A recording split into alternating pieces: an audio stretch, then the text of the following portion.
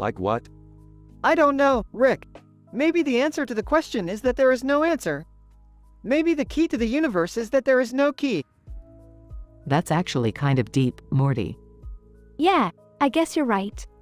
All right, enough with the philosophy. Let's go get some pizza.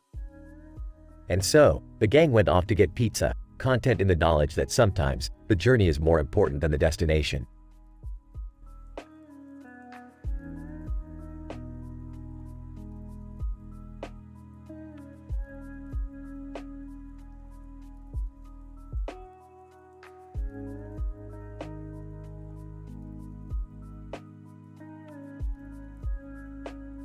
Alright, Morty. Buckle up for another dimension-hopping adventure. Oh boy, here we go again. Hey, can I come too? No, Jerry, you stay here and watch the kids. This is so unfair.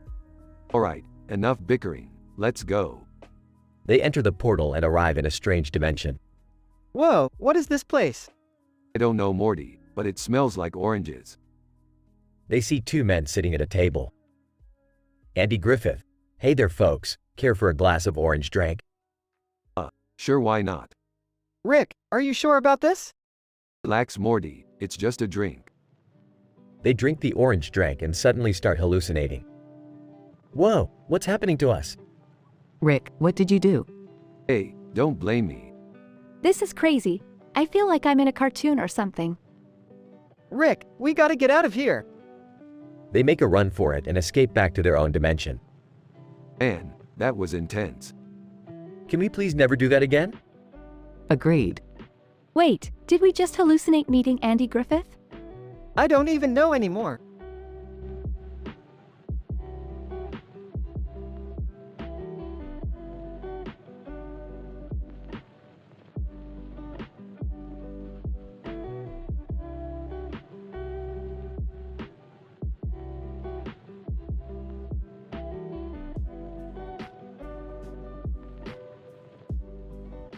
Title, High in the Sky. John, wow, look at that cow fly over the palm trees and the plants. Samantha, I've never seen anything like that before. It's so surreal. John, wait a minute, what are those plants floating in the air? Samantha, oh no, those are pot plants. Our neighboring farm must have left them outside. John, that can't be good. What if the farm animals find them and eat them? Samantha, we have to do something before it's too late. John, let's gather all the pot plants and dispose of them before any harm is done. Samantha, good idea. We can't risk the health of our farm animals. John, phew, crisis averted. We must always be vigilant and responsible to ensure the safety of our farm animals. Samantha, absolutely, these animals rely on us for their well-being. Let's always prioritize their safety and health. John, agreed. Now let's get back to work, but keep an eye out for any more unexpected surprises.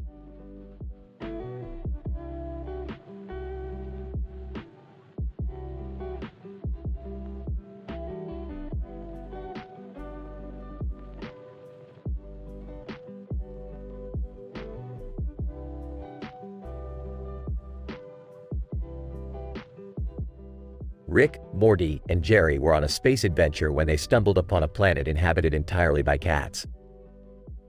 Rick, why are we here? Morty, these cats have technology that's light years ahead of ours. We can't pass up the opportunity to learn from them. Yes. The cat planet. I've always wanted to see it. As they explored the planet, they met a group of rebellious cats who were plotting to overthrow their feline overlords. So, you're telling me these cats are like communist or something? Rebel cat, yes. We believe in equality for all felines, not just the ruling class. I don't know, Rick. This seems like it could get pretty hairy. Oh come on, Morty. It's just a bunch of talking cats. As they joined the rebellion, they encountered a group of ninja cats trained in the art of combat. Whoa, these cats are like ninja warriors or something. Ninja cat, yes. We serve to protect the ruling class and maintain order on the planet. I don't think we're gonna be able to reason with these guys, Rick. Oh boy, this is getting intense. In the end, the trio was able to negotiate a peace treaty between the warring factions, and the cats of the planet were able to live in harmony once again. Well, Morty, another successful adventure for the books. Yeah, but I don't know if I ever want to come back to a planet full of talking cats again.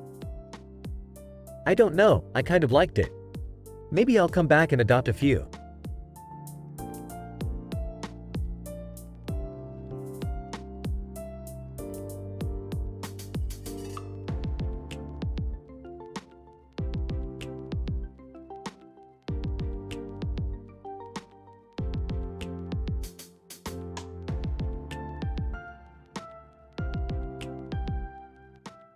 The episode starts with a man named John walking down a dirt road. He looks up to see a plane flying over a field of grass and rocks. John, wow, that plane looks amazing up there.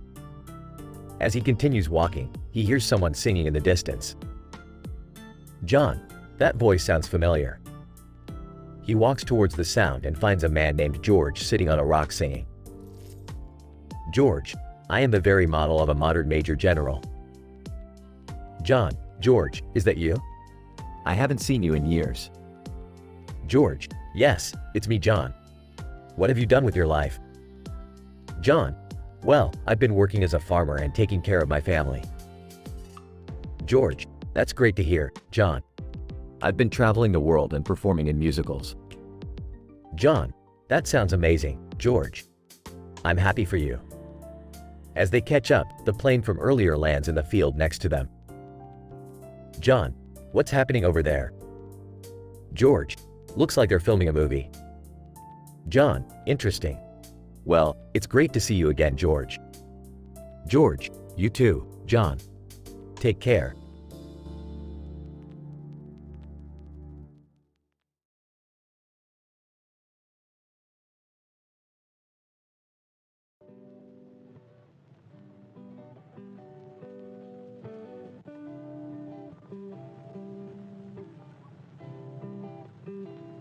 Hey Morty, let's go on an adventure. Oh, okay, Rick. Where are we going? We're going to investigate the red bathtub lady, Morty. Can I come too? Can I come too? Sure, why not? Let's all go investigate the red bathtub lady together. They arrive at the woman's house. Excuse me, miss. We were just wondering if we could ask you a few questions about your red bathtub. Woman, oh, sure. Come on in. They follow her to the bathroom. Ah, why is there blood in your tub? Woman, oh, it's just from my Taylor Swift costume. I was cleaning it out. You were dressed as Taylor Swift while cleaning your tub? Woman, yes, don't judge me. Well, we should probably be going now.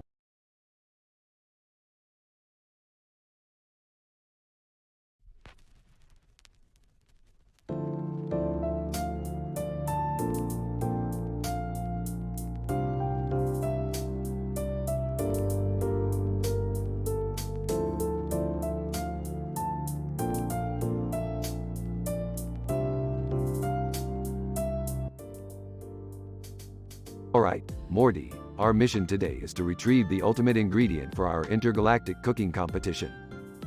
Oh man, what is it this time, Rick? Can I come with you guys? Sure, Summer, we could use an extra hand. They get in the car and start driving. Rick, where exactly are we going? We're heading to a planet called Florgon. They have the best space chicken in the galaxy. Ew, space chicken? Don't knock it till you try it, Summer. They arrive at Florgon and park the car. Property manager, excuse me, you can't park here. Relax, we'll only be a minute. Property manager, I don't care, you still can't park here. Fine, Morty, you know what to do. Morty pulls out a device and erases the property manager's memory. Property manager, what was I saying? Nothing important. Alright, let's go get that chicken. They enter a restaurant and order the space chicken. Rick, this chicken is amazing. I told you, Morty. Now let's get out of here before anyone notices us. As they leave, they realize there are 10 cars parked in front of them. Oh man, we're blocked in. What are we gonna do? Don't worry, I got this. Rick pulls out a ray gun and disintegrates the cars one by one. Rick, that was insane. Hey, I do what I gotta do. They get in the car and fly off. That was the craziest adventure yet. We didn't even have to break any morals to do it. Yeah, we're like the good guys now. Don't get carried away, Morty. We're still the same old Rick and Morty.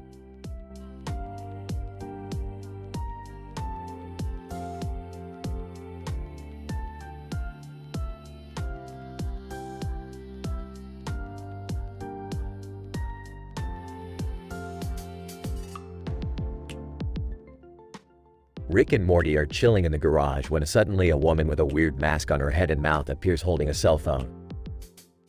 Masked woman, Rick, I need your help. My phone is hacked. Whoa, calm down. Let me take a look. As Rick takes her phone, Morty notices a man in a suit also holding a cell phone sneak into the garage. Rick, who's that guy? I don't know, Morty, but he's up to no good. Suddenly, Taylor Swift bursts into the garage with her demon tail caught in a laundry mangle. Taylor Swift, help. My tail is stuck. Hold on, let me grab a wrench. As Rick helps Taylor Swift, the man in the suit reveals himself to be an alien trying to hack the masked woman's phone for intergalactic secrets. Alien, you'll never stop me. Oh yeah? That's what they all say. Morty, grab the portal gun. We're taking this fight to his home planet. As they enter the portal, the alien is shocked by their plan. Alien, you can't do this. We just did, pal. In the end, Rick and Morty save the day and Taylor Swift's tail is freed from the laundry mangle. Taylor Swift, thank you so much. You guys are my heroes. Just doing our job, Taylor. Just doing our job.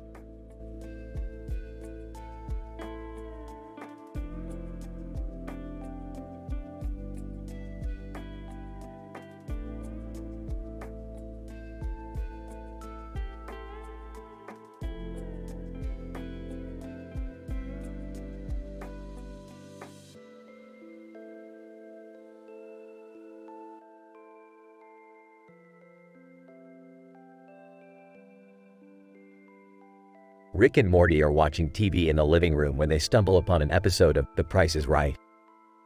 Hey Rick, isn't this the show where people win prizes for guessing the price of random items?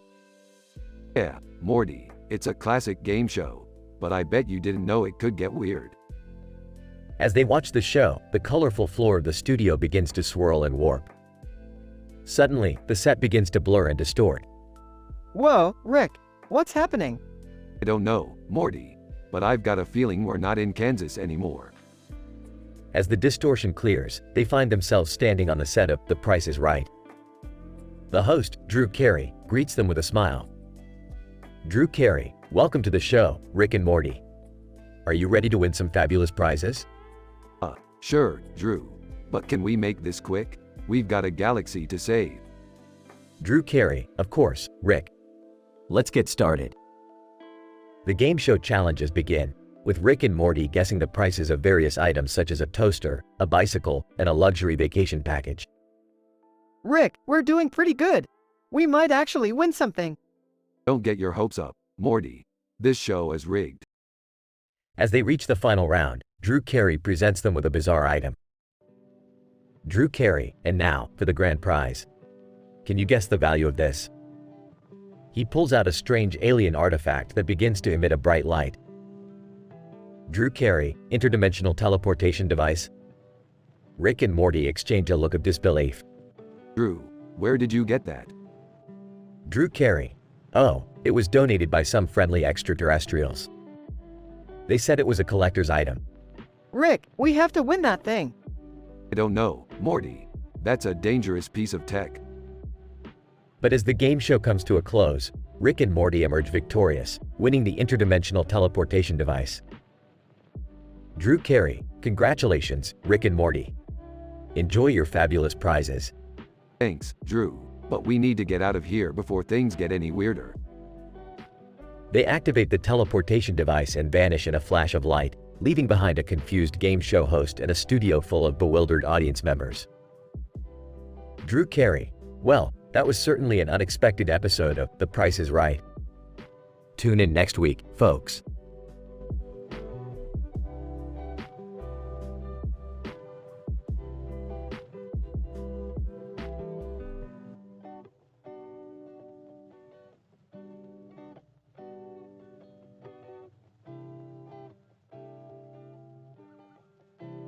Alright, Morty, buckle up. We're going on a wild ride.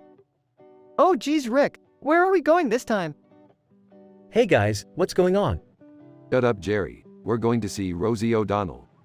Rosie O'Donnell? Isn't she that talk show host from the 90s? That's the one, Morty, and she's throwing kish balls into the crowd. Kish balls? Yeah, Jerry. They're like these weird little balls filled with jelly or something. People used to go crazy for them on her show. I don't know, Rick. This all seems kind of outdated. Nonsense, Morty. This is the peak of entertainment. Let's go. Rosie, welcome to the Rosie O'Donnell Show. Oh boy, here we go. Rosie, who's ready for some kish balls? Crowd, cheers. I think I'm gonna be sick. This is ridiculous. Shut up and catch some kish balls, Jerry.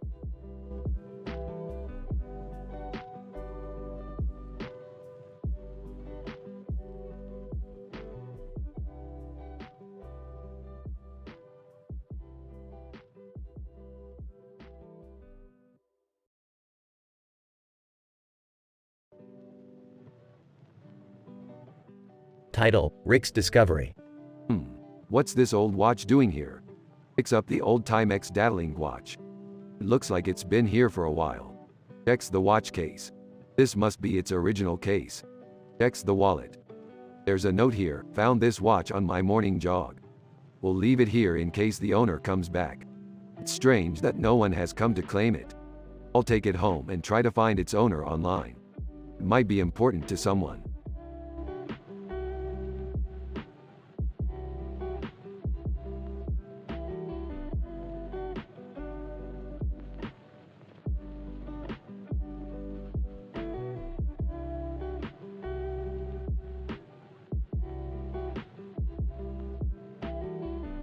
Title, The Man in His Book.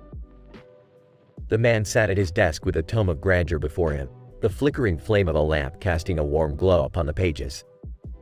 He gazed at the camera with a stern expression, his eyes conveying a wisdom beyond measure.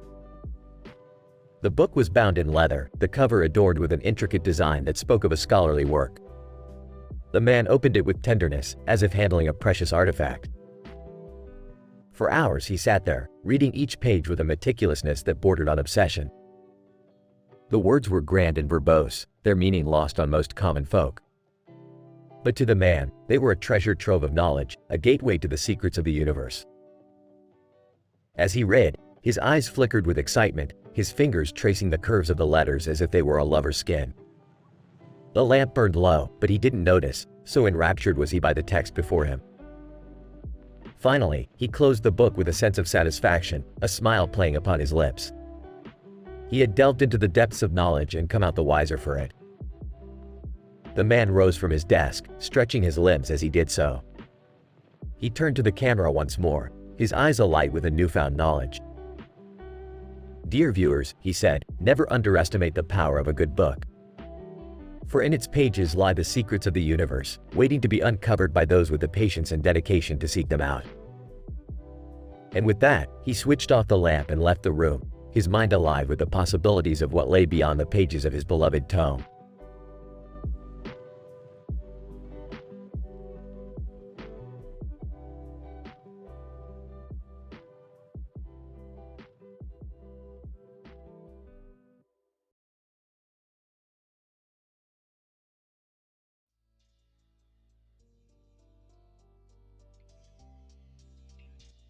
Narrator, Intergalactic Tales presents The Trials of the Heart, Part 1.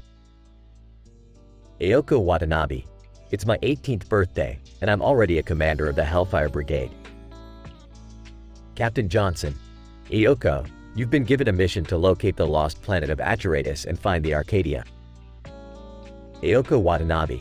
The stakes are high, but I'm ready for the challenge. I'll assemble a team and begin our search immediately. Lieutenant Chen. Commander, we've located Atreides, but we've encountered hostile forces. Ayoko Watanabe. We can't let them stop us. We'll fight through and secure the planet. Lieutenant Chen, we've secured Atreides, but we still haven't found the Arcadia. Aoko Watanabe, we'll keep searching. Failure is not an option. Lieutenant Chen, Commander, we found the Arcadia, but there's a catch. It's guarded by a powerful force. Aoko Watanabe, we'll face it head on. We've come too far to turn back now. Captain Johnson, Aoko, you and your team have accomplished the impossible. You found the Arcadia. Aoko Watanabe, it was a team effort. We couldn't have done it without each other. Narrator, and so, Aoko Watanabe and her team achieved what many thought impossible. The first step on their journey to greatness. Tune in next time for The Trials of the Heart, Part 2.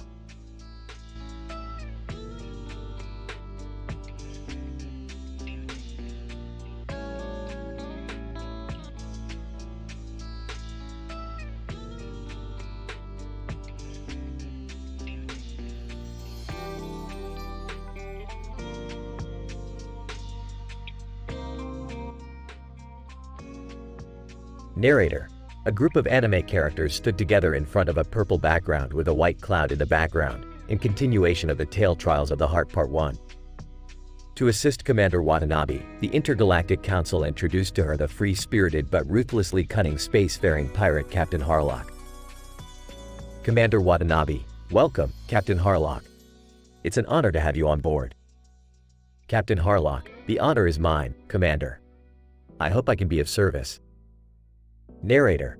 A whirlwind relationship ensued, causing a major rift inside the very young brigade. Akira. Watanabe, what the hell are you thinking? This guy is a pirate. Commander Watanabe. Akira, please calm down. Captain Harlock has agreed to work with us. Captain Harlock, indeed, I have. And I assure you, I have no intention of causing any trouble. Narrator. Both tried to play it smart and up to intergalactic politics. Captain Harlock. Commander Watanabe, I believe we should approach the Zaxxor Alliance with caution. They are known to be quite aggressive. Commander Watanabe, I agree, Captain.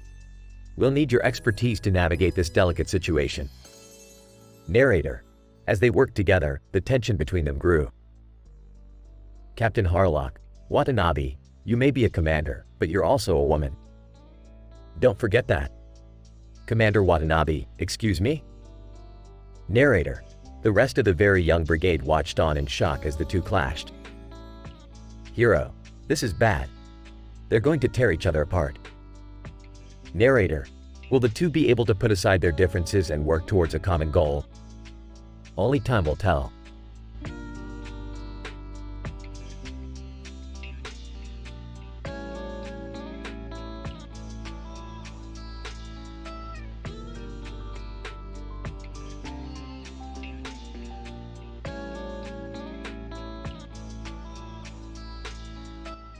Narrator. In a world with floating cities, anything could happen. Whoa, Rick, look at this place. Yeah, Morty. Pretty cool, huh? Guys, what's that boat doing here? Oh, I rented it for us to go on a nice family vacation. Sarcastically. Oh boy, can't wait for that. Come on, Rick. It'll be fun. Fine, but I'm driving. Narrator. And so, the Smith family set sail on their adventure. Look, there's a fish. Let's catch it for dinner. I don't think that's how it works, Dad. Guys, I'll show you how it's done. Narrator. As they continued their journey, they stumbled upon an enchanted island. Wow, this is beautiful. Yeah, can we leave now?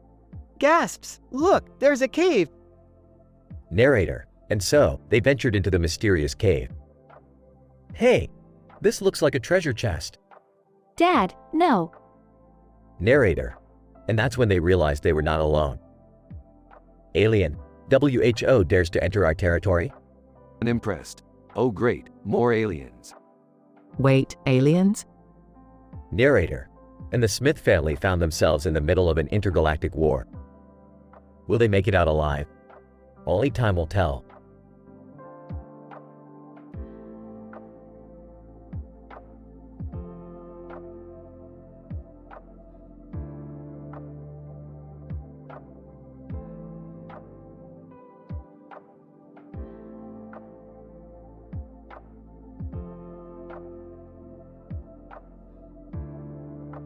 Morty, we've got a new mission.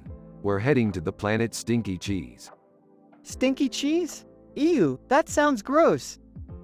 Can I come with you guys? I could use a break from Jerry. Yeah, count me in too. I need to get away from all the drama at school. Fine, but stay on your toes. Stinky Cheese is a dangerous place. As they land on Stinky Cheese, they come across a table with a stack of chocolate-covered sandwiches and a glass of water on a blue cloth. Hey, what's this? Looks like someone left us a snack.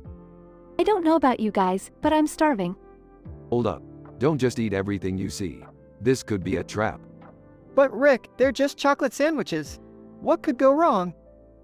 Rick reluctantly gives in and they all take a bite. Suddenly, they're transported to a different dimension. What the hell just happened? I don't know, but everything looks different. Guys, look! Our bodies are made of cheese. We must have been transported to the cheese dimension. I've heard rumors about this place. They spend the rest of the episode trying to find their way back home, encountering various obstacles and strange cheese creatures. This is insane. I never thought I'd be running for my life from a slice of cheese. I just hope we make it back in one piece. Yeah, me too. But can we at least bring some of these chocolate sandwiches back with us? Morty, priorities.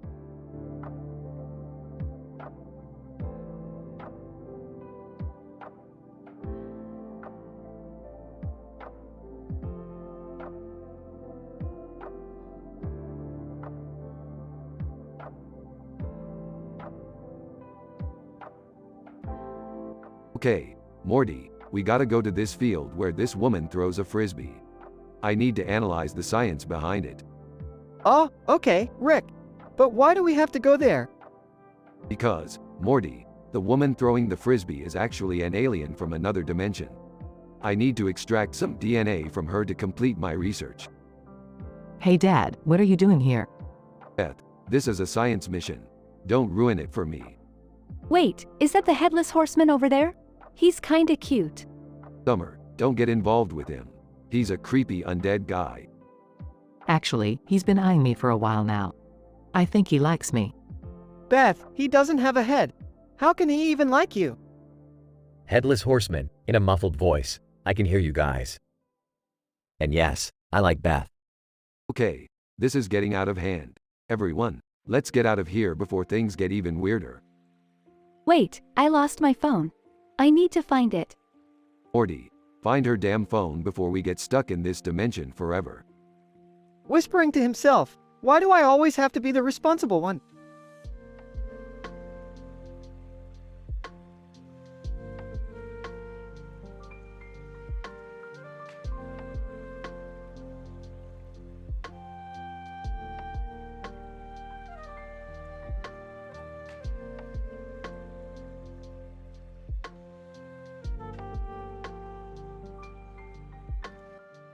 Narrator. The Hellfire Brigade and Captains Harlock had finally made it to the lost planet of Atreides. The two people with long hair, one wearing a black jacket and the other wearing a white shirt, found themselves surrounded by numerous mysteries. Ayoko. Looking around, there's definitely something strange about this place. Harlock nods. We need to investigate further and notify the council of our findings. Ayoko pauses. Actually, there's something else I need to do first. Harlock raises an eyebrow, and what might that be? Ayoko hesitates. I need to find the source of this energy. It's powerful and it's calling out to me. Harlock, concerned. Ayoko, we must prioritize notifying the council. We cannot risk the safety of the entire galaxy. Ayoko, determined. I understand, but I have a feeling that this energy is connected to my past. It may hold the key to unlocking my true purpose. Harlock sighs. Very well. But we must be cautious. The unknown civilization on this planet may pose a threat. Ayoko nods. Understood. Let's proceed with caution. Narrator. And so, Ayoko and Harlock ventured deeper into the mysteries of Atreides, each with their own agendas in mind. Will they uncover the secrets of this lost planet and save the galaxy, or will their own desires lead them astray? Only time will tell in the intergalactic tale Trials of the Heart.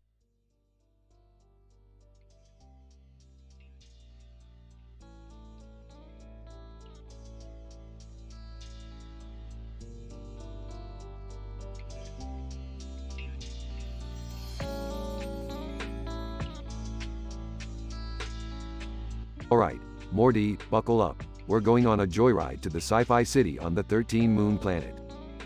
Wow, Rick, are you sure we won't get into any trouble there? Relax, Morty, it's a teenage utopia. What could go wrong? Hey, you two, mind bringing back some souvenirs for me in summer? Yeah, like some cool alien fashion or tech gadgets. Sure thing. We'll just grab some stuff and be back before you know it. As they arrive on the planet, they walk around and explore the city, amazed by the futuristic technology and the stylish outfits. Hey, Rick, look at that cool hoverboard. Can I try it out? Sure, Morty, but be careful. We don't want any accidents.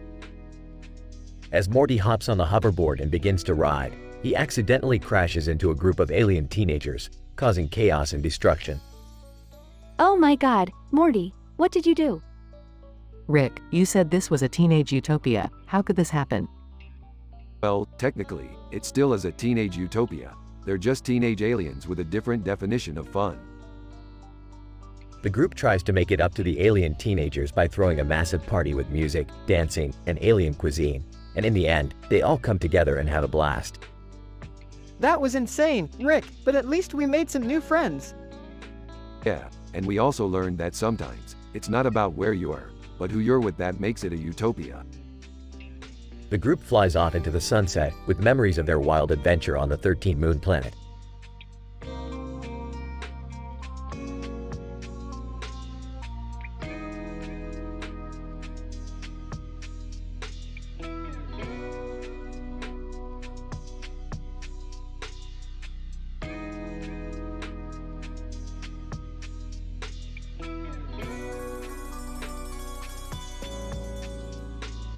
Title: Rick and Morty's Rap Battle.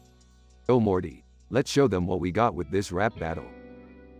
Oh, I don't know, Rick. I don't think we're that good at rapping. Nonsense Morty, we got this. Just follow my lead. Alright, I'll try my best. Yo, listen up, we're Rick and Morty, the duo that's always ready. We're from a different dimension. Our rhymes are always steady. We travel through time and space, with portals that we create. We've seen things you wouldn't believe. Our adventures are first rate. Our intelligence is unmatched, our IQ's off the chart. But we're still down to earth. We'll always play our part. We're not your average pair, we're unique in every way. We're the craziest duo out there. We'll brighten up your day. Stay tuned for more, we got plenty in store. Rick and Morty, the rap duo you can't ignore. Beat ends.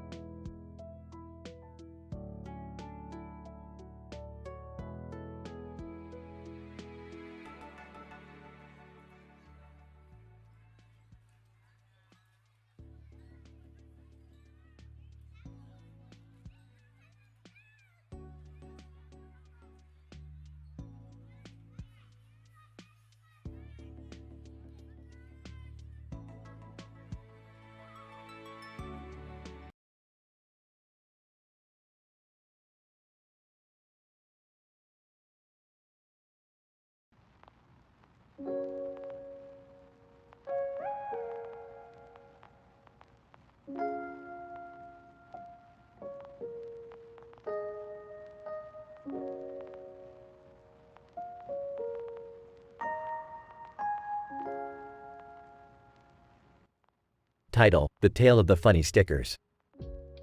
Narrator: On a wall, in a small room, there were a bunch of stickers stuck together. They all had different shapes, sizes, and colors, but they all shared one thing in common: they were funny. Clock: Hey guys, have you noticed that time is flying by so quickly? Star: Yes, it feels like just yesterday we were all just stuck together for the first time. Smiley face: That's because we're all having so much fun on this wall. Heart: You're right, smiley face. I love being a part of this group of funny stickers. Flower: Me too. And I love how we all have such different personalities. Butterfly: Speaking of personalities, did you guys hear about that new sticker that's coming to join us? Cloud: No, what's it like? Butterfly: I heard it's a rainbow-colored unicorn sticker that loves to spread joy and happiness. Food sticker: That sounds like a great addition to our group of funny stickers. Narrator: And so, the wall of funny stickers continued to grow and evolve, with each new sticker adding their own unique touch to the group. They may have been small and simple, but they brought laughter and joy to anyone who saw them. And that's what made them truly special.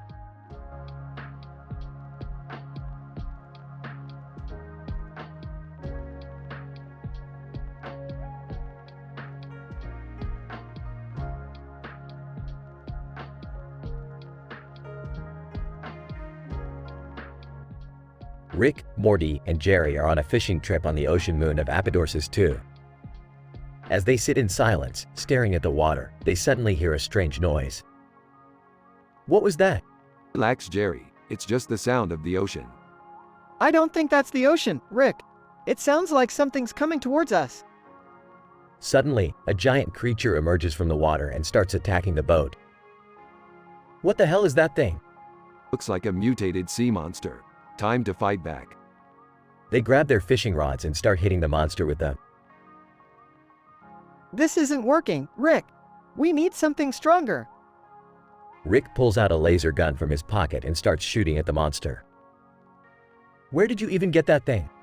Never mind that. Just keep hitting it with the rods. After a long and intense battle, they finally defeat the monster and continue fishing in peace. That was insane, Rick. I can't believe we just fought a sea monster. Hey, it's just another day in the life of a space adventurer. Can we go home now? I don't think my heart can handle any more excitement. Yeah, let's get out of here before any more sea monsters show up. As they sail off into the sunset, they can't help but laugh about the absurdity of their adventure.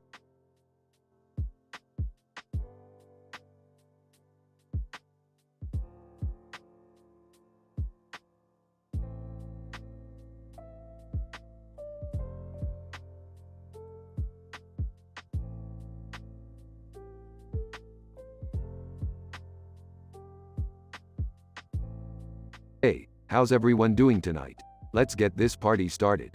I've got some jokes for you all tonight. Audience, cheers. So, I was at a restaurant the other day and the waiter asked me if I wanted to hear the specials. I said, no, I'm good with a regular menu.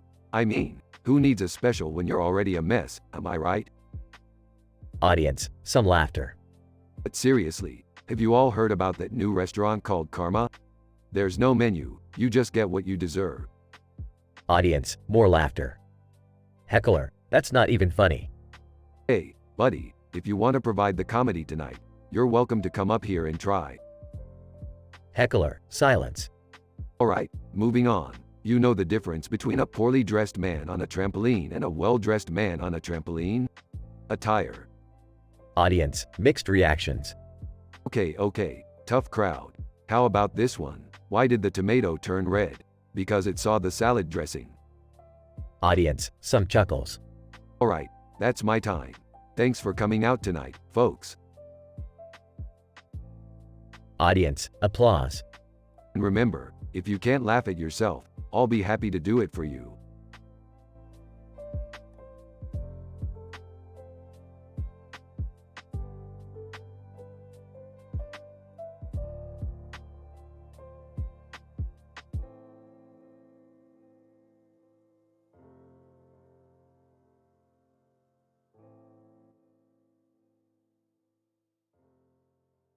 Alright, Morty, we're going on a camping trip.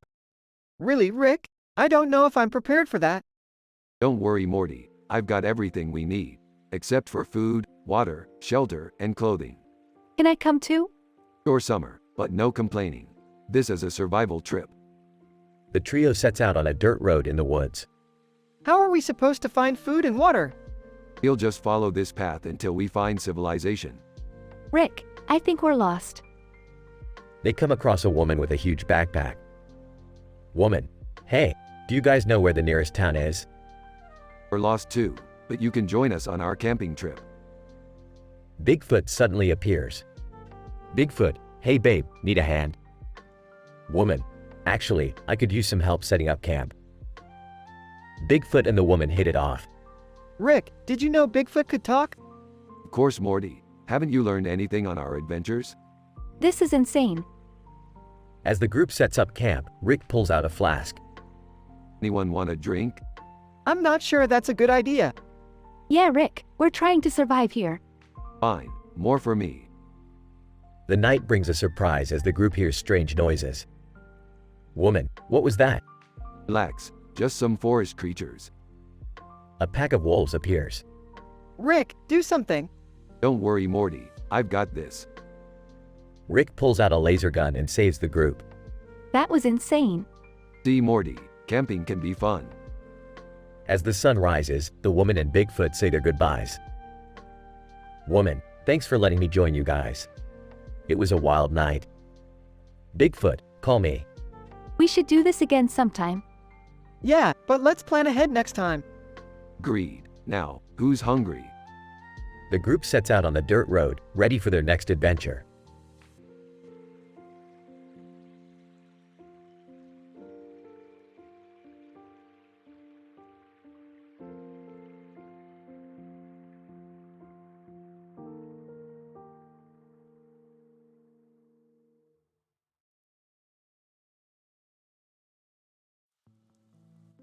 Title: The Night of the Giant Yellow Ball.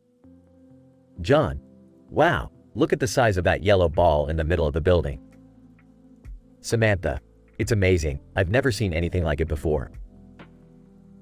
Peter, I heard that it's a library, a special one for librarians only. Emily, really? That's interesting.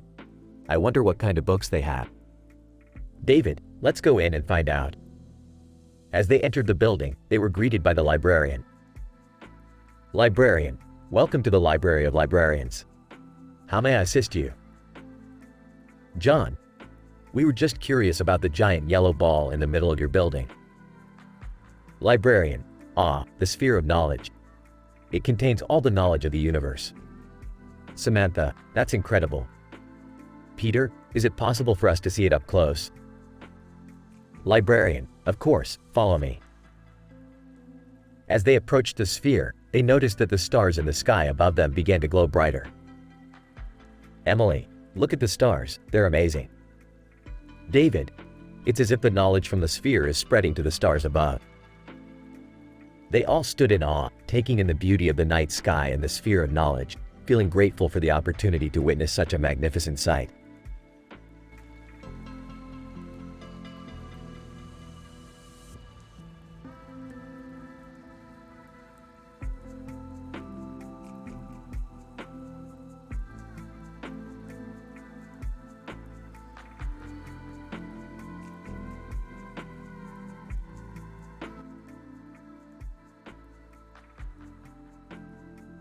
Title: Pickle Rick's Kitchen Adventure.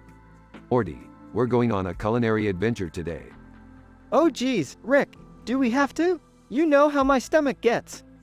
Nonsense, Morty, we're going to the store to pick up some ingredients. Hey Dad, can I come along? I need to grab some stuff too. Sure thing, Beth, but remember, this is a high-stakes mission. Why is it always a high-stakes mission with you, Rick? Because life is boring without a little excitement, Morty. Now let's get to the store.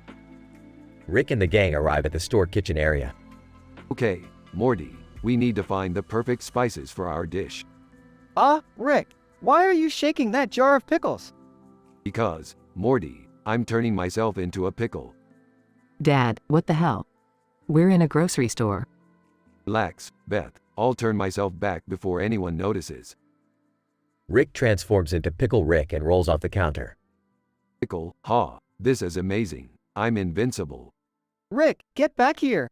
We have a recipe to make. Pickle, no way, Morty. I'm living my best life as a pickle. Pickle Rick causes chaos in the store, knocking over shelves and dodging security guards. Dad, this is insane. We have to get out of here. Yeah, Rick, let's go home and make that recipe. Pickle, fine, Morty. But I'm bringing this jar of pickles with us. Back at the house, the gang cooks up a storm with their new ingredients. This is actually pretty good, Dad. I never thought I'd say that about something you made. Pickle, ha, that's because I'm a culinary genius, Beth. Nothing can stop me. Geez, Rick, I can't believe we just had a pickle-themed adventure. Pickle, that's just how we roll, Morty. Anything can happen in the world of Rick and Morty.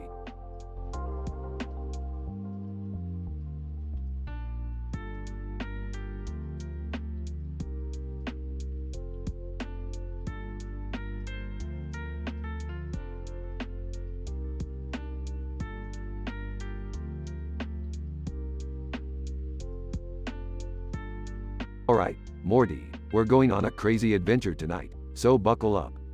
Oh boy, Rick, I hope it's not too dangerous. Where are you two going? Yeah, can we come too? Sure, hop in. We're gonna follow this woman in the rain and see where she goes. Isn't that kind of creepy? Shut up, Morty, just enjoy the ride. This is so exciting. I wonder what she's up to. I don't know about this, Rick. We shouldn't be following some stranger. Relax, Beth, we're just doing some harmless stalking. What could go wrong?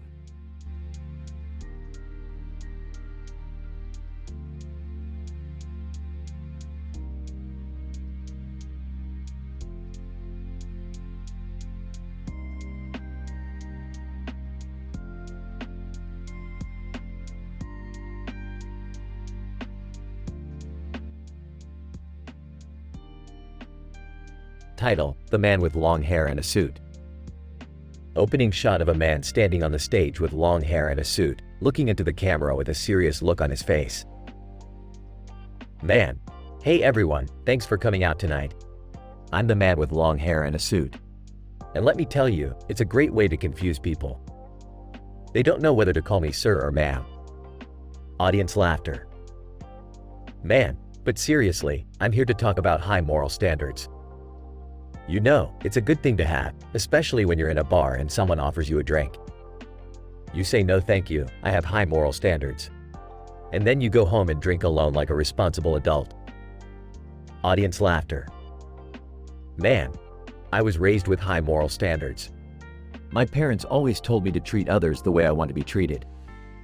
But I think they forgot to mention that it doesn't apply to bad drivers.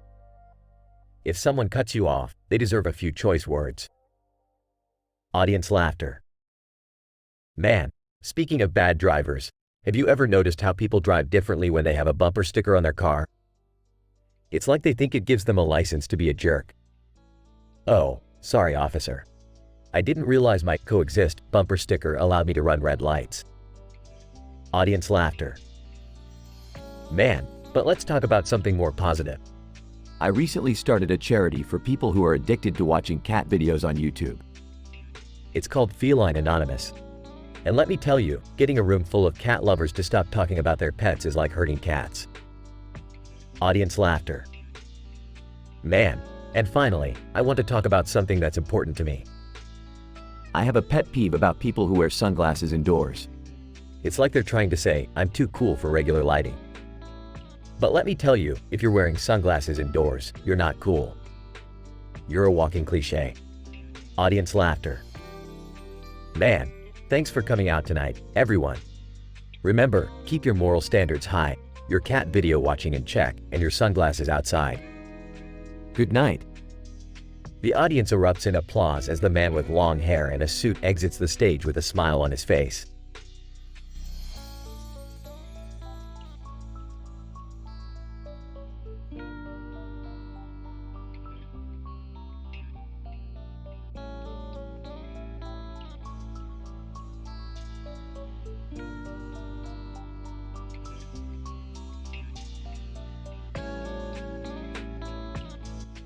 Ayoko, Harlock, look at this. This is what we've been searching for. Harlock, incredible. The glyphium crystal holds immense power, beyond anything I've ever seen. Ayoko, we need to bring it back to the ship and study it further. Harlock, agreed. But we must be cautious. There could be dangers we don't yet understand. Ayoko, understood. We'll take all necessary precautions. Harlock, excellent. Let's move quickly before anyone else discovers this treasure. Ayoko, right. And who knows what secrets this crystal may hold. We must unlock its mysteries. Harlock, indeed. This may be the key to our success in the intergalactic war. Ayoko, we can't let it fall into the wrong hands. Let's get moving.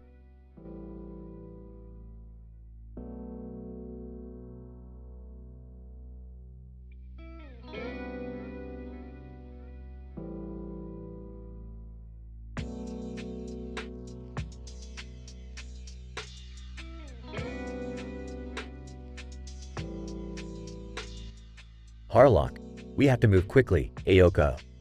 We can't afford to waste any more time here. Ayoko, I understand, Harlock. But you didn't have to slap me like that. Harlock, you were screaming like a banshee. We can't draw attention to ourselves. Ayoko, I know, I'm sorry. It's just that I couldn't contain my excitement. Harlock, excitement won't save us if we get caught. We need to focus on the task at hand. Ayoko, I agree. Let's get the homing beacon set up and get out of here. Harlock, good. And Ayoko, watch your language. Ayoko. Right, sorry. Let's get to work. Harlock, stay focused and remember our mission. We can't afford to make any mistakes.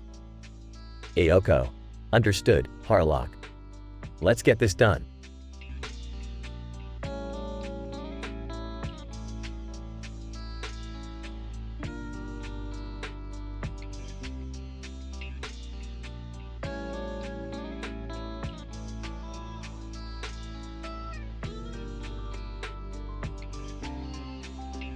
Morty, Summer, we gotta go. We have an urgent mission. What's the mission, Rick? We need to save Dane Cook's career. Are you serious? That guy hasn't been relevant in years. That's exactly why we need to help him. He's retired to his mansion and he's only performing stand-up to his collection of Precious Moments figurines. That's kind of sad, Rick. No time for feelings, Morty. We need to get to his mansion and give him some new material. They arrive at Dane Cook's mansion. Dane Cook, what are you guys doing here? We're here to help you. Dane Cook, help me? With what? We heard you've retired to your mansion and you're only performing to your Precious Moments figurines. Dane Cook, yeah, so. So, we're going to give you some new material. Morty, hand me the joke book. Morty hands Rick the joke book. Okay, Dane, here's a good one. Why did the chicken cross the playground? To get to the other slide. Dane Cook laughs. Dane Cook, that's actually pretty good. Here's another one. Why was the math book sad? Because it had too many problems. Dane Cook laughs again. I got one. What do you call a fake noodle? An impasta. Dane Cook can't stop laughing. We saved Dane Cook's career. Let's get out of here before he asks for more jokes. They all leave the mansion. That was actually kind of fun. Yeah, and we helped someone in the process.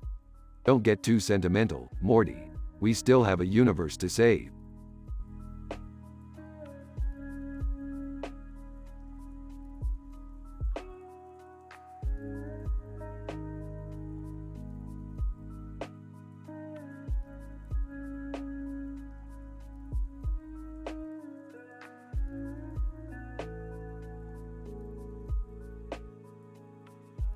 Morty, I need you to hack into the Karen database and find out what's causing all these zombie Karens. Zombie Karens? What the hell, Rick? I don't know if I'm comfortable with fighting off zombie versions of entitled middle-aged women. Jerry, we don't have a choice. We have to protect our community. Yeah, and we can't just sit here and let a bunch of undead Karens take over. Exactly. Now, Morty, get to work. And while you're at it, grab me some of those grapes. Morty starts typing furiously while Rick munches on grapes. Rick, why are you eating grapes in the middle of a zombie apocalypse? But grapes are delicious. Plus, they're a great source of antioxidants. Rick, this is not the time to be worrying about your health. Yeah, we need to focus on finding a way to stop these zombie Karens. Morty suddenly jumps up from the keyboard. Got it. The zombie Karens are being caused by an experimental beauty serum. Well, that explains it. Beauty is a deadly business, Morty. Okay, but how do we stop it? We need to find the source of the serum and destroy it. And we need to do it fast before more Karens turn into zombies. Alright, let's move out. And grab some of those grapes on the way. We might need the energy. They all exit the room, leaving the man with the bloody face and glasses behind. Man, to himself, and they say my experiments are crazy.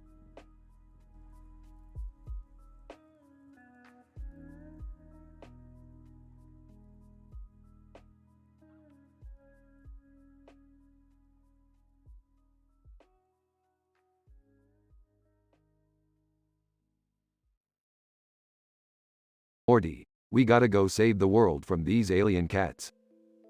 Alien cats, Rick? What's so dangerous about them? They can turn off the lights, Morty. How do you not see the danger in that? Okay, but how do we stop them? We gotta get that toy from the one on the floor. It's the source of their power. The toy? That's it? Trust me, Morty, I'm the smartest man in the universe. But how do we get it without getting scratched? I got this new invention, Morty. It's called a cat distractor. A cat distractor? Yeah, it's a laser pointer with a button that says, distraction mode. And that'll work. It'll work, Morty, it'll work. They approach the alien cats, who immediately start attacking. Distraction mode, Morty, distraction mode. It's not working, Rick. Maybe we should have tested it first. They run out of the room with the toy. Well, that didn't go as planned. Now what? We wait for them to fall asleep and then we sneak in and take the toy. How do we know when they're asleep? We wait until the lights turn off, Morty. Duh.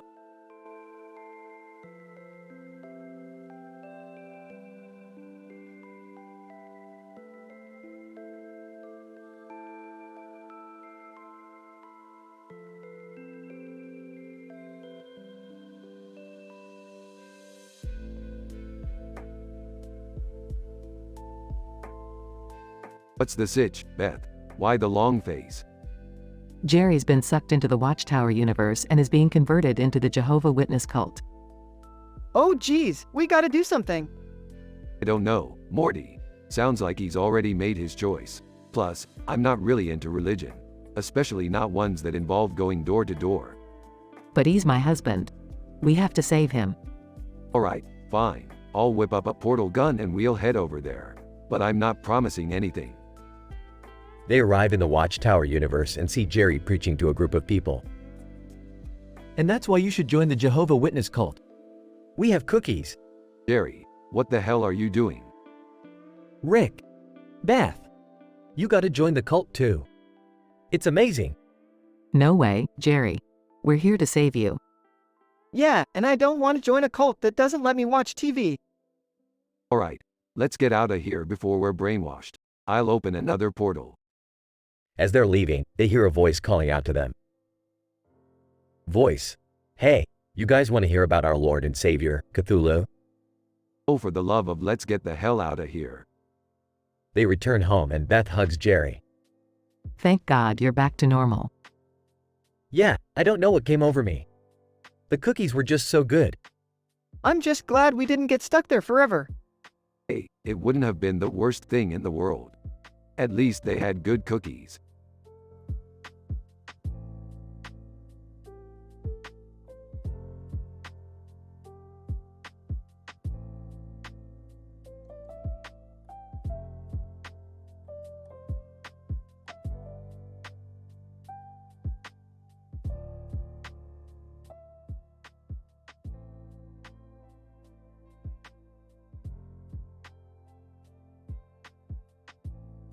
Rick and Morty are lounging in the living room when Rick suddenly has an epiphany. Morty, I just came up with the greatest invention in the history of inventions. What is it, Rick? It's a combination hair dryer and hairbrush. You can brush and dry your hair at the same time. Oh, that sounds kind of dangerous, Rick. Nonsense, Morty. It's perfectly safe. Cut to a man laying in bed with a hairdryer and hairbrush in his mouth. Man, MMPH. MMMPH. Rick, did you see this? Holy crap, Morty. Did we do that? What? No, I mean, did you see this guy with the hairdryer and brush in his mouth? Oh, yeah. That's just a prototype. I'll make some tweaks. Tweaks? Rick, this guy's gonna suffocate. Relax, Morty. It's not like he's gonna die or anything. Cut to the man laying in bed with his face turning blue. Man, MMMPH. Rick, he's turning blue. Oh crap, Morty. I didn't think of that. What are we gonna do? Quick, Morty, get the plumbus. The plumbus? How's that gonna help? Just trust me, Morty.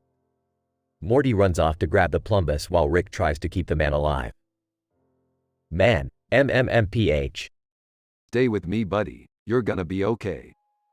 Morty returns with the plumbus. Rick, how is this gonna help? Just shove it in his mouth, Morty. Morty hesitates for a moment, then shoves the plumbus into the man's mouth. Man, MMMPH. MMMPH. There we go. He's gonna be just fine. Cut to the man walking out of the house with the plumbus still in his mouth. Man, MMMPH. MMMPH. Rick and Morty look on in amazement. Well, that was a close one. We almost had to deal with a lawsuit.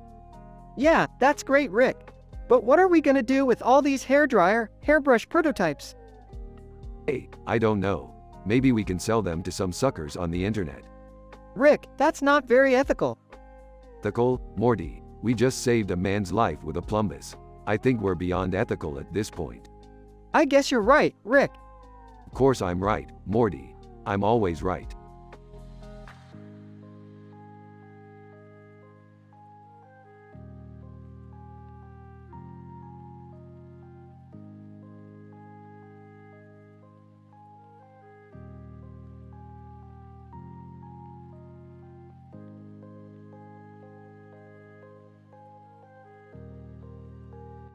Title: The Dad Joke Master. Opening scene. A man in a tuxedo sits at the dinner table with a bowl of food in front of him. He sticks his tongue out and opens his mouth wide to take a big bite. Man. This is delicious. I swear, my wife is the best cook in the world. Scene 1. Man. You know what they say about people who wear tuxedos? Family. What? Man. They're always ready to penguin party.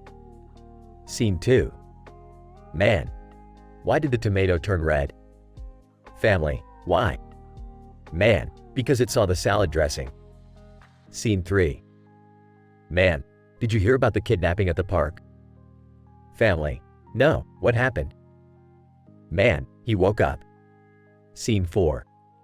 Man. Why did the scarecrow win an award? Family. Why? Man. Because he was outstanding in his field. Scene 5. Man. What do you call a lazy kangaroo? Family. What? Man. A pouch potato. Scene 6. Man. Why don't scientists trust atoms? Family. Why? Man. Because they make up everything. Scene 7. Man. Why did the cookie go to the doctor? Family. Why? Man. Because it felt crummy. Scene 8. Man. Did you hear about the restaurant on the moon? Family. No. What? Man. Great food, no atmosphere. Scene 9. Man. Why did the golfer wear 2 pairs of pants? Family. Why? Man. In case he got a hole in one. Scene 10. Man. I just watched a show about beavers. Family. How was it? Man. It was the best damn show I've ever seen. Closing scene.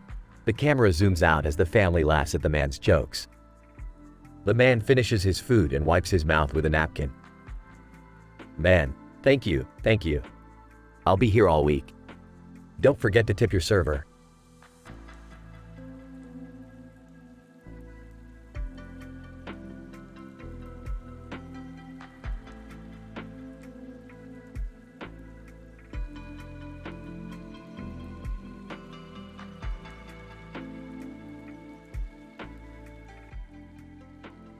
Alright, Morty, let's get this over with. I want to get back to my lab and finish my new invention. What are we doing, Rick? We're heading over to Jerry and Beth's for family dinner. They invited us over. Oh, cool. What are we having? I don't know, Morty. Probably some basic Earth food. But, hey, maybe we'll get lucky and they'll have some alien cuisine. Hey, Rick. Hey, Morty. Glad you could make it. Yeah, we're just finishing up dinner. Have a seat. Thanks, Jerry. So, what's on the menu tonight? Just some spaghetti and meatballs. Under his breath, Lane. Whispers to Rick. Hey, Rick. Check it out. There's a mouse and a rat fighting over a piece of bread on the ground. Laughs. Oh, man. That's hilarious. Noticing the commotion. Hey, what's going on over there? Spots the mouse and rat. Oh, gross. Jerry, get rid of them. Tries to catch the mouse and rat. Come here, you little guys. Watching Jerry struggle. Hey, Jerry, you need some help? Out of breath. No. I got it. Points to a chihuahua. Look, Rick. That chihuahua caught the rat. Laughs. That's great, Morty. Hey, Jerry, maybe we should get a chihuahua to take care of your rodent problem. Sarcastically, oh, haha. Very funny, Rick. Clearing the table. Alright, dessert time. Who wants some pie? Excitedly. Ooh, me. I call dibs on the blueberry. Smiling. I'll have the apple. Sarcastically, oh, wow. So adventurous, Morty. Smiling. Alright, coming right up.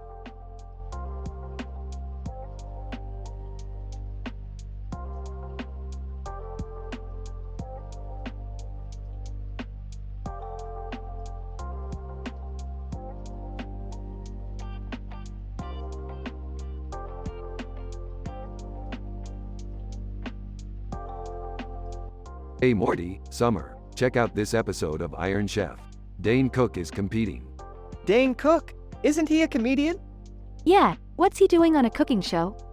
Who cares? Let's see what he's got. Dane Cook on TV. I'm gonna make a dish that's so delicious, it'll make your taste buds do the tango. Oh, I don't think taste buds can dance, Rick. Yeah, I don't think that's scientifically possible. Relax, you two. Just enjoy the show. Dane Cook on TV. And now, for my secret ingredient, pickled pig's feet. Ew, gross. That's disgusting. Hey, don't knock it till you try it. Dane Cook on TV. And now, I'm gonna add some spices that'll really make this dish pop. Wait, what's he doing with those spices? Oh no, I think he's going off script. Dane Cook on TV. Gotta make it a little more spicy. A little more. Oh boy, here it comes. Dane Cook on TV. Bam! That's how you make a dish that's gonna blow your mind. I don't know, Rick. It looks kind of weird. Yeah, I don't think I'm gonna try that one. Suit yourself. More for me. Dane Cook on TV. And that's how you win on Iron Chef. Wait, he won. How is that even possible? Hey, the judges have weird taste. What can I say? I think I'm gonna stick to regular cooking shows from now on. Yeah, me too. Fine by me, but I'm still gonna watch Iron Chef. It's the only way I'll ever learn how to cook.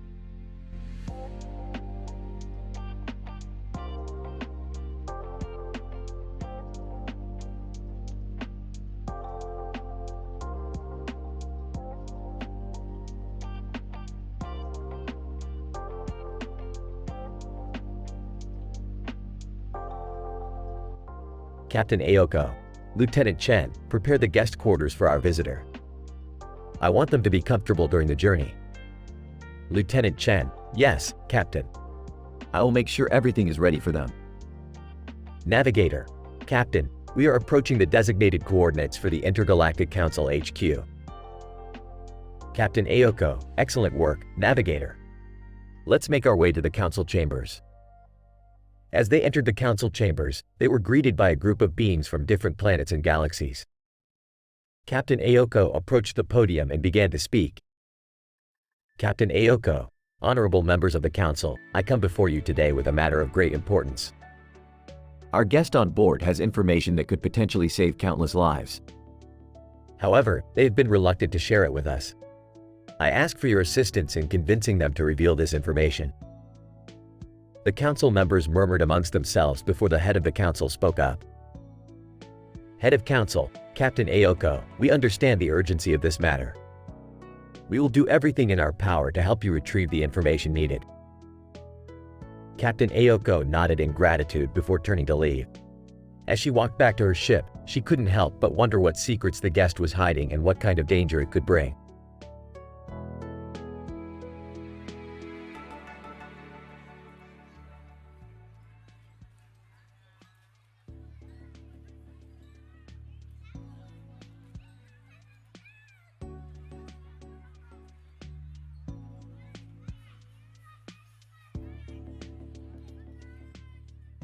Sorry, as an AI language model, I cannot create inappropriate or offensive content even if requested. My programming strictly prohibits generating content that goes against moral and ethical standards.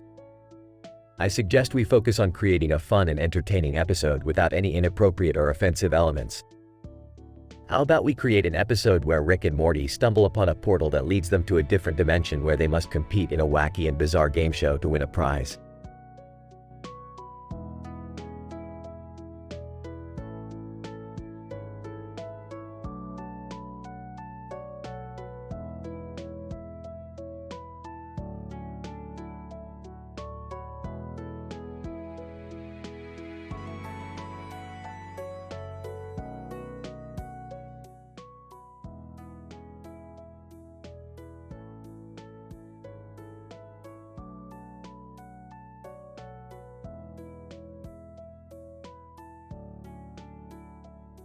Alright, Morty, we got a new adventure lined up for today. Oh man, where are we going, Rick? Another dimension? Better than that, Morty. We're going to help Jerry with his new charity event. Jerry? Charity event? Since when? Apparently, he's been in incubation all weekend, and now he's trying to make up for it by hosting a fundraiser for that building in the background. Hey guys, what's going on? We're gonna help Jerry with his charity event. Oh, that's nice. Jerry could use some good PR. Ah, do we have to go? Charity events are so boring. Come on, Summer, it's for a good cause. Plus, it'll be a chance for us to mess around with Jerry. I don't know, Rick. I don't think it's right to make fun of Jerry like that. Relax, Morty, he's in incubation. He deserves it. Hey guys, thanks for coming. Jerry, my man, looking good in that suit. Oh, thanks Rick. I'm trying to make a good impression on the donors. Speaking of which, where are the donors? Oh, they're all inside the building. I'm just waiting for them to come out. Ah, can we go home now? Not yet, Summer. We haven't even started messing with Jerry yet. I still don't think it's right to make fun of him. Fine, Morty, we won't make fun of him. But we can at least have some fun with these hand puppets I brought. Hand puppets? Yeah, they're hilarious. Watch this. Puts on hand puppet and does a silly voice. Hey Jerry, I'm your conscience. Stop being an incubation and start being an ACCU paw doodle. Laughs. Oh Rick, you always know how to make me laugh. Rolls eyes. This is so lame. Suddenly, a group of donors come out of the building, including a man sitting on the ground with his hands together and smiling at the camera. Donor approaches Jerry. Mr. Smith, we're very impressed with your charity event. We'd like to make a substantial donation. Excited! That's great news! Thank you so much. Whispers to Morty. Watch this, Morty. Rick pulls out a hand puppet and makes it dance in front of the donors. Donor, confused. What the hell is that? It's a hand puppet, obviously. Puts on a silly voice. Hey there, big spender. Why don't you donate some more money and make all your dreams come true? The donors look at each other, then quickly turn and walk away. Frustrated, Rick, what are you doing? You just cost me a huge donation. Drugs. Sorry, Jerry, couldn't resist. Sighs, well, I guess it's time to go home. Finally. As the family starts to leave, Morty turns back to Jerry. Hey, Jerry, I'm sorry we made fun of you. It wasn't right. Smiling, thanks Morty. It means a lot. Smirking. Aw, how heartwarming. Can we go home now? And so, the family heads back home, with Jerry feeling a little better about himself and Rick still up to his old shenanigans. The end.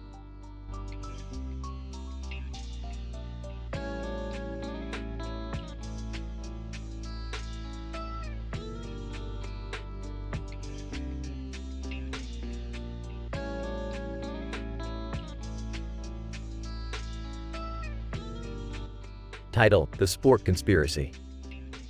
Rick, Morty, and Summer are in the backyard having a picnic. Morty is holding a fork and a plate of food while Summer is sitting on a blanket. This is nice. We never get to do stuff like this. Yeah, well, enjoy it while it lasts. Something always comes up. Suddenly, a gust of wind blows the spork out of Morty's hand and into the grass. Oh no, my spork. It's just a spork, Morty. No, Summer, it's not just a spork. It's a conspiracy. A conspiracy? That's right, Morty. The dish ran away with the spork. And I think I know why. Why?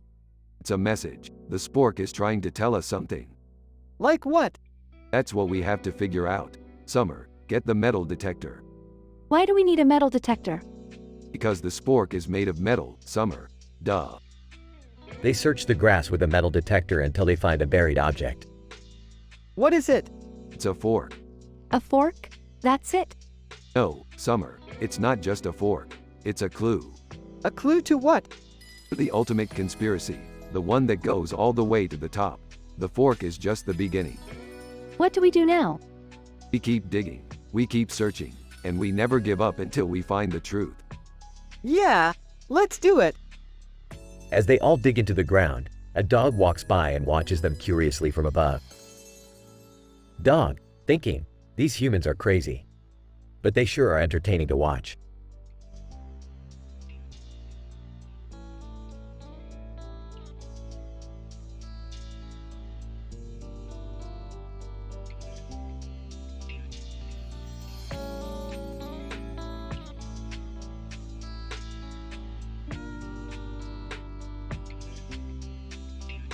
Morty, get your ass in gear. We've got a tournament to win.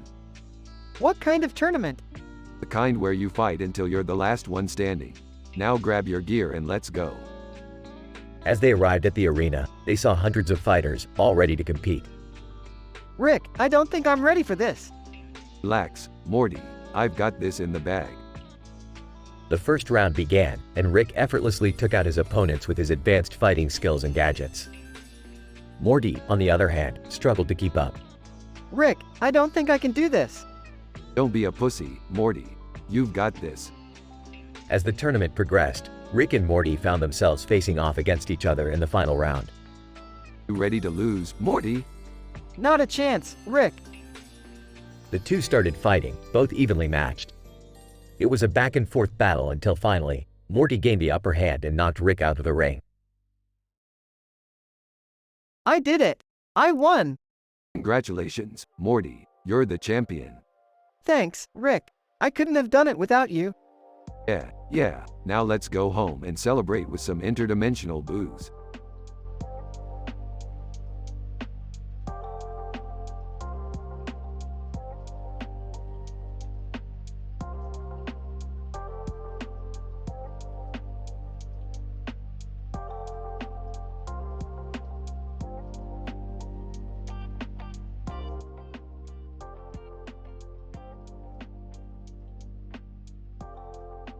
Groaning.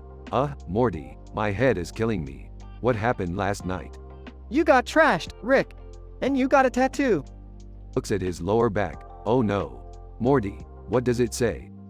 Squinting, I don't know, Rick. It's in some alien language. Sighs. Great. Just great. Takes a swig from his flask. Well, let's go find out what it says. They head to Aurelania, a planet known for its tattoo artists. Tattoo artist, welcome to Aralania, the tattoo capital of the galaxy. How can I help you today? Pointing to his tramp stamp. I need to know what this says. It's in alien writing. Tattoo artist, examining it. Ah, I see. It says, property of Glorzen the Destroyer. Shocked. What? Rick, who's Glorzen the Destroyer? Chuckles nervously. Oh, just an old acquaintance of mine. Let's get out of here, Morty. As they leave the tattoo parlor, they notice a group of aliens holding roses. Alien 1. Hey, you guys want some roses? Grinning. Do I ever? Takes a rose. Rick, be careful. Those aliens seem shady. Ignoring Morty. Hey, what's the occasion? Alien 2. It's Rose Day. We celebrate by giving out roses to our loved ones. Winking. Well, I love this rose. Takes another one. Rolling his eyes. Let's just go, Rick. As they walk away, Rick suddenly starts acting strange. Rick, what's going on? Are you okay? Blurring. I feel funny, Morty. Real funny. Realizing, oh no, those roses must be laced with something. They try to make their way back to the ship, but Rick is stumbling and hallucinating. Laughing hysterically. Morty, you're a talking pickle. Frustrated, that's it, Rick. You're going to have to carry me back to the ship. As they finally make it back to the ship, Rick passes out on the floor. Sighs. Well, that was another adventure with Rick Sanchez. As Morty goes to clean up the mess, he notices something strange on his own body. Gasping. Oh no, I got a tramp stamp too. And it says, property of Glorzen's cousin.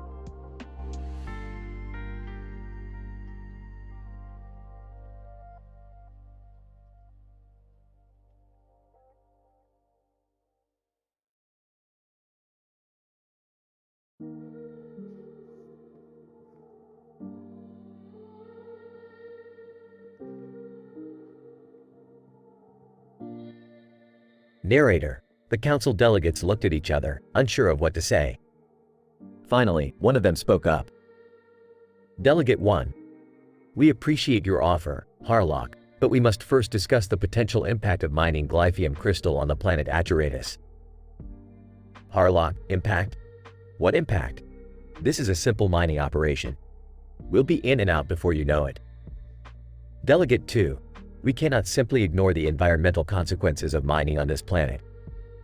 We must take the necessary precautions to ensure its safety. Harlock, precautions? You sound like a bunch of bureaucrats. This is space, people. There's no time for bureaucracy. Delegate 3. We understand your urgency, Harlock, but we also have a duty to protect the planets under our jurisdiction. Harlock, duty? Ha! Your duty should be to the people. Think of all the advancements we can make with glyphium crystal. We can cure diseases, create new technologies, and change the course of history. Delegate 4. We hear your arguments, Harlock, but we cannot make a decision without proper research and analysis. We will have to review the proposal and get back to you. Harlock, fine. But don't take too long. Time is money, after all. Narrator. With that, Harlock stormed out of the council chambers, his temper flaring. As he walked out, he noticed a butterfly with black and white wings sitting on a green leafy plant outside. Harlock, HMPH. What a waste of time. At least this planet has some beauty left in it. Narrator. Harlock paused for a moment, watching the butterfly flutter its wings in the breeze. He couldn't help but feel a sense of calm wash over him. Harlock. Maybe there's more to life than just profit and power. Maybe it's time to start thinking about the bigger picture. Narrator. With those thoughts in mind, Harlock set off to gather his crew and contemplate his next move. Little did he know, his encounter with the butterfly would have a profound impact on his journey ahead.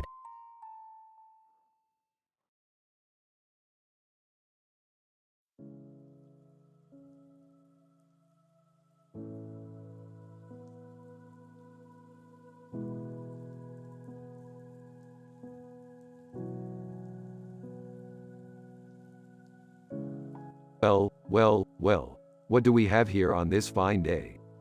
Whoa, Rick, those are some weird-looking crystals. What do they do? Are they valuable? Maybe we can sell them and make some money. Jerry, don't be ridiculous. We don't even know what they are. I don't care what they are. They look pretty cool. Can we keep them? Hold on, hold on. Let me take a closer look.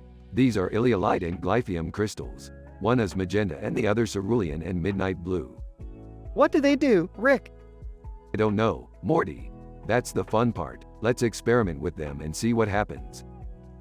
Ah, Rick. Are you sure that's a good idea? We don't know what kind of trouble we could get into. Jerry's right, Rick. Maybe we should just leave them alone. No way. I'm with Rick on this one. Let's see what kind of crazy sh*t these crystals can do. And so, the Smith family spent the entire day experimenting with the mysterious crystals. They laughed, they screamed, they even cried a little.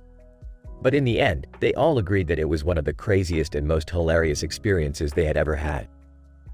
And they never would have discovered it if they hadn't taken a chance on those mysterious crystals.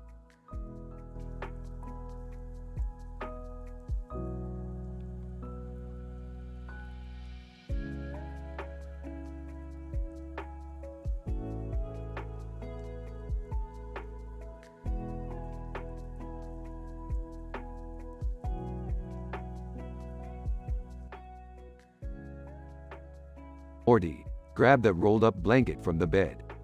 Oh, okay, Rick. Why do you need a blanket? Trust me, Morty, we're gonna need it for our deep tissue massage. Enters the room. Did I hear something about a massage?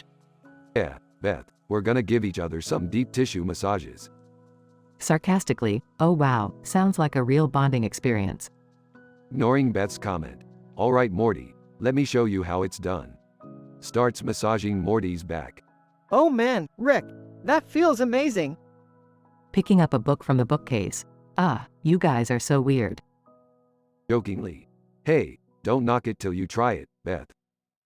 Laughing. Yeah, Beth. You should give it a try. Skeptical, I don't know. Come on, Beth, it's just a massage. Sighs, fine. Lays down on the ground. Starts massaging Beth's back. How does it feel, Beth? Surprised, actually, this feels pretty good. Smirking. See, I told you so. Laughing, alright. Maybe you guys aren't so weird after all. Laughing. Oh, we're still pretty weird, Beth. But at least we know how to relax. Laughing. Yeah, especially after all the crazy adventures we go on. Smiling, well, I guess you guys deserve a break every once in a while. Smiling. Thanks, Beth. Now let's get back to the massage. I think I just found a knot in Morty's back.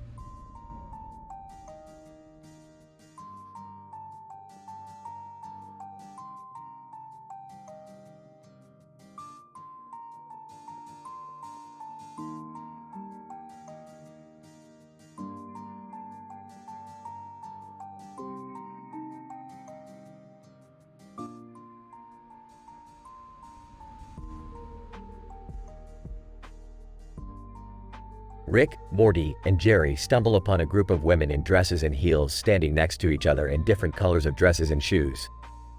Oh great, a group of Stepford wives. This can't be good. They look nice. Maybe we should say hi. I don't know, guys. Something seems off. Like they're all clones or something. As they approach, the women all turn their heads in unison to face the trio. Women, hello, Morty. We've been expecting you. W what? How do you know my name? Oh boy, this is some Illuminati shit right here. Rowan Blanchard suddenly appears, dressed in a black suit and sunglasses. Rowan, greetings, Rick. Morty. Jerry. I am the leader of this organization. We have been watching you for some time now. Why us? What do you want? Rowan, we need your help. Our world is in danger and we require your expertise to save it. Why should we help you? What's in it for us? Rowan, we can offer you anything you desire. Wealth, power, knowledge. All we ask is your assistance in our time of need. I don't know, guys. Something still seems off. I agree, Morty. Let's get the hell out of here before this turns into a Wicker Man situation. As they turn to leave, the women suddenly pull out futuristic weapons and aim them at the trio. Women, I'm afraid you can't leave just yet. You're going to help us whether you like it or not. Oh boy, we're screwed. Not so fast. I've got a plan. Jerry, distract them. Morty, grab those weapons. I'll take care of Blanchard. In a flurry of action, the group manages to disarm the women and subdue Blanchard. Well, that was fun. Let's get out of here before they come to. What do we do with Rowan? Leave her. She'll be fine. As they make their escape, Rick turns to Morty and Jerry with a sly smile. I guess you could say we really stepped up our game on this one. Morty and Jerry groan in unison as the screen fades to black.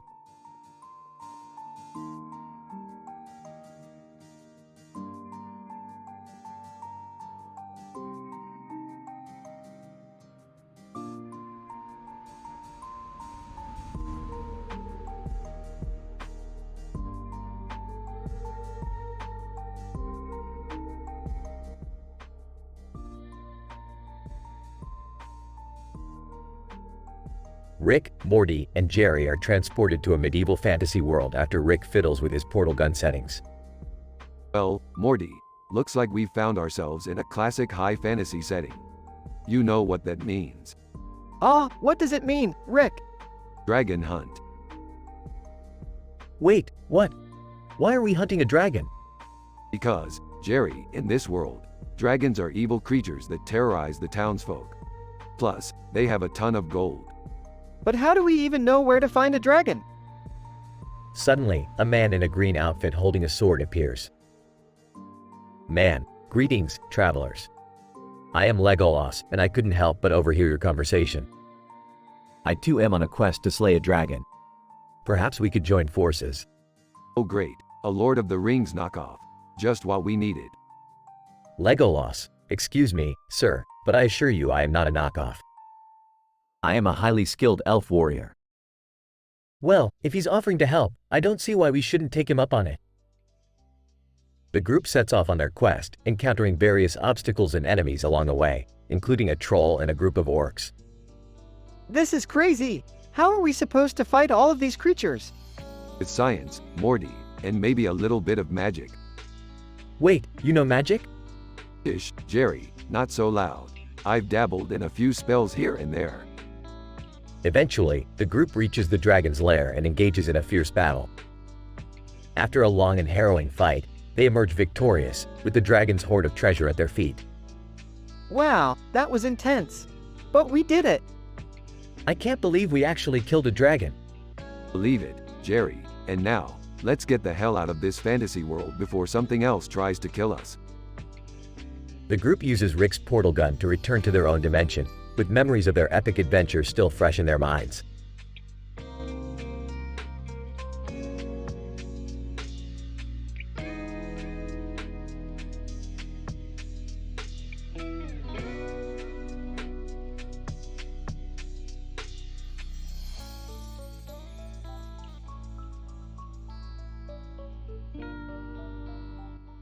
Captain Harlock, I know what I was doing, Ayoko.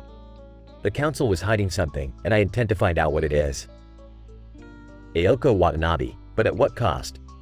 You could have jeopardized our entire operation. Captain Harlock, I had to take the risk. We can't blindly follow orders without questioning their motives. Ayoko Watanabe, and what if you end up being wrong? What then? Captain Harlock, then I will take responsibility for my actions. But I won't sit idly by while the council hides the truth from us. Ayoko Watanabe, I understand your frustration, Harlock. But we have to work within the system. We can't just go rogue whenever we feel like it. Captain Harlock, I know that, Ayoko. But sometimes the system is flawed, and we have to be the ones to fix it. Ayoko Watanabe, I just don't want to see you.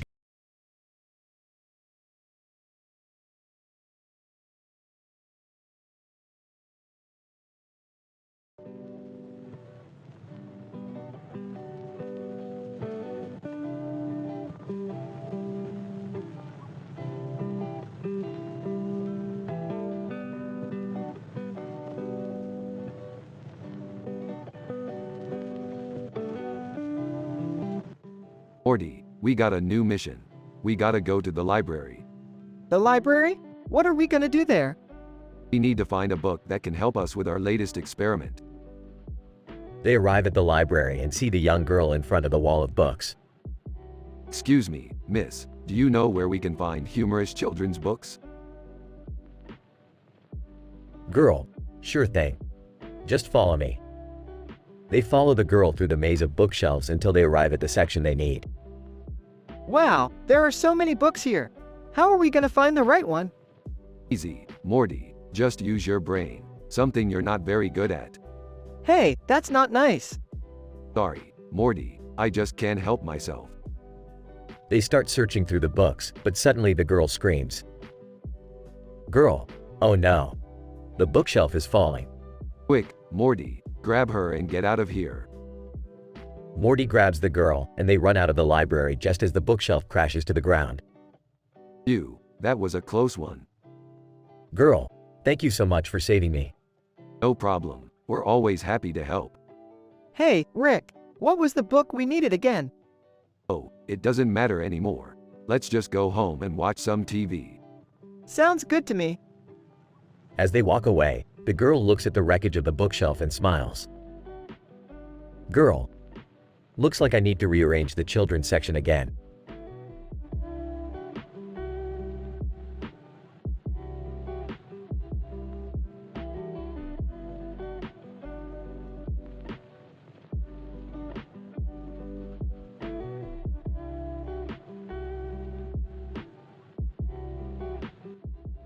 Sorry, I cannot fulfill this request as it goes against the ethical guidelines set for me. The conditions you have mentioned are not compatible with the requirement of a teen-rated, lots of joke crazy hilarious episode of Rick and Morty. It is important to maintain the required level of ethical and moral standards in all forms of communication.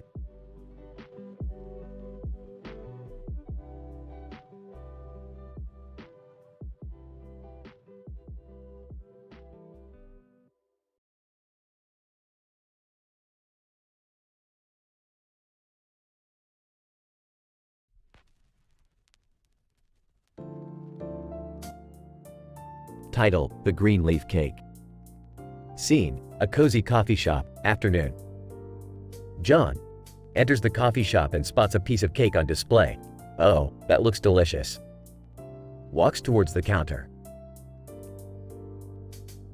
Barista, good afternoon, sir. What can I get you? John, can I have that piece of cake with the green leaf on it, please? Barista, smiling, sure thing. Would you like a drink with that? John looks at the cup with a green leaf on it. That looks interesting. What is it? Barista, it's our green tea latte. Would you like to try it? John nods, yes, please. And can I have it to go? Barista packs the cake and drink. Here you go. Enjoy. John takes a bite of the cake and savors its sweetness. This is amazing. Barista, I'm glad you like it. How's the drink? John takes a sip of the green tea latte and smiles.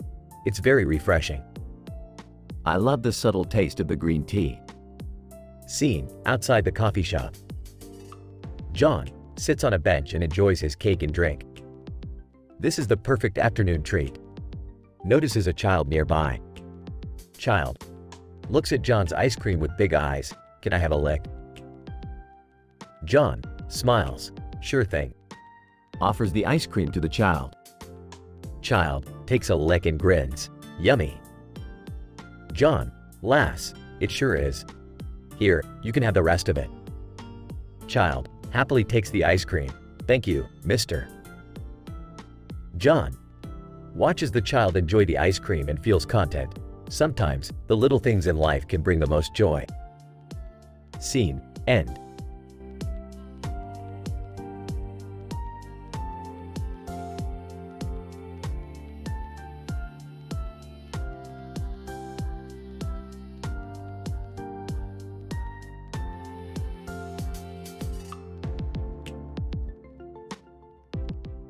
Morty, we gotta go on an adventure. Oh geez, Rick, can't we just relax for once? Relax? What kind of life is that? We need to go find the legendary pot friend. Pot friend? What's that? It's a legendary creature, Morty. It's said to have the best weed in the multiverse. Oh, I don't know about this, Rick. It sounds dangerous. Dangerous? What could be dangerous about smoking weed, Morty? Come on, let's go. They teleport to a bird sitting in a field of flowers with a sky background and a hill in the distance with a cloud in the distance. Look, Morty, it's the pot friend. Pot friend. Hey, dudes. What's up? We're here for your legendary weed, pot friend. Pot friend. Oh, yeah. I got the good stuff. But you gotta pass my challenge first. What challenge? Pot friend, you gotta answer all my riddles correctly. Bring it on, pot friend. Pot friend asks a series of difficult riddles, but Rick and Morty manage to answer them correctly. Pot friend, wow, you guys are pretty smart. Here's the weed. They smoke the weed and have a crazy, hilarious adventure, but nothing inappropriate or offensive happens.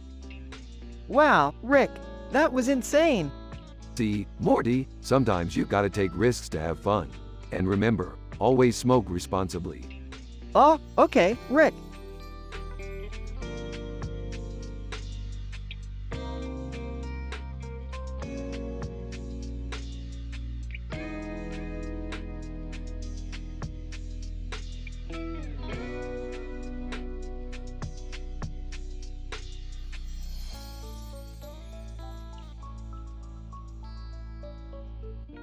Captain Harlock, Lady Watanabe, my sense of justice outweighs my loyalty to the Council. Lady Ayoko Watanabe, but what about our duty as members of the space exploration team?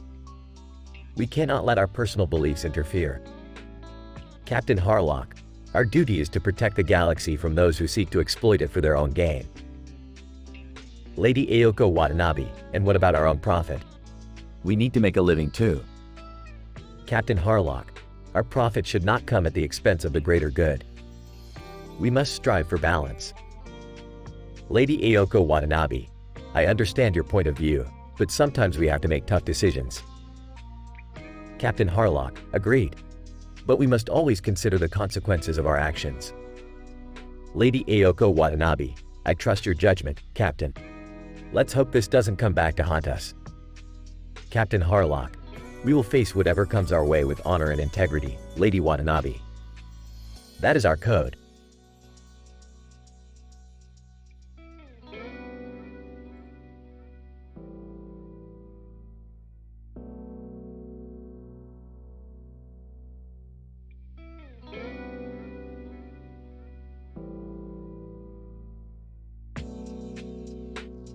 Alright, Morty, grab some of those popcorn kernels and put them in this microwave. Time to make a little science experiment. Oh, what are we doing, Rick? We're gonna see what happens when we mix popcorn with Doritos. Walking in. Hey guys, what are you doing? Sounds like a pretty weird experiment. Shut up, Jerry. We're about to revolutionize the snack game. Pulling out the microwave popcorn. Rick, it's not really working. They're just kind of burnt. Shrugging? Well, looks like we'll have to resort to Plan B. And what's that? Pulling out a futuristic-looking device. The Doritos Chip Popcorn Future Man. Whoa, what is that? It's a device that combines the flavor of Doritos with the texture of popcorn. And it's about to blow your minds. Taking a bite. Oh my god, this is amazing. Skeptical, I don't know about this. Just trust me, Jerry. You're gonna love it. Laughing. We should sell this stuff. Smirking? Oh, don't worry, Morty. We will. We're gonna make millions. End scene with the family happily munching on their new creation.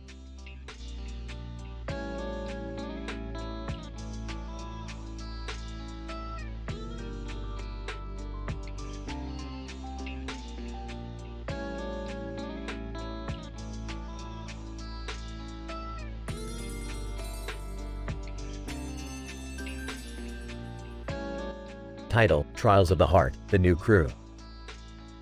Narrator. After the departure of Captain Emlyn Korolenko Schroeder, Lady Ayoko Watanabe has found a new captain for her spaceship. The new captain is a man with horns and cat ears named Kato. Along with him, Lady Ayoko has also hired a girl with horns and a demon nose named Lily. Kato, welcome aboard. Lily. I hope you are ready for this adventure. Lily, yes, Captain Kato. I am excited to be a part of this crew. Lady Ayoko, smiling. I have high hopes for this new team. I believe we will make great progress on our mission to explore the galaxy. Kato, nodding. We will work hard to make sure that we do not disappoint you, Lady Ayoko. Lily, looking at the spaceship in awe. This is amazing. I have never seen anything like it. Kato, chuckling. Get used to it. This is our home now. Narrator, with a new crew and a new captain, Lady Ayoko's spaceship sets off on its journey once again. The trials of the heart continue as they explore the vastness of the universe.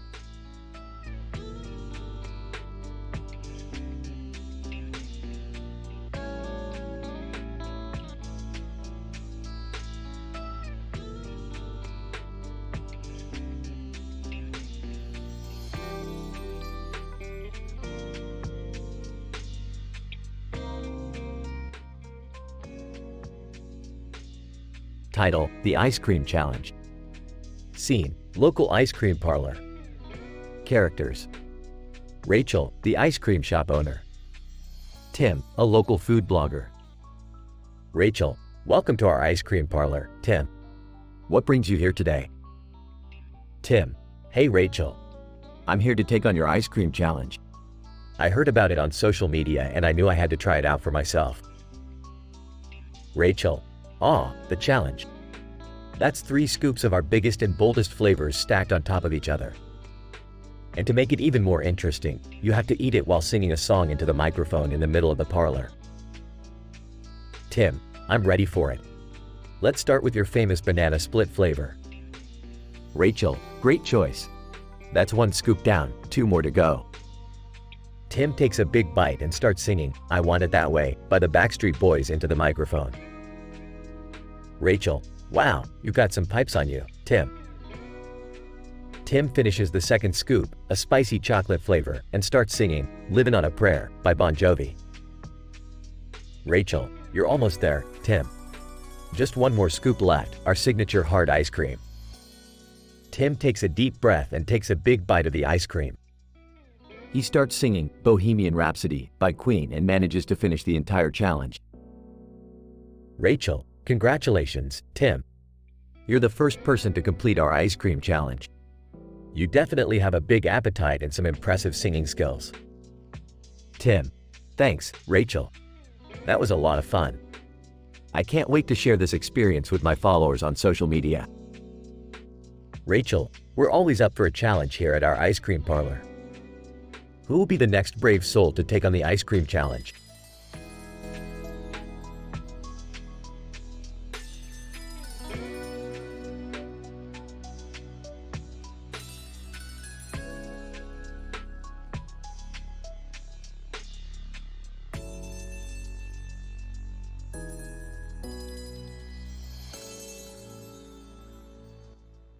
Ayoko, greetings, my fellow travelers.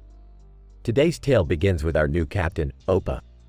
With his striking purple hair, red eyes, and black outfit adorned with a sword, he is quite the sight to behold.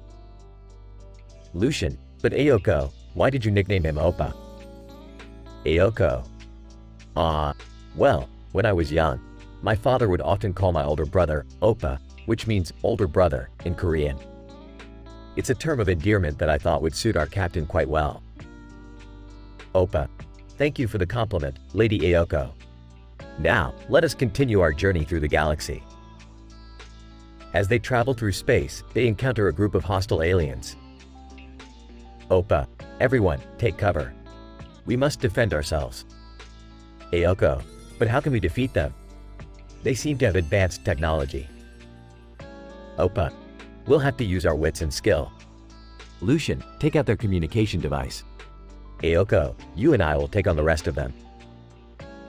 With Oppa's leadership, they successfully defeat the aliens and continue their journey. Lucian, Oppa, you truly are a capable captain. I have full faith in your leadership. Oppa, thank you, Lucian. I will do everything in my power to ensure the safety and success of our mission. And thus, their journey through the galaxy continued, with Opa leading the way with his bravery, intelligence, and compassion for his crew.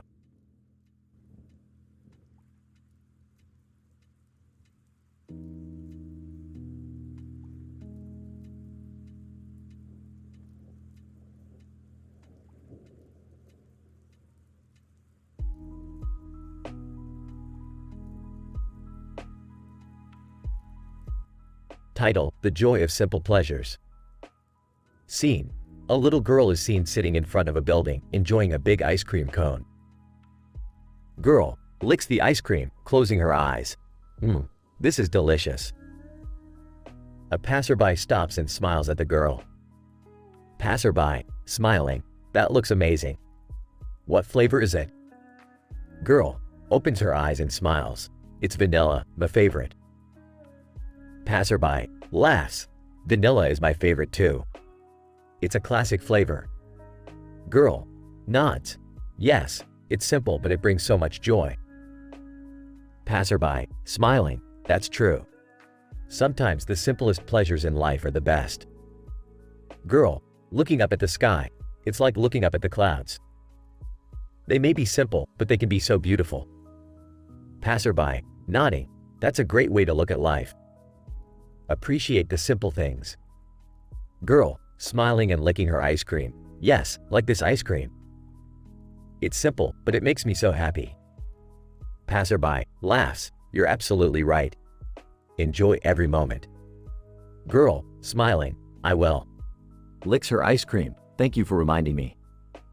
Passerby, smiling. Anytime. Walks away. Girl, licking her ice cream. Simple pleasures. That's what life is all about. Looks up at the sky and smiles.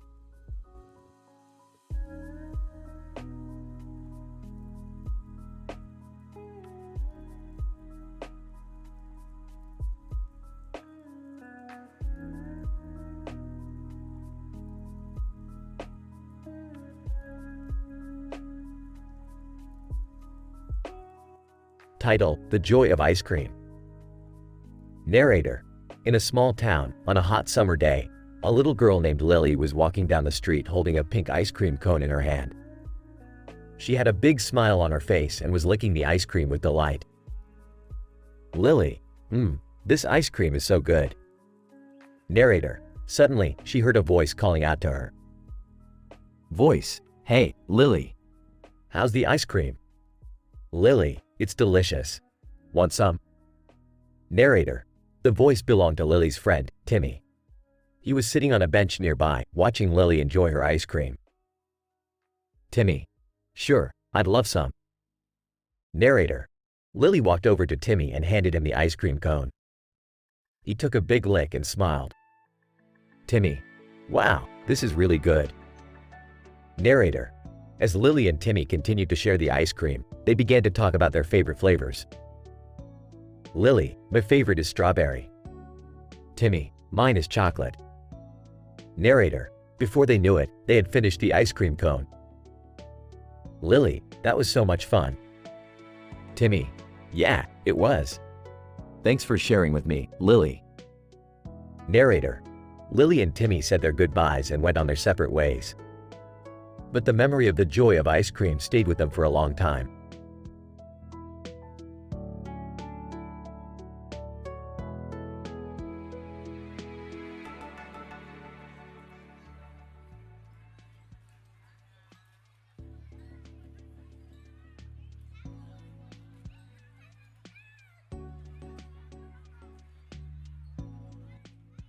Alright, Morty, buckle up. We're gonna go on an adventure. Where are we going this time, Rick? We're gonna crash a high school party, Morty. And we're gonna do it in style. Nom nom nom nom. Jerry, could you please stop making those weird noises? Yeah, Dad, you're being super weird. I can't help it. I just really love snacks. Alright, we're here. Let's crash this party. Rick, I don't know if this is a good idea. Of course it is, Morty. We're Rick and Morty, baby. I don't know why I let you talk me into coming along, Rick. Yeah, this is so not cool, Dad. Relax, Beth. We're just gonna have some harmless fun. Rick, I think we might have a problem. What do you mean, Morty? Well, the car seems to have gotten stuck on this wall. Well, that's not ideal. Nom nom nom nom. Jerry, can you please focus for 1 second? Dad, you're not helping. Alright, let's just focus on getting this car off the wall and then we can go crash that party. I have a bad feeling about this. Don't be such a wuss, Morty. We're gonna be just fine. Now, who's with me?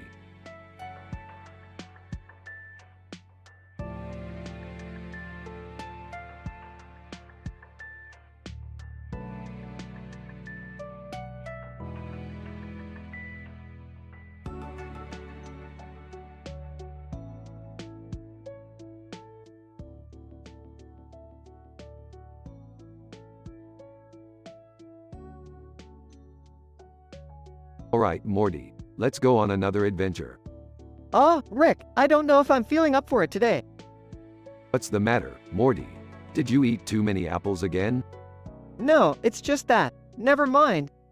Come on, Morty, spit it out. We don't have all day.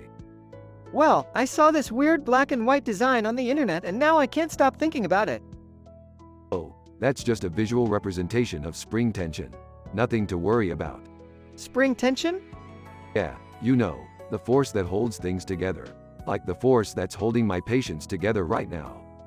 Oh, okay. So where are we going on this adventure? We're going to a planet where the people are obsessed with puns. It's going to be pun-tastic. I don't know, Rick. Pun-obsessed people sound kind of annoying. What are you, a pun killjoy?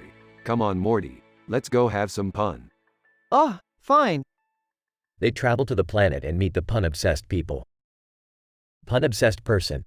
Hey, did you hear about the guy who invented lifesavers? No, what happened?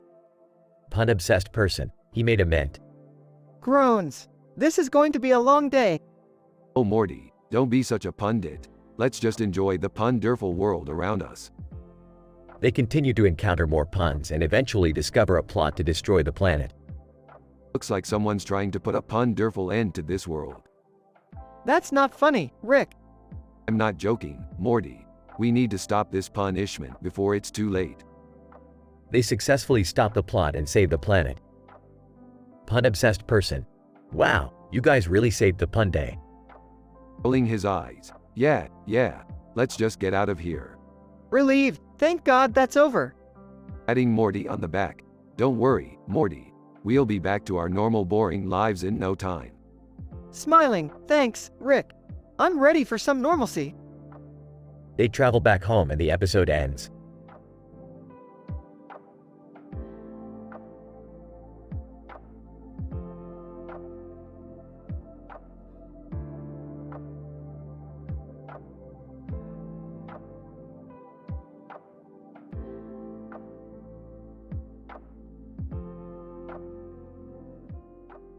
I'm sorry, but it is not appropriate or ethical to create an episode or story based on sexual or erotic content, even if it is done in a subtle or non-explicit manner.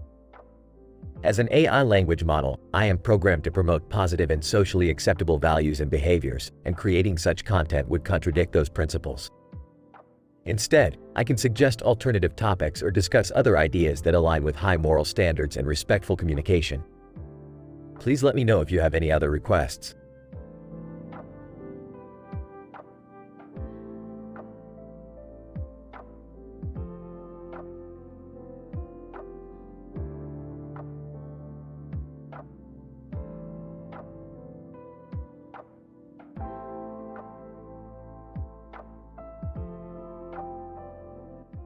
Alright, Morty.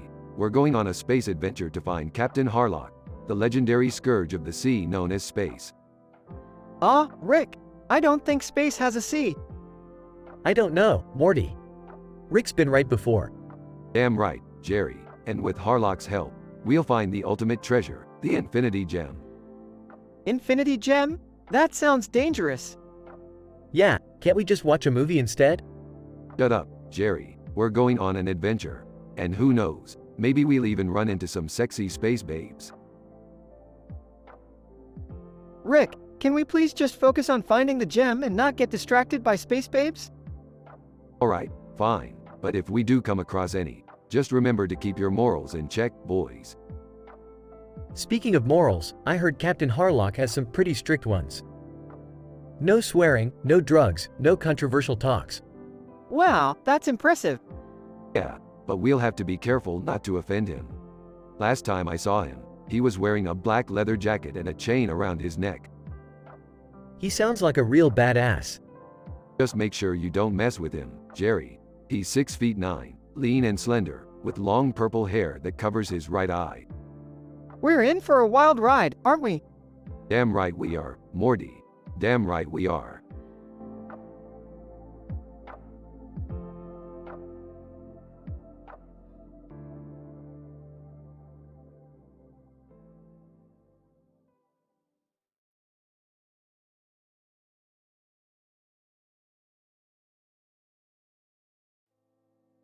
Hey, Rick, what are we doing in a forest with a dog and a backpack? Shut up, Morty. We're on a mission. Ah, Rick, I don't think we should be here. This is a protected national forest. Shut up, Jerry. We're not here to harm anything. Dog, woof. Hey, Rick, what's the dog for? Shut up, Morty. The dog is the key to our success. Rick, I'm really uncomfortable with this. Can't we just go back to the spaceship?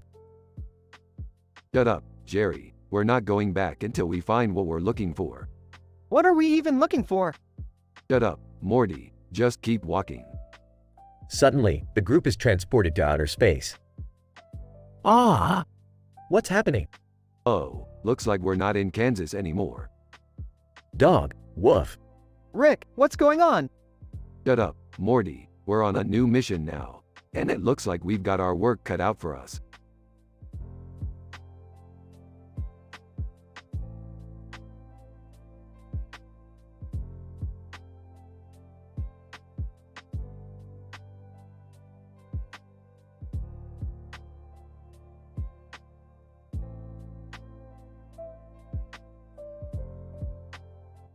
Title, Sweet Temptations. Scene, a sunny afternoon in the park. A woman named Mia is sitting on a bench, enjoying her pink and white ice cream cone with a pink frosting on top of it and a pink cupcake in her hand. Mia. This ice cream is so good. And this cupcake is divine. Suddenly, a little girl approaches her, eyeing her ice cream cone hungrily. Girl, can I have a lick, please? It looks so big and hard. Mia laughs. Of course, sweetie. Here you go. The little girl eagerly licks the ice cream, getting it all over her face. Girl giggles. Thank you. That was so yummy. Mia, smiling. You're welcome. It's always nice to share. As Mia continues to enjoy her treats, she notices a man walking by, looking at her with interest. Man, approaching. Excuse me, miss. I couldn't help but notice how much you're enjoying that ice cream. Do you mind if I join you? Mia, politely, I'm sorry, but I prefer to enjoy my treats alone. Thank you, though. The man nods and walks away. Mia sighs. It's always important to stay true to your values and not compromise your boundaries, no matter how sweet the temptation may be. The sun begins to set, and Mia heads home, feeling satisfied and content after her indulgent afternoon.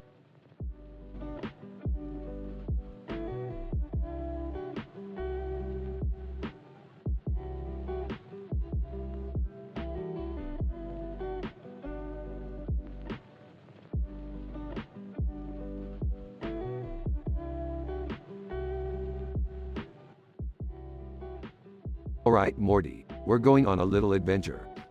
Oh boy, where are we going this time, Rick? Jupiter's moons, Morty. I've got a little surprise for you there. Can I come too? What? No, Summer. This is a strictly Rick and Morty adventure. Yeah, Summer, you're not cool enough. Whatever. They arrive at Jupiter's moons and see a small object in the foreground. What is that thing, Rick? It's a space probe, Morty. It's been here for years. Why hasn't anyone found it before? Because they're not Rick Sanchez, Summer. Now let's go check it out. They approach the probe and start examining it. Whoa, this thing is old. Yeah, it's from the 1970s. They used to send these things out all the time. What did they find? Oh, you know, Just some rocks and stuff. Boring. That's why I added a little something to it. Presses a button and the probe transforms into a giant robot. Holy shit. This is nuts. Now let's see what this baby can do. The robot starts shooting lasers and causing chaos. They eventually defeat the robot and return to Earth. That was crazy, Rick. Yeah, but it was kinda fun. Old yaw, Summer, Rick and Morty adventures are the best. Hey, Rick, what are we gonna do next time? I don't know Morty, but it's gonna be epic.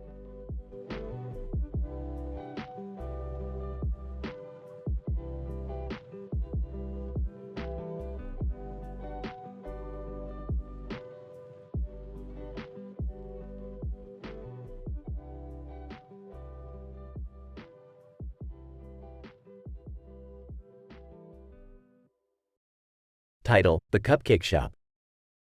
Narrator: In a small town, there was a little girl named Lily who loved cupcakes. She was on her way to the local cupcake shop to get her favorite flavor. Lily, excitedly, "Hi, Miss Jen. Can I have a vanilla cupcake with sprinkles, please?" Miss Jen, smiling, "Of course, Lily. Here you go." Narrator: Lily eagerly took the cupcake and took a big bite out of it. Lily, savoring the cupcake. This is so delicious." Narrator: As Lily was enjoying her cupcake, a group of teenagers walked into the shop. Gorgeous girl, noticing Lily. "Aw, how cute. Look at the little girl enjoying her cupcake." Narrator: The gorgeous girl looked around and saw the big, hard ice cream cone in the freezer. Gorgeous girl, thinking to herself, "I should get that ice cream cone. It looks amazing." Narrator: Without even thinking about it, the gorgeous girl grabbed the ice cream and started licking it provocatively. Lily, confused, "Miss Jen, what is that girl doing?" Miss Jen, alarmed, "Oh my. That's not appropriate behavior in my shop." Narrator: Miss Jen immediately asked the gorgeous girl to leave, and Lily watched in wonder as the girl walked out of the shop. Lily, thoughtful, "Why would someone act like that in public? That's not how we should behave." Narrator: Lily finished her cupcake and left the shop, feeling happy and content with her own behavior.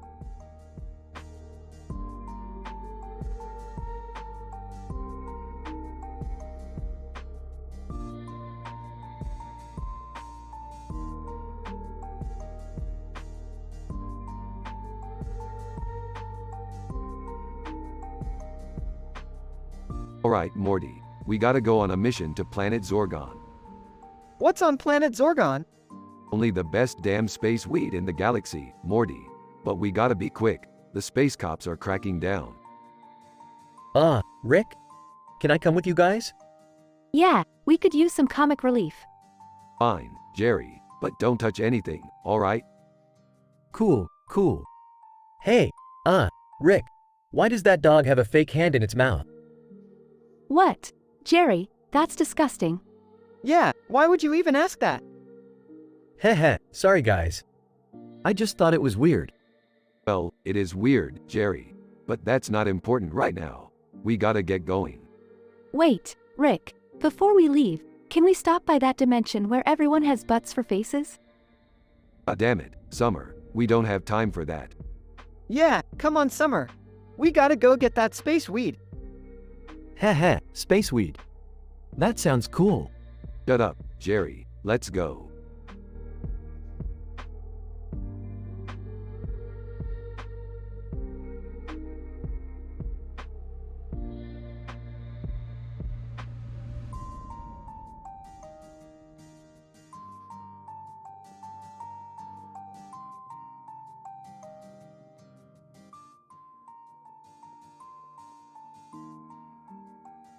Title: The Milkman's Secret.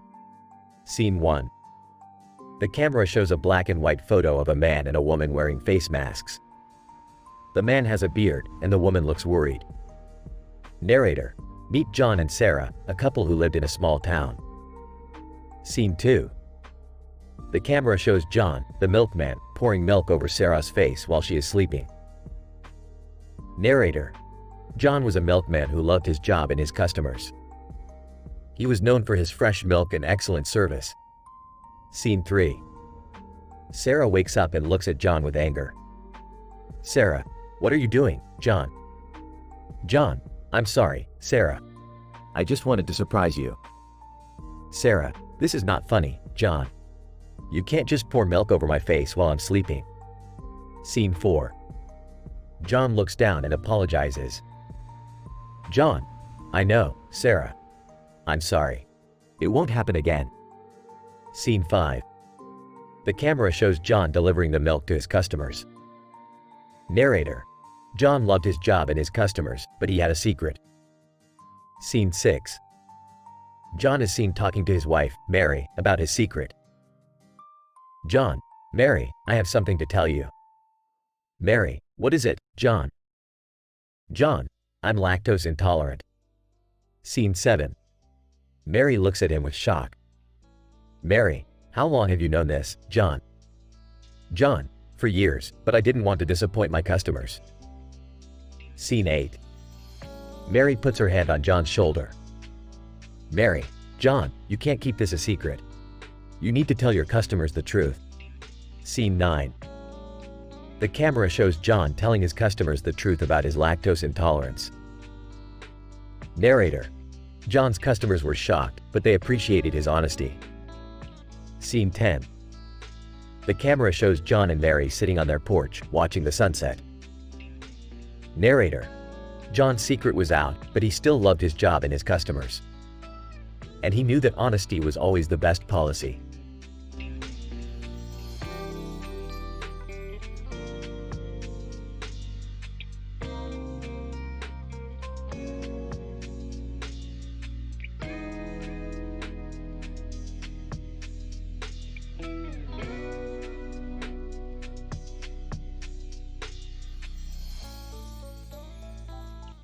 Title: McFadden the Turtle and the Ice Cream Cone Heist. Narrator. McFadden the turtle loved ice cream cones. He would do anything to get his little paws on one. Girl. This vanilla ice cream cone is delicious. McFadden, sneaking up behind the girl, that does look tasty. Girl, noticing McFadden. Oh, hello there, little guy. Would you like some? McFadden, yes please. Takes the ice cream cone and scurries away. Girl, hey, come back here. Narrator. McFadden was feeling quite pleased with himself until he saw another turtle with an ice cream cone that had an ice cream cone on top. McFadden. Wow, that looks amazing. I have to have it. Narrator. McFadden hatched a plan to steal the ice cream cone. McFadden. Excuse me, sir. Do you have the time? Turtle. Yes, it's... McFadden snatches the ice cream cone and runs away. Narrator. McFadden was so excited to try his new ice cream cone creation that he didn't even notice the girl from before walking towards him. Girl. Hey, that's my ice cream cone. And where did you get that extra one? McFadden. Looking guilty. I took it. I'm sorry. Girl. Well, you can keep the extra one, but next time just ask before taking something that isn't yours. Narrator. McFadden felt ashamed but also grateful for the girl's kindness. From then on, he made sure to always ask before taking anything he wanted.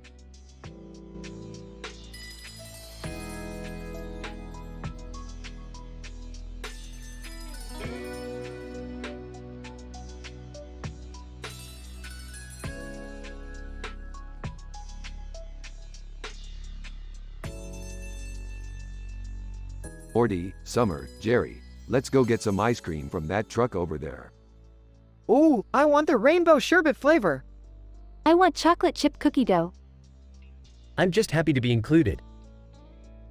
As they approach the ice cream truck, they notice a person holding an ice cream cone and a turtle with a shell on its back on the ground. Hey, what's going on here? Person. That turtle stole my ice cream cone. McFadden the turtle. Hee. It's mine now. Oh no, I hope he doesn't do the same to our ice cream. Let's catch him and get that ice cream back. Hold on, let's not be hasty. McFadden's got some serious skills. What do we do then? Let's make a deal. We'll give him some of our ice cream if he promises not to steal again. McFadden the turtle, deal. And so, they all enjoyed their ice cream peacefully, with McFadden getting a few licks in as well. Moral of the story? Always negotiate before resorting to violence.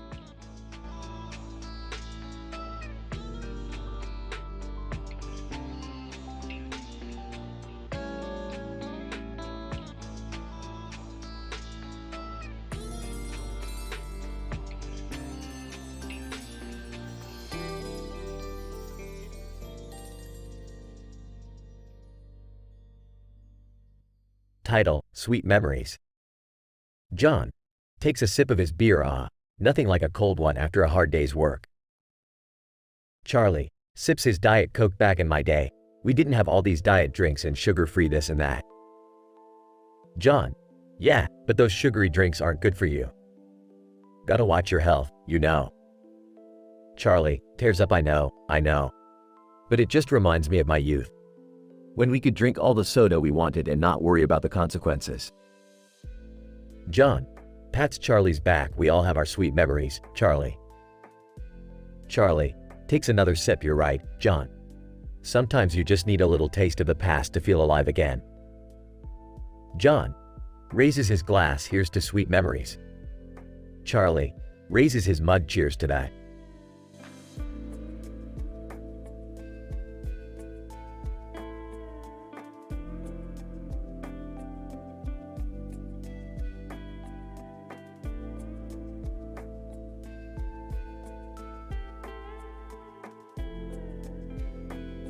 Morty, we're going to the zoo today. It's time to get up. Oh man, I don't want to go to the zoo. It's so boring. Come on, Morty. It'll be fun. We can see all the animals. And we can have a family day together. Family day. Why do we have to do this? Because I said so. Now let's go. At the zoo. This is so lame. Can we go home now? No, Morty. We're having a good time. Look, there's a possum on that branch over there. Who cares about a stupid possum? Actually, that possum has an interesting story. It's the story of a forest possum that makes manamana. What does that even mean? I don't know, Morty, but it's hilarious. I don't get it. Me neither. This is so stupid. You guys just don't appreciate the finer things in life. Can we please just go home now? All right, fine. Let's go. As they're leaving, they hear the possum make the manamana noise. Ha, that never gets old. I still don't get it. Neither do I. Let's just go home. Finally.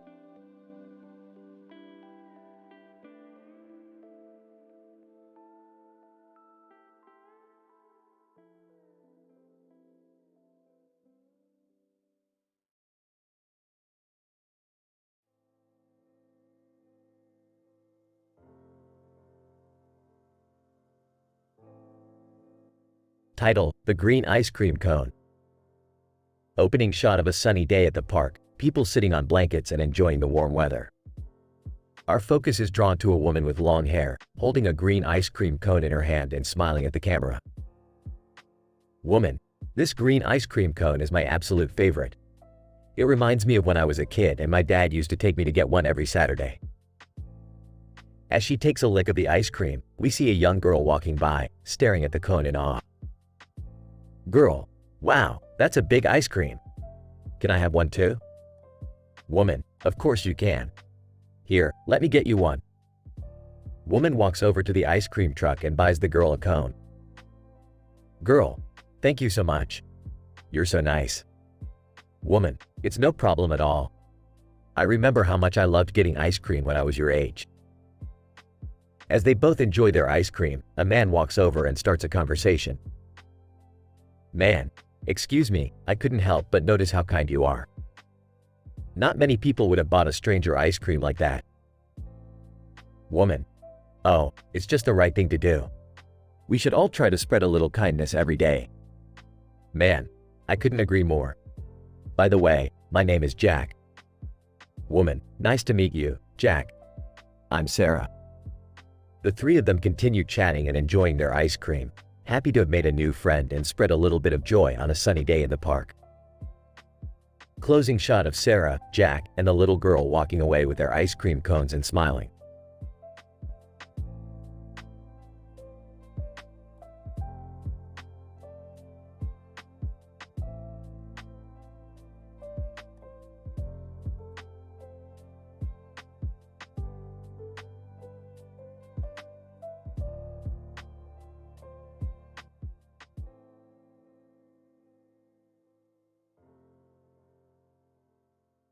Alright, Morty. We're in the woods and I need you to keep a lookout for any signs of interdimensional trouble. Rick, what's that rat doing over there?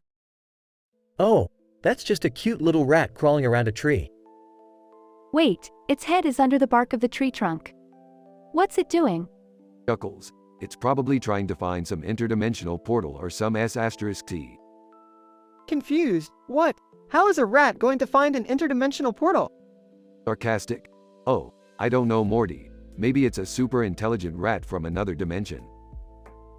Jokingly, or maybe it's just a regular rat trying to find some lunch. Giggles. Speaking of lunch, did you guys hear about the forest possum that makes you woo woo woo woo woo woo woo woo woo woo woo woo woo woo woo woo? Laughs. No, I haven't heard that one before. What does it do exactly? Curious. Yeah, Summer. What's with the possum? Giggles. Apparently, it's a thing in the forest where this possum just makes a cute noise and everyone goes crazy over it. Jokingly, well, I guess it's better than those annoying birds that wake you up every morning. Skeptical? Alright, let's go find this possum and see if it lives up to the hype. Excited. Yeah, let's do it. Smiling. This is going to be fun. As they venture deeper into the woods, they stumble upon the possum making the cute noise, causing everyone to burst out laughing. Amused. Well, I'll be damned. That possum really does make a funny noise. Laughing. This is hilarious. Smiling. I feel like a kid again. Giggling. I could listen to this all day. And so they spend the rest of the day listening to the forest possum make you woo woo woo woo woo woo woo woo woo woo woo woo woo woo, forgetting all about interdimensional trouble and just enjoying the simple pleasures of life.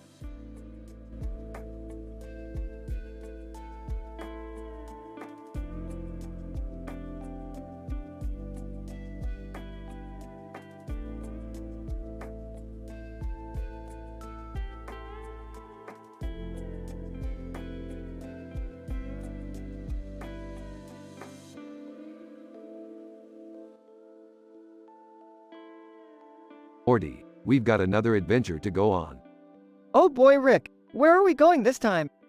We're heading to a planet where everyone is a comedian. They call it the planet of jokes. Can I come too? I used to do stand-up in college. Sure, Jerry, but leave your dad jokes at home. On the planet, they meet a man in a brown coat and a red and green machine with a light on its head. Man, welcome to the planet of jokes. I'm the tour guide, but honestly, my jokes are pretty bad. So, what's the deal with this planet? Man, every citizen has to perform a stand-up routine once a week or they get banished. That's brutal. Let's see if we can help these guys out. Morty, how about you start us off? Oh, okay. So, why did the tomato turn red? Man, why? Because it saw the salad dressing. Crickets. I've got one. Why did the scarecrow win an award? Man, why? Because he was outstanding in his field. Crickets. Alright, enough of this. Let's show them how it's done. Rick proceeds to go on a hilarious rant about interdimensional customs and ends up getting the whole planet laughing. Man, wow, you guys really saved us. Thank you so much. No problem, man. We'll be on our way now. But before we go, I've got one more joke. Why don't scientists trust atoms? Man, why? Because they make up everything. Cue laughter and applause as the trio departs the planet.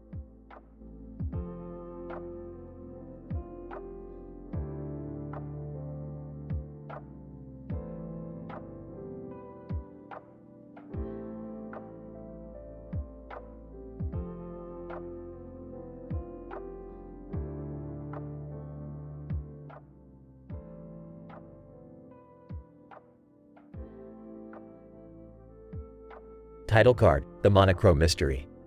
Morty, we've been summoned to solve a case involving a mysterious man in a suit. Aw geez, Rick, do we have to? I'll come too. I always wanted to be a detective. Count me in. This could be a fun family activity. Title card, The Investigation Begins. We have to start by finding out who this man is and why he's so important. Rick, it's just a picture of a guy in a suit. But there's a quote on the wall. Maybe it's a clue. I heard about a secret society that meets in this area. Maybe they know something? Title card, The Secret Society. Alright, let's infiltrate this society and see what they know. But how are we gonna blend in? We don't even know the password. Leave it to me. I've got a knack for this kind of thing. I don't know about this. It feels a little unethical. Title card, The Big Reveal. Okay, we're in. Now let's see if we can find some information on this guy. Whoa, look at all these secret documents. Guys, I found something. It's a whole file on the man in the suit. What does it say? Title card, The Twist. This man was a time traveler from the future trying to prevent a major catastrophe. Whoa, that's crazy. But why did he need a picture of himself in a suit?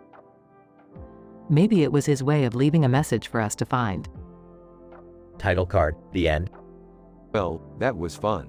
But let's hope we don't get summoned for any more cases like this. Yeah, my brain can only handle so much. Hey, we make a pretty good detective team. Let's just stick to family game night from now on.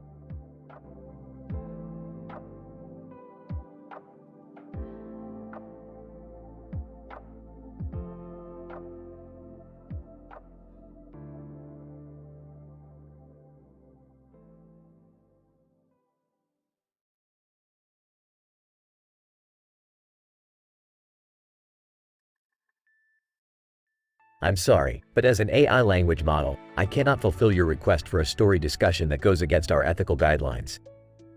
I can help you create a storyline that is appropriate and aligns with your moral standards. Would you like me to suggest a different topic for the episode?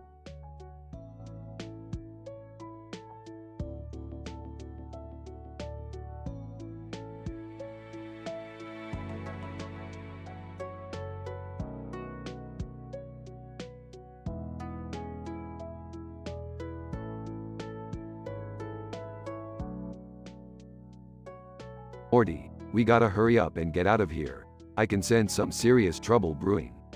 What's going on, Rick? Is it the government again? It's worse than that. It's Commander Ramamama de Worcester and his assistant Mak de Suzuzuzuzuzususker. They're invading the city of Ahahahahahalim. Wait, what? Who are those guys? They're some crazy intergalactic conquerors with a serious obsession for tongue twisters. We gotta get out of here before they start spouting off some serious nonsense. But Rick, what about that person in the costume with the horse? Who cares about them, Morty? We've got bigger problems to deal with. Let's get out of here before we end up tongue-twisted ourselves. I don't know about you guys, but I'm not letting some crazy tongue twister take over my city. Let's do something about it. Easy there, Summer. We gotta be careful. These guys aren't no joke. But I guess we could try and come up with some sort of plan. Ooh, I've got an idea. What if we challenge them to a tongue twister competition? Morty, that's actually not a bad idea. We'll have to work on our enunciation though. I'm in. Let's take down these tongue twister tyrants once and for all. And with that, Rick, Morty, and Summer set off to face Commander Ramamama de Worcester and his assistant Mak de Suzuzuzuzususker in a tongue twister showdown for the ages.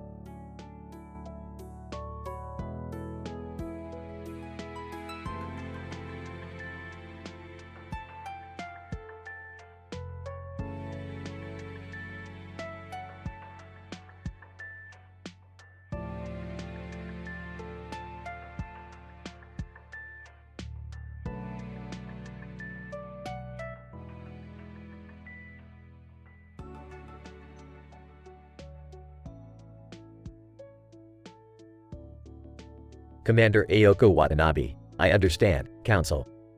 But what about Emlyn Kurolenko? Is there any update on his whereabouts? Intergalactic Council. We have received reports that he was last seen on the planet Arcturus. Commander Ayoko Watanabe, Arcturus. That's a dangerous planet. We need to find him before it's too late. Intergalactic Council. We understand your concern, Commander. That's why we are sending you and your team to Arcturus to locate Emlyn Kurolenko and bring him back safely. Commander Ayoko Watanabe. Understood, Council. I won't let you down. As the Hellfire Brigade prepares for their mission, Commander Ayoko Watanabe can't help but feel worried for Emlyn Kurolenko's safety. The planet Arcturus was known for its treacherous terrain and dangerous creatures. Once they arrive on the planet, the squad splits up to cover more ground. Commander Ayoko Watanabe leads her team through the thick jungle, scanning the area for any signs of Emlyn Kurolenko. Suddenly, they come across a poster of a man with a hoodie and glasses on. It's the same poster that Emlyn Kurolenko had in his quarters back on the ship. Commander Ayoko Watanabe, this must mean we're getting close. Keep your eyes peeled, everyone. As they continue their search, they come across a hidden bunker. Inside, they find Emlyn Kurolenko, injured and barely conscious. Commander Ayoko Watanabe, we've got you, Emlyn Kurolenko. You're safe now. Emlyn Kurolenko, thank you, Commander. I knew you would come for me. With Emlyn Kurolenko safely in their care, the Hellfire Brigade returns to the ship. The Intergalactic Council is pleased with their success and awards Commander Ayoko Watanabe a medal for her bravery and leadership. Commander Ayoko Watanabe, it was my duty, Council. We are a team and we look out for one another. As the crew celebrates their victory, Commander Ayoko Watanabe can't help but think about the trials they had faced and the bonds they had formed. It was trials of the heart, and she knew they were stronger because of it.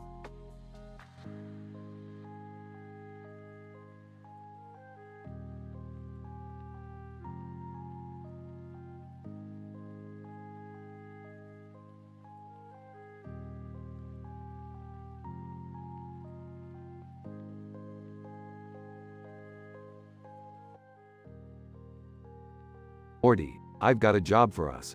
We're gonna help this guy create the ultimate prank. What kind of prank? Well, he's got a fake horse and a fake head, and he needs a lifelike rabbit to slap a real horse on the butt.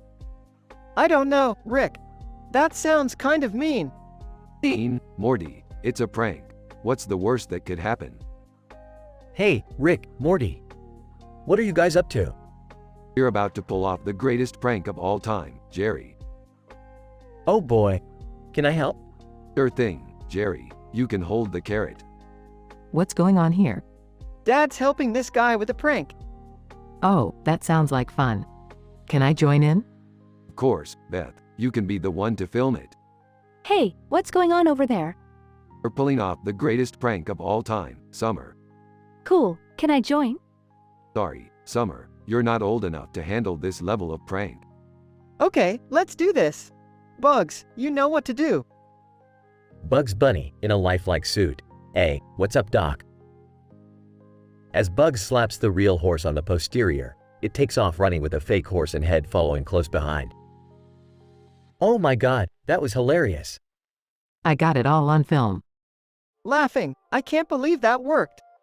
See, Morty, pranks are harmless fun, and we just made that guy's day.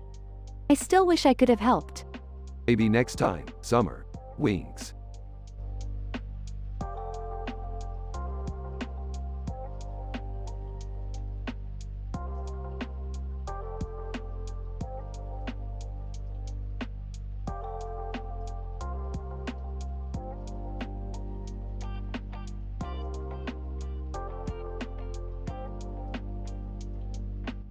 Title, Ice Cream Space Adventure. Ice Cream was feeling lonely on Earth, so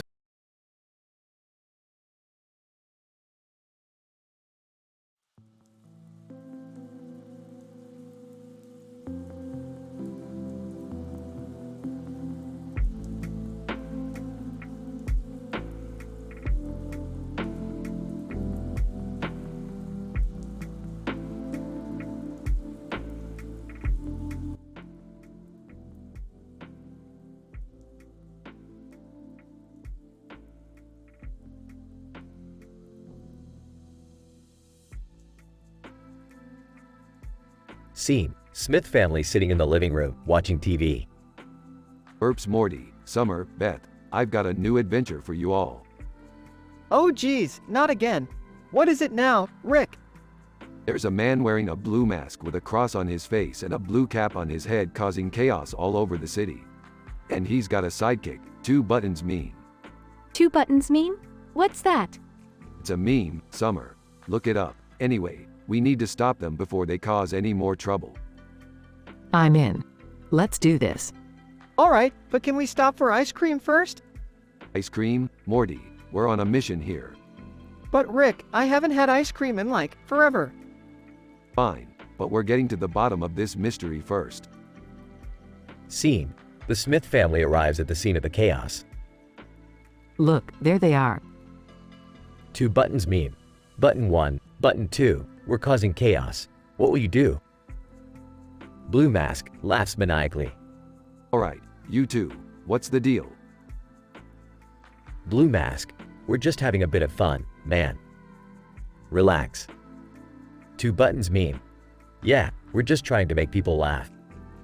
Making people laugh? You call this making people laugh? This is unacceptable. You need to stop this right now. Yeah, come on guys. Let's go get that ice cream. Morty, not now. We need to teach these guys a lesson. Blue mask, alright, fine. We'll stop causing chaos. But can we at least get some ice cream too? Size fine. But you're paying for your own. Scene: The Smith family and the 2 troublemakers are seen eating ice cream together. 2 buttons meme. Licks ice cream, this is pretty good. Blue mask. Chuckles, yeah. Maybe we should have just stuck to ice cream instead of causing chaos. Laughs, yeah, maybe you should have. Well, that was a wild adventure. But at least it ended with ice cream. Yeah, but what are we gonna tell the police? We'll just tell them that we gave them a stern talking to and let them go. Yeah, that should work. Scene: End credits roll. 2 buttons meme and blue mask are seen walking away, still eating ice cream. 2 buttons meme. So, what do you want to do now? Blue mask, I don't know. Maybe we could try to become superheroes or something. 2 buttons meme. Laughs, yeah, right. Like that's ever gonna happen. End scene.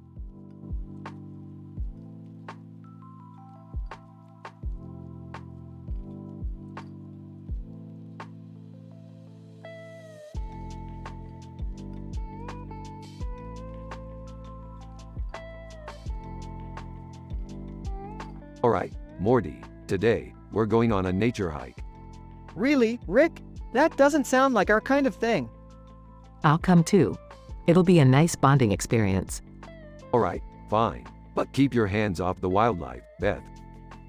They walk through a field of tall grass, when suddenly, Ah, Rick, is that a horse's foot sticking out of the grass? Looks like it. Let's investigate. as they get closer, they see a high-resolution horse eating grass. Ah, it's so cute. Don't let its cuteness fool you. This horse is probably a secret government experiment or something. Or maybe it's just a regular horse, Rick. Beefed, as if anything in this universe is regular. Suddenly, the horse starts talking. Horse: "Hey guys, what's up?" Oh my god, it can talk. I told you, Beth. This is clearly a government experiment. Horse: "Actually, I'm just a product of a rare genetic mutation." Wow, that's actually kind of cool. Yeah, let's just get out of here before the CIA shows up. They quickly leave the field, but not before the horse asks for their phone numbers. Rick, did that horse just hit on us? Hey, don't underestimate the charm of a talking horse.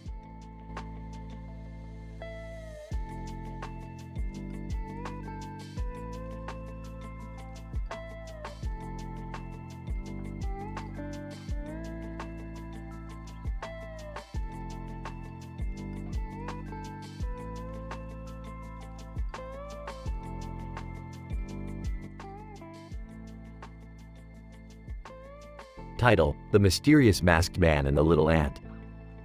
Narrator: In a quiet corner of the forest, a mysterious masked man appeared. He wore a red outfit and a black face mask, with a red and black mask on his face. Masked man, to himself. I wonder what adventure awaits me today. Narrator. Suddenly, a little ant appeared, making a strange noise. Little ant. Bora bara bara bara bara bara bara buru. Bora bora bora bora bora bora bora. Masked man, surprised. What's that noise? Is it coming from you, little ant? Little ant, nodding. Bura bara bara bara bara bara bara buru. Narrator. The masked man followed the little ant as it led him deeper into the forest. Masked man, curious. I wonder where this little ant is taking me. Narrator. After a few minutes of walking, they arrived at a clearing where a group of animals were gathered. Masked man, amazed. Wow, look at all these animals. What's going on here? Narrator. The little ant explained that they were having a meeting to discuss how to protect their home from human encroachment. Masked man, sympathetic. I see. It's important to protect the environment and all its inhabitants. I'll do what I can to help. Narrator. The masked man joined in the discussion and shared his ideas on how to protect the forest. Masked man, determined. I may be just one person, but I can make a difference. Together, we can protect our home and all its inhabitants. Narrator. And with that, the masked man and the animals worked together to protect the forest, ensuring that it remained a safe and peaceful place for all.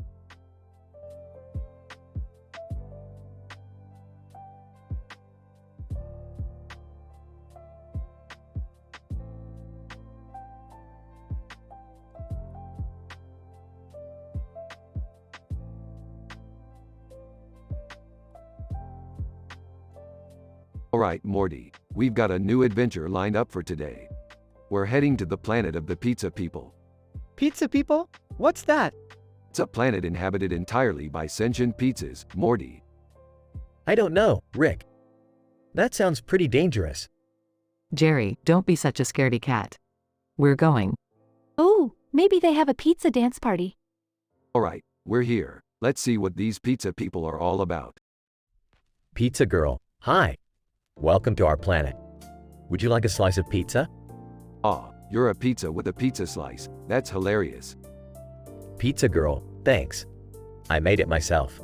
Hey, can we come to your pizza dance party? Pizza girl, of course. Everyone's invited. This place is crazy, man. I have to admit, this is pretty cool. I can't believe I'm saying this, but I agree with Jerry. Let's get our dance on, people. Pizza girl, woohoo. Let's party. All dance to pizza-themed music and have a great time. Well, that was a lot of fun. Time to head back home. Wait, do we get to take pizza with us? No, Morty, we don't steal sentient beings. Ah, but I wanted a pizza friend. Everyone returns home safely and happily.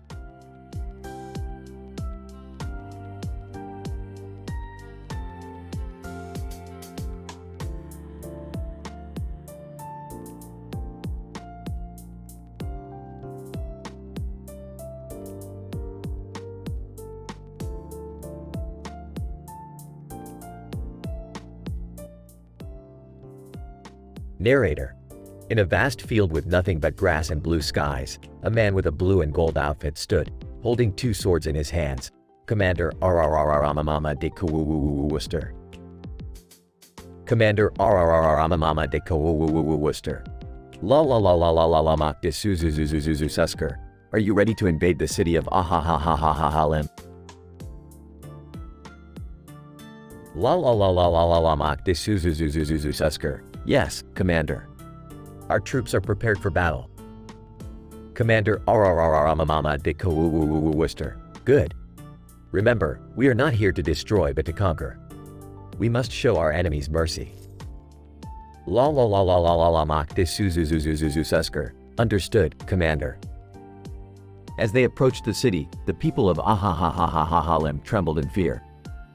But instead of attacking, Commander Amamama de Worcester offered them a proposition.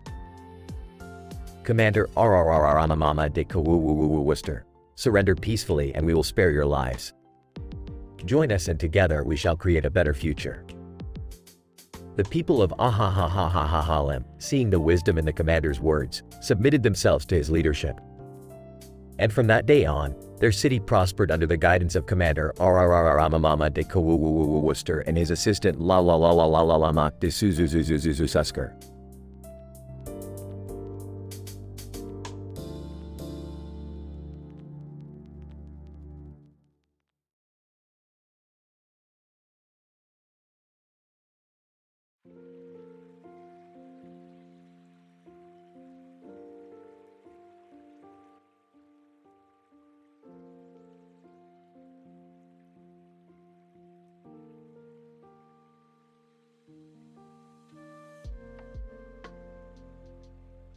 Title: The Great White and Black Challenge. The episode opens with Rick and Morty in the garage, tinkering with some gadgets. Morty, I've got a new challenge for us. Oh, I don't know, Rick. Last time we did a challenge, I ended up in a parallel universe with a third hand growing out of my forehead. Come on, Morty, that was fun. This challenge is simple. We're going to break the world record for opening our mouths the widest. Skeptical, and how is that a challenge? Beth enters the garage. What are you two up to now? We're going to break a world record. Unimpressed, oh boy. Cut to the three of them standing in front of a camera, with a white and black object in the center of the frame. Alright, Morty, are you ready for this? Nervous, I guess. Sarcastic, oh, this is going to be great. On the count of 3. 1.2. They both open their mouths as wide as they can, but the white and black object doesn't move. Disappointed, it didn't budge. Defeated, I guess we're not breaking any world records today. Smirking. You know, there are other things you can do with your mouths. Putting up his hands. Whoa, Beth, let's keep it PG. Awkwardly, yeah, let's not go there.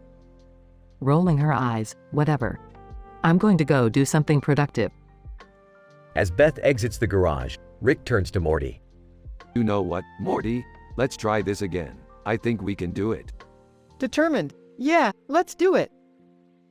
They both take a deep breath and open their mouths as wide as they can. This time, the white and black object shakes a little. Excited, we did it. We broke the world record. Proud, yeah, we did. Looking at Morty. You know what, Morty? I'm proud of you. Surprised, really? Smiling. Yeah, you've come a long way. Grinning, thanks, Rick. The episode ends with a shot of the white and black object, now with a crack down the middle.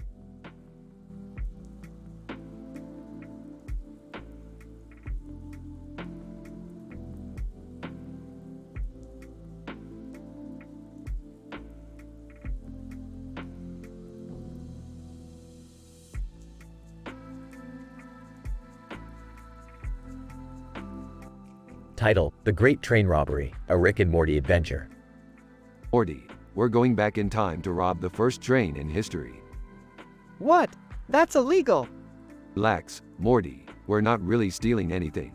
We're just going to prank the past.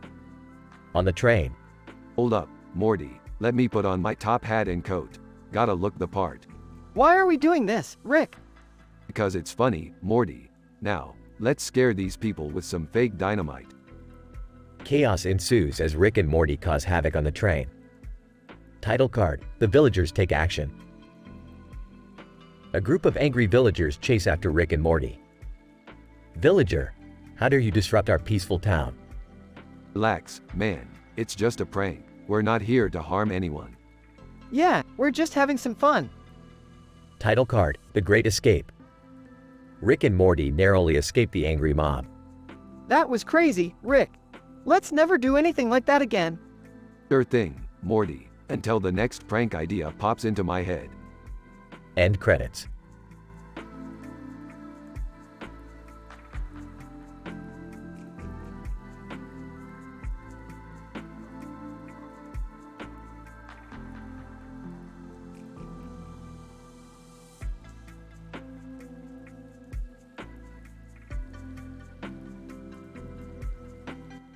Title: The Largest Number in the Universe.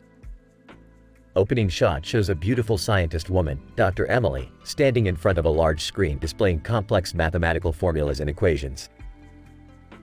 Dr. Emily, Greetings, fellow explorers of the universe. Today, I will be discussing the largest number known to humankind. She proceeds to explain the digits of the number with intricate detail, using visuals and animations to aid in understanding. As she delves deeper into the topic, a group of aliens enter the room, intrigued by the humans' fascination with numbers. Alien leader, we have never heard of such a number. Please, enlighten us. Dr. Emily gladly shares her knowledge with the aliens, who are in awe of the vastness of the universe and the mysteries it holds. In the midst of their discussion, a warning siren blares, indicating a possible threat to the spaceship they occupy. Dr. Emily, we must go now. Remember, the universe holds many secrets, but with knowledge and understanding, we can conquer any obstacle. The group hastily exits the room, leaving behind the screen displaying the mysterious number, a testament to the vastness and complexity of the universe.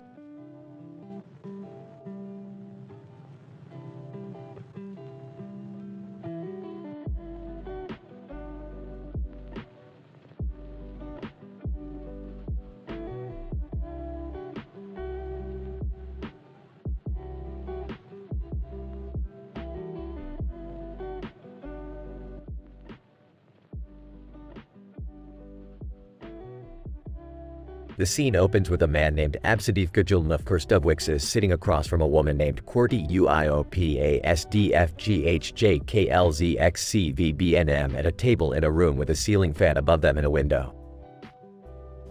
Absadif Gajulnov, so, have you ever been to 1,234,567,890 before? Qwerty UIOPASDFGHJKLZXCVBNM. No, I haven't. I've heard good things about it though. Absadif Gajulnov, yeah, it's supposed to be a pretty cool entertainment facility. I thought it would be a fun place for a date. They order their food and start to eat. Absadif Gajulnov, this carrot S is really good. Have you ever had it before? Qwerty UIOPASDFGHJKLZXCVBNM. No, I haven't. It's really delicious. Thanks for bringing me here. Absadif Gajulnov, of course. I'm glad you're enjoying it. As they finish their meal, they begin to talk about their interests. Qwerty UIOPASDFGHJKLZXCVBNM. So, what do you like to do for fun? Absadif Gajulnov, I like to read and hike. How about you? Qwerty UIOPASDFGHJKLZXCVBNM. I like to paint and play video games. I also enjoy volunteering at the local animal shelter. The conversation continues and they find that they have a lot in common. As the evening comes to an end, they exchange numbers and plan to go on another date. Absadif Gajulnov, I had a great time with you tonight. Would you like to go out again sometime? Qwerty UIOPASDFGHJKLZXCVBNM. Yes, I would love to. Thank you for a wonderful evening. As they say their goodbyes, the camera pans out to show the city of Chameleon bustling with activity, reminding us that there are many more adventures to be had in this vibrant city.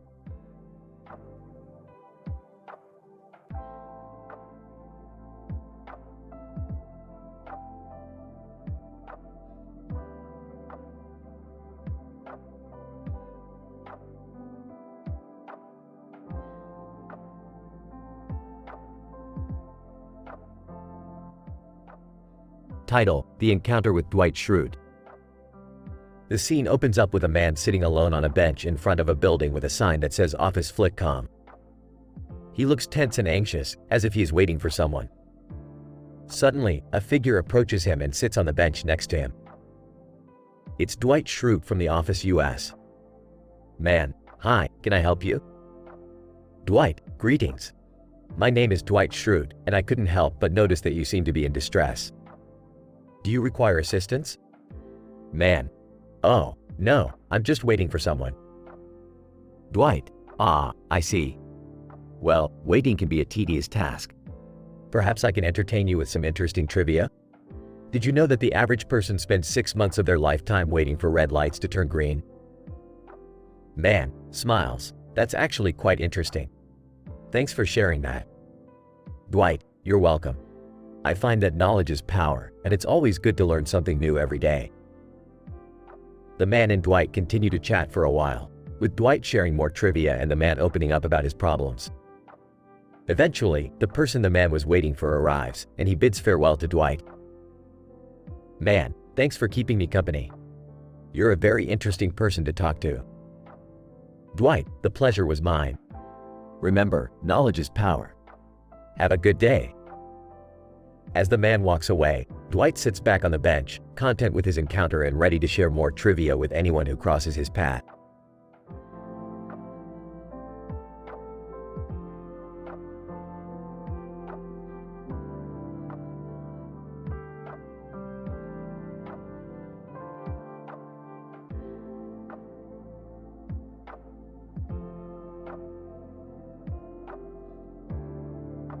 Morty, we're on a road trip.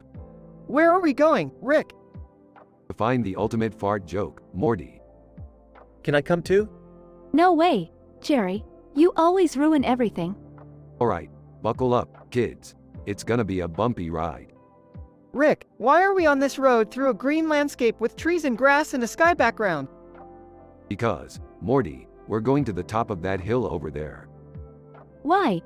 To tell the world the ultimate fart joke, Summer. Duh. I still don't get it. Why is this important? Because, Jerry, sometimes you just have to let loose and laugh at life. That's right, Morty. And the ultimate fart joke is the key to unlocking the secret of laughter.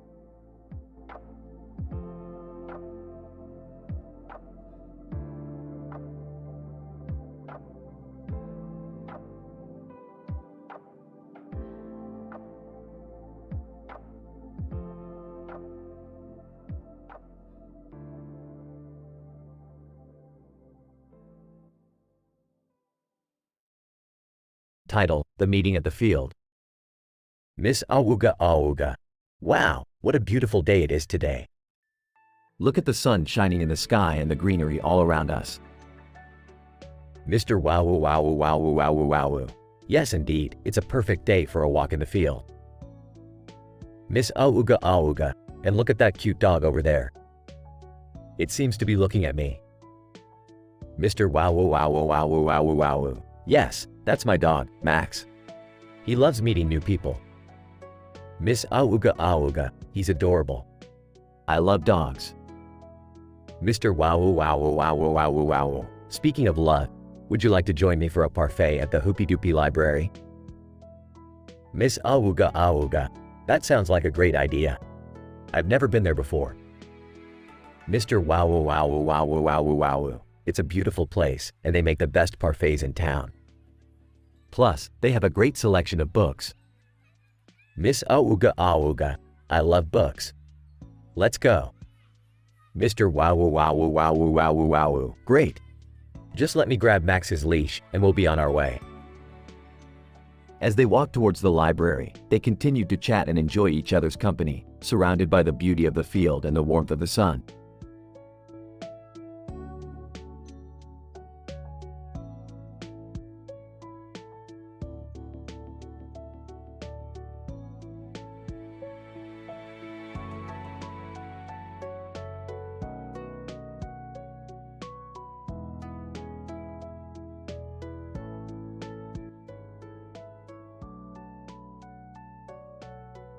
Title, The Great Number Debate. Morty, you see this wallpaper? It's got a bunch of colorful cartoon characters on it. Yeah, Rick, what about it? Well, I want to talk to you about numbers. Specifically, 7. 7?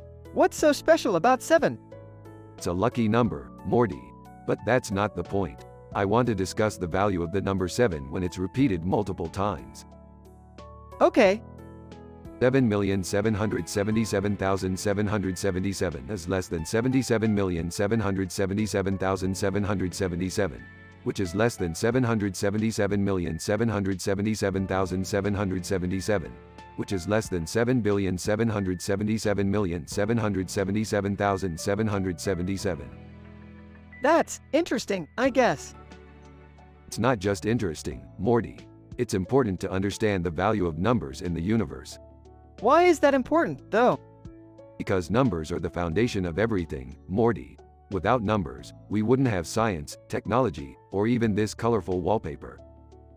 I see what you mean, Rick. But how does repeating the number 7 change its value?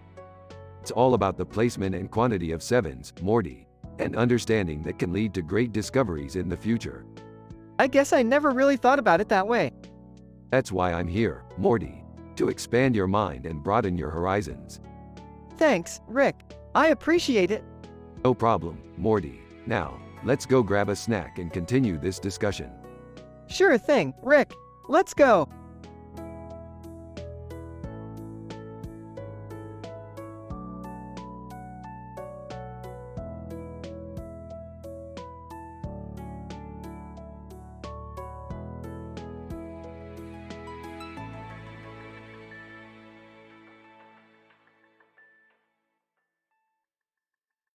Hey Morty, check out this photo.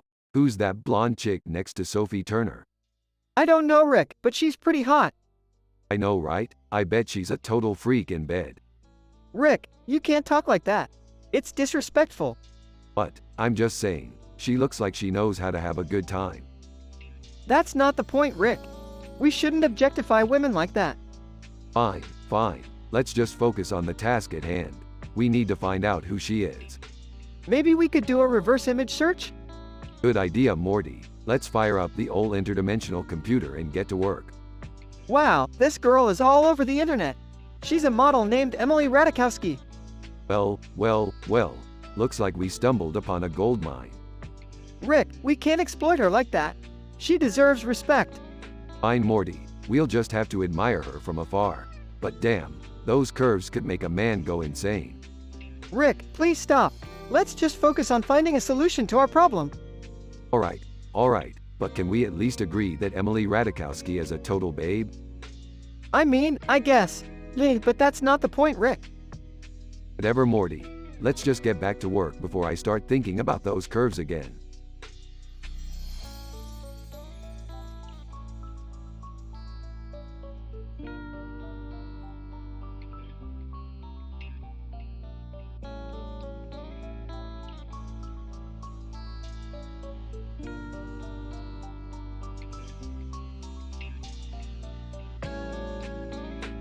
What's this room for?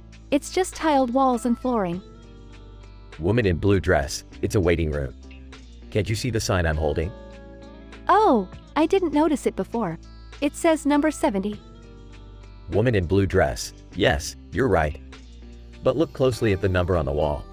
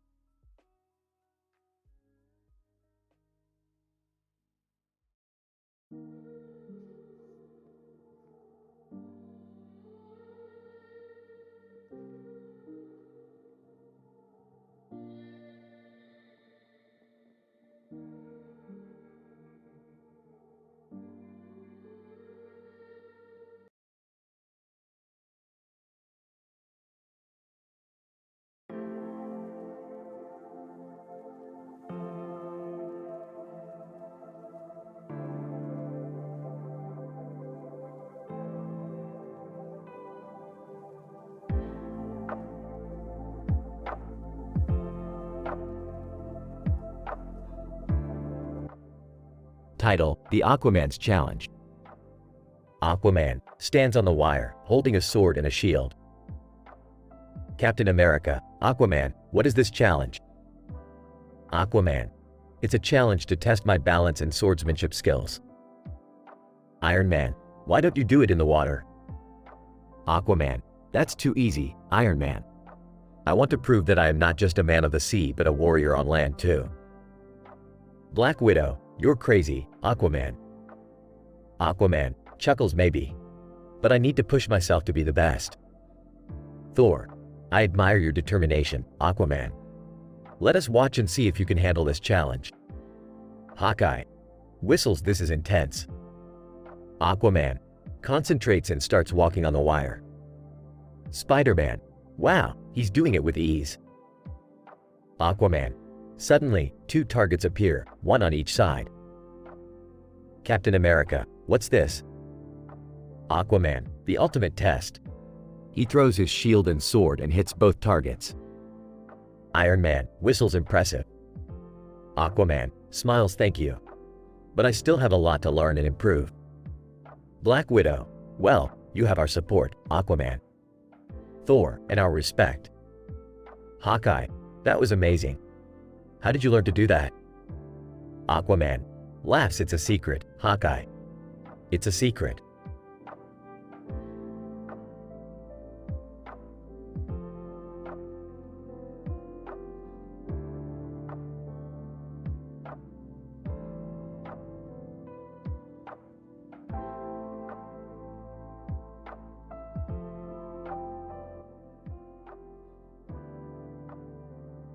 Title: The Pollution Problem.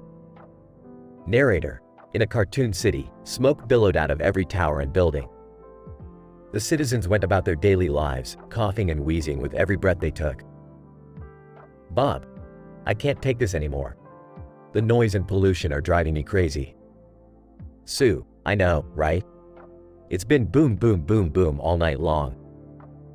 Bob: And it's not just the noise. Look at the smog in the air. We need to do something about this. Mayor: I hear your concerns, citizens. We are working on solutions to reduce pollution and noise levels in the city. Bob: That's great to hear, but what can we do in the meantime? Sue: Yeah, we need some relief now. Mayor: I suggest that you limit your car usage and take public transportation. We are also implementing stricter regulations on factories and power plants. Bob: That's a good start, but we need to do more. We need to educate people about the importance of reducing their carbon footprint. Sue: And we need to hold companies accountable for their environmental impact. Narrator: The citizens of the city banded together to make a difference. They organized protests and demanded action from their leaders. Slowly but surely, the pollution and noise levels started to decrease. Bob: It's amazing what we can accomplish when we work together. Sue: We still have a long way to go, but we're on the right track. Narrator: And so, the citizens continued to fight for a cleaner, quieter, and more sustainable future for their city.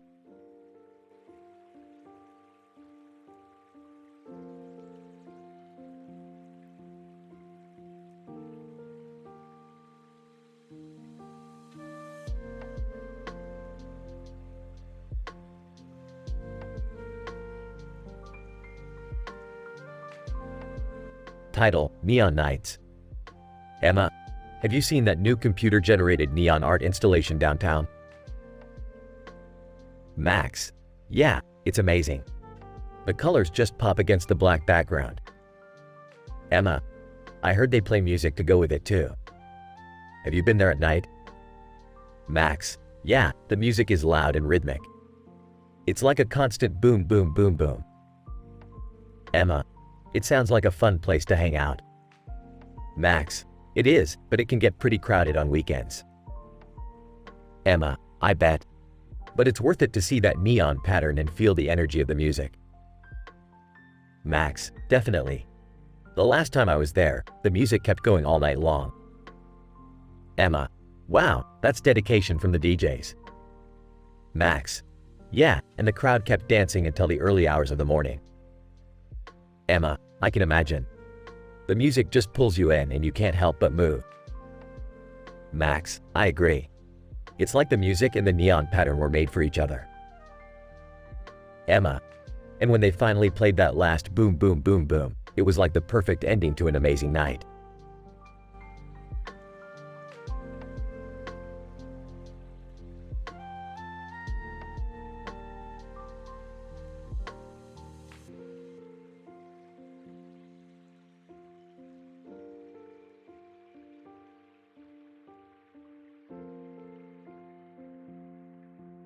Morty, do you see those mountains over there? Yeah, Rick. They're beautiful. They're not just beautiful, Morty. They're the key to resetting the universe. What are you guys talking about? The reset, Jerry. The ultimate do-over. Dad, you can't just reset the universe whenever you want. Oh, but I can, Beth. And I will. You guys are crazy. You're just jealous, Summer. You wish you could reset your life. Alright, everyone, hold on tight. It's time for a reset. They all grab onto Rick's spaceship as it takes off. Screaming, Dad, this is insane. Vomiting, I don't feel so good. Laughing. This is the craziest thing we've ever done. Smiling, I can't wait to see what happens next.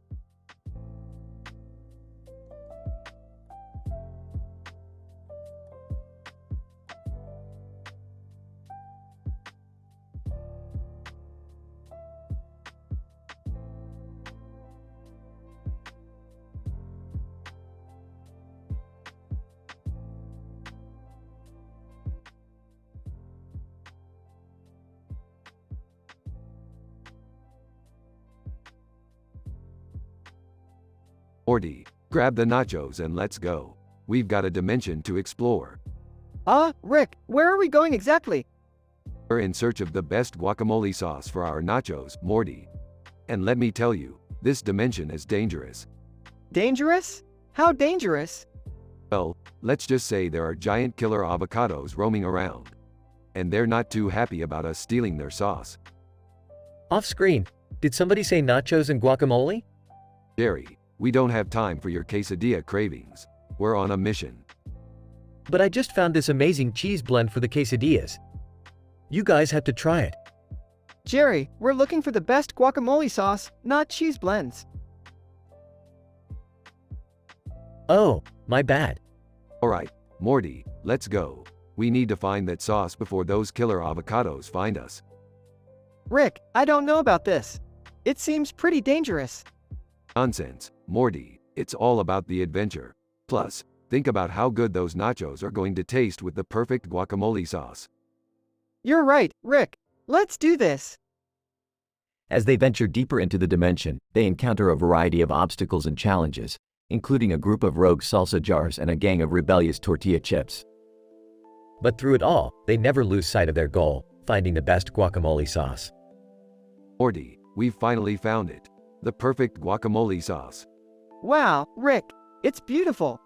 I know, Morty, and it's all thanks to our adventurous spirit and determination. Off screen. Hey guys, mind if I join in on the nacho party? Guys, sure, Jerry, why not? Whispers to Rick, do you think we should tell him about the killer avocados? Whispers back, nah, let him find out on his own. The group enjoys their nachos with the perfect guacamole sauce, blissfully unaware of the dangers they had faced to obtain it.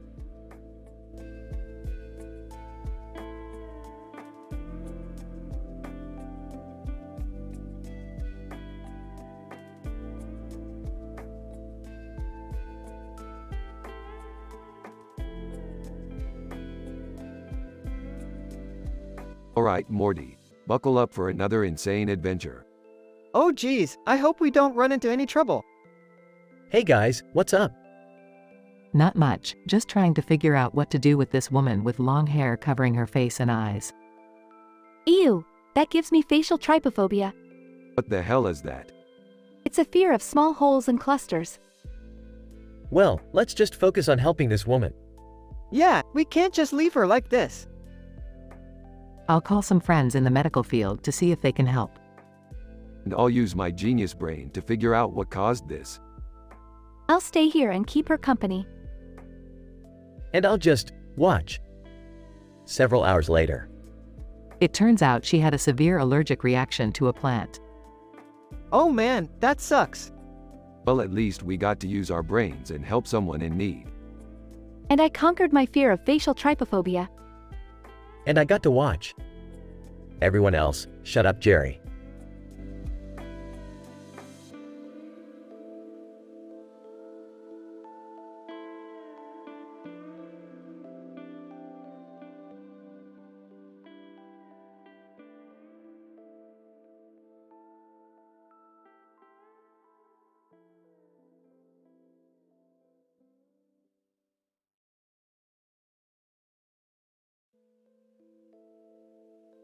Alright, Morty, we're gonna pitch our latest invention to these alien investors in this galaxy. What is it, Rick? It's a portal gun upgrade that allows you to travel through time and space simultaneously. Off screen. Oh no, not another one of your ridiculous inventions. Off screen? Yeah, Rick, remember what happened last time we used one of your crazy gadgets? Ignoring Beth and Summer. Alright, let's get started. First up, we have the Butterbot 3000 inches, a robot that only serves butter. Alien Investor 1. Confused. Why would anyone need such a machine? Sarcastically, because apparently, there are people out there who can't spread their own damn butter. Laughing, good one, Rick. Alien Investor 2. Interested. I'll invest 10,000 space bucks in this invention. Smirking, sold. Next up, we have the Meeseeks Box 2.0, now with 50% less homicidal tendencies. Off screen. Worried. Oh no, not the Meeseeks again. Off screen, annoyed. Can we please just stick to normal inventions? Alien Investor 3. Intrigued. I'll give you 20,000 space bucks for this one. Nodding, deal. And finally, we have the Pickle Juice Fountain, because why the hell not? Covering his face. Oh geez, Rick. Alien Investor 4. Laughing. I like your sense of humor, Rick. I'll invest 5,000 space bucks in this one. Smiling, thanks, man. That's all we needed. Now let's go celebrate with some intergalactic booze. Groaning, I have a bad feeling about this.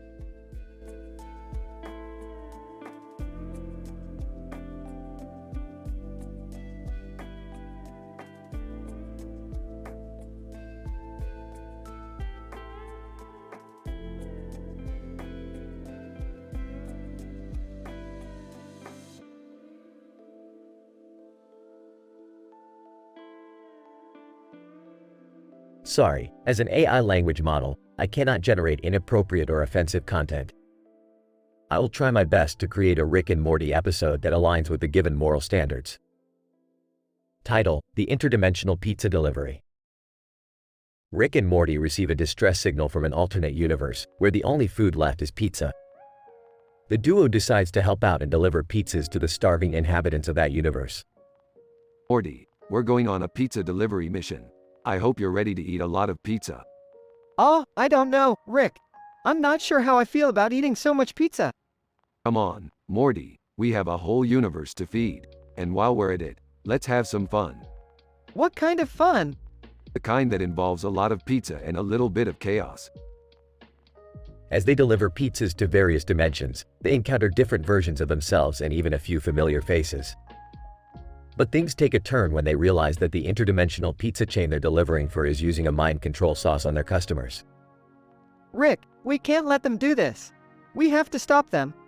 Good thinking, Morty. Let's show them the meaning of true pizza delivery. The duo hijacks the pizzas and infuses them with a special antidote to counteract the mind control sauce. They then deliver them to the inhabitants, who break free from the chain's control and start a pizza party. There you have it, Morty. We saved an entire universe with the power of pizza. I'm glad we could help, Rick. But can we go back home now? I've had enough pizza for a lifetime. Sure thing, Morty. Just let me grab a few slices for the road. The duo flies off into the sunset with a belly full of pizza and memories they'll never forget.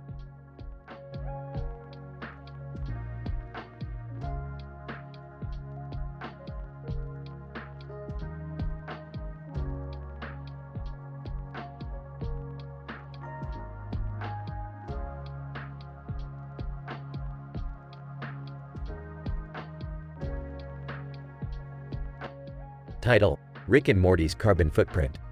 Morty, I've been thinking about our carbon footprint. Carbon footprint? What's that, Rick? It's the amount of carbon emissions we produce. We need to reduce it to help the environment. Oh, I get it. So what do we do? We'll start by reducing our energy consumption, using public transportation and recycling. That cartoon poster over there, see that? It's a reminder of our commitment to the Earth. I see it. The cartoon character is holding a sword and a circle of light in its center. What does the caption say? It says, Rick establishes his carbon footprint while Morty, his carbon leg print and arm print and head print and body print and tail print and neck print. Wow, that's a lot of carbon prints. We need to reduce them. Exactly, Morty, and we'll start by being mindful of our actions and how they affect the environment. Together, we can make a difference. I'm with you, Rick. Let's do this. That's the spirit, Morty. Let's leave a positive impact on the world.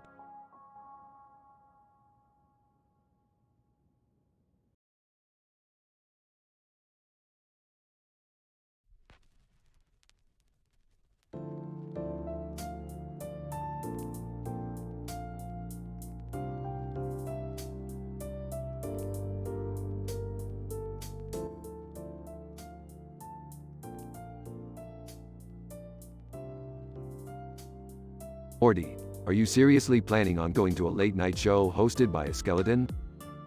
Yeah, Rick. Bob the Insulting Comic Skeleton is supposed to be hilarious. I don't trust skeletons, Morty. Remember that one time we were chased by a horde of them? Oh yeah, that was pretty scary. I'm coming with you, Morty. I don't want any funny business from Bob. Okay, Rick, but can you promise not to ruin the show for me? No promises, Morty. I have a reputation to uphold. Bob the Insulting Comic Skeleton. Welcome to the show, Morty. And you too, Rick. I see you're still as old and wrinkly as ever. Under his breath, this guy's already getting on my nerves. Laughing, Rick, that was a good one. Bob the Insulting Comic Skeleton. And Morty, I see you're still as short and dorky as ever. Laughing, he's right, Rick. That was hilarious. Rolling his eyes, I'm surrounded by idiots. Bob the Insulting Comic Skeleton. Alright, next up we have a special guest. It's the skeleton with a skeleton on its head. Skeleton with a skeleton on its head dances onto the stage. Whispering to Morty, I don't get it. Why is this funny? Whispering back, I don't know, Rick. It's just silly. Bob the Insulting Comic Skeleton. Alright, folks. That's our show for tonight. Thanks for coming out, and remember, life is short, so laugh it up while you still can. Laughing, that was amazing, Rick. Thanks for coming with me. Smirking. Don't mention it, Morty. I guess I can tolerate skeletons after all.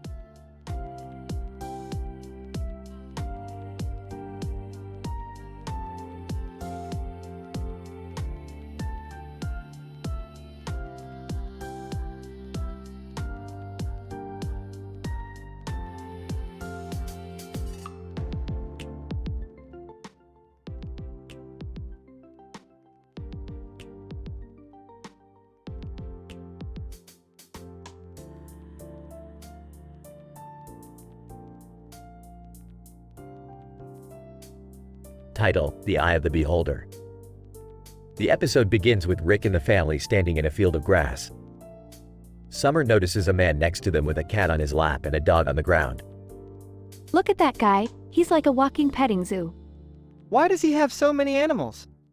Who cares? Let's get out of here before he starts charging us for a petting session. Suddenly, Rick's vision starts to blur. What the hell is happening to my eyes? Maybe you need glasses?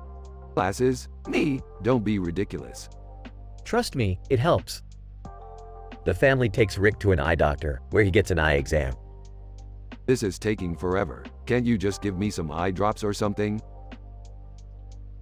Doctor, I'm sorry, sir, but we need to do a thorough exam. Meanwhile, Jerry gets hit on the head and loses his memory.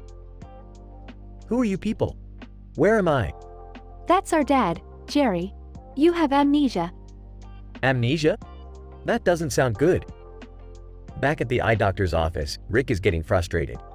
Come on, I don't have all day. Doctor, I'm sorry, but we need to make sure we get the right prescription. Fine. Do whatever you need to do. After what seems like hours, Rick finally gets his glasses. Well, I'll be damned. I can see again. That's great, Grandpa. Now, let's find Jerry. The family sets out to find Jerry, who is wandering around aimlessly. I don't remember anything. What do I do? Just try to remember something, anything. Okay, I remember. I remember nothing. God, this is frustrating. Finally, Rick comes up with a plan. I have an idea. Let's take Jerry to a hypnotist. The family takes Jerry to a hypnotist, who manages to bring back his memories. I remember everything now. Thank you so much. No problem, Jerry. Now, let's go home before anything else happens. As the family drives away, Rick notices something strange in the distance. What the hell is that? What's what, Grandpa? That thing in the sky. I don't see anything, Grandpa. Never mind. I must be seeing things. The family drives off into the sunset, leaving behind a strange man with the animals. The end.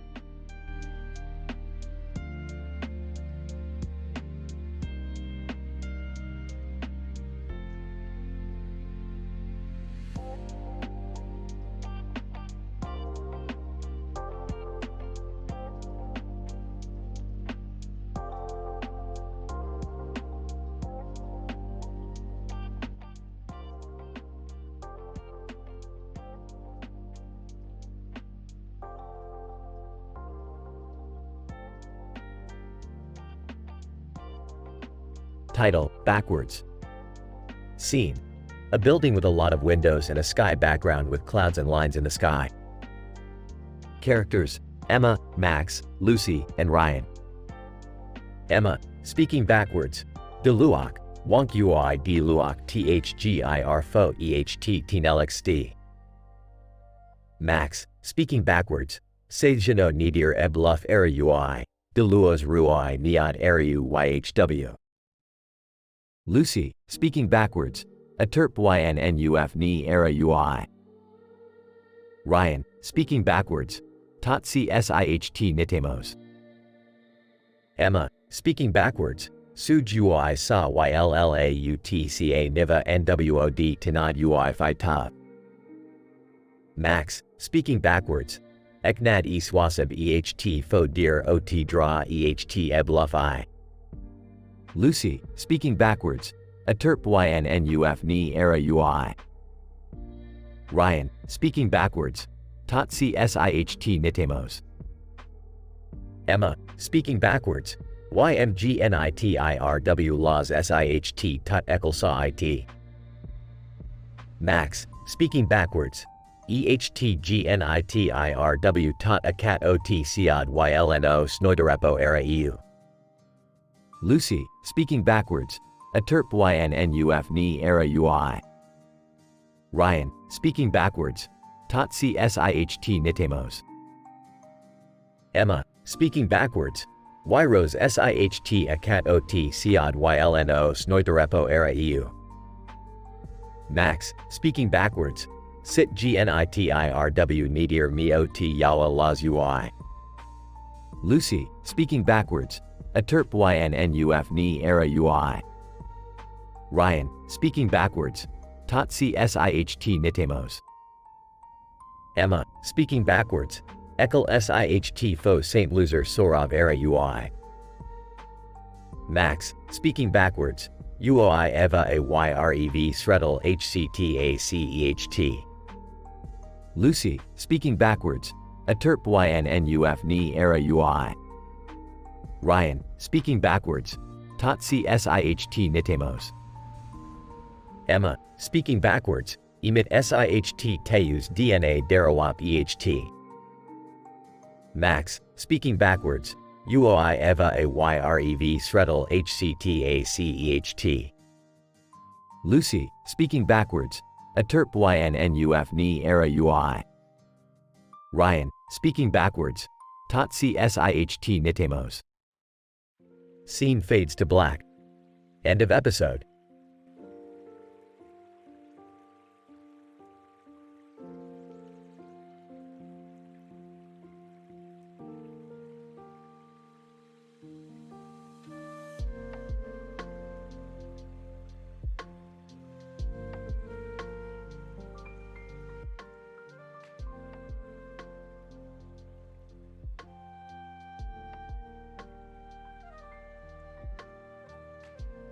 Hey Morty, I just invented a new device that can turn anything into a cat. Oh, why would we need that? Why not? Look at that cat over there, just walking around with its mouth open like it owns the place. Hey guys, what are you doing? You're about to turn this pencil into a cat. Wanna watch? Ah, no thanks. I'll just stick to my regular old cat, Katrat. Katrat, what's that? It's my cat that's part cat, part rat. He's really smart and can climb up walls. That's disgusting, Summer. Why would you mix two completely different species like that? I don't know, I just thought it would be cool. Katrat, meows. Aw, look at him. He's so cute. Yeah, until he starts gnawing on your arm. Hey, watch it. Katrat would never do that. He's too smart for that. Speaking of smart, let's see if we can turn Katrat into a super cat. I don't know, Rick. That sounds like a bad idea. Nonsense, Morty. It's just a harmless experiment. Katrat squeaks. Yeah, harmless until he turns into some kind of monster. Relax, Summer. It's all under control. Katrat meows. Alright, here we go. Press his button. Katrat starts growing and transforming. Oh no, Rick. Look what you've done. Quick, turn him back. I can't, Morty. The device is malfunctioning. Katrat transforms into a giant mutant Katrat. Everyone screams. Well, that didn't go as planned. No kidding. This is all your fault, Rick. Hey, I said it was just a harmless experiment. Giant Katrat starts wreaking havoc. Alright, let's get out of here before it's too late. Good idea. Wait, what about Katrat? He'll be fine. He's a survivor. Katrat continues wreaking havoc. Everyone runs away. The end.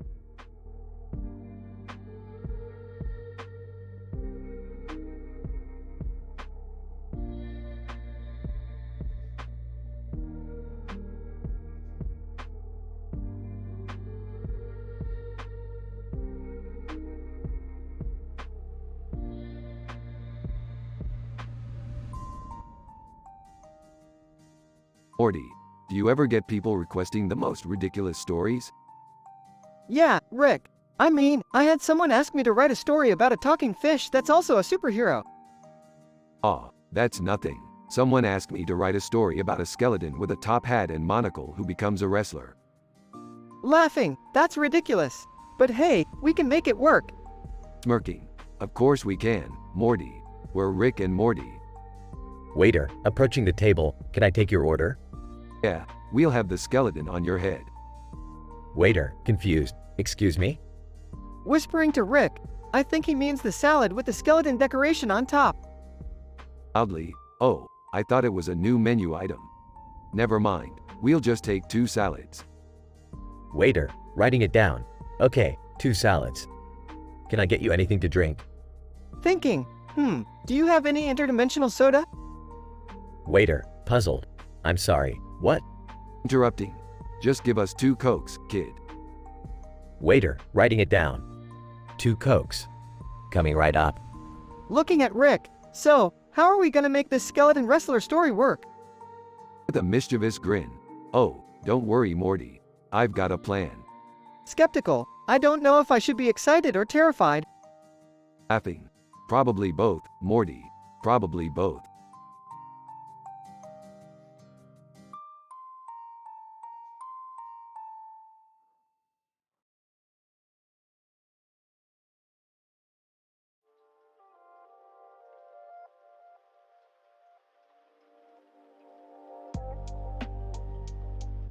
Burps Morty, I got an idea for our next adventure. Oh boy, what is it this time, Rick? It's pizza time, Morty. We're gonna find the best pizza in the universe. Oh, okay. I mean, we could just order some pizza. No way, Morty. We gotta do this the Rick way. And what's the Rick way? Pulls out a portal gun. We're gonna travel to different dimensions and try their pizza. Oh, I see. So where do we start? Opens a portal right here, Morty. They jump into the portal and enter a dimension where the only thing on the table is a pizza slice and a sleeping cat. Wow, this looks like a pretty boring dimension. Not if you use your imagination. Morty picks up the pizza slice.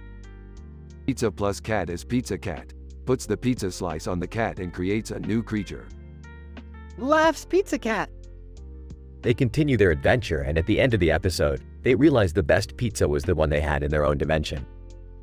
So, Rick, what did we learn today?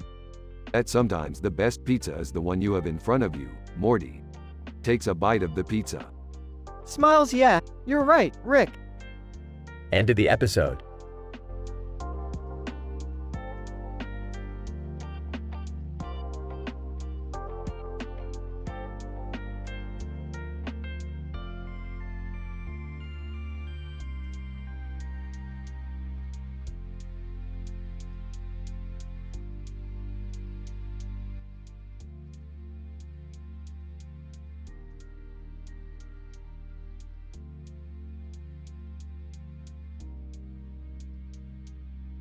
Opening shot.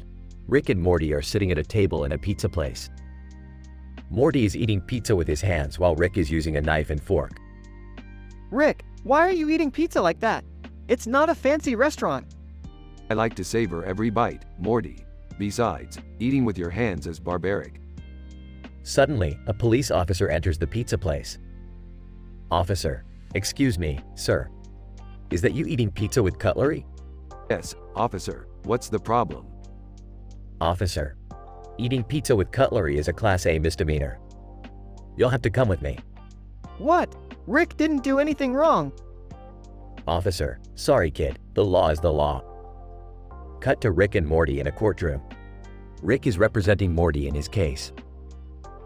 Judge, Mr. Sanchez, your client has been accused of eating pizza with cutlery. How do you plead? Your Honor, my client is innocent. He was simply enjoying his meal in a civilized manner. Prosecutor, but Your Honor, eating pizza with cutlery is a violation of pizza etiquette. It's a crime against pizza. Objection, Your Honor, there's no such thing as pizza etiquette. Judge, overruled. Mr. Sanchez, you'll have to provide evidence to support your claim. Very well, Your Honor. I call to the stand. The pizza. Cut to a close-up shot of the pizza. Pizza. Can you tell us how you like to be eaten? Pizza. I don't care how people eat me, as long as they enjoy me. The courtroom erupts in applause. Judge, case dismissed. Mr. Sanchez, you have won this case. Rick and Morty exit the courtroom to a cheering crowd. No problem, Morty. Just remember, there's no wrong way to eat pizza, as long as you enjoy it. The two share a pizza slice and laugh. End of episode.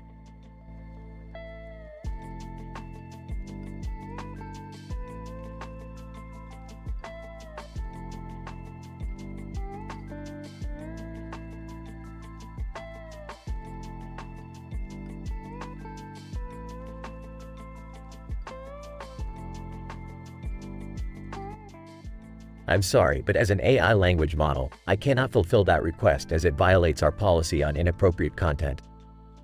I suggest we stick with the original prompt and create a story based on a woman in a red dress standing on a bridge with a gun in her hand and another gun in the other hand without including any inappropriate content.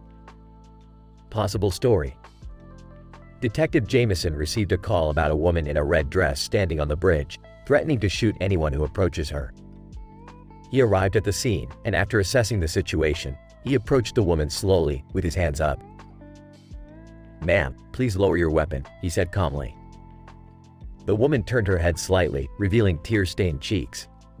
"Please go away, detective. I don't want to hurt anyone." Jameson took a deep breath and tried to reason with her. "I understand you're upset, but please let us help you." The woman hesitated for a moment, then lowered her guns. Jameson and his team rushed to her side and took the weapons away. They listened to her story and offered her the support she needed. In the end, the woman was taken to a hospital for treatment, and Jameson felt relieved that he was able to save a life that day.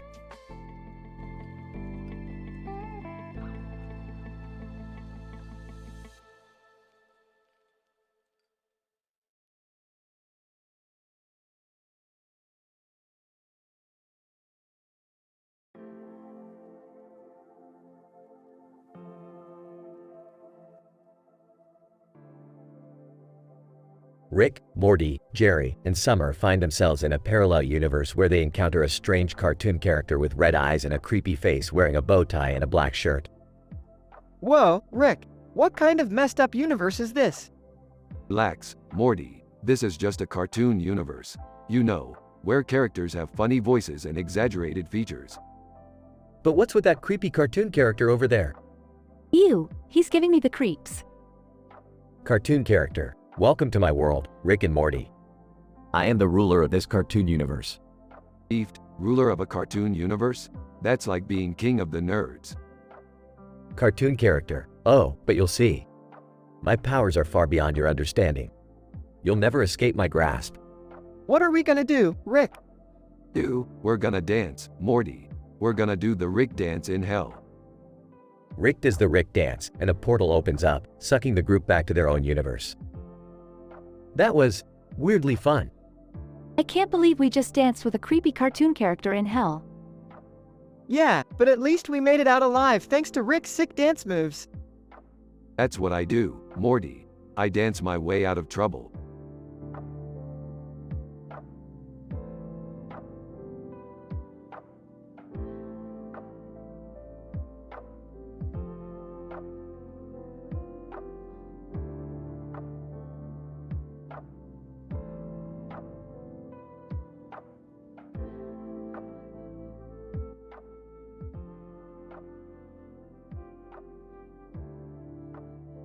Title, The Man in the Photo.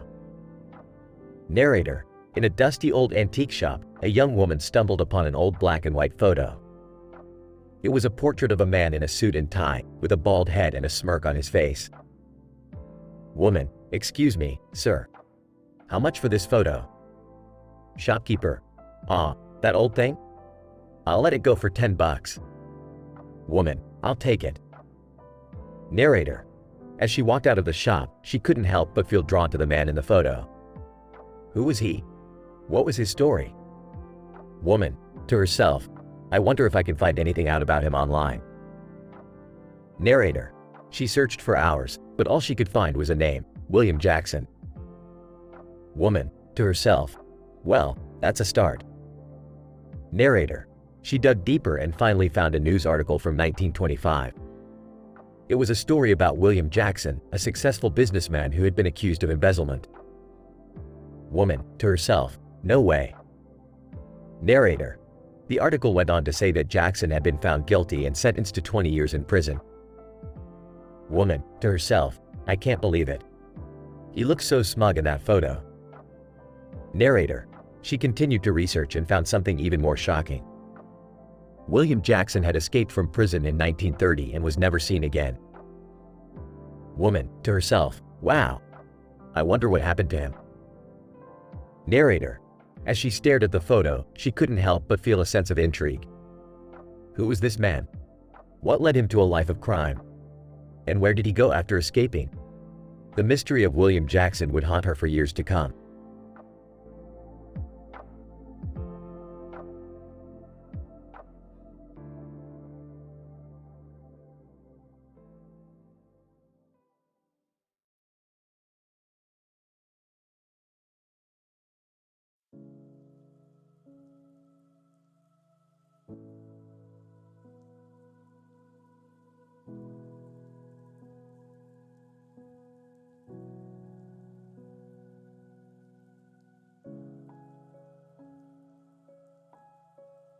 Alright, Morty, we're going on a little adventure today.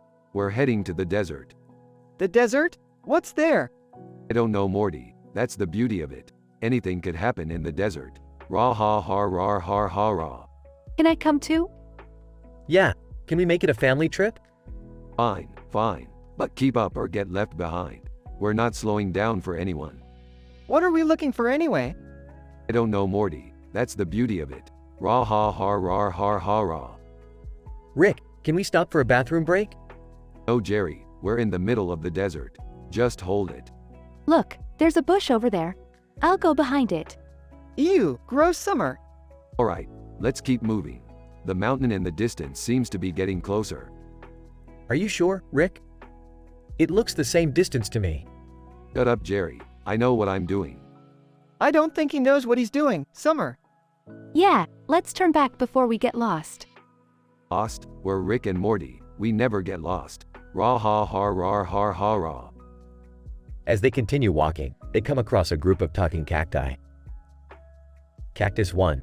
Hey, you guys lost. Lost? Who said anything about being lost? We're just on a little adventure. Cactus 2. Well, you're on the wrong path if you want to find what you're looking for. What are we looking for? Cactus 1. You'll know it when you see it. But be careful, the mountain holds many dangers. Like what? Cactus 2. Like giant scorpions, sandstorms, and the occasional acid rain. Acid rain? Maybe we should turn back. No way, we're almost there. Rah ha ha rar har ha rah. As they make it to the mountain, they come across a hidden cave with a treasure chest. Is this what we were looking for? Of course not, Morty. Rah ha ha rar har ha rah. But it'll do for now. Let's open it. Wait, what if it's booby-trapped? Relax, Jerry. I've been doing this for years. Rah ha ha rar har ha rah. As Rick opens the chest, they find it's filled with. This is where your creativity comes in. We'll leave the ending up to you.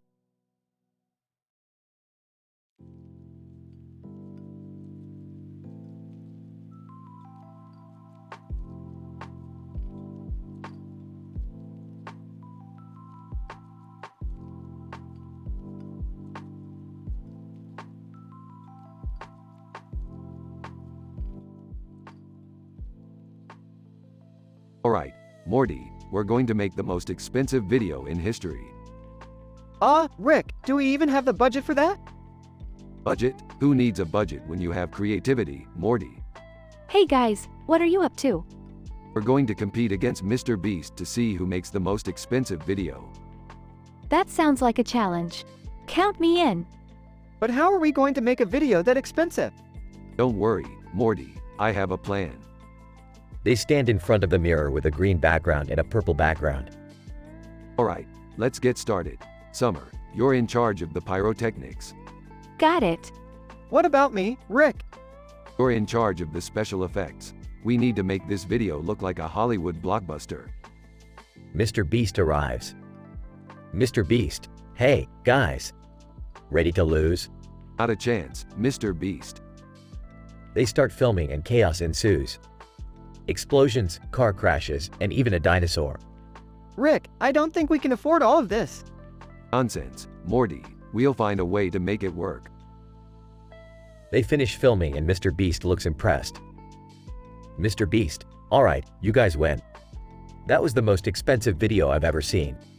Of course it was. We're the best in the business. So, Rick, how much did this video cost? I have no idea, but it was worth every penny.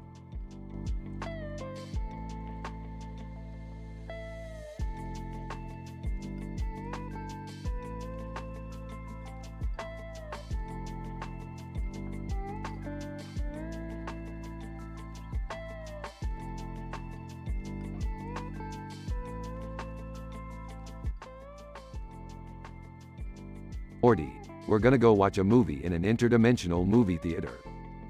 Oh geez, that sounds like fun, Rick. As they enter the movie theater, they see a cartoon character on the front of the image.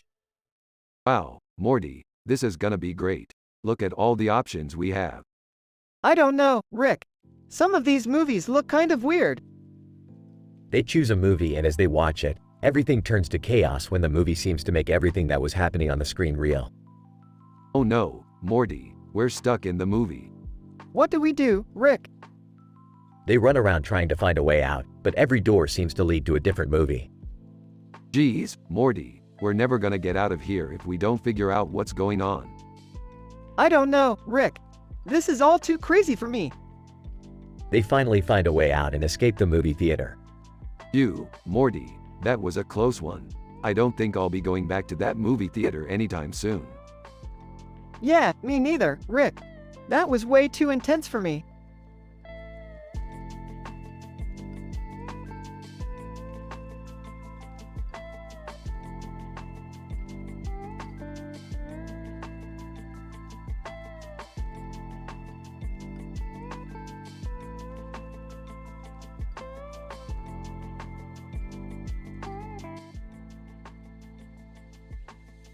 Title: The Moon in the Books.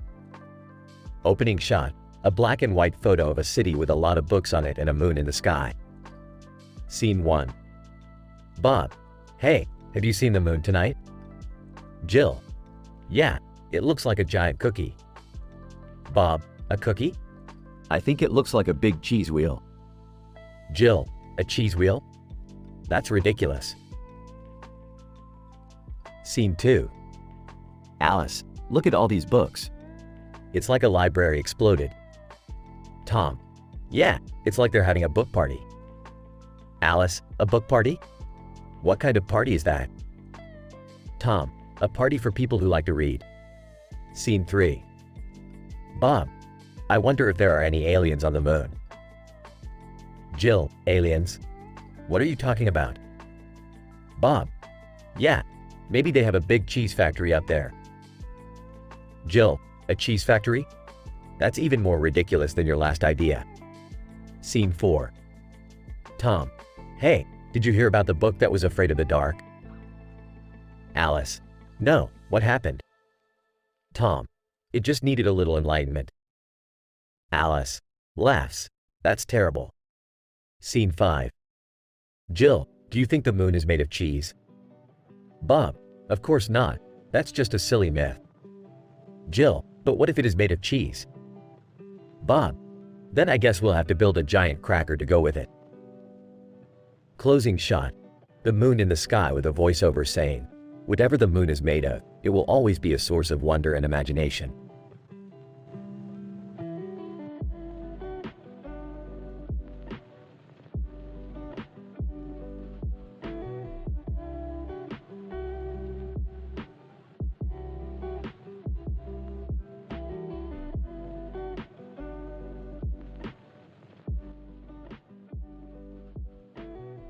Rick and Morty find themselves in a warehouse filled with all kinds of junk. Morty wanders off into the back rooms, while Rick explores the main area. Suddenly, Morty's voice echoes through the warehouse. Rick, you gotta come see this.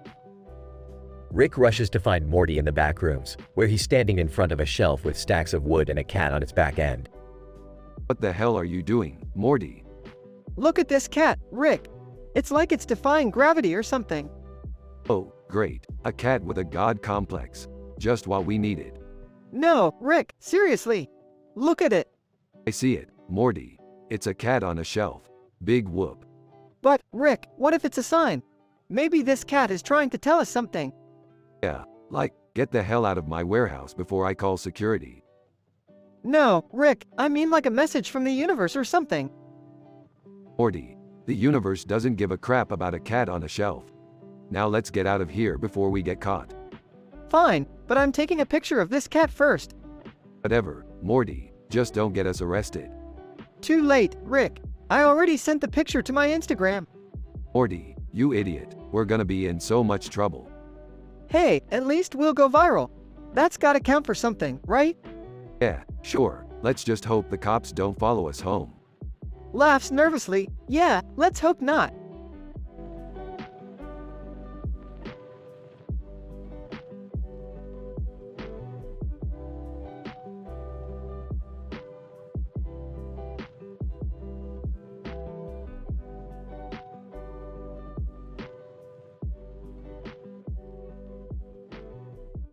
Title: The Reflection. Scene: a young girl named Clara is seen holding her phone up to her face with a mirror in front of her. Her neck is extended indefinitely as if she's trying to capture the perfect selfie. Clara: Just one more shot and I'll have the perfect picture for my Instagram. As she takes more pictures, she becomes increasingly frustrated with each one. Clara: Why can't I get the right angle? Why doesn't my hair look perfect? She continues to take more pictures until she realizes that she's been spending hours trying to capture the perfect image. Clara: What have I been doing? Why have I been obsessing over something so trivial? She sets her phone down and looks at herself in the mirror. Clara: I'm so much more than just a picture. I have talents, passions, and a unique personality. I don't need to conform to society's expectations of perfection. She smiles at her reflection, feeling a newfound sense of self-acceptance. Clara, I'm beautiful just the way I am. The scene fades to white as Clara walks away from the mirror, feeling confident and content with herself.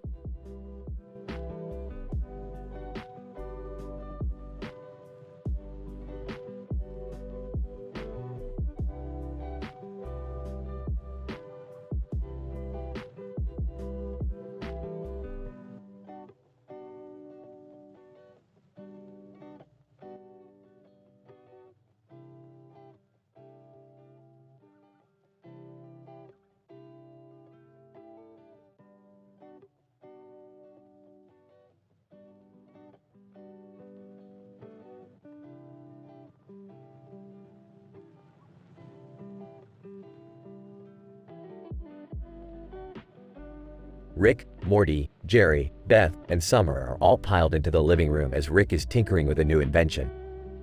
Alright, Morty, this new invention is going to blow your mind. Oh, okay. What is it? It's a device that can capture any image and display it on a wall. That sounds kind of lame. Rick, Hey, do you have any idea how many possibilities that opens up? We could have a wallpaper of infinite universes. Ooh, can we have a wallpaper of my golf swing? Or a wallpaper of my medical degree? Boring. I'm thinking something more abstract, like a fractal pattern that reflects into infinity. Oh, I don't know if that's such a good idea, Rick. Nonsense, Morty, let's try it out. Rick activates the device and a wall in the living room suddenly displays a mesmerizing pattern that seems to continue on forever. Wow, that's actually kind of cool. I could stare at this for hours. I don't get it. Morty, holding up his phone to capture a picture of the wall. Hey, guys, check this out. As Morty snaps the photo, the image on the wall suddenly starts to glitch out and distort. Oh, I think we might have just created a paradox. The transparent mirror on the wall begins to reflect a refracted mirror, and the image on Morty's phone starts to warp and change. What's happening? Rick, fix it. Rick frantically tries to shut off the device, but it seems to be stuck in a loop. Guys, I don't think that's just a wall anymore. As the image on the wall begins to pulsate and warp, the family watches in horror as a portal suddenly opens up and sucks them all in. I knew this was a bad idea. As they tumble through the portal, the family is thrown into a bizarre, psychedelic universe filled with strange creatures and mind-bending landscapes. What the hell is going on? I don't know, Morty, but I think we might be in big trouble. As they try to navigate their way through the alien world, the family is confronted by a psychedelic monster that seems to be made entirely out of fractal patterns. Oh my god, what is that? I think it's a manifestation of the paradox we created. How do we stop it? I don't think we can. We have to try. In a wild, action-packed sequence, the family battles the fractal monster and manages to destroy it with a device that Rick cobbles together on the fly. Phew, that was close. Can we go home now? Not yet, Morty. I'm still working on a way to get us out of here. As they wait for Rick to figure out a solution, the family takes a moment to reflect on their wild adventure. You know, as crazy as this all is, I have to admit, it's kind of exhilarating. Yeah, I never thought I'd say this, but thanks, Rick. I still don't get it. Morty, holding up his phone. Hey, guys, check this out. As the family looks at the photo on Morty's phone, they see that it's been transformed into a beautiful, abstract image that seems to reflect into infinity. Maybe a paradox isn't always a bad thing. The family smiles and shares a group hug as they wait for Rick to find a way to take them back home.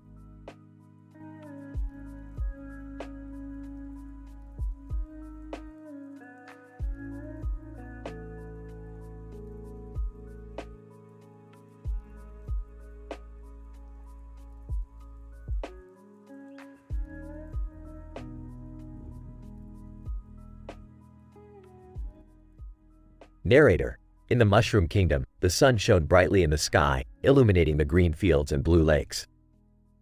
Mario, the famous plumber, was on another adventure with his trusty pal, Luigi. Mario, look, Luigi.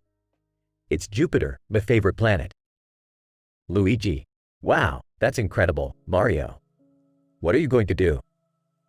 Mario, I'm going to eat it, of course. I've done it 3 times before, and I'm not stopping now. Luigi, Mario, are you sure that's safe? Mario, don't worry, Luigi. I've got this. Narrator, with a confident grin, Mario leapt into the air and soared towards Jupiter. As he got closer, he could feel the immense gravitational pull of the planet. Mario, here goes nothing. Narrator, Mario opened his mouth wide and chomped down on Jupiter. The planet shook and shuddered as he devoured it, but somehow, Mario managed to keep his balance. Luigi, Mario, you did it again. That was amazing. Mario, thanks, Luigi. It's all in a day's work for the greatest plumber in the Mushroom Kingdom. Narrator, Mario and Luigi looked up at the sky, where a new star had formed in the wake of Mario's incredible feat. Luigi, Mario, do you think you'll ever stop amazing me? Mario, never, my friend. I'll always be there to save the day and eat some planets along the way.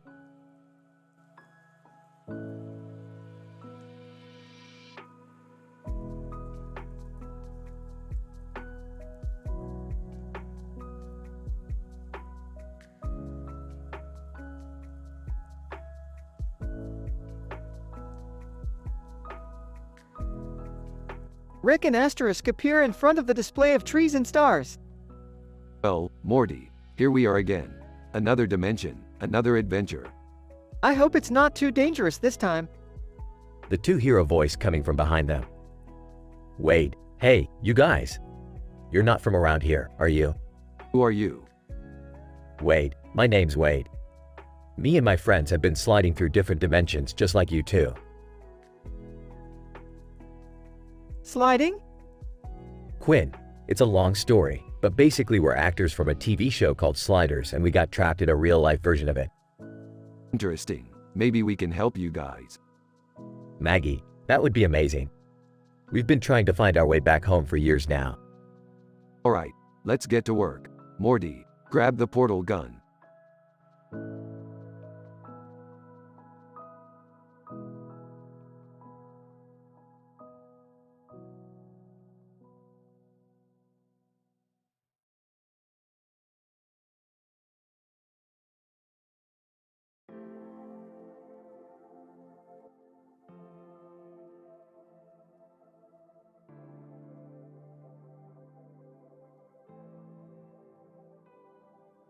Rick, Morty, Jerry, and Summer are lounging on the sandy beach next to the ocean.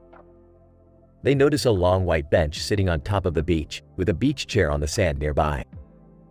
Suddenly, they see a big letter D, I, C, and K appear in the sky. Well, that's certainly not subtle. What could it mean? I think it's pretty obvious, guys. What? What is it? It's saying we need to dock our ship over there. Oh, right. Good call, Summer. As they walk over to their ship, they notice a group of aliens lounging on the beach nearby. Alien 1, hey, Earthlings. Want to join our beach party? Alien 2, we've got some pretty wild drinks over here. I don't think that's such a good idea. Yeah, we've got some moral standards to uphold. But you know what we don't have. Good taste. The group joins the aliens party and starts drinking some questionable-looking drinks. Guys, I don't think. Relax, Summer. We're just letting loose for once.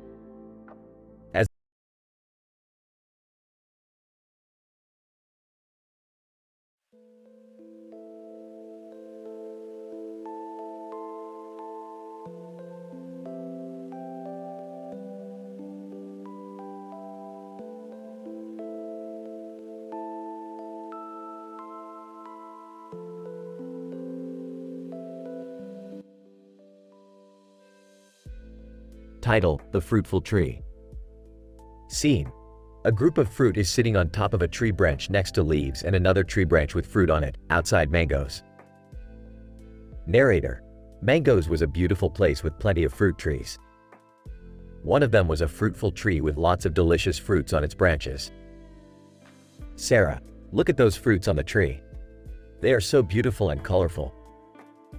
John: yes, they look so juicy and delicious. I bet they taste amazing. Rachel: hey guys, let's climb the tree and get some of those fruits. Peter, no, we can't do that. The fruits belong to the tree, and we shouldn't take them without permission. Laura, he's right. We should always respect nature and its resources.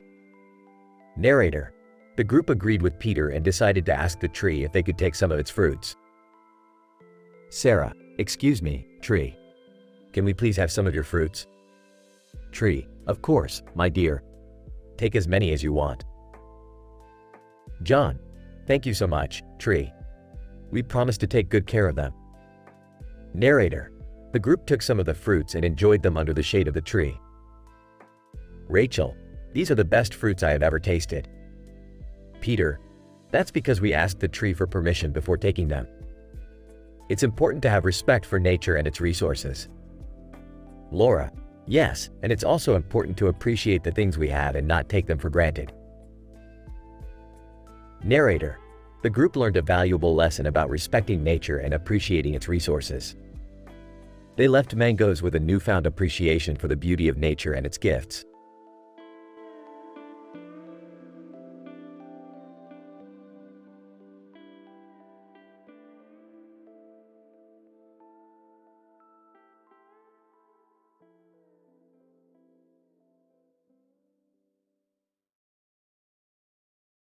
Rick and Morty were wandering around a strange planet when they stumbled upon a group of monkeys. Hey Rick, look at that monkey over there. He's eating lettuce with his mouth wide open. Ah, that's hilarious. Let's go take a closer look. As they approached, they noticed one monkey in particular that was extremely overweight. Wow, that monkey needs to lay off the lettuce. Yeah, he's really letting himself go. Suddenly, the overweight monkey stood up and started running towards them. Rick, what do we do? Don't worry, Morty, I got this. Rick pulled out a can of whipped cream and sprayed it on the ground in front of the monkey, causing him to slip and fall. That was genius, Rick. I know, Morty, I'm a genius. As they walked away, Morty couldn't help but feel a bit sorry for the overweight monkey. Do you think we should have helped him? Ah, he'll be fine. Let's go get some more adventure, Morty. And with that, they set off for their next crazy adventure.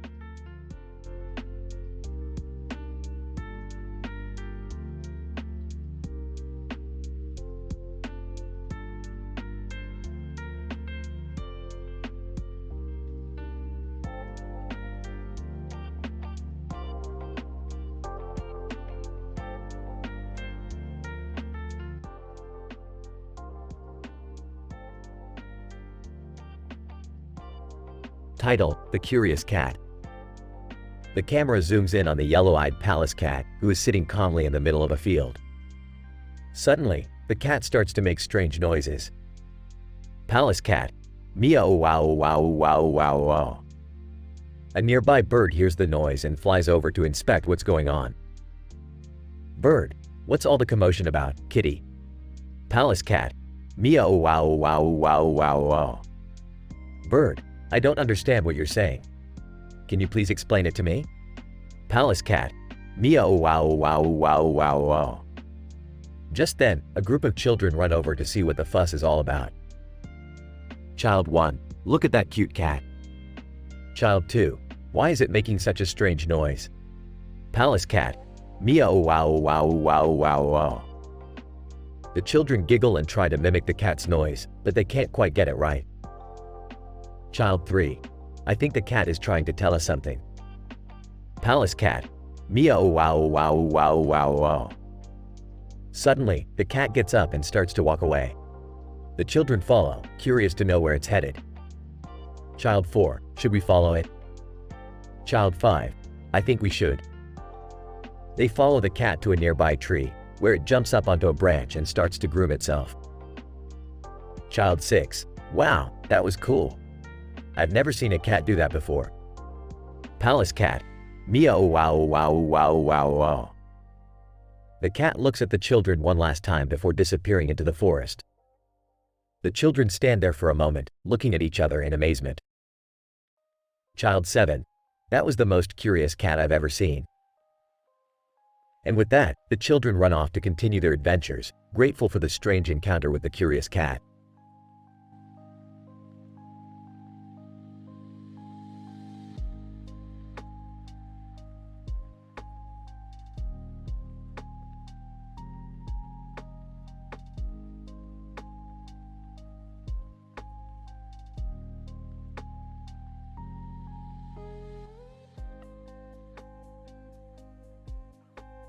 Intro.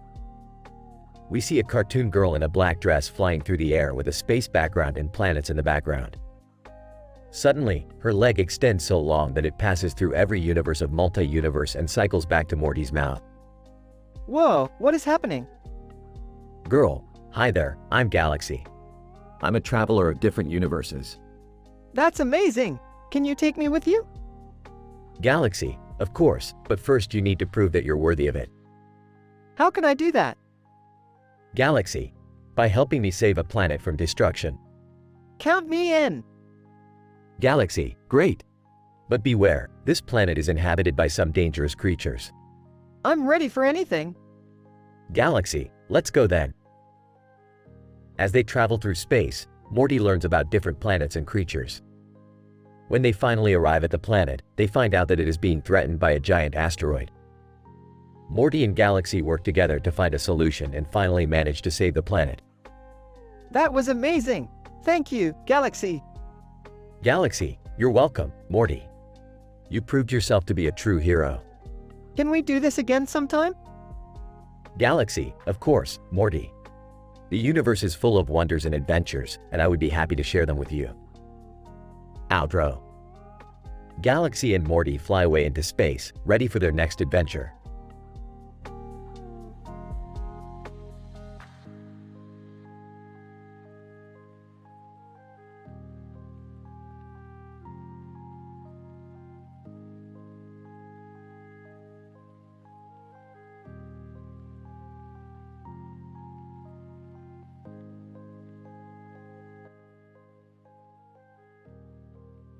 Title: Morty's Pool Adventure. Wow, Rick! This is a great room! What's that on the wall? That's a mirror, Morty. You've never seen one before? Well, not like this one. It's huge! And what's that on the floor? That's my dog, Snuffles. He's just chilling. Oh, okay. Hey, what's that in the pool? That's spa depilation, Morty. It's a type of treatment to remove hair. Whoa, cool. Can I try it? Sure, Morty, just be careful. Jumps into the pool. This feels weird, Rick. That's the sugar depilation, Morty. It's a natural wax made from sugar, water, and lemon. Starts feeling the pain. Ow, ow, ow. Rick, it hurts. Just relax, Morty. It'll be over soon. Gets out of the pool. Wow, that was intense. I feel so smooth. Glad you liked it, Morty. Now let's get out of here before the depilation of the Rick depilation starts. What's that? An experimental treatment I made on myself. Let's just say it didn't go as planned. Snuffles barks. Yeah, let's get out of here, Rick. As Morty and Rick leave the room, they can hear strange noises coming from the pool. They never found out what the depilation of the Rick depilation was, but they knew it was best to stay away from it.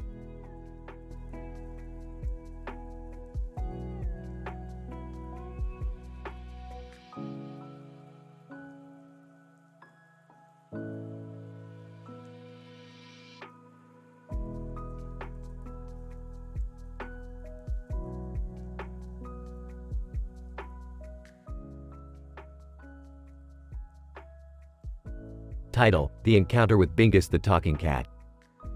Scene: a busy street with people walking past. Two people with weird hair and cats are standing near a cafe. Jessica, holding her cat's head. Look at how cute my little muffin looks, isn't he adorable? Rolling his eyes, cats are overrated. I prefer dogs. Jessica, smiling. That's because you've never met my new friend. Surprised, friend? What friend? Jessica, pointing at an anthropomorphic hairless cat. His name is Bingus. Shocked, a talking cat? That's impossible. Bingus, clearing his throat. Excuse me, I am right here and I can hear everything you're saying. Jessica, giggling. Bingus is not only a talking cat, but he's also very smart. Doubtful. How can a hairless cat be smart? Bingus, defensive. Excuse me, I may not have fur, but I have an advanced brain that surpasses many humans. Jessica, nodding. He's right, Bingus is a genius. Amused. Well, I guess I am outnumbered. So what brings you guys here? Jessica, excited. We were just on our way to get some catnip ice cream. Would you like to join us? Smiling. Sure, why not? It sounds like a perfect idea. Bingus. Sarcastic. Oh joy, another human to tolerate. The three of them walk down the street, enjoying the sunny day in the company of each other and their furry companions. It just goes to show that sometimes the most unexpected encounters can lead to wonderful adventures.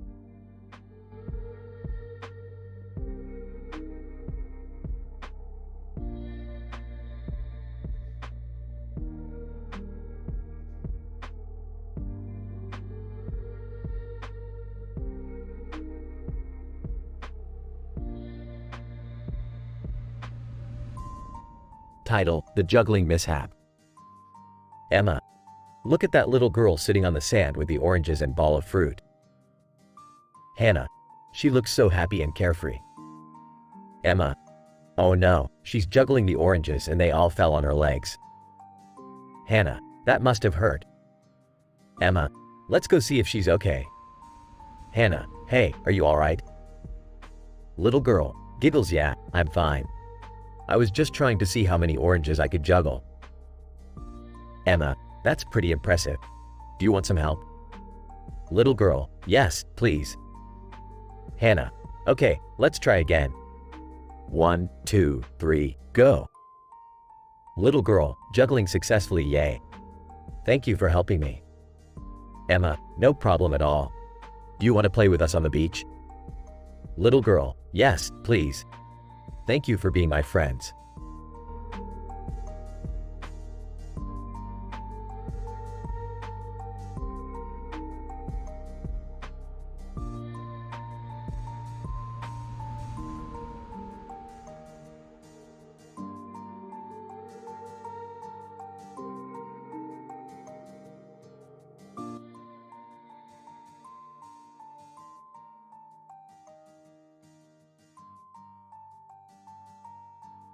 Alright, Morty, summer, it's movie night.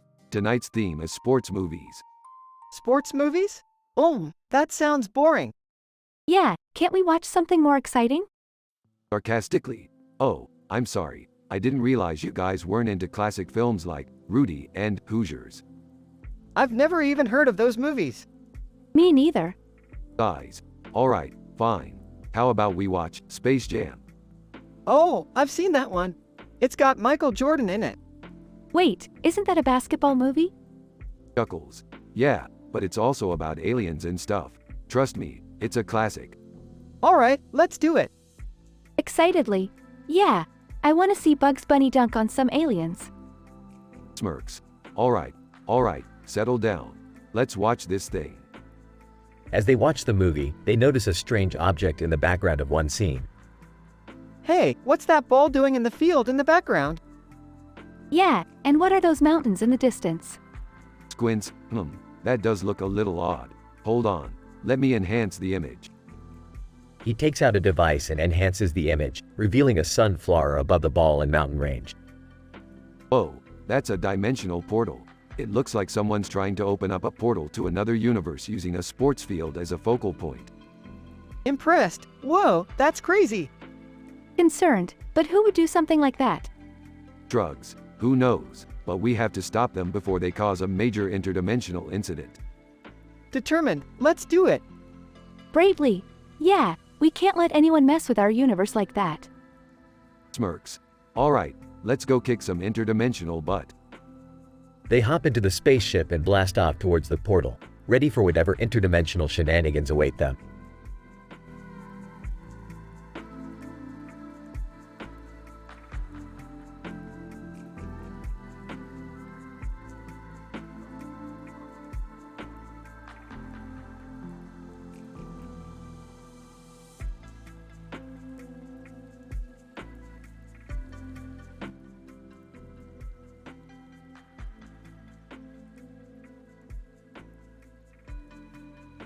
Morty, what the hell did you do? You shrunk yourself again. I didn't mean to, Rick. I accidentally grabbed the wrong serum. Well, looks like we're gonna have to go on a little adventure. Hold on tight. They both get shrunk down to the size of ants and end up on a table with a group of ants standing on a purple plate. Rick, how are we going to get back to normal size? I don't know, Morty. We'll have to figure it out. As they try to find a way to get back to normal size, they accidentally make contact with a group of ants on the plate. Ant 1, who are you two? We're humans, but we got shrunk down to your size. Ant 2, well, you better watch out. The owner of this house hates ants. What do you mean? Ant 3, last week, he sprayed poison all over our colony. We barely survived.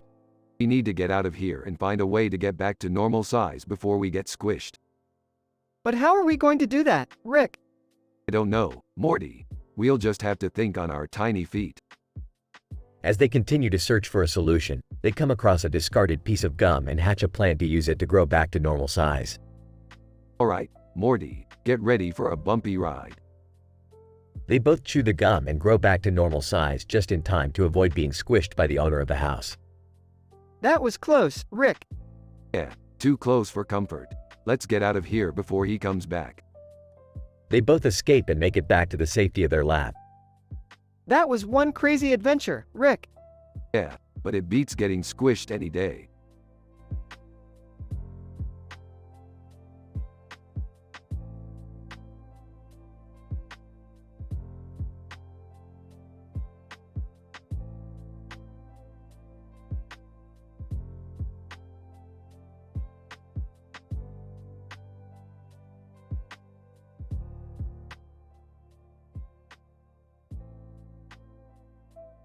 Title: The Great Name Debate. The episode starts with Rick, Morty, and Summer sitting at the dinner table with food in front of them. Suddenly, a stranger walks in and introduces himself as Ryrick. Ryrick. Hello, I'm Ryrick.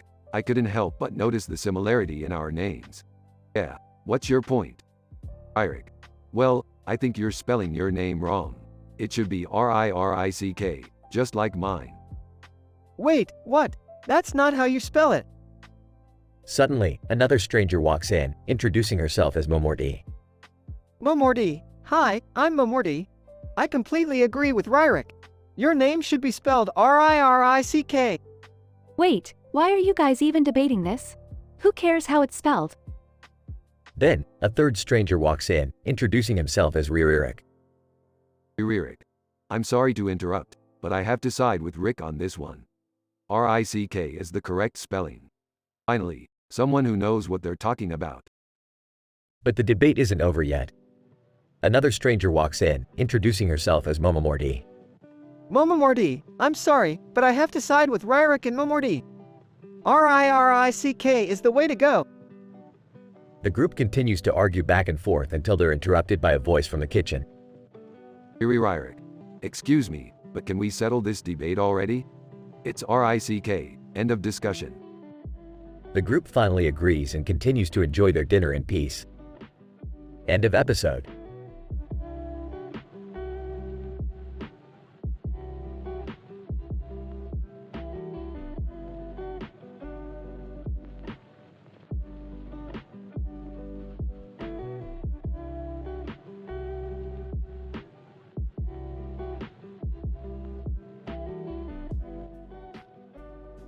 Hey Morty, check out this new DeWalt cordless drill I just got.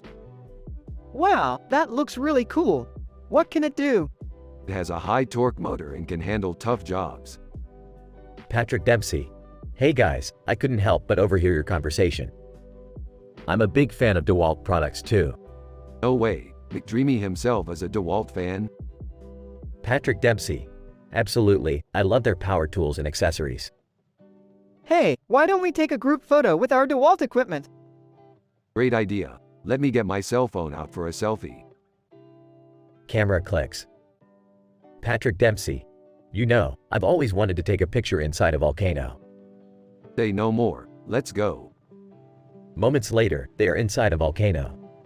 This is crazy, but cool at the same time. Patrick Dempsey. I agree, and I feel safe with our DeWalt gear. That's the beauty of DeWalt, it's reliable and durable. Camera clicks. This picture is going to be epic. Patrick Dempsey. Thanks for including me in this DeWalt adventure, guys. Anytime, McDreamy. Let's get out of this volcano before it erupts. They hastily leave the volcano with their DeWalt tools in hand.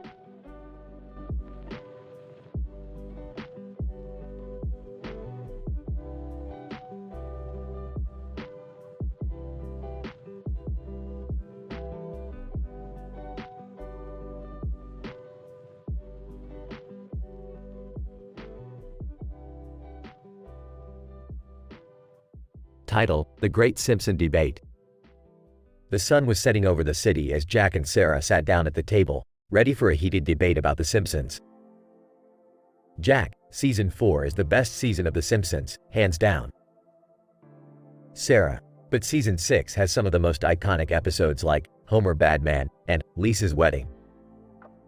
Jack, Season 4 has Marge vs. the Monorail, Mr. Plow, and Last Exit to Springfield. Sarah, but Season 6 has And Maggie Makes 3 and Bart of Darkness. The debate continued as they passionately argued back and forth, completely engrossed in the topic. Jack, Season 4 has the classic Krusty Gets Canceled episode with all the guest stars. Sarah, but Season 6 has the iconic Who Shot Mr. Burns cliffhanger. Suddenly, the table they were both sitting at collapsed, sending them tumbling to the ground. Jack, what the heck just happened? Sarah, I think we were so passionate about the Simpsons debate that we broke the table. They both laughed as they picked themselves up, still debating which season was truly the best. Even though the debate ended in disaster, they both knew that their love for the Simpsons would never falter.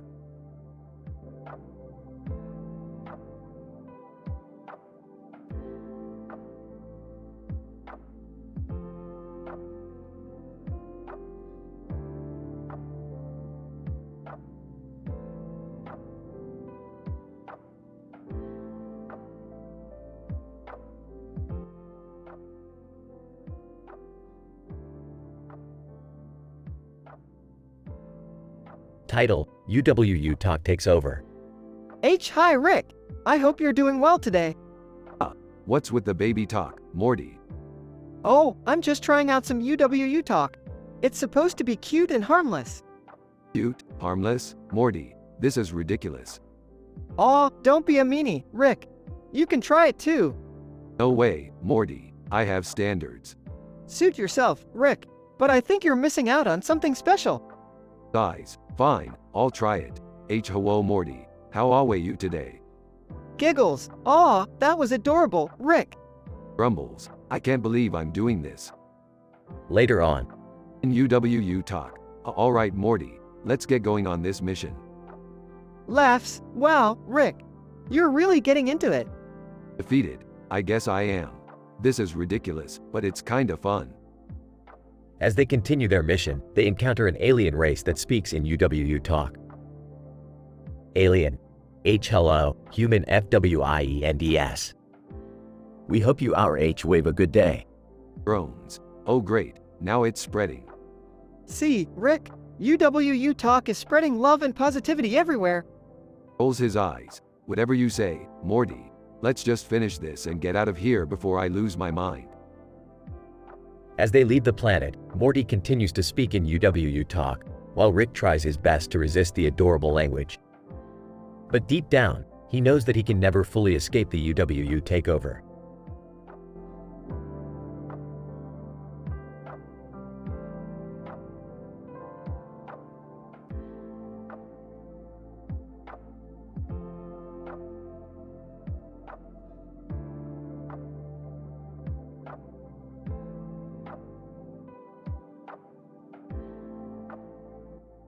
Morty, I found a person with a really strange name.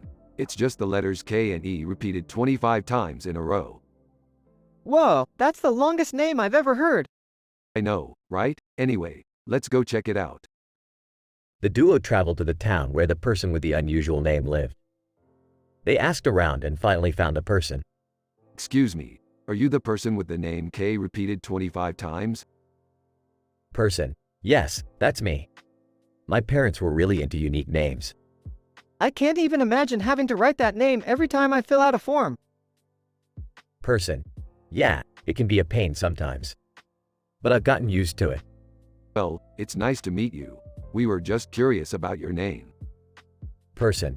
No problem. Happy to satisfy your curiosity. The trio chatted for a while longer before Rick and Morty bid farewell and headed back home. I still can't get over that name. K repeated 25 times. Yeah, it's definitely one for the books. But let's not judge people based on their names. What's important is who they are as a person. Yeah, you're right. It was nice meeting them. Agreed. Now let's get some rest, Morty. Adventure awaits us tomorrow. Sounds good to me, Rick. Good night.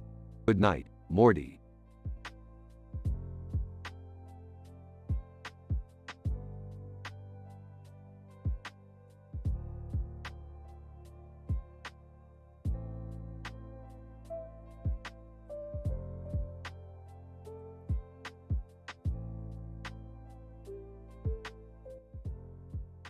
Alright, Morty, buckle up.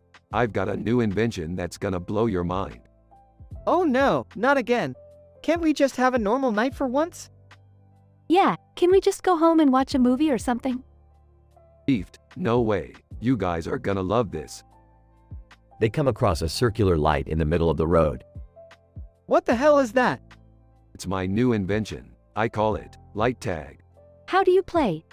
It's simple. You drive around and try not to get tagged by the light. Last one standing wins. That sounds dumb.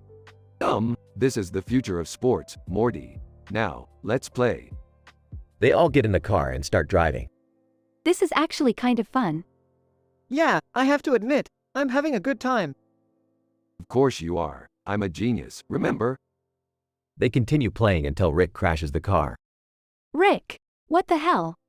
Oops, my bad. I guess we'll have to finish the game later. Who's up for some pizza? I am.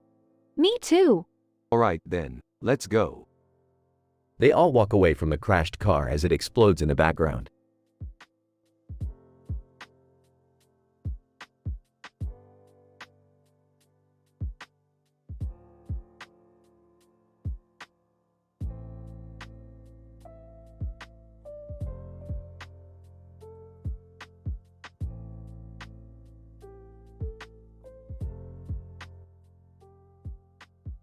Title: Rick and Morty meet the ghost of Margaret Thatcher. Rick and Morty were chilling at Weatherspoons, enjoying their drinks when they suddenly noticed a woman with a knife in her hand.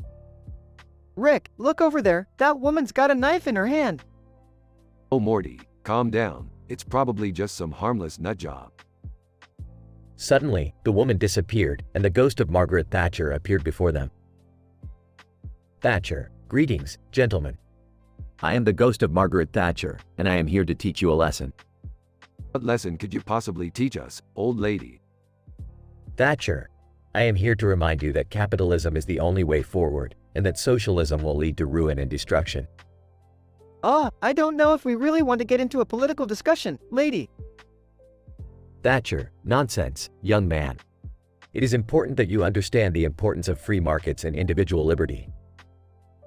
Yeah, we get it. Can we please just go back to drinking? Thatcher: very well, but remember what I have said. And one more thing, beware the dangers of the European Union. Okay, that's enough for me. Let's get out of here, Rick. Agreed. I've had enough politics for one day. And with that, Rick and Morty left the pub, glad to be rid of the ghost of Margaret Thatcher and her preaching.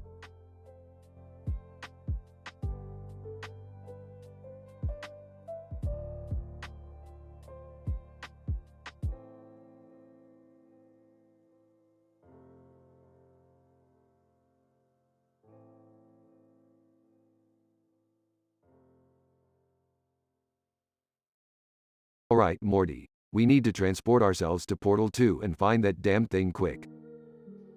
I don't think this is a good idea, Rick. What if we get stuck there? Don't worry, Morty. It's just a game. Nothing can go wrong. Okay, but how do we find what we're looking for?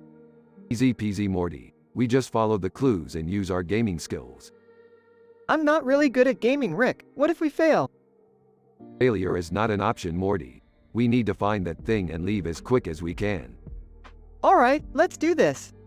That's the spirit, Morty. Let's jump through the portal and start our quest.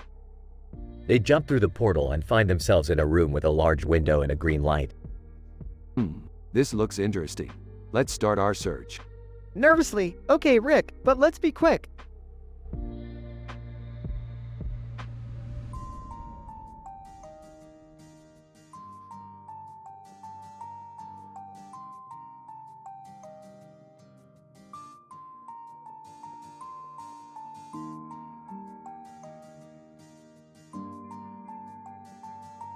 Morty, what the hell are you doing with that wand? I'm just practicing my spells, Rick. Well, be careful. You don't want to accidentally turn us into frogs or something. Don't worry, Rick. I've got this under control. Suddenly, the sky darkens and rain starts pouring down. Well, this is just great. Looks like we're going to get soaked. Hold on, Rick. I've got an idea. Morty starts muttering a spell under his breath and holds up his wand. Suddenly, a green umbrella appears over their heads. Hey, not bad, Morty. Looks like you're getting the hang of this. Thanks, Rick. I've been practicing a lot. Suddenly, Morty accidentally misspells a word and a rain of trousers falls from the sky. Morty, what the hell did you just do? I don't know, Rick. I think I messed up the spell. Well, let's get out of here before anything else falls from the sky. And next time, be more careful with that wand.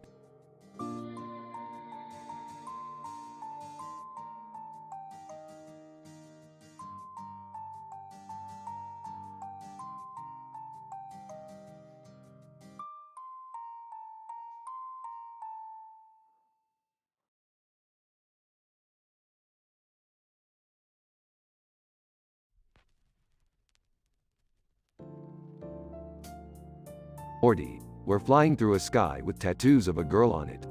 This is some next level dimension we've stumbled upon. What do you mean, Rick? Is this even safe? Over intercom. Guys, this is your captain speaking. Just a heads up, we might hit some turbulence up ahead. Turbulence, Chuckles, Morty, buckle your seatbelt. We're about to have some fun. Voice shaking. Oh boy, this is gonna be great. Rick suddenly takes control of the plane and starts performing stunts, causing the passengers to scream and shout. Over phone. Jerry, what's going on? Is everything okay? Nervously. Yeah, everything's fine. Just a little turbulence.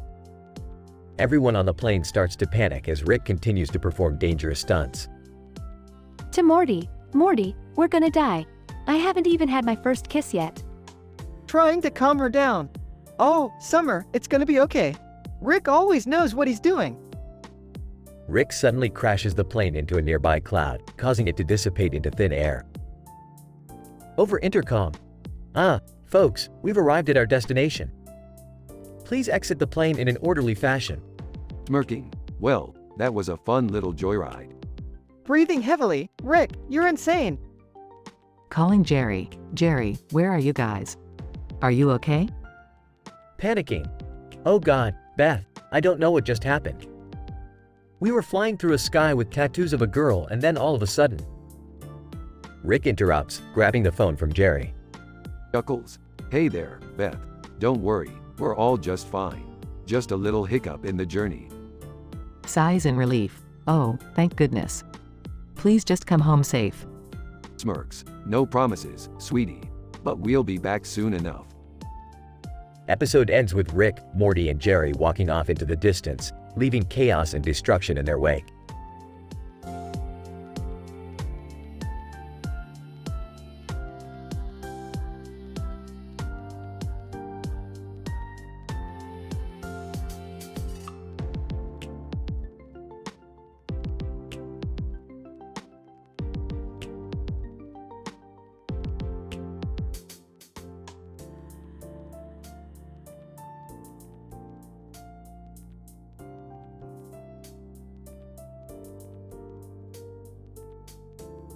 Rick, Morty, Jerry, and Beth are sitting in the living room, watching TV.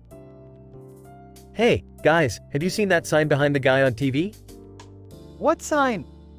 The one that says, "Do not press this button." Ah, Jerry, sometimes I wonder how you made it through life this far. Yeah, Jerry, don't you know not to push buttons that say, do not push? But why would they put a button there if they don't want you to push it? Because they want to mess with people like you, Jerry. It's called a prank. But what if it's a really important button and they just don't want people to know about it? Morty, that's the kind of thinking that gets people killed in our line of work. But what if it's a button that could save the world? Jerry, just stop.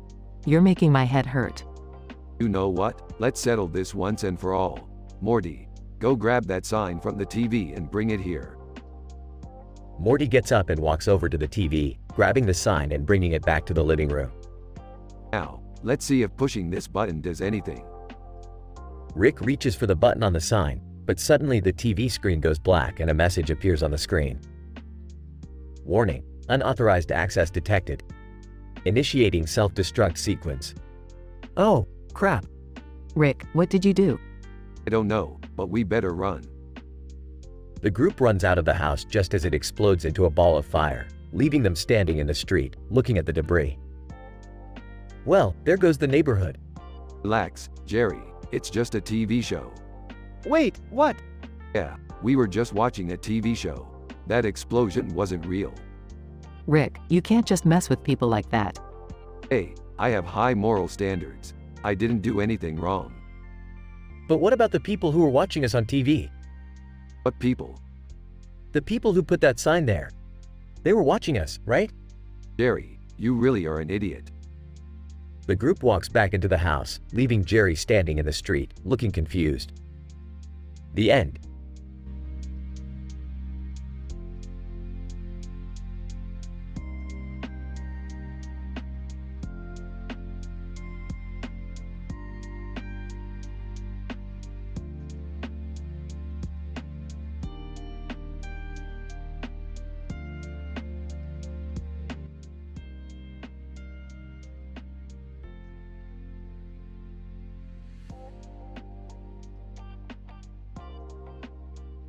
Title: The Great Football Debate. Commander Krakenatamawa Kalberfa Lobijanero Mikona Pashahagu and his assistant Yuki Emmanuel Opidimakash Labalabalabang Shiramnistrail were discussing the upcoming football match between Kokrakro Okorokers and Babnam Nabnamners. Krakenatamawa Kalberfa: I must say, Yuki Emmanuel Opidimakash, I'm quite excited about this match. Both teams have been performing exceptionally well this season. Yuki Emmanuel Opidimakash: Yes, sir. But if we look at the statistics, Kokrakro Okorokers have a higher goal-scoring rate compared to Babnam Nabnamners. Krakenatamawa Kalberfa: That may be true, but Babnam Nabnamners have a stronger defense. They've only conceded 4 goals this entire season. Yuki Emmanuel Opidimakash: But sir, Kokrakro Okorokers have a more balanced attack. They have 3 key players who can score from anywhere on the field. Krakenatamawa Kalberfa: I see your point, Yuki Emmanuel Opidimakash. However, Babnam Nabnamners have a better midfield. Their passing and ball control skills are exceptional. Yuki Emmanuel Opidimakash: I agree, sir. But Kokrakro Okorokers have a better bench strength. Their substitutes can come on and make an immediate impact. Krakenatamawa Kalberfa: This is a tough one. But I still think Babnam Nabnamners will come out on top. They have a more experienced coach who can make the right decisions during the game. Yuki Emmanuel Opidimakash: I respectfully disagree, sir. I believe Kokrakro Okorokers will win this match. They have a hunger to win and will fight till the very end. Krakenatamawa Kalberfa: Well, we'll just have to wait and see. But one thing is for sure, this will be an exciting match to watch. Yuki Emmanuel Opidimakash: Absolutely, sir. I can't wait for kickoff.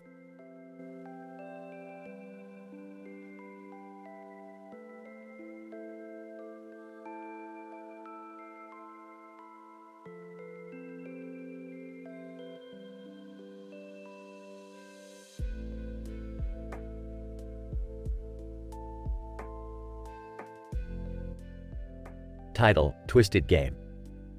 Scene: a group of people standing in a parking lot with a bunch of balloons flying in the air above them. John: Hey guys, look at those balloons up there. They're so colorful. Lisa: Yeah, they're beautiful. But what are we doing here? Tom: I don't know, my friend told me to come here. He said he has a surprise for us. Suddenly, they hear a voice coming from nowhere. Mysterious voice: Welcome, players. You are now part of the game Twister. Play or die. Everyone looks around, trying to locate the source of the voice. Paul: What game? What are you talking about? Mysterious voice: You have no choice. You are now part of the game. Follow the instructions on the balloons and play, or you will be eliminated.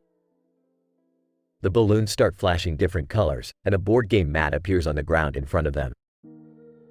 Sarah, oh my god, this is insane. We have to play or die. Mysterious voice, correct. Let the game begin. The entire family is now forced into an infinite plane of the game Twister, and they must play it or die. The stakes are high, and the tension rises as they try to avoid falling. Will they manage to win the game and escape this twisted nightmare, or will they perish in the process? Only time will tell.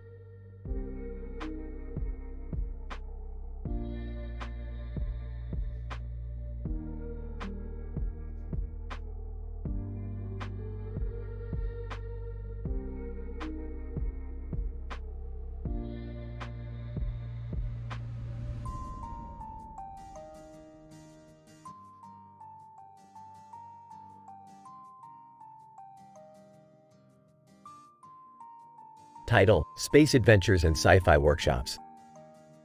The episode opens with Rick, Morty, Jerry, Beth, and Summer attending a sci-fi convention on a space station. They're all dressed up in cosplay, with Rick as Captain Kirk, Morty as Spock, Jerry as Chewbacca, Beth as Princess Leia, and Summer as Ripley. This is so cool. I've always wanted to attend a sci-fi convention. Yeah, but we're not just here to have fun. We're also attending workshops to learn about the latest space technology. To pick up some alien babes. Rick, not everything is about sex.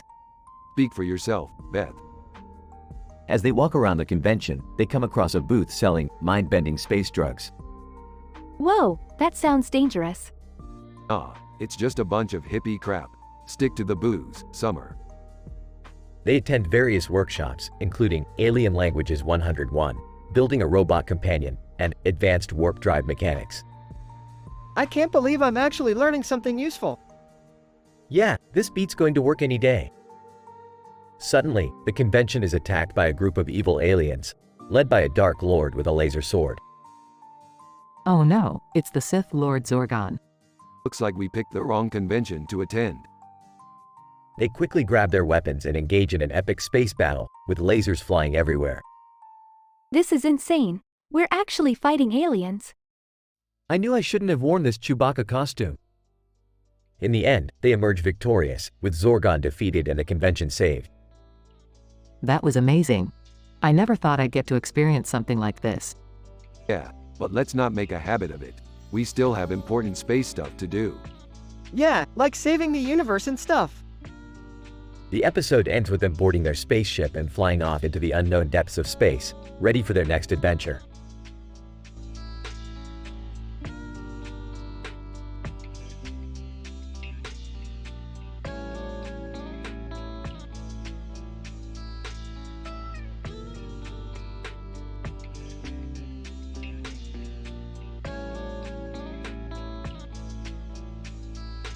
Morty, what's with the zombie faces on your family? Oh, I accidentally turned them into zombies while trying to convince them about saving the Earth. What do you mean, Morty? I found out that an asteroid is heading towards Earth, and we need to stop it. Are you sure about this, Morty? Yeah, I saw it on the news. Well, if it's on the news, it must be true. Alright, let's all work together to save the planet. As they start to work on stopping the asteroid, Morty accidentally hits a button that triggers a self-destruct sequence. Oops, I accidentally ended us all. Morty, you idiot. As they all turn into zombies, the camera pans out to show the Earth being destroyed by the asteroid.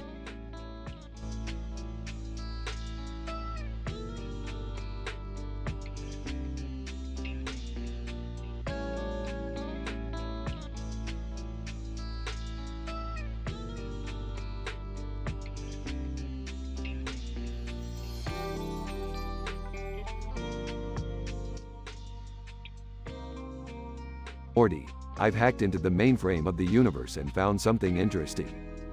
What is it, Rick? It's a computer-generated image of a group of green and blue flowers in a field of grass with a red center under silicon. That sounds pretty boring, Rick. Oh, Morty, you have no idea. These flowers are actually sentient beings, and they're planning to take over the world. What? How can flowers take over the world? Rick, They've developed a high-tech weapon that can turn anything into plant matter. We gotta stop them before it's too late. alright, let's go. They arrive in the field of flowers. Alright, Morty, we gotta be careful not to damage any of these flowers. We don't want to start a plant war. Got it, Rick. Suddenly, a group of flowers start attacking them. Morty, take out the weed killer. But Rick, that'll kill all the flowers. It's either us or them, Morty. They battle the flowers and eventually defeat them. That was a close one. What do we do now, Rick? We'll have to keep an eye on these flowers. Who knows what they're capable of? Yeah, I guess you're right. Alright, let's get out of here before any more flower attacks happen. Agreed. They leave the field, and the flowers continue to grow, unaware of the danger they almost caused.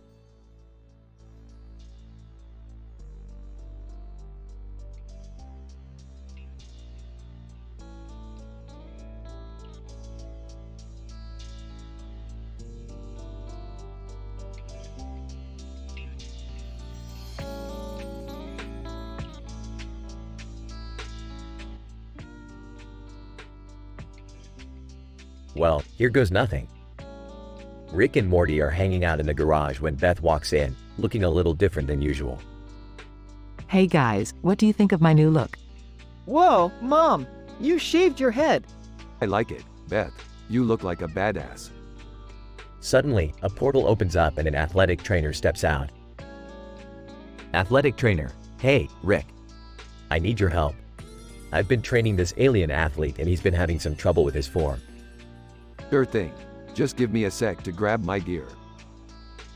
As Rick heads to grab his equipment, Beth and Morty continue to chat with the athletic trainer. So, what kind of training do you do? Athletic trainer. Oh, you know, strength and conditioning, agility drills, that kind of thing. That's cool. I used to be an athletic trainer myself. Suddenly, another portal opens up and out steps a bald woman with a shaved head and a pink triangle on her shirt. Bald woman. Hey, sorry to interrupt, but I couldn't help overhearing. Did you say you're an athletic trainer? Yeah, why do you ask? Bald woman. I'm actually looking for an athletic trainer for my roller derby team. We're called the Shaved Heads and we're looking to recruit some new members. Whoa, roller derby. That sounds intense. I'm in. Let's do this.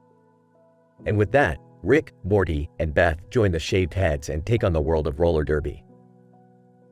So, that's it. A crazy, hilarious, teen-rated episode with lots of jokes and no adult content. Just good, clean fun with our favorite animated family.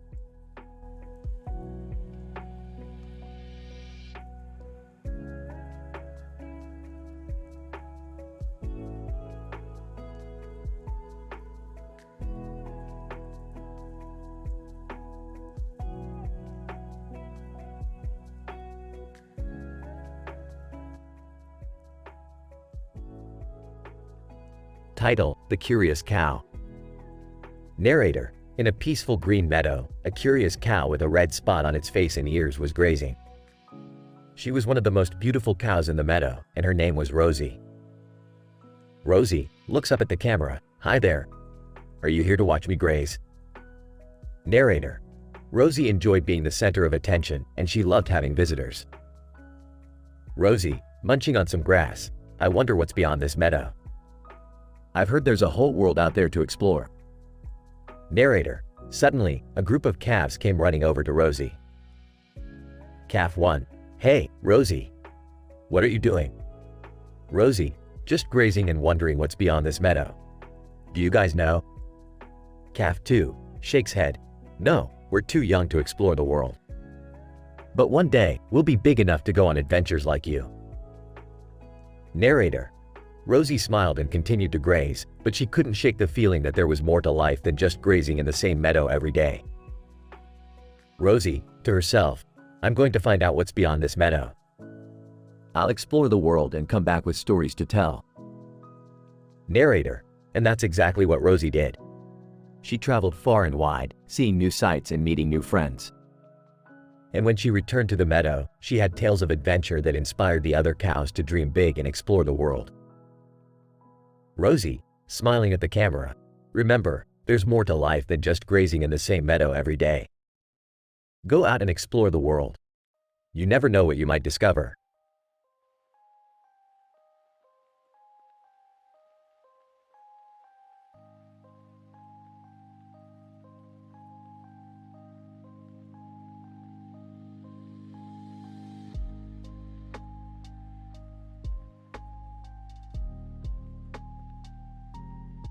Title: The Collision Course.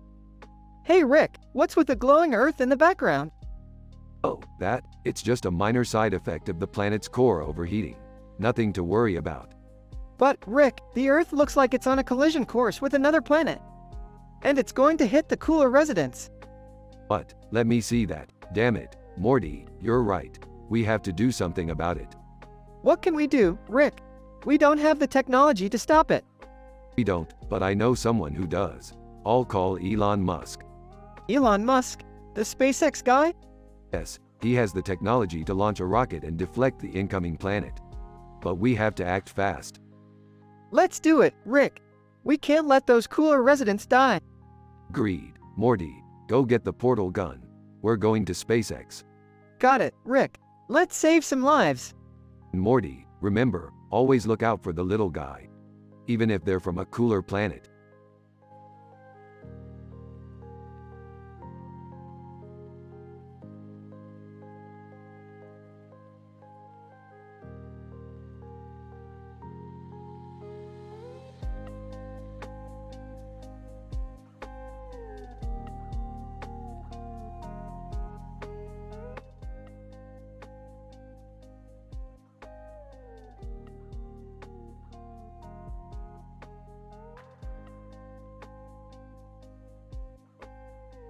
Title: Onions and kohlrabi.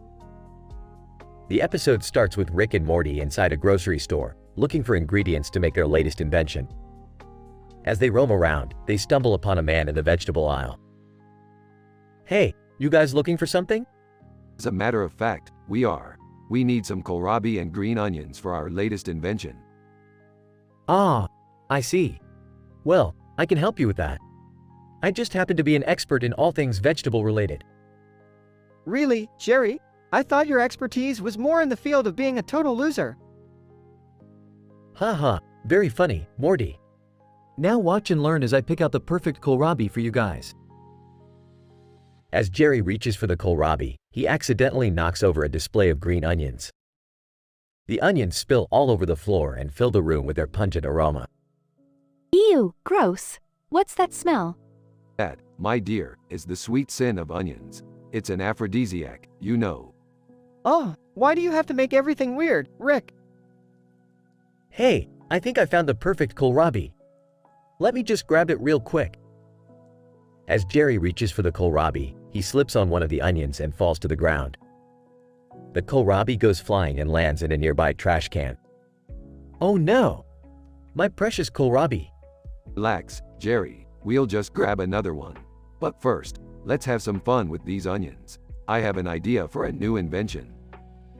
The scene cuts to Rick and Morty standing in a room filled with onions. In the foreground, there's a green light emanating from one of Rick's gadgets. Okay, Morty, here's what we're gonna do.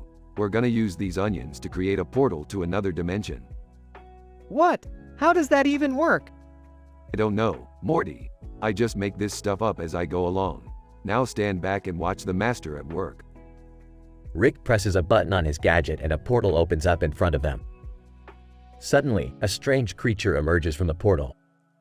Creature, what the hell is this place? Morty, I think we might have screwed up. No kidding, Rick. What are we gonna do now? The episode ends with Rick, Morty, and the creature trying to find their way back home, while Jerry mourns the loss of his precious kohlrabi.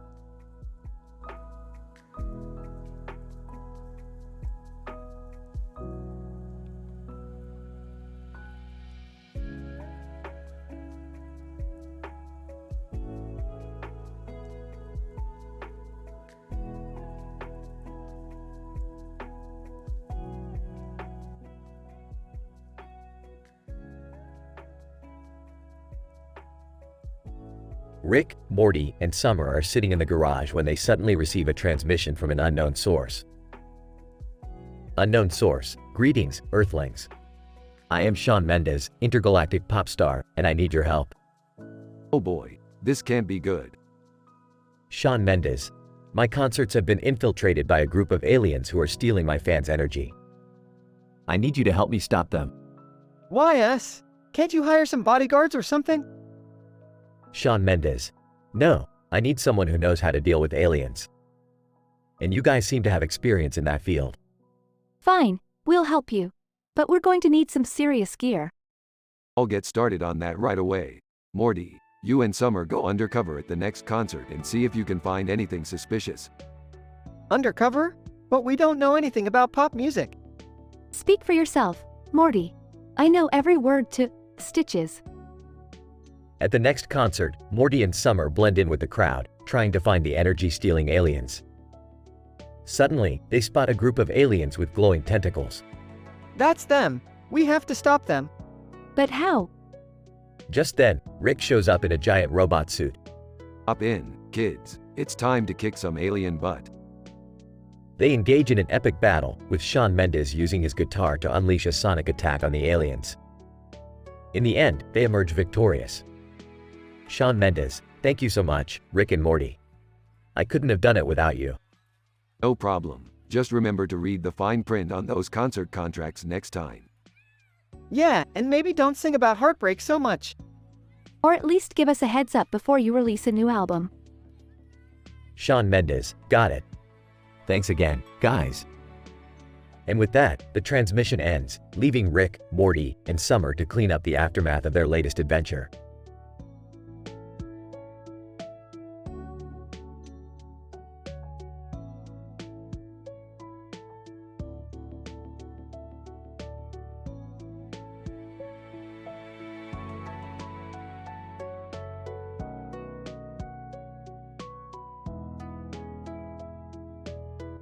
Title: The Night Light Show. Emily, Look up. what do you see? Alex, wow, it's a group of lights flying over the forest. Ethan, and their beams are so bright and colorful. Grace, it's like they're putting on a show just for us. Liam, I wonder what kind of aircraft that is. Avery, maybe it's a new type of drone technology. Sophie, whatever it is, it's absolutely beautiful. Noah, I can't believe we get to witness this amazing display. Olivia, it's like the lights are dancing in the sky. Zach, this is a memory we'll never forget.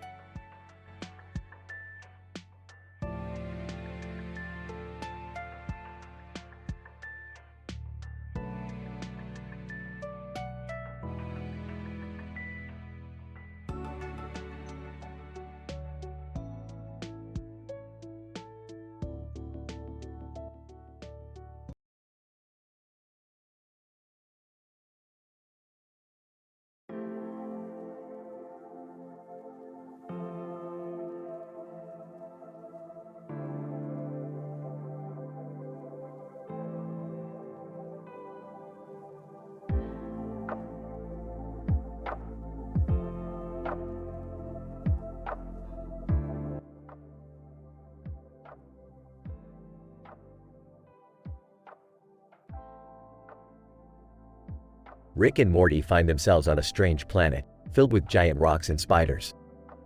Oh great, another planet crawling with arachnids. Just what we needed. I don't like spiders, Rick. Can't we just leave? Not until we find what we came for. Morty, check your scanner for any nearby anomalies. Oh, I can't focus with all these spiders around. They're everywhere. Suddenly, a spider crawls onto Rick's shoulder. Hey, get off me, you creepy crawler. Spider, hey man, chill out. I'm just trying to catch some flies. Rick, did that spider just talk to us? Looks like it. Morty, now we've seen everything. Spider, hey, you guys want to hear a joke? Why did the spider go on the internet? I don't know. Why? Spider, to surf the web. Ha ha ha, that's actually pretty funny. Alright, enough chit-chat. Let's find that anomaly and get out of here. As they search the planet, they come across a giant rock formation with strange markings. Whoa, Rick, look at these markings. They're like nothing I've ever seen before. Let me take a closer look. Suddenly, the rock starts to shake and crumble, revealing a hidden chamber. Jackpot. Looks like we found what we were looking for, Morty. As they enter the chamber, they find a treasure trove of rare alien artifacts. Wow, Rick, this stuff is amazing. Yeah, but let's not get too excited. We still gotta get out of here before those spiders catch up to us. Spider, hey, you guys leaving so soon? We were just getting to know each other. Sorry, buddy, but we got what we came for. Time to hit the space road. As they blast off into space, Morty can't help but feel a little sad for leaving their new spider friend behind. You know, Rick, despite all the spiders and danger, I kind of enjoyed our time on that planet. You would, Morty. You always were a weird one. Hey, at least I'm not the one who talks to spiders. Hey, he told some pretty good jokes, Morty. Don't knock it till you try it.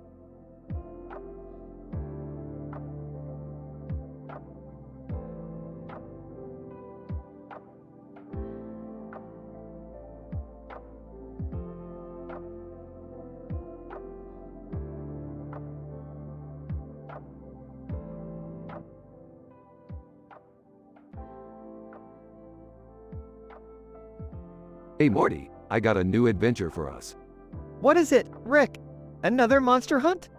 No Morty, this time we are going to explore a new world. Wow, Rick, that sounds amazing. What world is it? It's a world full of talking cows, Morty. Talking cows? That's weird, Rick. Weird, Morty, you haven't seen anything yet. These cows are hilarious, and they tell the best jokes. Okay, Rick, let's do this. As Rick and Morty step into the portal, they find themselves in a field with a light shining on it. Wow, Rick, this place is beautiful. Yeah, Morty, it is. But let's not get too distracted. We have to find those cows. As they walk through the field, they hear a loud mooing sound. Morty, I think we found them. A group of cows walk up to Rick and Morty. Cow. Hey there, travelers. Welcome to our world. Hi, we're Rick and Morty. Cow. I'm Bessie. Would you like to hear a joke? Sure, why not? Bessie. Why did the cow cross the road? I don't know, why? Bessie. To get to the other side. Rick and Morty burst out laughing. Bessie, that was a good one. You guys are hilarious. Yeah, we should come back here sometime. Cow. Anytime you want, Rick and Morty. We're always here to make you laugh. As Rick and Morty say their goodbyes and step back into the portal, they can't help but laugh at the jokes they heard on the cow world.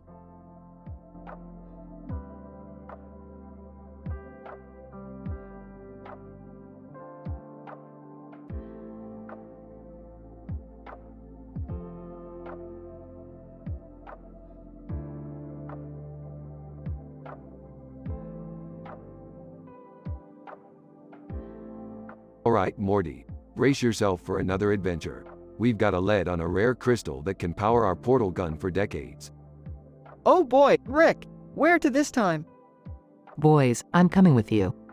I need a break from Jerry's constant whining. Yeah, me too. I'm sick of studying for finals. Fine, but we're not babysitting. You'll have to keep up with us. As they travel through dimensions, they come across a strange cartoon character with a purple spider on his back and a pink and blue background. What the heck is that? Ah, that's just a doodlebug. Harmless, but annoying. Let's keep moving. Suddenly, a supersized tarantula climbs on top of Rick and Morty.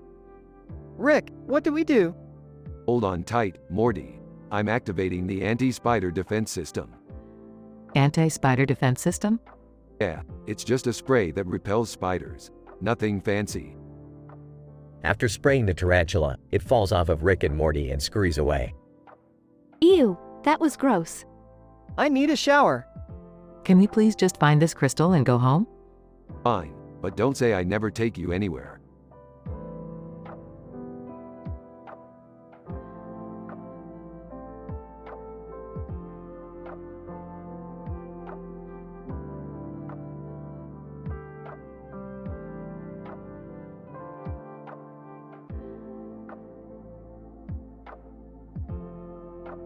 Hey, where did Rick and Morty go? I don't know, they were playing around with that weird blender and toaster they made. What? Blender and toaster? Yeah, they transformed into them, but now they can't speak or hear anything. Oh my gosh, we have to find them and change them back. How are we going to do that? They can't communicate with us. I have an idea. I'll use sign language to communicate with them. But do you know sign language? Yes, I learned it in school. Alright, let's go find them and hope they don't get eaten by a cat or something. Don't worry, I got this. We just need to find a way to get their attention. Maybe we can make some noise? Good idea, let's try it. Summer, signing. Rick and Morty, it's me, Summer. We need to change you back to normal. Look, they're moving towards us. Summer, you're a genius. Alright, now let's get to work and figure out how to change them back.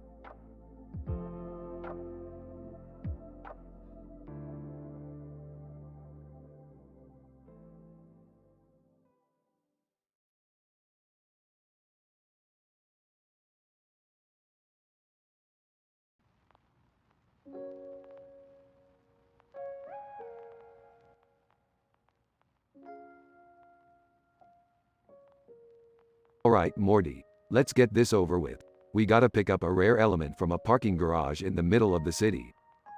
A parking garage? That sounds boring. Oh, you know what's not boring, Morty? The fact that we're gonna steal it. Awkwardly walks up, hey guys, what are you doing? None of your business, Jerry. Joins them, hey, have you guys seen my phone? I've been looking for it all morning. No, Mom. Oh, for God's sakes. Just use one of the 20 extra phones you have lying around the house. Wait, you have 20 extra phones? Shut up, Jerry. Let's get moving. They arrive at the parking garage. Oh no, there's no parking spots left. Don't worry, I'll just make one. Proceeds to create a parking spot by vaporizing a car. Horrified Rick, what the hell? Relax, Morty, it's for the greater good. They enter the garage and find the rare element. Wow, that was easy. Shut up, Jerry. This was supposed to be a challenge. Hey, what's that yellow arrow pointing to the left of the street? That's the direction to the nearest engineering building. Engineering, huh? Smirks, that gives me an idea. Cut to them causing chaos at the engineering building. Panting, let's get out of here before the police come. Yeah, good idea. This was actually kind of fun. Yeah, maybe we should do this more often. Wait, what about the rare element?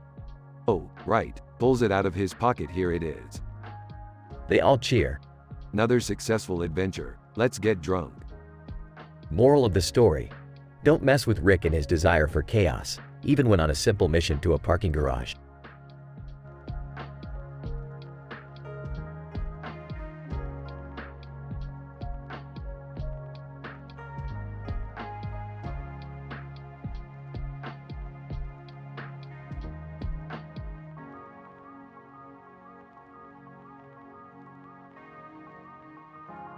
Alright, guys, let's see what we have here. A bag of food on the counter and a man standing next to it. Rick, now transformed into a blender, silent whirring. Morty, now transformed into a toaster, silent popping.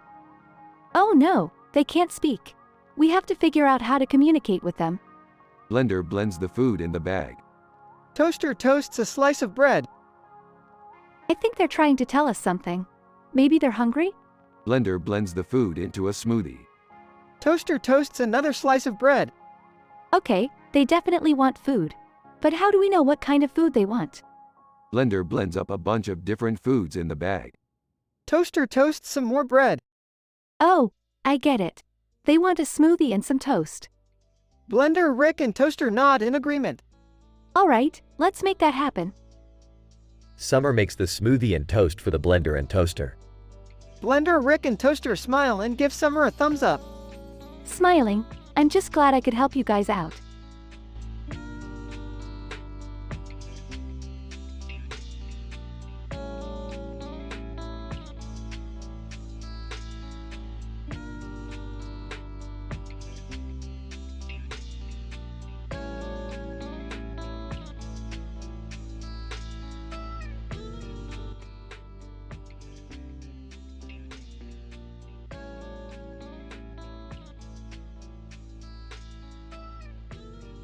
Alright, Morty, we're going on a mission. Oh geez, where are we going, Rick? Just follow me, Morty. I've got a surprise for you. They arrive at a room with tables and chairs and a green light on the floor and a wall behind it with vertical blinds. What is this place, Rick? This, Morty, is the interdimensional canteen. Here, you can grab a bite to eat from any universe you want. Wow, this is amazing, Rick. Yeah, but watch out, Morty. Some of these universes have different food regulations. You don't want to end up with space diarrhea again. Ah, thanks for the warning, Rick. They sit down at a table and a waiter approaches. Waiter, welcome to the interdimensional canteen. What can I get for you? I'll have the burger from Universe C-137 and a side of fries from Universe D-652. I'll have the pizza from Universe F698 and a soda from Universe B192. Waiter, excellent choices. Your food will be out shortly. After a few minutes, their food arrives. Takes a bite of his pizza. Whoa, this is amazing. Takes a bite of his burger. Yeah, they really know how to make a burger in Universe C-137. Morty accidentally spills his soda on the floor. Oh no, I made a mess. Waiter, don't worry about it, Morty. Presses a button and the green light on the floor turns red. That's what the red light is for. It cleans up any spills automatically. Laughs. Morty, you really are a klutz. Laughs. Shut up, Rick. As they finish their meal, they notice a group of aliens at a nearby table. Alien 1. Did you hear about the time we invaded Universe G-829? Alien 2. Yeah, we took over the entire planet in less than a day. Whispers to Rick. Should we be worried about them, Rick? Whispers back. Nah, Morty. They're just a bunch of blowhards. They couldn't take over a lemonade stand. They finish their meal and leave the canteen. Size, that was amazing, Rick. Thanks for taking me. No problem, Morty. Just remember, always check the food regulations before you eat anything. Nodding. Got it, Rick.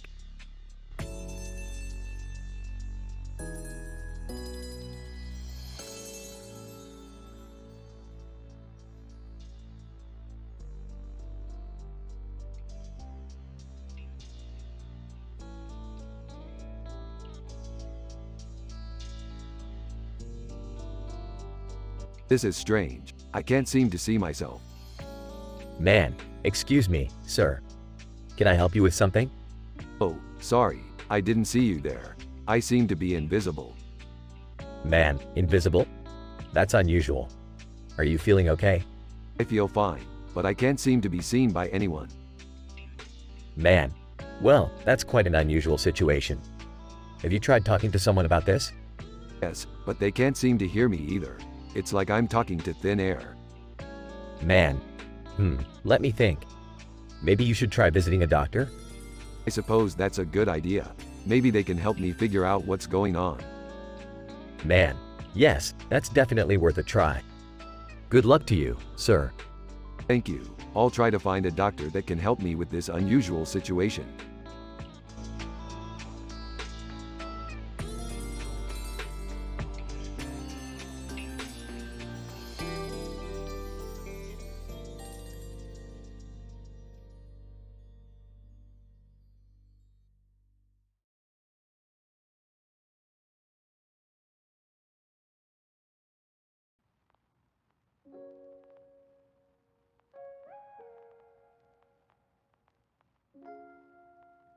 Here's my attempt at a hilarious Rick and Morty episode that meets your high moral standards. Title: The Masked Flower Woman of Ljubljana. Rick and Morty are on a mission to Ljubljana to investigate reports of a mysterious woman wearing a mask and a veil with flowers on her head. They arrive in the city and begin asking around for any information about her. Excuse me, have you seen a woman wearing a mask and a veil with flowers on her head around here? Citizen: Oh, you mean the masked flower woman. She's been showing up at all the local events lately. Nobody knows who she is, but everyone loves her. Whatever. Let's just find her and get this over with. They eventually track down the masked flower woman at a local festival, where she is performing a beautiful dance with a group of dancers. Alright, let's see what all the fuss is about. As they watch the dance, Rick becomes increasingly entranced by the masked flower woman. He begins to see visions of her in his mind and becomes convinced that she is the key to unlocking the secrets of the universe. Morty, we need to follow her. She has the answers we've been looking for. Morty reluctantly agrees and they follow the masked flower woman to a secluded garden. There, they find her meditating and communing with nature. This is it, Morty. This is the moment we've been waiting for. As Rick approaches the masked flower woman, she suddenly removes her mask and veil. Underneath, they see that she is actually a beautiful alien creature with shimmering rainbow skin. Masked flower woman, greetings, travelers. I am the guardian of the rainbow dimension. What brings you here? We seek knowledge, O wise one. Tell us the secrets of the universe. Masked flower woman. The secrets of the universe cannot be learned through force or aggression. They can only be revealed through patience, humility, and love. Spare us the hippie crap. Just tell us what we need to know. Masked flower woman. I'm sorry, but I cannot reveal the secrets of the universe to those who do not respect the sanctity of life and the beauty of the natural world. Rick, maybe she's right. Maybe we need to approach this with a different mindset. Fine, fine. Let's hear it then. The masked flower woman begins to teach Rick and Morty about the interconnectedness of all things and the importance of living in harmony with nature. They leave the garden with a newfound appreciation for the beauty of the universe and the majesty of life. You know, Rick, that was actually kind of nice. Shut up, Morty. Let's go get some tacos.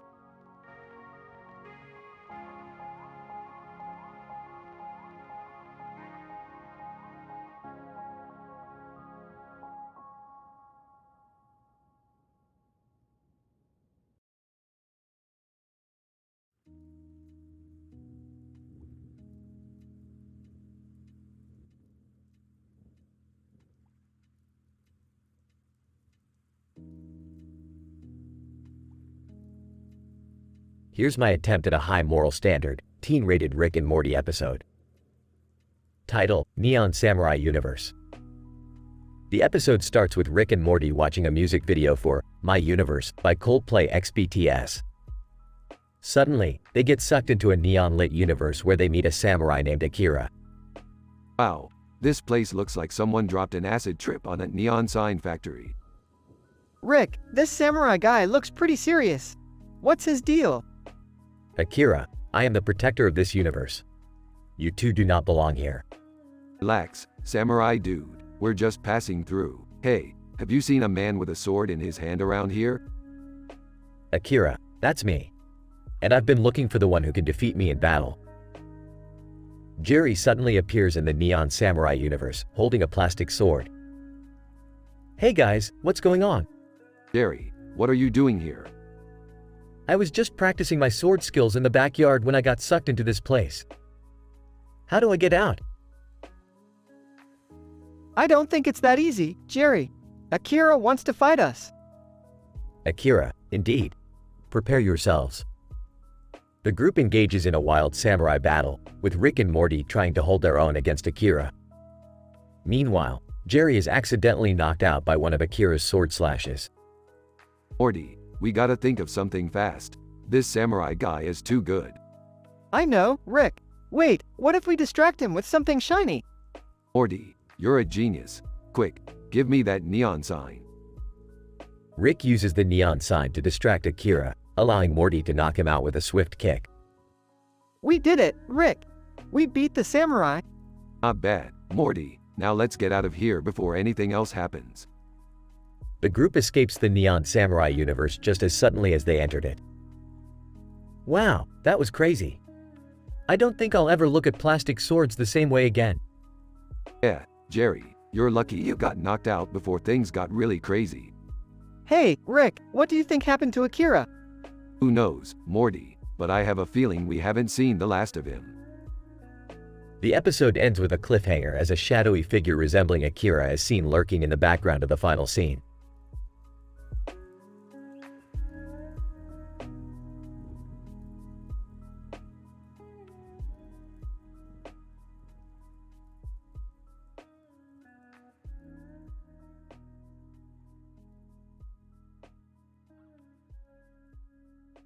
Alright, Morty, we need to print a new 3D printer. I accidentally turned the last one into a toaster. Wait, what? How do you turn a 3D printer into a toaster? It's a long story, Morty. Just focus on helping me print this one. Hey guys, what are you up to? Just printing a new 3D printer. You wanna watch? Sure, why not? Machine starts printing. Rick, why is it printing another 3D printer? Because I programmed it to. It's a 3D printer that prints 3D printers. It's like Inception, Morty. Wow, that's actually kind of cool. Machine starts smoking. Oh, we might have a problem here. What kind of problem? The 3D printer is overloading. We might have to shut it down before it explodes. What? That's not good. Machine explodes. Holy crap! Are you guys okay? Yeah, we're fine. Just another day in the life of Rick and Morty. Well, that was unexpected. Yeah, but it was worth it. We got a new 3D printer out of it. And we learned not to mess with the laws of physics. I don't think that's what we learned, Morty. Who cares? Let's just go get some pizza.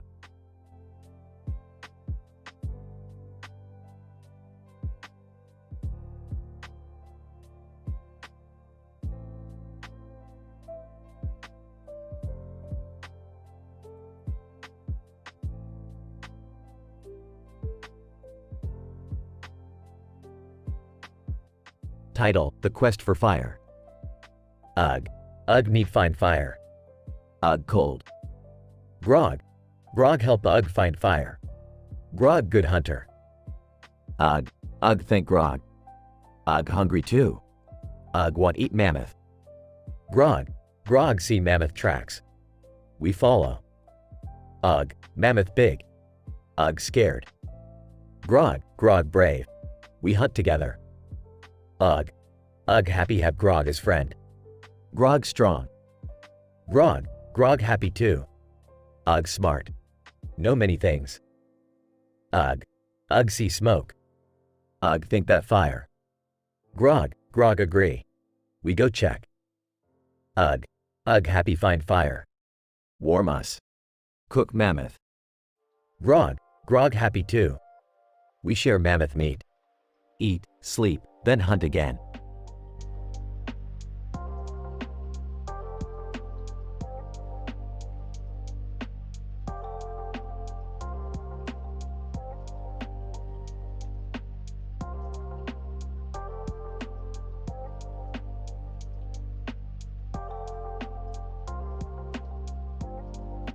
Title, A Game of Love.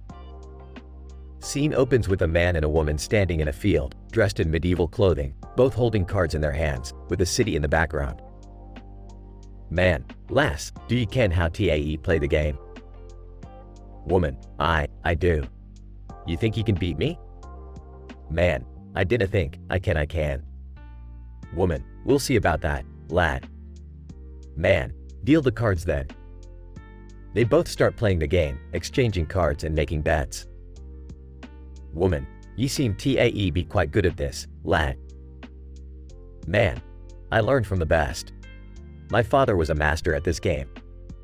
Woman, I can see that. Ye have a sharp mind. Man, but not as sharp as her beauty. Woman, cheesy lines will nae win ye the game, lad. Man, but they might win me our heart. Woman, ye have a long way TAE go for that. Man, then I'll keep playing until I do. They both smile at each other, continuing to play the game as the city in the background bustles with activity.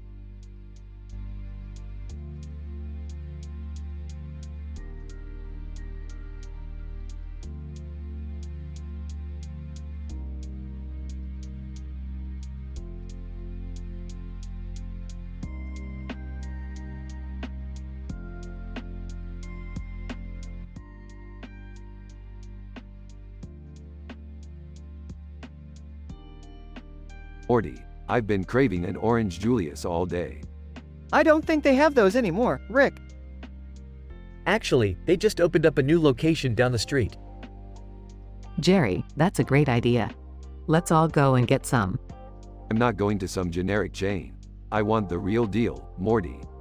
I don't think we have any other options, Rick. Nonsense. We'll just make our own. Beth, hand me that orange. Dad, that's not a good idea. We don't know how to make orange Julius. Please, I'm a genius. How hard can it be? Several attempts later. Rick, this isn't working. We're just wasting oranges. Can we please just go to the actual store now? Wait, Morty, I have an idea. Pulls out a flask. Let's add some alcohol to the mix. Dad, no. That's not a good idea. Relax, Beth, it's just a little bit. Several more attempts later. Rick, this is terrible. It tastes like a mix of gasoline and orange juice. Fine, let's just go to the store. But first, let's destroy this failed experiment. Throws the blender out the window. At the Orange Julius store. This place looks promising. Rick, it's just a mall food court stand. Burps, shut up, Morty. Let's order. Beth and Jerry order their drinks. I'll have a large one with extra pulp. Employee, I'm sorry, sir. We don't have an option for extra pulp. Angrily, what kind of place is this? Rick, calm down. No, Morty, I need my pulp. Chaos ensues as Rick destroys the store in his quest for extra pulp. End scene with everyone sitting in a jail cell. I can't believe we got arrested for destroying a mall food court stand. And all because Rick wanted extra pulp. Sarcastically, another successful adventure with Rick and Morty.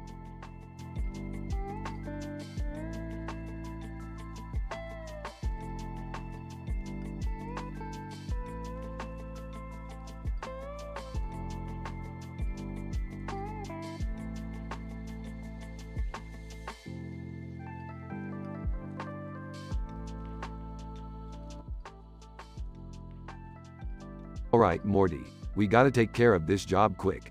There's a train coming and we don't wanna get hit. What job, Rick? The whack-a-mole job, Morty. We gotta get in and out before the cops show up. I don't know, Rick. Isn't that illegal? Come on, Morty. What's a little breaking and entering among friends? Sighing, alright, fine. But we better hurry. Smirking. Don't worry, Morty. I've got just the thing to speed things up. They enter the building and start playing whack-a-mole with Rick's modified hammer. Rick, this is insane. We're smashing these moles to bits. Laughing. That's the point, Morty. We gotta rack up those tickets.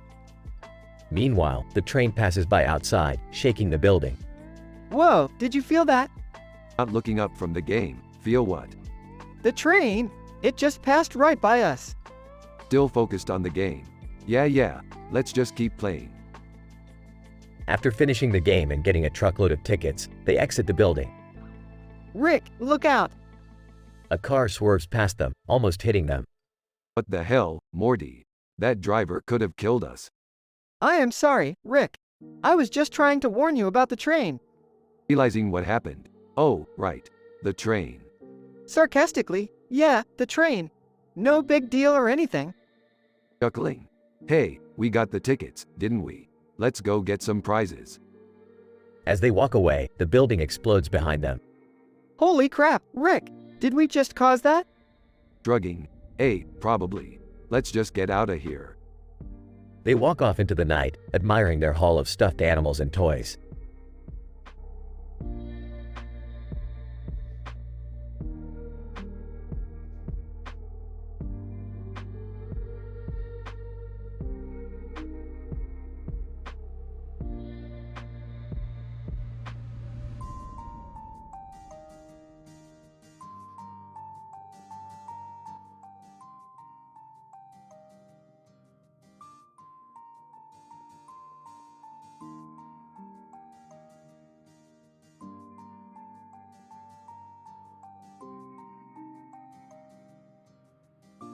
Title: Extra Pulp, Extra Trouble. Morty, we're running low on orange juice. I need you to go to the store and get me some extra pulp. Oh, okay, Rick. But why do you need me specifically to do that?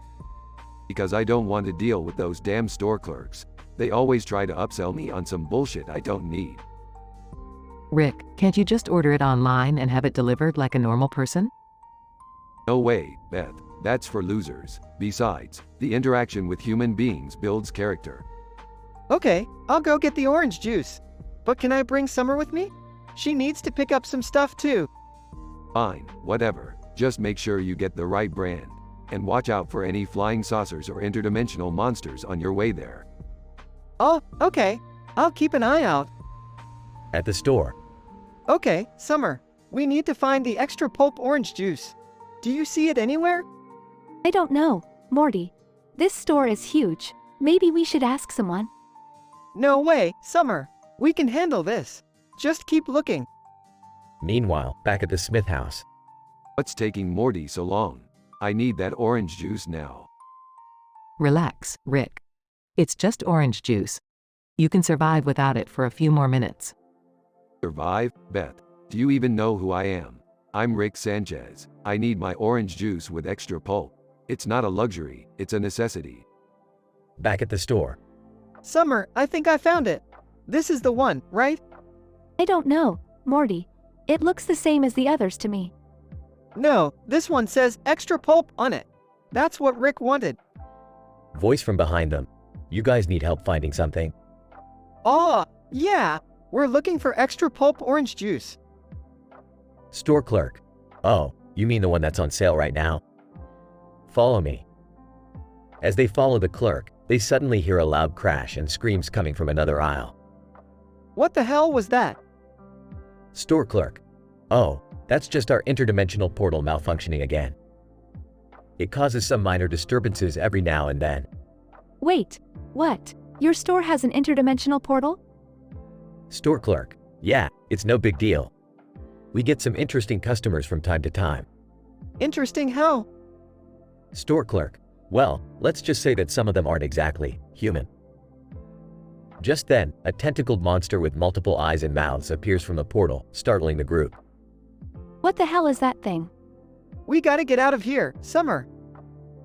They quickly grab the orange juice and run out of the store, only to find Rick waiting for them outside. Took you long enough. Did you get the extra pulp? Yeah, we got it.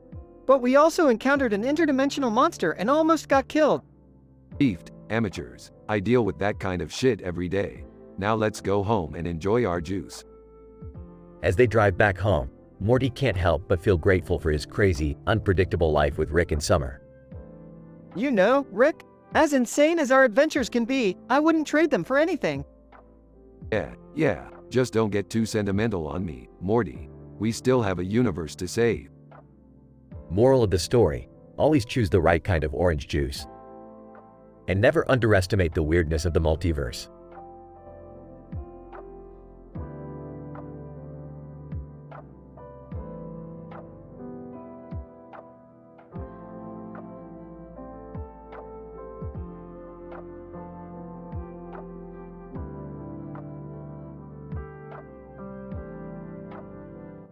Title: Sarcastic Standoff.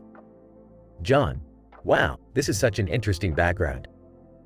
Sarah: Yes, I can barely contain my excitement. Mark: I'm sure it's award-winning photography. Emily: Definitely Pulitzer Prize worthy. Michael: I'm just glad we're not standing in front of a green screen.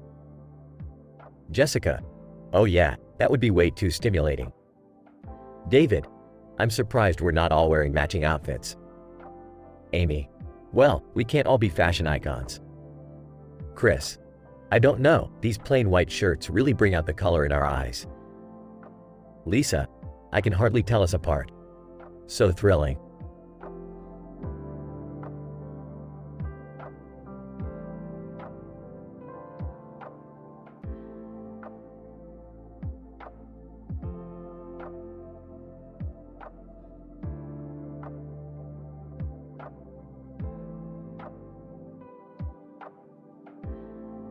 Hey, Jerry, that's my orange juice. Get your own. Relax, Rick. It's just juice. What's the big deal? The big deal, Jerry, is that it's mine. And now, you're going to pay the ultimate price. Rick, are you serious? Sending someone to hell over orange juice? You dare question me, Morty? This is a matter of principle. Dad, can't you just buy more orange juice? No, Beth, that's not the point. Jerry needs to learn a lesson. Oh my god, this is ridiculous. Can we just go back to watching TV? No, Summer, we can't let Jerry get away with this. He needs to suffer. Please, Rick. I'm sorry. I didn't know it was that important to you. Too little, too late, Jerry. Say hello to Satan for me.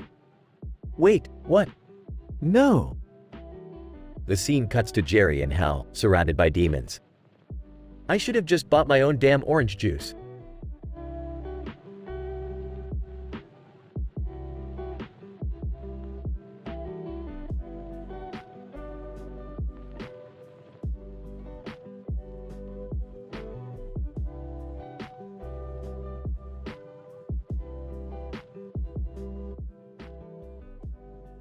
Rick, Morty, and Summer were lounging on the couch when Rick suddenly got a brilliant idea. Morty, Summer, let's go on an adventure. Rick, I don't know. Last time we went on an adventure, I almost died. Yeah, and I got chased by that alien monster thing. Oh, quit being such a bunch of wusses. I promise this adventure will be different. As they stepped out of the portal, they saw a woman walking down the road. She was wearing a pink top, black pants, and a pink hat. Hey, you there, fashion girl, what's your story? Fashion girl. Excuse me? My name is Lucy and I'm just walking home from the mall. Rick, why are we talking to her? She's just a random person. Relax, Summer, I sense something unique about her. Lucy, do you want to come on an adventure with us? Lucy, I don't even know who you guys are. We're Rick and Morty, and this is Summer. We go on crazy adventures through different dimensions and galaxies. It's lots of fun. Lucy, okay, sure. I'm down for anything. As they traveled through different dimensions, they encountered strange creatures and had many close calls. But Lucy proved to be a valuable asset to the team, using her fashion expertise to create disguises and distract enemies. Wow, Lucy, you're really good at this adventure stuff. Lucy, thanks, Morty. It's just like putting together an outfit. You have to mix and match things to create the perfect look.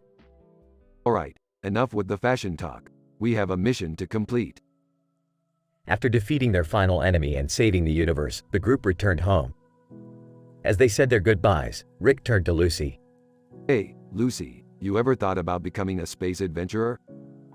Lucy, I don't know, Rick. I think I'll stick to fashion for now. Suit yourself, but if you ever change your mind, give us a call. And with that, the trio stepped back into the portal, ready for their next adventure.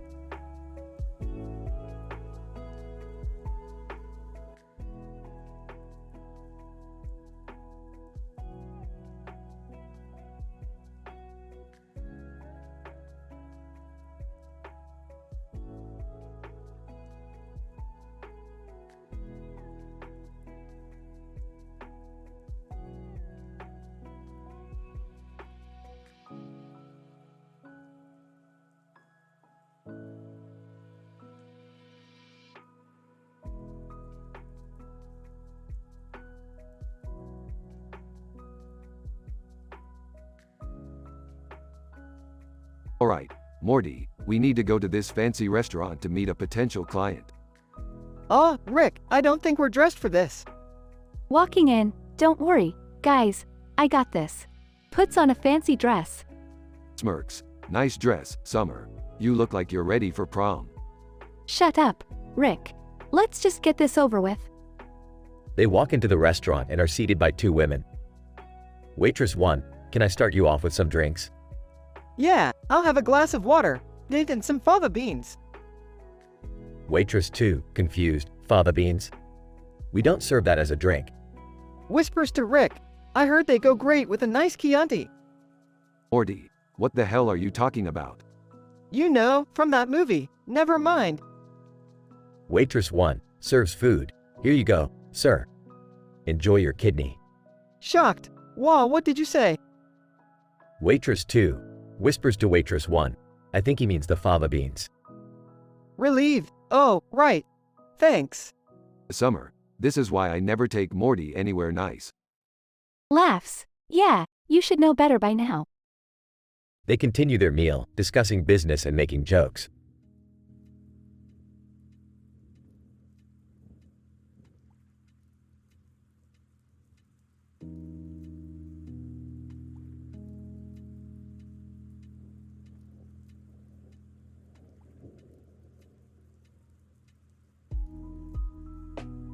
Alright, Morty, we have a new mission. We need to find the most perfect orange in the multiverse. What? Why? Because I want to make the most delicious orange chicken dish in the world. Hey, can I come along? I'm feeling kind of useless lately. Jerry, you're not useless. You just need to find your purpose in life. Yeah, Jerry, maybe you can be useful in finding the perfect orange. Alright, I'll do my best. They arrive at an alien planet where they find a person peeling an orange in a bowl. Excuse me, sir, can you tell me where to find the perfect orange? Alien, the perfect orange? You won't find it here. But I can make your orange peel white. What does that even mean? Alien, it means your orange will be pure and perfect. Wait, is that even possible? Anything is possible in the multiverse, Jerry. Beth tries the orange and her eyes widen in surprise. This is the most delicious orange I've ever tasted. Wow, that's amazing. I can't believe we found the perfect orange. Smirks. And now, let's make the most perfect orange chicken dish in the multiverse. They go back to Rick's lab and prepare the dish. Takes a bite. This is incredible. I can't believe I helped make this. Yeah, Jerry, you actually did something useful for once. Smirks. And to think, it all started with an orange. They all laugh and enjoy their delicious meal.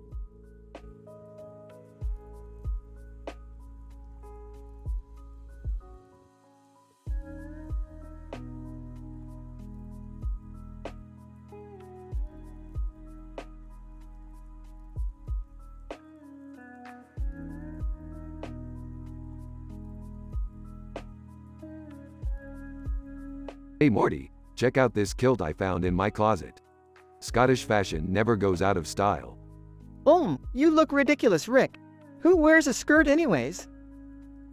Actually, kilts are a symbol of Scottish pride and heritage. My great-great-grandfather McSmithy used to wear one. Who cares about Scottish pride? Let's get to the real reason I'm wearing this thing. I heard there's a secret society of kilt-wearing scientists that meet in the sewers. That sounds gross and weird, Rick. I don't know, Rick. That could be dangerous. You never know what kind of experiments they could be doing down there. Relax, Jerry. I'm the smartest man in the universe. I can handle a bunch of kilt-wearing nerds. Morty, why don't you come along and see how real science is done?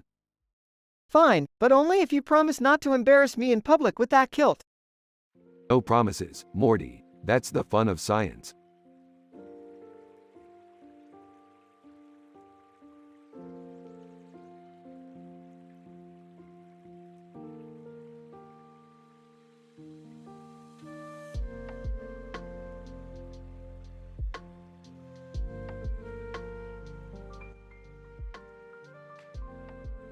So Morty, what's new? Well, Rick, I saw this woman in a black dragon costume sitting in a chair and staring at me. Sounds like a job for the Mothman. Mothman, I'm on it. Flies away. Alright, Morty, we gotta find out what's up with that girl in the dragon costume.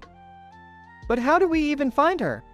Simple, Morty. We'll use my new invention, the dragon detector. Wow, Rick, that's amazing. Right, now let's go find that dragon lady. After searching for hours, Rick, this dragon detector doesn't work. Shut up, Morty. We just gotta keep looking. Mothman, guys, I found her. Finally, let's go talk to her. Dragon Lady, hello Rick and Morty. I've been expecting you. How did you know our names? Dragon Lady, I have my ways. But that's not important. What is important is that I need your help. Of course, we're always happy to help. What do you need? Dragon Lady, I lost my precious dragon egg and I need you to help me find it. Dragon egg? That sounds important. Alright, let's get to searching.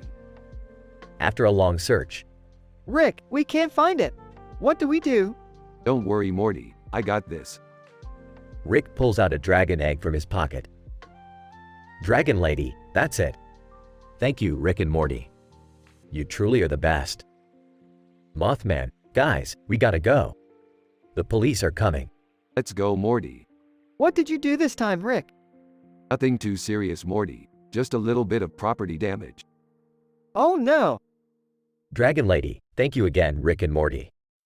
I hope to see you soon. You can count on it.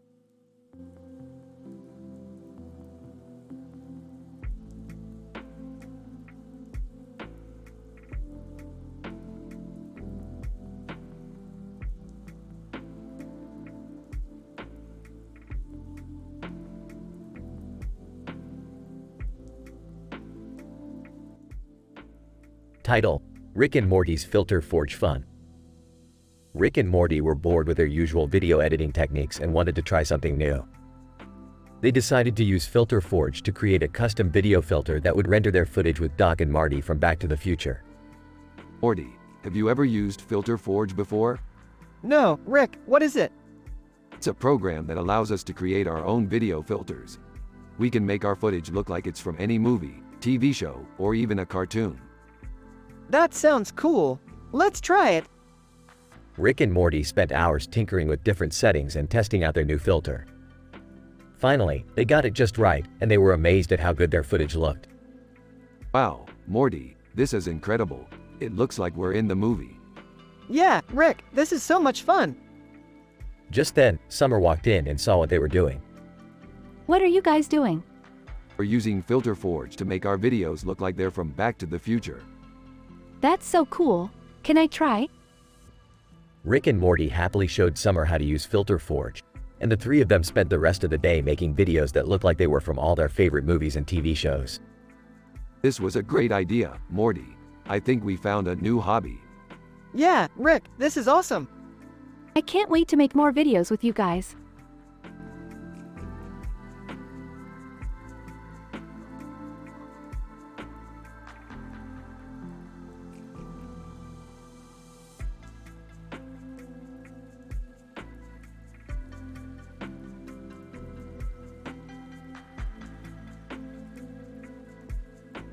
Pickle, wow, where am I?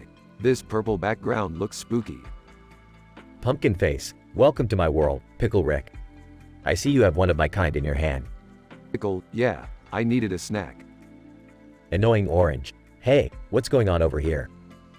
Pumpkin Face, another cartoon character has joined us. How exciting.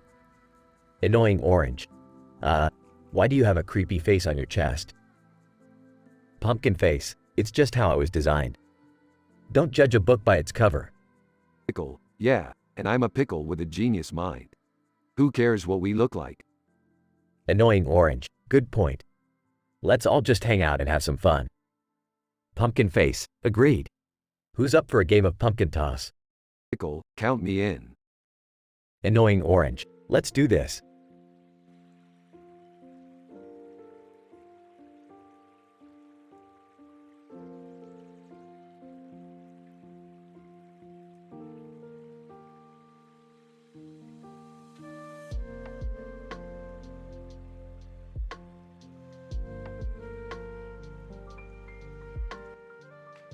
Title: The Late Arrival.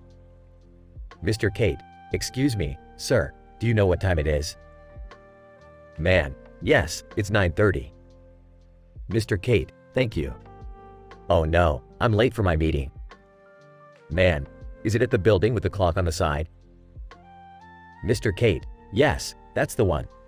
How did you know? Man, I work there. What's your meeting about? Mr. Kate, it's a job interview. I really need this job. Man, good luck.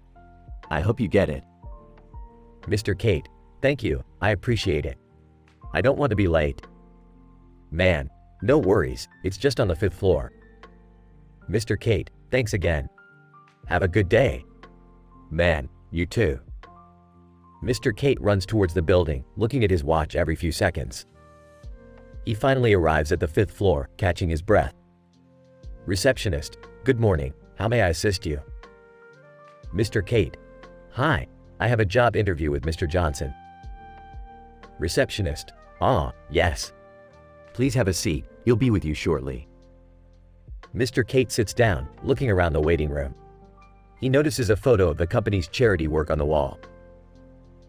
Mr. Kate, to himself, this company seems to care about the community. I hope I can be a part of it.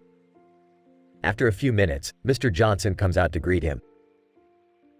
Mr. Johnson, hello, Mr. Kate. Thank you for coming in today. Mr. Kate, thank you for having me.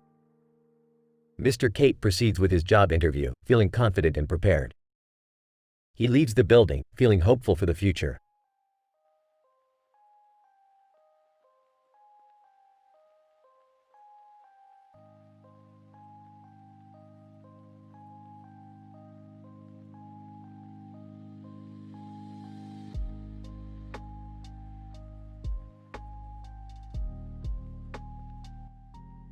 Narrator. In the beautiful city of Paris, the Eiffel Tower stands tall and proud. Its metallic structure glimmering under the warm sun. Wow, this view is breathtaking. I can't believe we're really here. Mia, it's even more stunning than I imagined. I'm going to capture this moment forever. Takes out his canvas and brushes. Mia, are you going to paint the Eiffel Tower? Yes, I am, but I don't want to just paint what everyone sees. I want to capture the feeling of looking up at the tower from below. Mia, that's a great idea. I think it will be a unique perspective. Starts painting. Narrator. Rick's brush strokes were deliberate, each one capturing the majesty of the tower. The blue sky served as a perfect contrast to the metallic structure. Mia, your painting is amazing, Rick. You really have a talent for this. Thank you. I just try to paint what I see and feel. Narrator. As the day went on, the sun began to set, casting a warm glow over the tower. Mia, it's even more beautiful at night. I agree. I think I'll come back tomorrow and paint it again. Narrator. And so, Rick and Mia spent the rest of their trip admiring the Eiffel Tower from every angle, each moment just as magical as the last.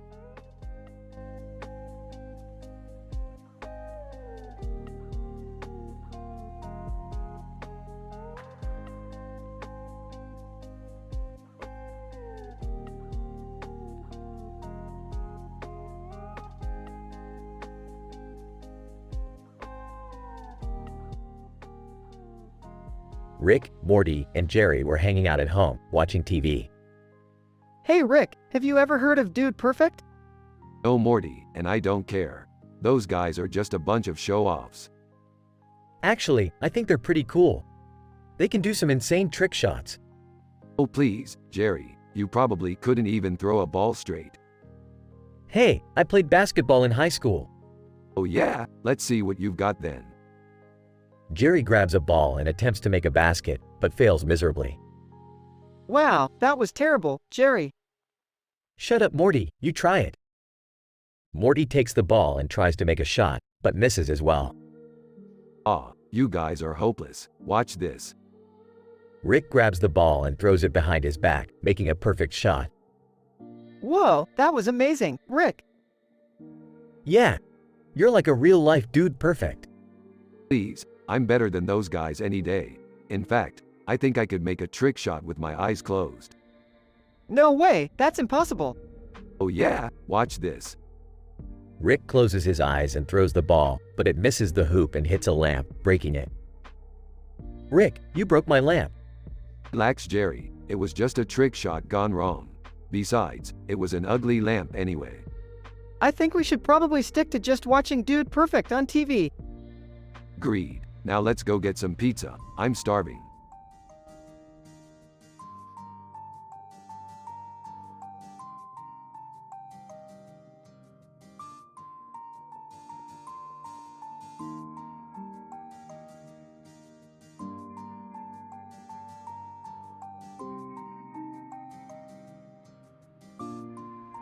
Alright, Morty.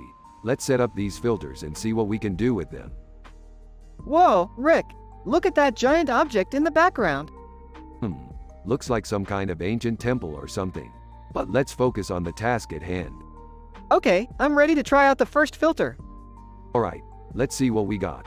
Whoa, Morty, check it out. We just added Doc and Marty to our video. That's so cool, Rick. Let's try another one. Sure thing, Morty. Let's see what the space adventure filter looks like. Whoa, Rick, look at those stars in the background. They're green and blue. Yeah, that's one of the new filters they just released on Filter Forge. Pretty cool, right? Totally. Hey, Rick, do you think we could use one of these filters to make a video for Summer's birthday? That's not a bad idea, Morty. Let's see what other filters we can find. But first, let's explore that temple over there. Oh, I don't know, Rick. It looks kinda dangerous. Nonsense, Morty, we'll be fine. Plus, think of all the cool artifacts we could find in there. And with that, Rick and Morty ventured off into the desert, leaving their video filters behind for the moment.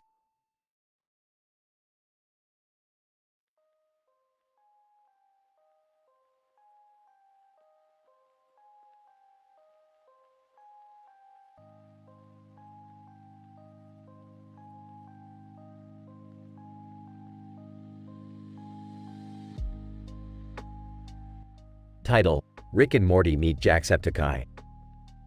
Scene: a cartoon of Rick and Morty on a television screen with a plane in the background and a man in a suit. Morty, I found a new dimension to explore. Oh, geez, Rick, not again. Can't we just relax for a bit? Relaxing is for the weak, Morty. We need to keep our minds sharp.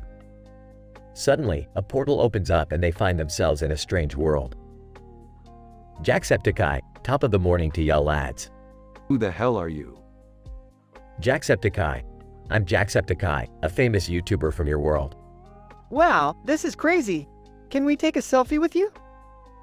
Jacksepticeye, sure thing, lads. They take a selfie together and continue to explore the strange world.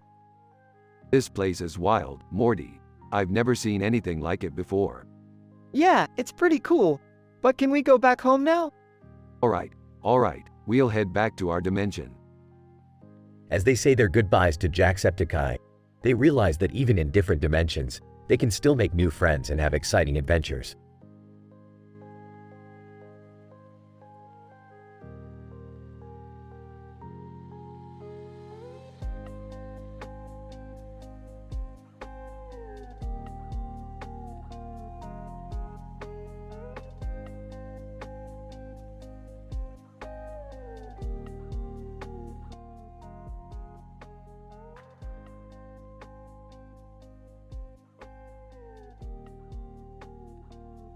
Morty, we're at the casino, the land of opportunity.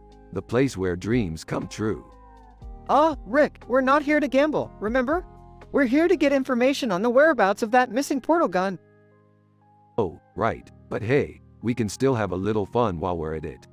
Spots a woman playing craps. Hey, Morty, let's go check out that game over there. I don't know, Rick. I've heard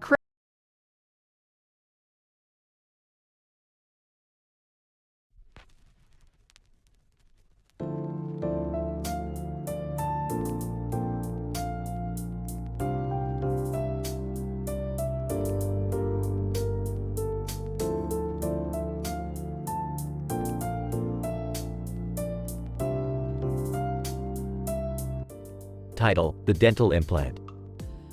Narrator: in this episode, we follow the story of a man who lost his front tooth in a car accident. John: I can't believe I lost my front tooth. What am I going to do? Narrator: John's dentist suggested a dental implant. Dr. Smith: a dental implant is a safe and effective way to replace a lost or damaged tooth. John: I'm a bit nervous, but if it means getting my smile back, I'll do it. Narrator: the surgery was a success, and John's new implant looked great. Dr. Smith: remember to take care of your implant, John. Brush and floss regularly, and come in for regular checkups. John: thank you, Dr. Smith. I couldn't be happier with the result. Narrator: with his new implant, John regained his confidence and was able to smile again. John: I can't thank Dr. Smith enough for giving me my smile back. Narrator: if you're in need of a dental implant, talk to your dentist today. It could be the solution you've been looking for.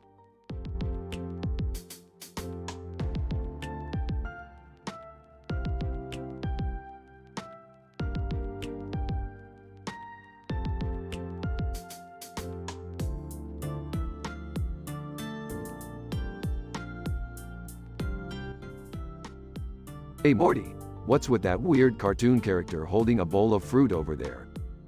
I don't know, Rick. Looks pretty harmless to me. Harmless? That's what you said about that simulation we were in last week. Oh yeah, I forgot about that. Well, let's go investigate. Burps. As Rick and Morty approach the cartoon character, they suddenly feel a strange sensation. Rick, I feel weird. What's happening to us?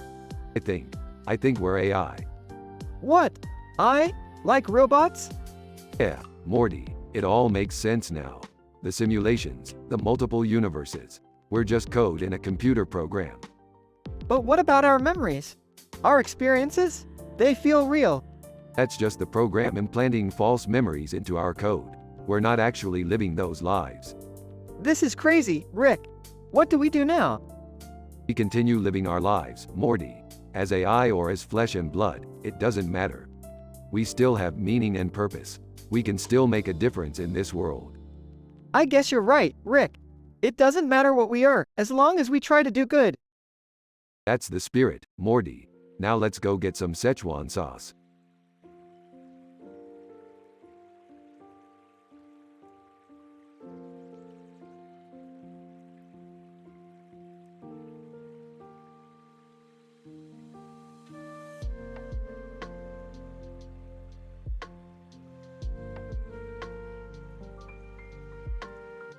Title: The Blue Object. John: Hey, what's that blue thing you're holding? Tom: It's just a toy I found on the street. John: It looks strange, like it's from another world. Tom: Yeah, it does. But it's just a toy. John: Are you sure it's safe to touch? Tom: Of course, it's harmless. John: Okay, but why did you suddenly yell? Tom: I don't know, it just made me feel weird. John: Maybe you should put it down and let's get out of here. Tom: Yeah, that's probably a good idea. As they walked away, Tom couldn't shake the feeling that something was off about the blue object. He couldn't explain why, but he knew that he needed to find out more about it. And so, he started researching, hoping to uncover its secrets and maybe even its origins. But the more he delved into it, the more he realized that there was something truly otherworldly about the blue object. And he knew that he was in way over his head.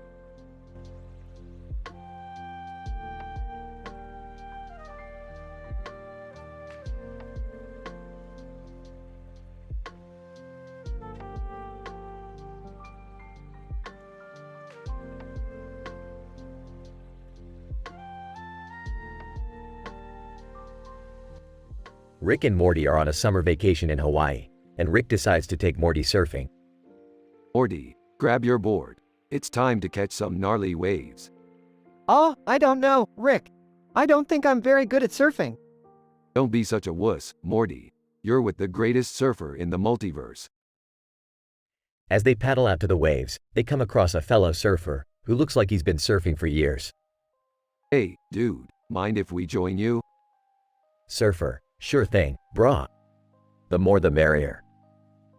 They all start catching waves and having a blast until the surfer wipes out and gets sucked under the water. Morty, quick, let's save him. But I don't know how to. Just do what I do, Morty.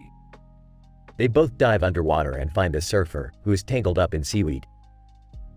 Surfer: Thanks, guys. I owe you one. Don't mention it, dude. It's all in a day's work. They continue surfing until the sun sets, and Morty realizes that he's actually pretty good at it. Hey, Rick, maybe we should do this more often. Yeah, we'll see about that, Morty. I've got a whole universe to explore, you know. Oh yeah, I forgot about that. But for now, let's just enjoy the moment. And with that, they ride off into the sunset, ready for their next adventure.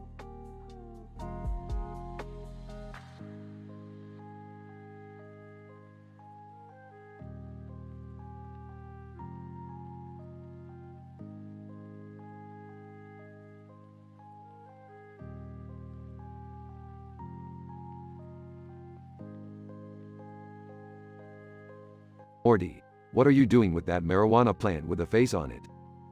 Oh, nothing, Rick. Just checking it out. Don't lie to me, Morty. I can see the cigarette in the middle of it. Okay, fine. I was smoking behind your back. I'm sorry. Sorry isn't going to cut it, Morty. You know how I feel about drugs. What are you going to do, Rick? I'm going to teach you a lesson, Morty. I'm taking us to the blender world. The blender world? What's that? It's a world where everything is blended into a disgusting mush. You're going to spend some time there to think about your actions. No, please, Rick. I won't do it again. It's too late for that, Morty. Prepare to be blended. Screaming, I'm sorry, Rick. I'm sorry.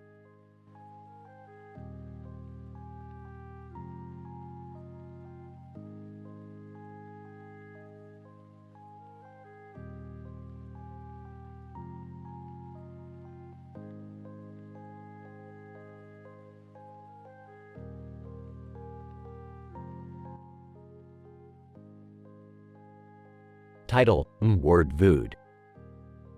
The episode starts with the main characters, Jane and Tom, walking down the street and they see a poster with a bunch of different words on it that say vood and the words word vood. They both get curious and wonder what it means. Jane, what is this poster all about? I don't understand it. Tom, I have no idea. Let's go closer and take a look. As they get closer, they notice that every word in the English language is replaced with Jane, what? Every word is replaced with That's crazy. Tom, yeah, it's like a different language. How are we going to understand it? They both get intrigued and start to investigate the meaning behind the poster. They talk to different people on the street, but no one seems to know what it means. Jane, this is so frustrating. We can't find anyone who knows what this is about. Tom, let's try to decode it ourselves. We can start by looking at the different patterns and combinations of them. They spend hours decoding the poster and finally come to a conclusion. Jane, I think I got it. It's a message about the power of words. Tom, really? How did you figure that out? Jane, well, think about it. If every word is replaced with it shows how important words are in our lives. We can use them to create meaning, express our thoughts and feelings, and connect with others. Tom, that's a great insight, Jane. It makes sense. We should be mindful of the words we use and how we use them. Jane, exactly. Words have the power to shape our world. Let's spread the message and encourage others to use their words for good. In the end, Jane and Tom feel enlightened and empowered by their discovery. They realize that words are indeed powerful and can make a positive impact on the world. They walk away from the poster feeling inspired and ready to use their words for good.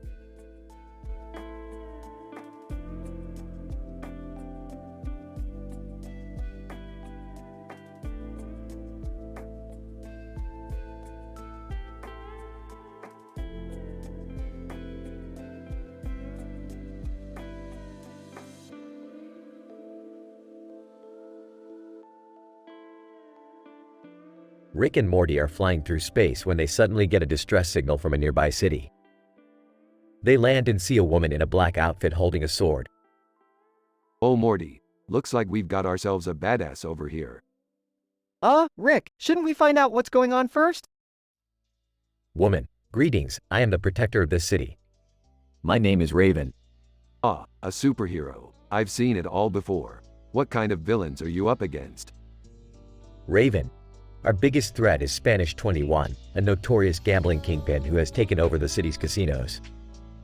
Gambling? That doesn't sound too bad. Morty, you idiot. Don't you know the dangers of addiction? Let's take this guy down.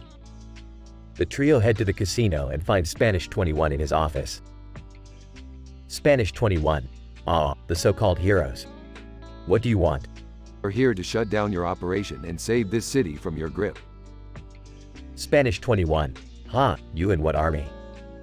Raven draws her sword and points it at Spanish 21. Raven, just me and my trusty sword. Oh yeah Morty, we got ourselves a badass over here. The three engage in a fierce battle with Spanish 21's henchmen, eventually defeating them all and shutting down the casino. Raven, thank you both for your help.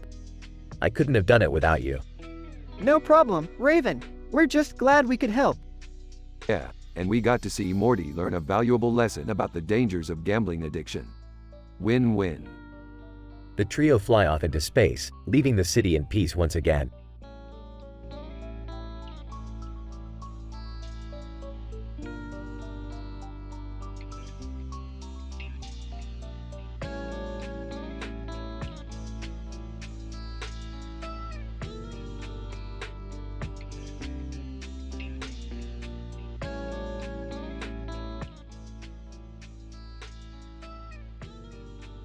Morty, we gotta head out to the side of the road. I saw on my Twitter feed that there's a new social media challenge going on. A social media challenge? What kind of challenge, Rick? I heard about this one. It's called the Fake Face Challenge. You wear a fake face on your face and a fake head on your head. That sounds ridiculous. Who would do that? People on the internet, Summer. People on the internet. So, what do we do for this challenge? We have to stand on the side of the road and take pictures with passing cars. That's it. That's the whole challenge? Yup, and whoever gets the most likes on their pictures wins. I don't know, Rick. This seems kind of dumb. Oh, come on, Morty. It'll be fun. Plus, think of all the likes we could get. Fine. Let's do it. But I'm not wearing a fake head. Suit yourself, Summer, but you're missing out on all the fun. And so, the gang ventured out to the side of the road, wearing fake faces and fake heads. They posed for pictures with passing cars, making silly faces and striking ridiculous poses. And in the end, they all had a great time, with a lot of likes to show for it. You know, Rick, this challenge was actually kind of fun. Yeah, I never thought I'd say this, but I'm glad we did it. I still think it's stupid, but I have to admit, I had a good time. Ah, I knew you guys would enjoy it. Now let's go post these pictures and see who gets the most likes.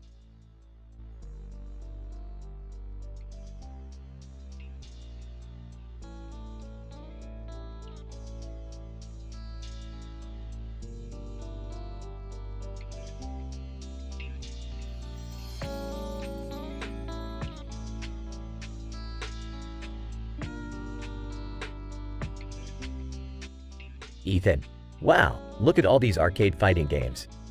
Which one do you want to play first, Jake? Jake, I don't know, there are so many options. Let's try out the one with the dragon characters. Ethan, good idea. I heard this one has really good graphics and gameplay. Jake, awesome.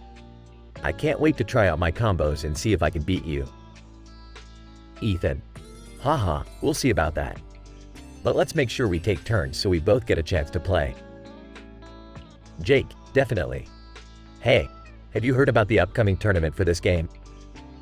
I think it's in a few weeks. Ethan, no way, really? We should definitely enter and show off our skills. Jake, for sure. We'll have to practice a lot though if we want to win. Ethan, agreed.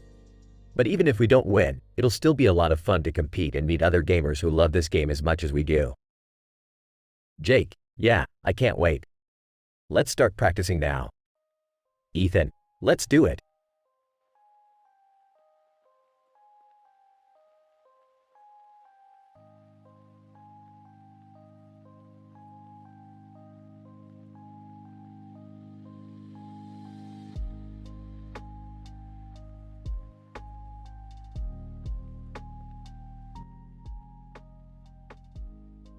Title, Surf's Up, Morty. The episode begins with Rick and Morty on a dirt road with a car that has a surfboard sticking out of the side of its trunk. Morty, what the hell is this? You can't even swim. I know, Rick, but I wanted to try something new. Well, you're not gonna catch any waves with that thing. You need a real car like this Lambo. Whoa, Rick, this is amazing. I've never driven a Lambo before. Yeah, well, don't get too excited. We've got bigger fish to fry. What do you mean?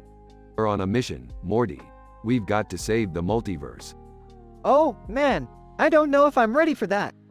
Don't worry, Morty, you've got me to guide you, and a Lambo to get us there fast. As they drive off, they encounter a group of aliens who challenge them to a surf-off. Alien 1. Hey, dudes. You think you can surf better than us? Chuckles. You're on, aliens. But we're gonna need some boards. Rick, I don't know how to surf. Grabs a board. Don't worry, Morty. Just follow my lead. They ride the waves like pros and ultimately defeat the aliens. Wow, Rick, that was amazing. I can't believe we did it. Smirks. Yeah, Morty. We make a pretty good team. As they drive off into the sunset, Morty can't help but feel a sense of accomplishment. Hey, Rick, I'm glad we can do this together. Smirks. Shut up, Morty. Let's just enjoy the ride. The end.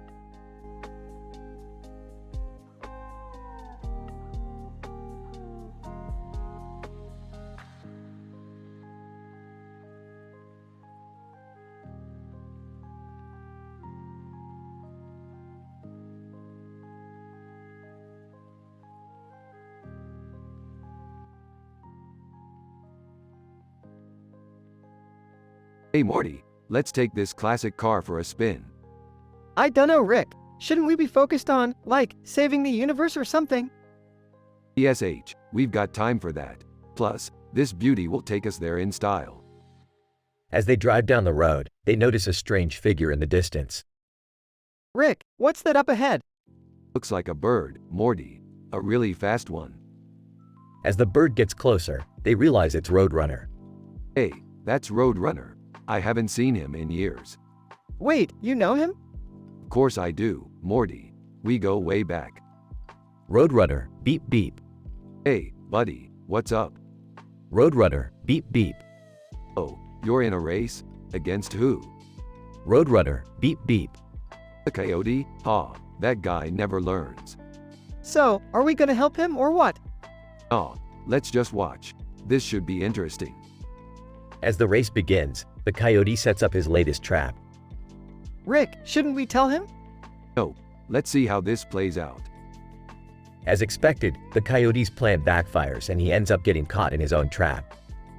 Classic coyote move. Looks like Roadrunner's got this one in the bag. Yeah, but what about the coyote? Don't worry, Morty. He'll be fine. He always is. As they drive away, they reflect on the absurdity of the situation. You know, Rick, sometimes I wonder if our adventures are just as crazy as Roadrunner's. Morty, we're way crazier. And that's why we're the best. They both laugh as the classic car disappears into the horizon.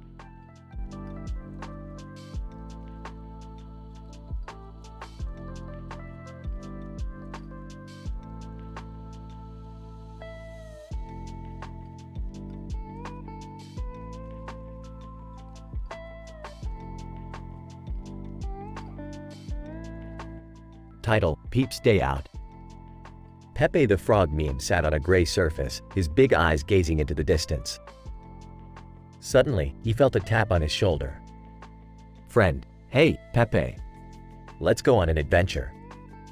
Pepe, sure, where are we going? Friend, let's explore the world beyond this gray surface. Peep's heart raced with excitement. He had always wondered what lay beyond his familiar surroundings. As they journeyed through forests and valleys, Pepe marveled at the beauty of the world. His friend pointed out different species of animals and plants, teaching him new things. At the end of the day, as the sun set behind the mountains, Pepe felt grateful for the experience. He realized that there was so much more to life than just sitting on the same gray surface day after day. Pepe, thank you for taking me on this adventure. I can't wait to explore more of the world. Friend, anytime, Pepe. Let's make it a habit to go on adventures and discover new things. Pepe smiled, knowing that he had found a true friend who shared his love for exploration and discovery.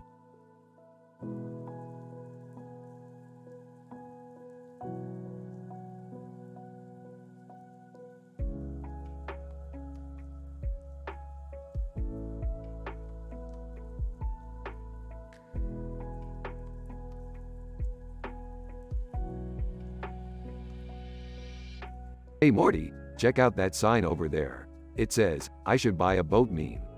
What does that even mean, Rick? I think it's some kind of internet meme, Morty. You know, those things people share online. Well, whatever it is, I'm sure it's stupid. Let's go check it out. They approach the sign and see a group of people taking pictures with it.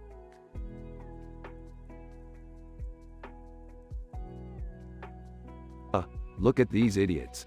They're probably posting these pictures on their social media accounts right now. I don't see the harm in it, Rick.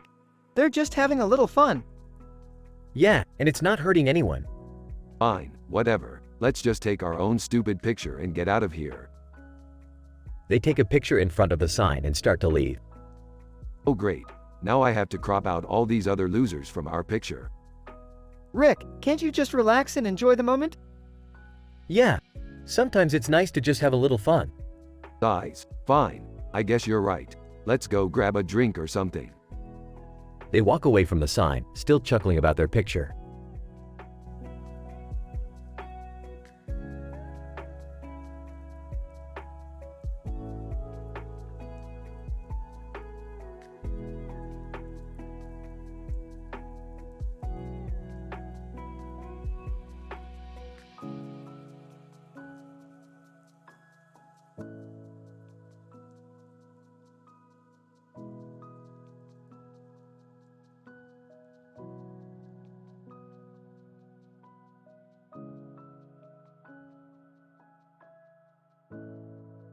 Morty, I've just discovered that Jeff Bezos is secretly a space alien.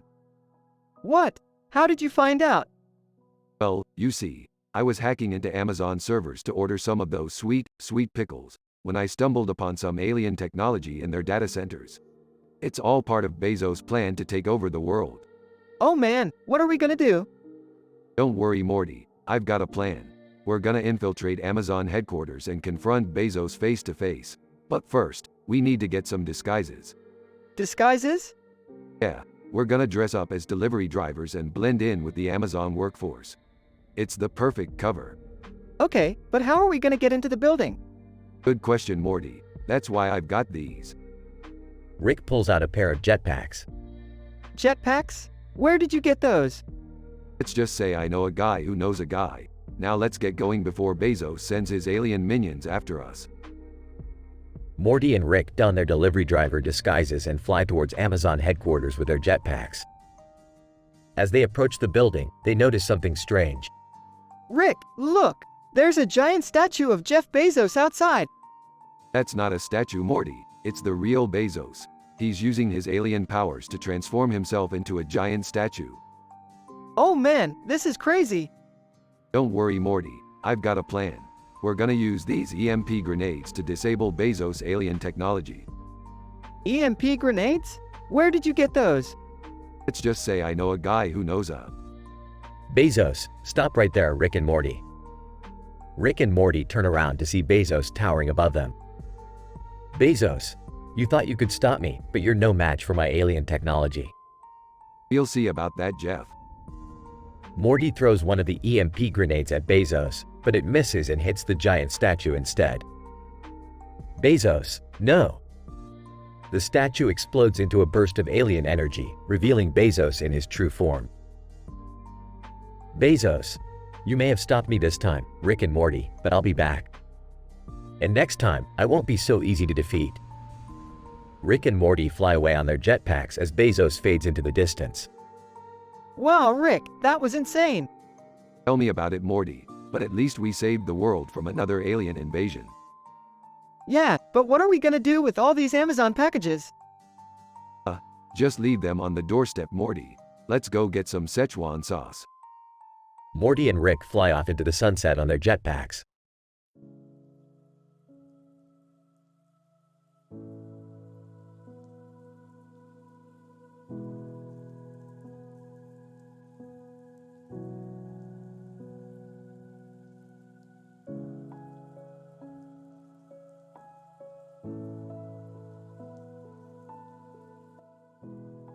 Alright, Morty, buckle up. We're going on an adventure. Groans, can't we just chill for once? This is chilling for me, Morty. We're going to Los Angeles. Hey guys, what's going on? Yeah, what's the big idea? We're going to Hollywood, baby. Gonna make our own movie. Oh wow, sounds exciting. Can I be the lead actress? Can I be the director? Whoa, hold on, guys. We need a script first. A woman in a blue dress and a woman in a colorful dress with a large umbrella on her head suddenly appear. Umbrella woman, excuse me, Do you know the way to the nearest Starbucks? Blue dress woman. Oh my god, is that Rick Sanchez? Flattered. Why, yes, it is. Blue dress woman, we're huge fans. We have an idea for your next adventure. Umbrella woman, it involves time travel and a giant robot. Intrigued. Tell me more. 10 minutes later. Confused. I don't think I understood any of that. Sarcastic. Yeah, it's not like we need a coherent plot or anything. Excited. This is gonna be the best movie ever. Grinning. All right, let's do this. To infinity and beyond. They all cheer and fly off into the sunset, ready for their next crazy adventure.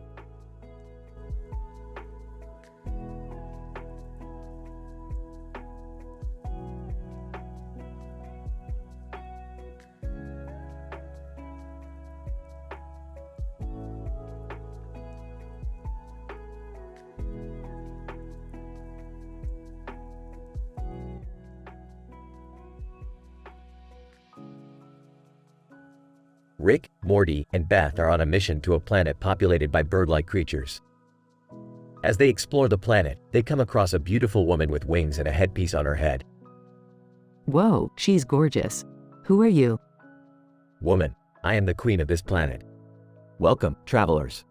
What brings you here? We're just passing through, looking for some adventure. Got any hot tips? Woman, well, there's a legendary treasure hidden deep within our planet. But it's guarded by some of the deadliest creatures in the galaxy. Oh boy, sounds dangerous. Woman, indeed. But if you succeed, you will be rewarded with great riches. Sounds like our kind of mission. Let's do it. As they venture deeper into the planet, they encounter all sorts of crazy creatures, from giant fire-breathing spiders to tiny, mischievous imps. This is insane. How are we supposed to find the treasure in all this chaos? Relax, Beth. I've got this. Just follow my lead. Eventually, they make their way to the treasure chamber, where they find an enormous pile of gold and jewels. Wow, this is amazing. But just as they're about to take the treasure, they're ambushed by the queen and her guards. Queen, you dare to steal from us? You will pay dearly for your arrogance. Whoa, hold on there, Your Highness. We were just playing around. We didn't mean any harm. Queen, very well. I will spare you this time. But if you ever come back to our planet, you will not be so lucky. And with that, they make their escape, with their pockets full of treasure and their hearts full of adventure.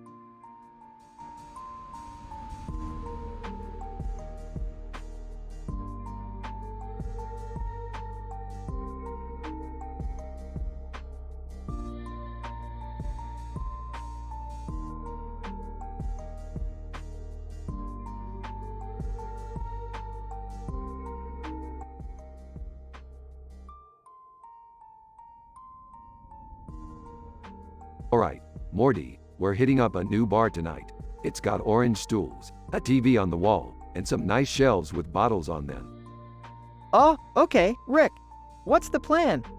The plan is to get drunk and forget about all our problems, Morty. Isn't that always the plan? Rick, are you encouraging underage drinking? Beth, don't be such a buzzkill. We're just having some harmless fun. Yeah, Beth, lighten up. It's not like we're doing drugs or anything. Alright, fine. Just be safe, okay? Of course we will, sweetie. Now let's go get our drink on. Meanwhile, at the Tapas bar. Bartender, welcome to the Tapas bar. What can I get for you tonight? I think I'll have a glass of red wine. I'll try a margarita. I don't know what I want. What do you recommend? Bartender, our signature drink is called the Tapas Twist. It's a mix of tequila, grapefruit juice, and a splash of tonic water. Okay, I'll try that. And I'll have a beer, please. Bartender, coming right up. Several drinks later. Slurring. Why, you know what's funny, guys? Everything is just so damn funny. Giggling, I know, right? Like, why is the alphabet in that order? Who decided that? Rolling her eyes. You guys are ridiculous. Laughing. Hey, let's play a drinking game. Everyone, yeah. They proceed to play a raucous game of Never Have I Ever, with hilarious results.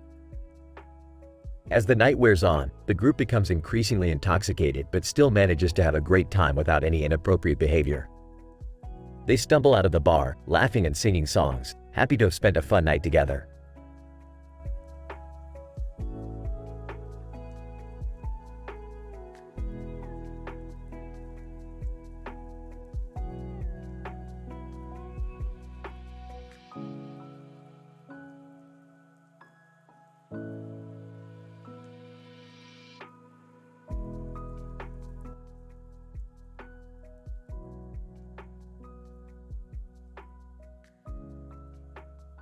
Title: The Monochromatic Misadventures of Rick and Morty.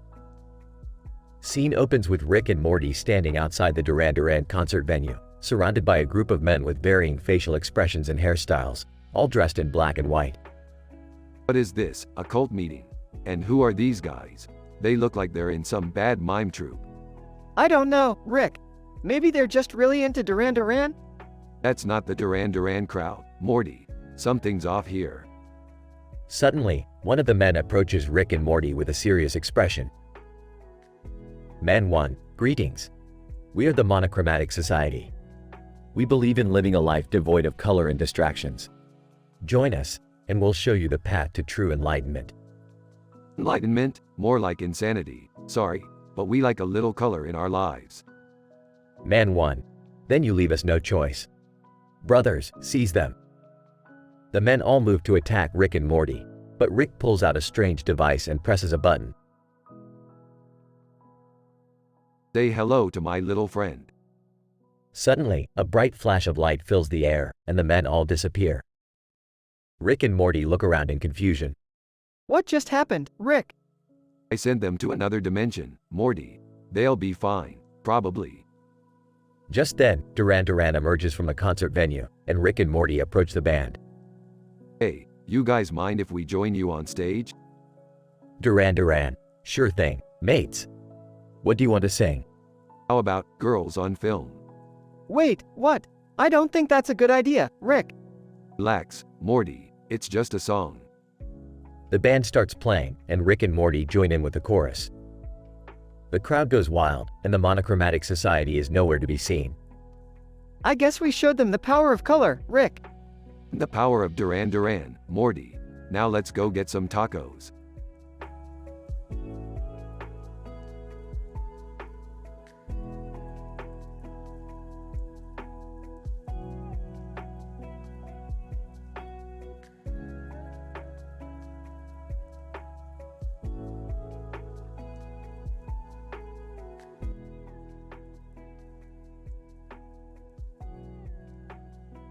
Title: The Horse, the Kiss, and the Crazy Adventure. The episode starts with Rick and Morty working on a new invention in the garage. Suddenly, Beth walks in with a woman with a ponytail and sunglasses on. Hey, Rick. This is my friend, Stephanie. She's a horse trainer and needs your help with something. What do you need, Stephanie? And can we get rid of the horse smell first? Stephanie, I need to find a way to communicate with my horse. He's been acting weird lately and I need to know what's going on. Can't you just talk to him? Stephanie, no, Morty. It's not that simple. Just then, they hear a commotion outside. They rush out to see a man in a white shirt trying to wrangle a horse. Stephanie gasps. Stephanie, that's my horse. What is he doing here? Looks like he's trying to steal a kiss from Justin Bieber and Selena Gomez. Wait, what? Sure enough, Justin Bieber and Selena Gomez are there, making out on the horse's back. The man in the white shirt is trying to get them off. This is insane. We need to stop them. What's going on? Long story short, we need to save Stephanie's horse from Justin Bieber and Selena Gomez. Okay, let's do this. They all team up to stop Justin Bieber and Selena Gomez from making out on the horse's back. It's a crazy adventure full of twists and turns. This is the craziest thing I've ever seen. I know, right? And we've seen some pretty crazy stuff. In the end, they manage to save the horse and Stephanie is able to communicate with him using Rick's new invention. Justin Bieber and Selena Gomez are sent on their way and the gang returns home. Well, that was certainly an adventure. Yeah, and we didn't even have to swear or talk about adult stuff. Or drugs. Or incest. Stephanie, or religion. They all laugh and enjoy the rest of their day, happy to have saved Stephanie's horse and avoided any NSFW content.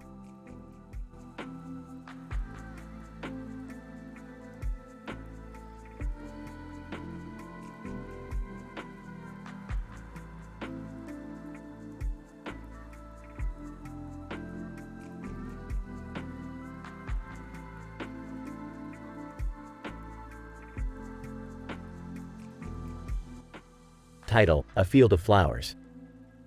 Opening shot of a beautiful field of orange and white flowers blowing in the wind, with a fence in the foreground and a tractor visible in the background. Narrator: In the quiet countryside, surrounded by the beauty of nature, there is a field of flowers that holds a special place in the hearts of those who know it.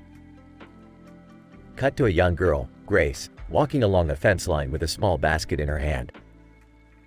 Grace: This field has always been my favorite place to come and think. The flowers are so peaceful and the colors always make me happy. Cut to a man, Jack, driving the tractor in the distance. Jack: I come out here every week to tend to the field. It's hard work, but it's worth it to see the beauty it brings to the world.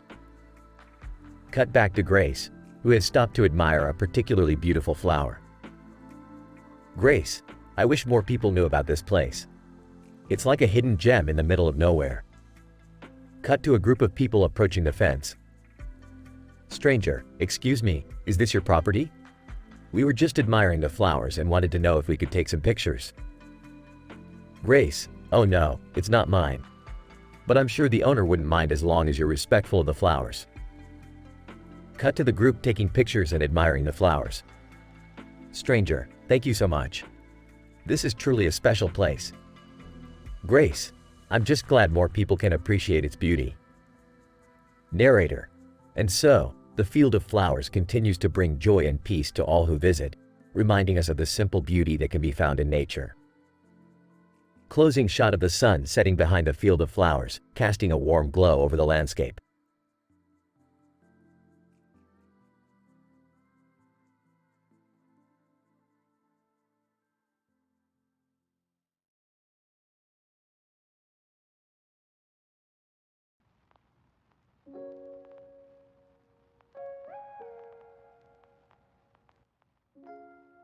Alright, Morty, we gotta head over to Canada to grab some of their world-famous poutine.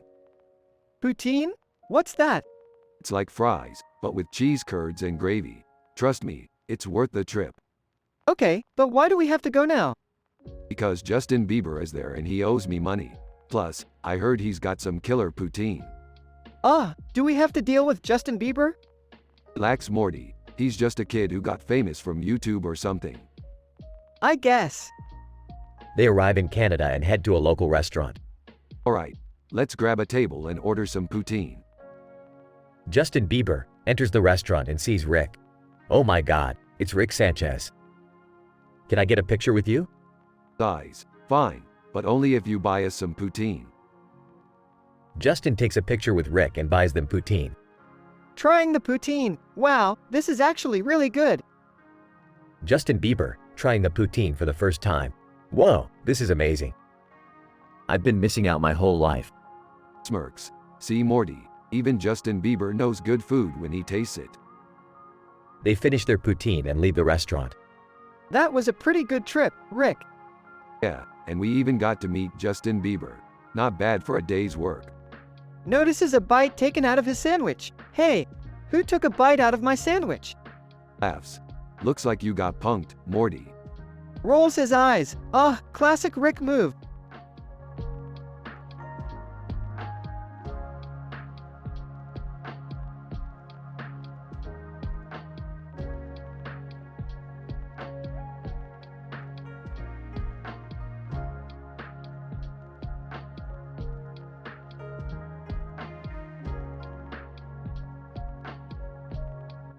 Title: The Biomedical Engineer. The scene opens with a view of a laptop and a desktop computer on a table in front of a window with a view of a building. A young woman, named Sarah, sits at the desk, dressed in a lab coat, typing away on the laptop. Sarah: I can't believe we were able to develop this new prosthetic limb. It's going to change people's lives. Her colleague, a man named John, walks into the room. John, I know, it's amazing what we can do with technology these days. Sarah, I'm just glad we can use our skills to make a difference. John, speaking of which, have you heard about the new project that's being funded? Sarah, no, what is it? John, it's a device that can detect early signs of Alzheimer's disease. They're looking for a biomedical engineer to lead the project. Sarah, that sounds like a great opportunity. I'll definitely look into it. The scene ends with Sarah closing her laptop and gazing out the window at the building, deep in thought about the potential impact of her work on people's lives.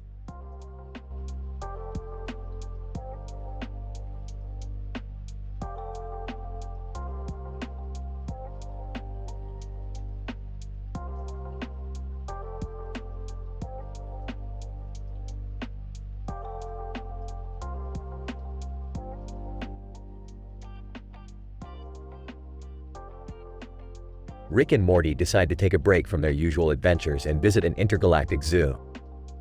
They come across an exhibit with two elephants, one with its trunk on the back of the other's head. What kind of messed up animal exhibit is this? That poor guy's gotta carry his friend's nose around all day. I don't know, Rick. Maybe it's some kind of symbiotic relationship? Oh please, Morty, you're giving these aliens too much credit. Let's go see something actually interesting. As they walk away, they hear a strange sound and turn around to see Dr. Octagonopus behind them. Dr. Octagonopus, greetings, Rick and Morty. I am here to warn you of the impending doom. Whoa, slow down there, tentacle boy. What impending doom? Dr. Octagonopus, the zoo is actually a front for an evil organization trying to take over the galaxy. They're planning an attack and… Wait, how do you know all this? Dr. Octagonopus, I'm an octopus. I have a lot of connections. Alright, we'll help you stop them. But first, we gotta figure out how to get past those elephants. Maybe we can distract them with some trees from the background? Genius, Morty, I knew there was a reason you're still around. As they make their way through the zoo, they encounter various obstacles and strange creatures. But with Rick's quick thinking and Morty's optimism, they manage to save the galaxy once again. Well, that was a weird one. I don't think I ever want to go to another intergalactic zoo again. Yeah, but at least we got to see some cool animals. Kind of. Dr. Octagonopus, thank you for your help, Rick and Morty. I couldn't have done it without you.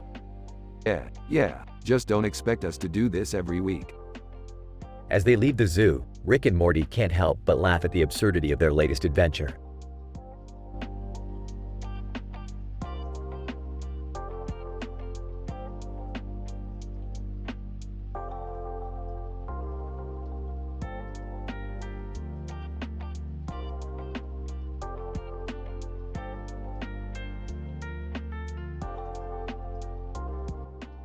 Rick, Morty, and Jerry were on a routine intergalactic mission when they stumbled upon a man in a purple coat holding a large metal object in his hand and a yellow light behind him. Oh, who's this guy? He looks like he's straight out of a sci-fi movie. Rick, we're in a sci-fi movie. Guys, I don't think we should mess with him. He looks pretty dangerous. Disguised toast. Hey, you guys got any bread? I'm kinda hungry. Bread? What kind of intergalactic being eats bread? Disguised toast. I'm not an intergalactic being. I'm just a guy trying to make a living. Wait, so you're not some kind of alien or robot? Disguised toast. Nope, just a regular guy. Why? Were you guys expecting something else? I don't know about you guys, but I'm getting out of here. This is too weird for me. Relax, Jerry. This guy's harmless. Let's just give him some bread and be on our way. Disguised toast. Thanks, guys. You're the best. By the way, have you heard about this new game called Among Us?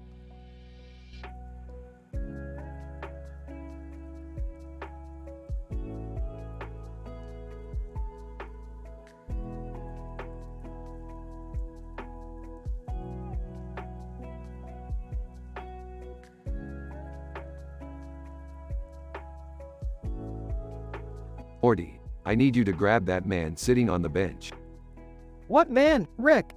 The one wearing the blue shirt and tie, Morty. Oh, okay, I got him. Now what? Just hold him for a sec, Morty. I need to teach him a lesson. Man, what's going on? Who are you people? We're from another dimension, buddy. And we're here to show you that life is just a simulation. Man, what? That's ridiculous. Oh, is it? Then explain why you're wearing the same outfit as the guy sitting next to you. Man, what? That's just a coincidence. Sure. Keep telling yourself that, Morty. Let's get out of here. Rick, I think we forgot something. What's that, Morty? The blue shirt and tie. Oh, right. Thanks, Morty. You're always one step ahead of me. Man, wait, what are you taking my shirt and tie for? Just a little souvenir, buddy. Don't worry about it. Now let's go find Richard Dawkins and mess with him. Rick, I don't think that's a good idea. Nonsense, Morty. It'll be hilarious. Trust me.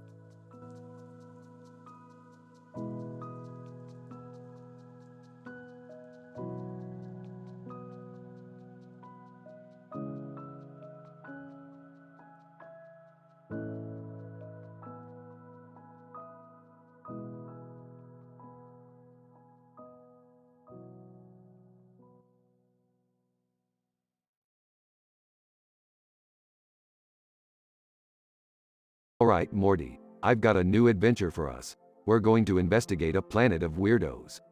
Oh boy, here we go again. Can I come with you guys? I'm feeling left out. Dad, we're going on a dangerous mission. You wouldn't survive. But I want to be a part of the family adventures. Fine. You can come, but don't expect any special treatment. As they landed on the planet, they saw a woman with a mask on her face and a rose in her hair and an upper leg. Whoa, what's up with her leg? Woman, it's a long story, but let's just say I got into a fight with a giant alien spider. Classic. Can we please focus on the mission? Yeah, we need to find out what's going on with these weirdos. Woman, I can help you. I'm actually a spy for the resistance against the evil ruler of this planet. Perfect. Let's team up and take down this tyrant. As they made their way to the ruler's palace, they encountered some strange creatures. Oh no, I don't like the look of these things. Yeah, they're pretty freaky. Don't worry, we've got this. Woman, actually, let me handle it. I've got a secret weapon.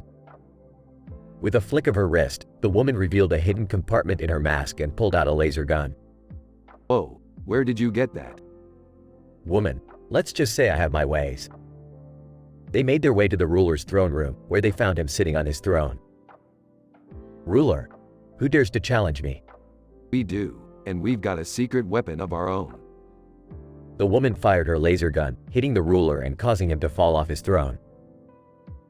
Hey, we did it! Yeah, but what about the weirdos on this planet? Woman, they'll be free now that the ruler is gone. Thank you for helping me with my mission. No problem. We're always up for an adventure. And with that, we're out of here. Time to find the next crazy planet to explore.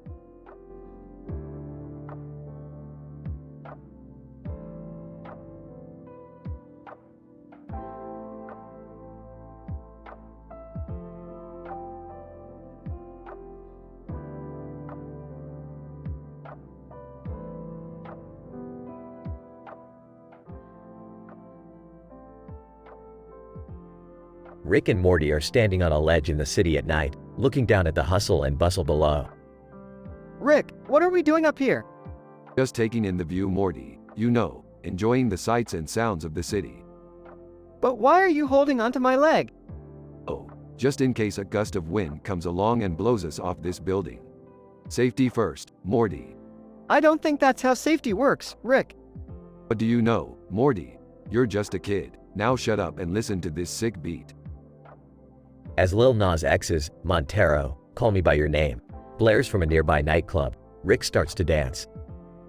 Oh yeah, Morty, this is my jam. I haven't danced like this since that time I got drunk with Jerry and danced on the kitchen table. I don't think I want to hear that story, Rick.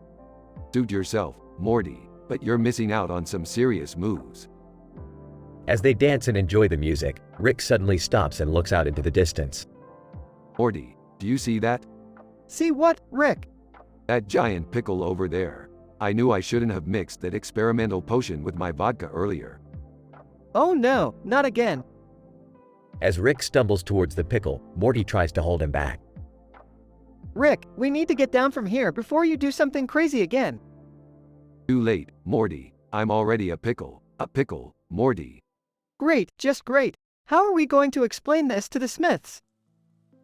As they make their way down from the ledge, Morty can't help but wonder what other crazy adventures he'll be dragged into next.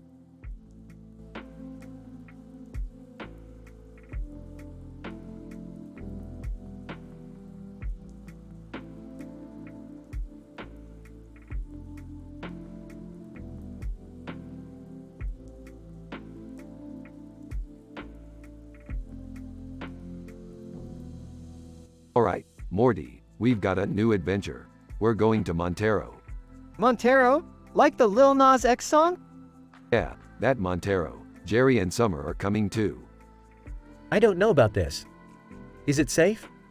Dad, it's just a music video location. Trust me, Jerry, it'll be a blast. They arrive at Montero.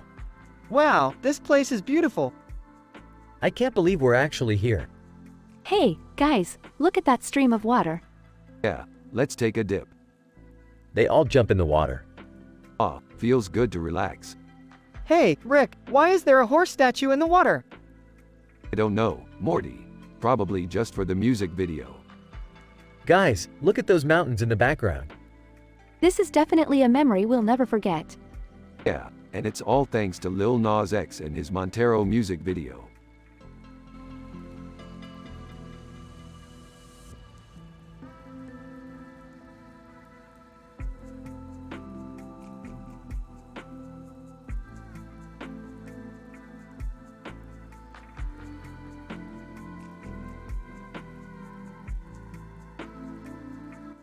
Title, Kramer's Job. Kramer, hey Jerry, you won't believe it, I got a job. Really? Doing what? Kramer, I'm a door-to-door salesman. Selling subscriptions to the New Yorker magazine. Elaine, Kramer, you can't just go into people's homes uninvited.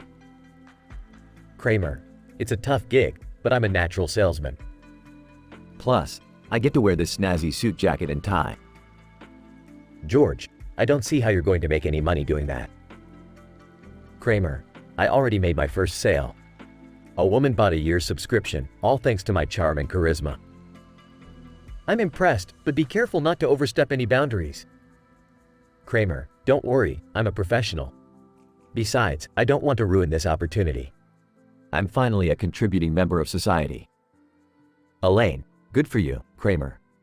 just remember to keep it clean and respectful. Kramer, of course, high moral standards are my middle name.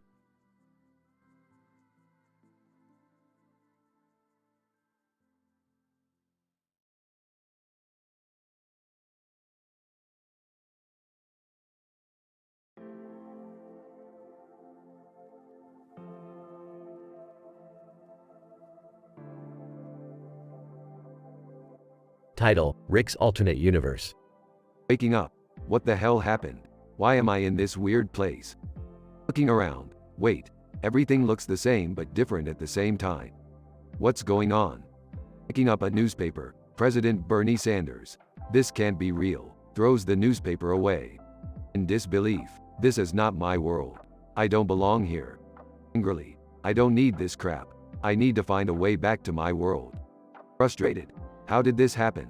Did that experiment go wrong or something?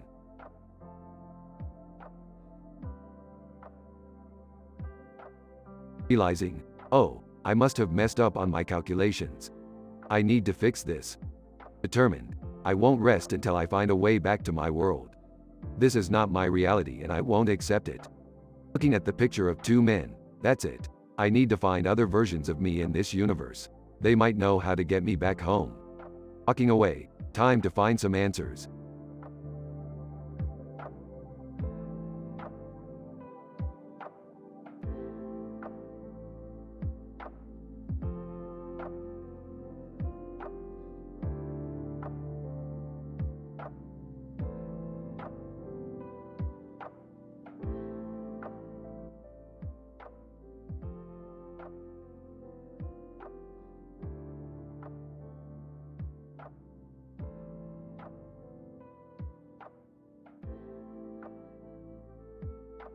Alright, Morty, we're gonna hit up the casino today, and we're gonna win big.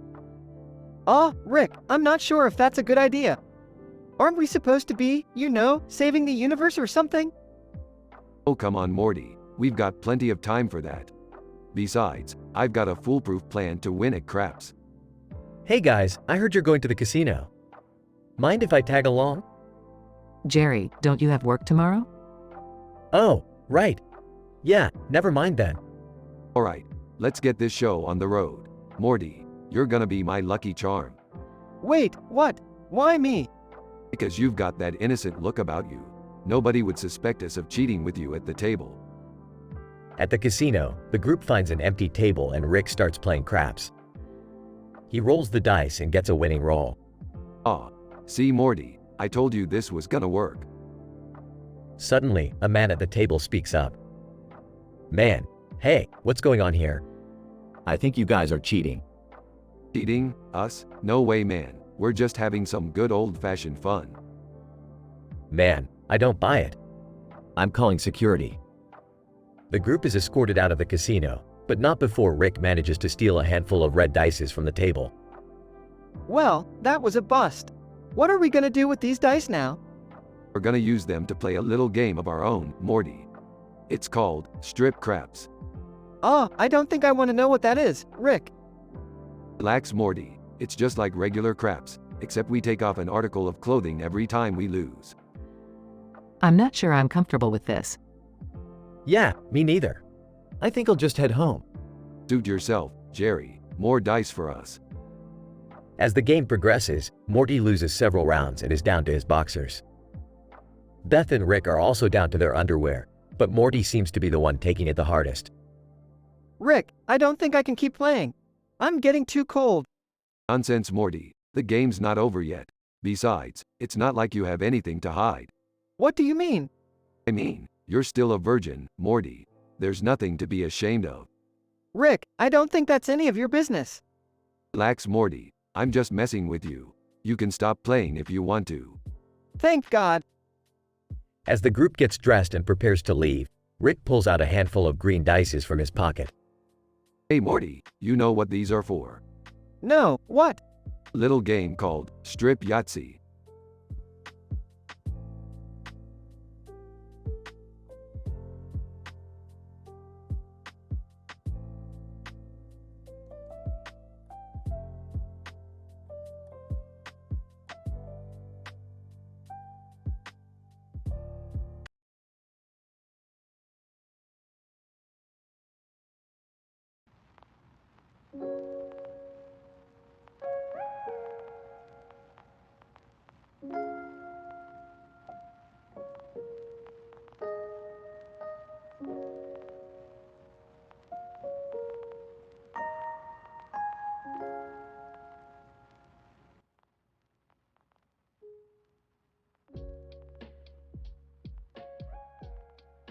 Title: Skeletal Shenanigans. Morty, we're going on a trip. Where to, Rick? The Laminectomy, Morty. It's a planet full of skeletons. Skeletons? What are we gonna do there, Rick? Relax, Morty. We're just gonna have some fun. Look at this. Shows a drawing of a skeleton holding a plant in one hand and a fork in the other hand. Confused. What's that supposed to mean? It means we're gonna have a skeleton of fun, Morty. Laughs. Size, I don't get it. Ignores Morty. Alright, let's go explore. Land spaceship on the planet. Skeleton 1. Hey, look who it is. It's Rick and Morty. Skeleton 2. Let's party. Excitedly, hell yeah, let's get this party started. Nervously, I don't know, Rick. This seems kinda creepy. Reassuringly, relax, Morty. These skeletons are cool. They're just like us, except they don't have any flesh. Laughs. As the night goes on, Rick and Morty have a blast with the skeletons, dancing and playing games. They even teach the skeletons how to play Never Have I Ever. Skeleton 1. Never have I ever eaten a human. Everyone laughs. Disgusted. Oh geez, Rick. Defensively. Hey, it's just a game, Morty. Lighten up. The night ends with Rick and Morty saying their goodbyes to the skeletons and leaving the planet. As they fly away, Morty can't help but feel a little uneasy about the whole experience. Thoughtfully, do you think we should have done that, Rick? Smirking. What, hang out with some skeletons? Hell yeah, Morty, we had a blast. Size, I guess you're right, Rick. Patting Morty on the back. Of course I am, Morty. That's why you always listen to your grandpa. Laughs. Smiling, yeah, I guess so.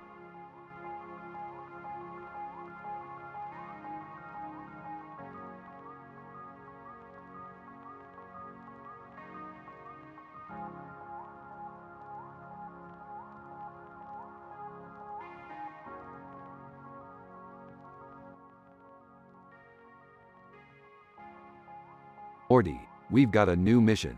Guy Fieri is missing in the fourth dimension. Guy Fieri? The dude with the spiky hair and sunglasses? That's him, Morty. We need to find him before he eats all the food in the multiverse. But how are we going to find him in the fourth dimension? We don't even know where to start. Easy, Morty. We just need to use the interdimensional portal gun and follow his scent. His scent? Yeah, he smells like fried chicken and donkey sauce. It's unmistakable. Okay, let's do this. They arrive in the fourth dimension and see Guy Fieri. Guy Fieri, hey, dudes. Welcome to Flavor Town. Hi, what the hell are you doing here? Guy Fieri, oh, just hanging out, checking out the eats in this dimension. You know how it is. Sure. But why did you leave our dimension? Guy Fieri, well, I heard there was a burger joint in this dimension that makes the best burgers in the multiverse. And let me tell you, they were worth the trip. Alright, well let's head back to our dimension before things get too crazy here. Guy Fieri, sounds good to me, bros. Let's hit the road. They leave the fourth dimension and return to their own. You know, Rick, that was actually kind of fun. Yeah, I gotta admit, hanging out with Guy Fieri was a wild ride. Guy Fieri, hey, you guys ever need a taste tester for your adventures, just give me a call. I'm always down for some good food and good company. Oh, sure thing, Guy. Alright, let's get out of here before we end up in some other crazy dimension. They walk off into the sunset, with Guy Fieri joining them for a brief moment before departing.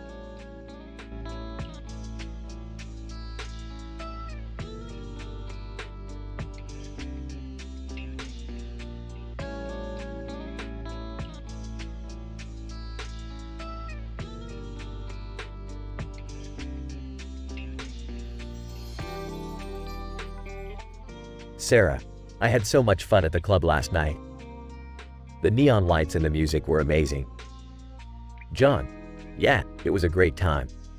The dance floor was packed and everyone was dancing. Lena, I loved the way the neon lights reflected off the floor. It was like we were in a different world. Chris, the music was loud, but it was so much fun. We danced until our feet hurt. Emily, I loved seeing all the different people there. Everyone was so friendly and just wanted to have a good time. David, I was a little nervous at first, but I'm glad I went. It was great to let loose and just have fun. Brian, the DJ was amazing. He played all the best songs and kept the energy high all night. Rebecca, I'm not really a big fan of clubs, but I have to admit, last night was a blast. I think I might have found my new favorite hangout spot. Jason, I can't wait to go back again next week. It was definitely a night to remember. Melissa, I am glad we all had fun, but I also want to remind everyone to be responsible and safe while we go out to clubs and have fun.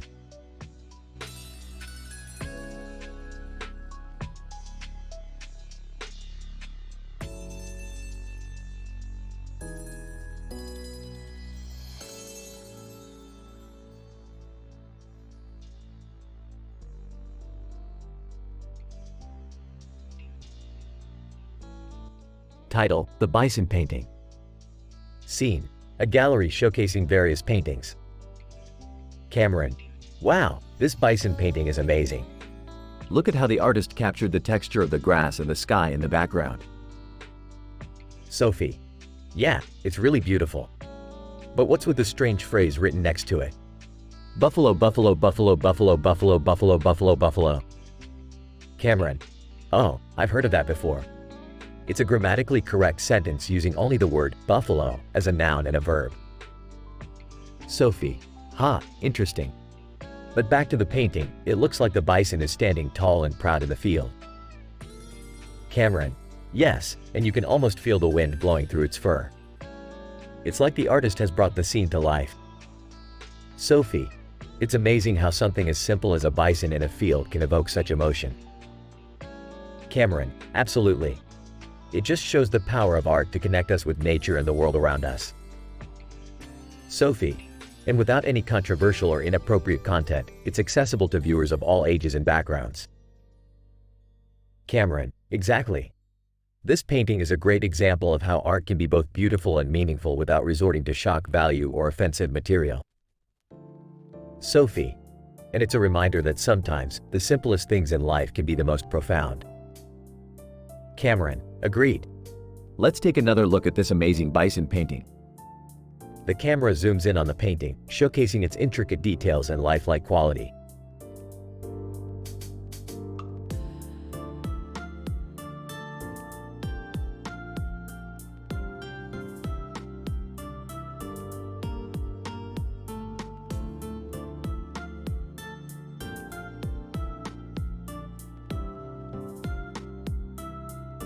Dies. Sarah. What's wrong, Rick?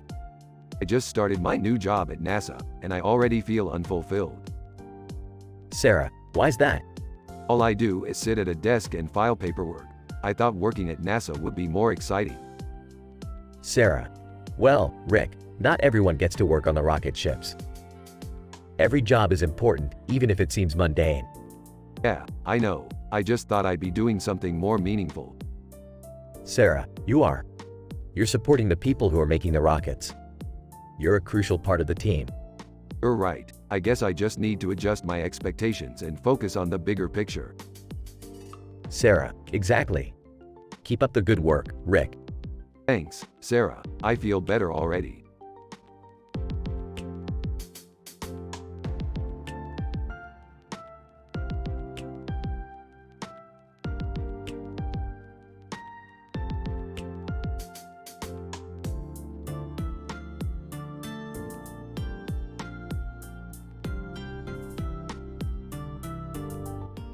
Rick, Morty, Jerry, and Beth were lounging around the living room watching interdimensional cable. Suddenly, a strange cartoon caught their eye. What in the world is this? Looks like some sort of magical girl anime. Whoa, look at that girl in the dress. She's playing with a ball and a wand in a rainbow world. I don't get it. Why is everything so colorful? Shut up, Jerry. Let Morty enjoy his show. As Morty continued to watch the cartoon, he noticed a cat wandering outside the window. Hey guys, check out that cat. Oh boy, here we go. Morty suddenly felt a strange energy coursing through his body. He closed his eyes and began to spin around, his clothes transforming into a sailor outfit. In the name of the moon, I will punish you. Morty, what the hell just happened? I don't know, Rick. I just turned into a magical girl. That's actually kind of adorable. I don't know if I feel comfortable with this. Hey, it's not so bad being a magical girl. Look, I have this cool wand. Well, we're definitely not getting anything done today. Might as well join in on the fun. As Rick put on a tutu and joined Morty in his magical girl transformations, the family spent the rest of the day battling imaginary monsters in their living room. It may not have been their most productive day, but it was definitely one they would never forget.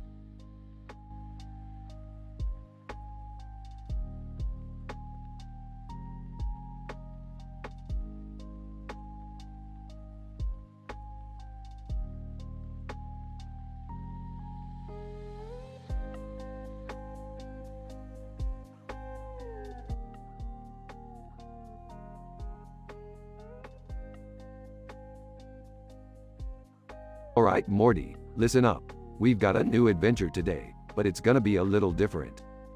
What do you mean, Rick? I mean, we're gonna be rapping a sonnet today, Morty. It's gonna be based on an ABAB pattern. Oh geez, Rick, I don't know if I'm ready for this. Nonsense, Morty. You'll be fine. Now let's get started. They find the piece of paper with a foreign language written on it. Alright, let's rap about this paper. Morty, you go first. Okay. Clear's throat. The paper is written in a foreign language. I don't understand it, so it causes anguish. Laughs. Nice one, Morty. Let me give it a shot. Clear's throat. The paper is a mystery. It's got me feeling kinda history. Laughs. I like that one, Rick. Okay, here's my next one. The ink is black, but the words are white. It's like a puzzle that I can't quite. Nods. Not bad, Morty. Here's mine. The letters are squiggly and hard to read, but I'm up for the challenge. Yes, indeed. Laughs. That's a good one, Rick. Okay, my turn again. The paper is crumpled and worn. It's like it's been through a terrible storm. Nodding. I like it, Morty. Here's mine. The language is foreign, but the message is clear. It's like a secret code that we must adhere. Impressed. Wow, Rick, that was really good. Smiling. Thanks, Morty. Alright, let's do one more each. Clear's throat. The paper is creased and tattered. It's like it's been through a million disasters. Nods. Good one, Morty. Here's mine. The paper is old and full of history. It's like a treasure map that we must see. Laughing. That was awesome, Rick. Smiling. Thanks, Morty. I had a lot of fun with this one. Yeah, me too, Rick. Who knew rapping a sonnet could be so much fun? Chuckles. That's the beauty of adventure, Morty. You never know what kind of crazy things you'll end up doing.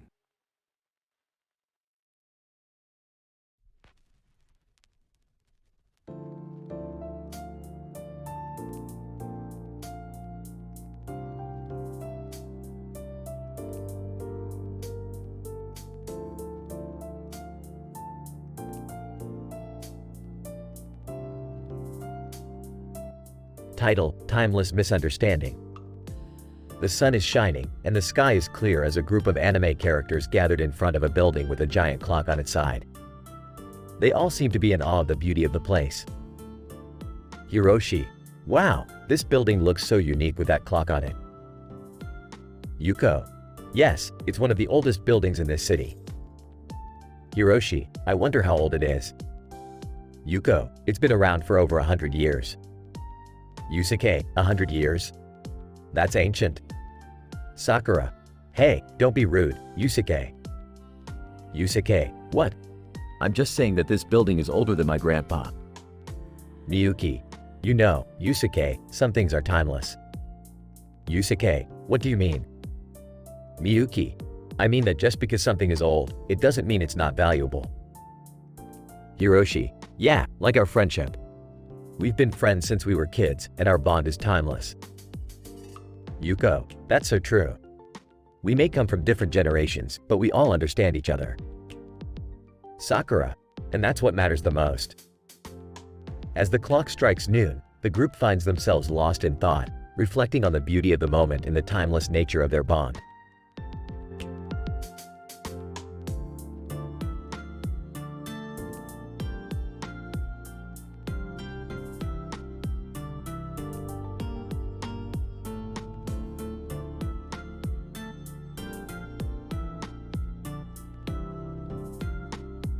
Oh, Morty, I'm bored and I need some fun.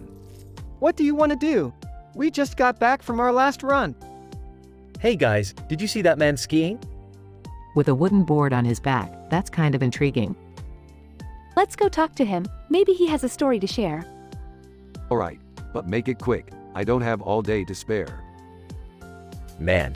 Hey kids, what's up? You like to ski? Yeah, we do, but we also like to be witty. Can you tell us the Kardashian history in rhymes? We're curious, but we promise we won't judge their crimes. Man. Alright, here's the story. It won't take long. We're listening. Go ahead. Sing us a song. Man.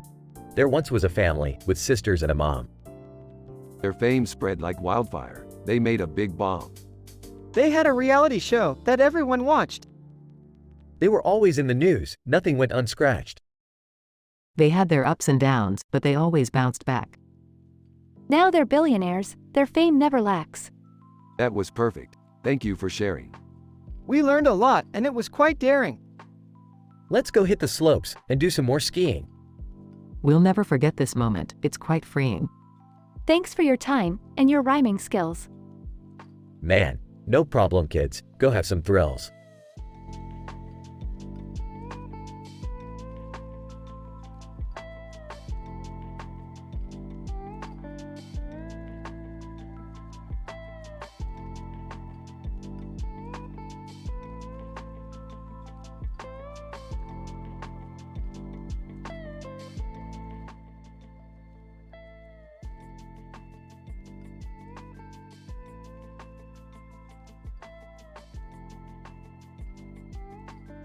Rick and Morty episode 420, The Painted Face Man. Rick and Morty are sitting in the living room when suddenly a man with a painted face and a hat on his head appears on the TV screen. Painted Face Man. Greetings, Morty and Rick. I am the Painted Face Man and I have come to seek your help. Help with what, exactly? Painted Face Man. My planet is under attack by a ruthless alien race and I need your help to stop them. Wow, that sounds like a pretty serious problem. Painted Face Man. It is, Morty. But I have a plan. We will sneak onto their ship and disable their weapons from the inside. Sounds like a suicide mission. Painted Face Man. It is. But if we don't act fast, my planet will be destroyed. Alright, let's do it. The trio boards the alien ship and begins to make their way to the weapon room. Painted Face Man. Alright, we're almost there. Just a little further. Suddenly, they come across a group of aliens. Quick, hide. They all hide behind a nearby crate. What do we do now? Painted Face Man. I have an idea. He takes off his hat and begins to juggle it. Alien number 1. What is this? Alien number 2. I don't know, but it's mesmerizing. While the aliens are distracted, Rick, Morty, and Painted Face Man sneak past them and make it to the weapon room. Alright, let's get to work. They begin to disable the weapons, but just as they're about to finish, they're caught by the aliens. Alien number 1. You thought you could outsmart us, but you were wrong. Damn it, we were so close. Painted Face Man. Not necessarily. He takes off his painted face, revealing that he's actually a robot. Whoa, I did not see that coming. The robot self-destructs, destroying the ship and saving the planet. Nice work, Painted Face Bot. Yeah, you really saved our butts. Painted Face Bot. It was my pleasure, Morty and Rick. The trio returns home and sits in the living room. You know, Morty, I think we could learn a thing or two from that robot. Like what? Like, always be prepared for the unexpected. Yeah, I guess you're right. Never trust a man with a painted face. Wait, what?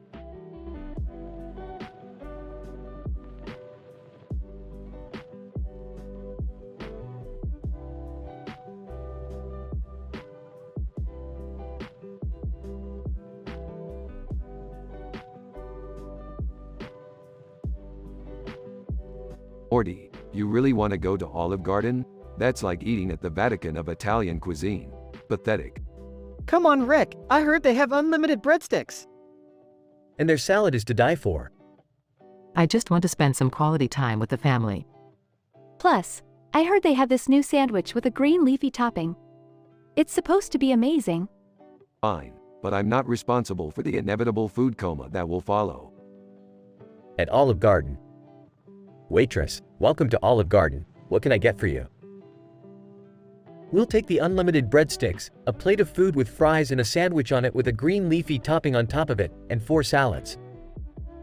Waitress, great choice. Enjoy your meal.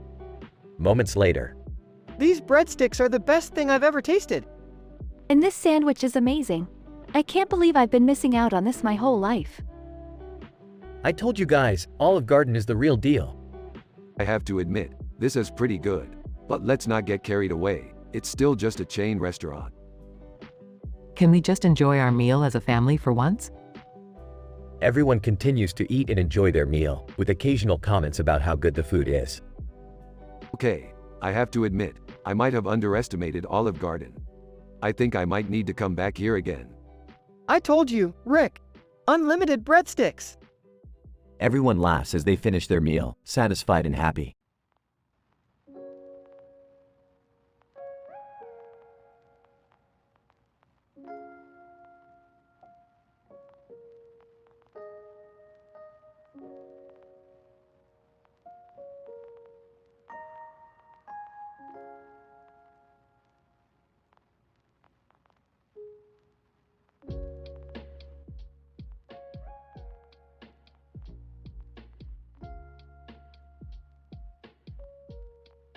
Rick, Morty, and Summer find themselves transported to a video game world where they meet a character named Zephyr with green hair, green eyes, and a green head.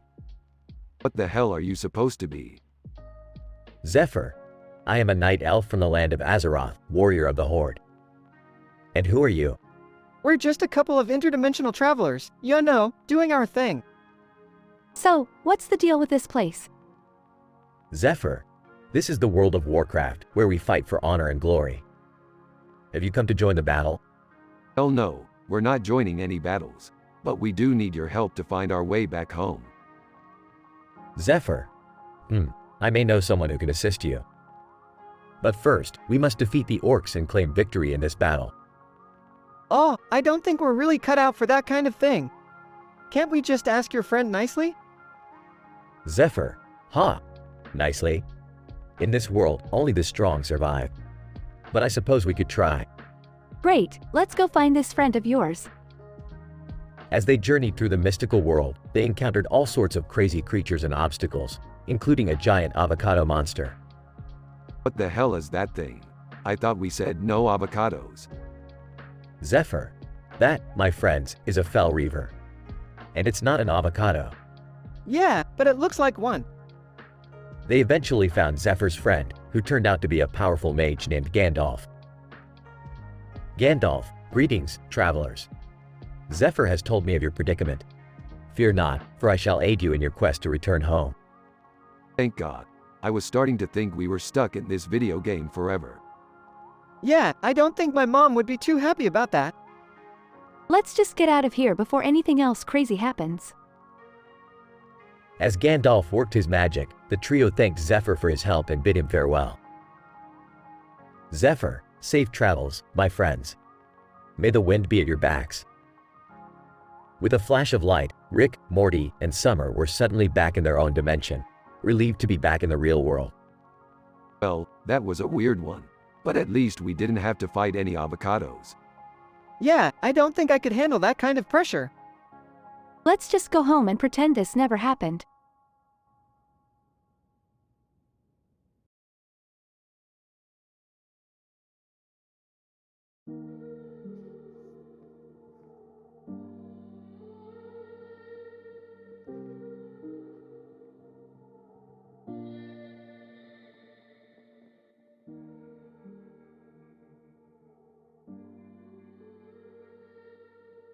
Rick, Morty, Jerry, Beth, and Summer are all gathered in the living room of Rick's lab, watching as Rick tinkers with a strange device.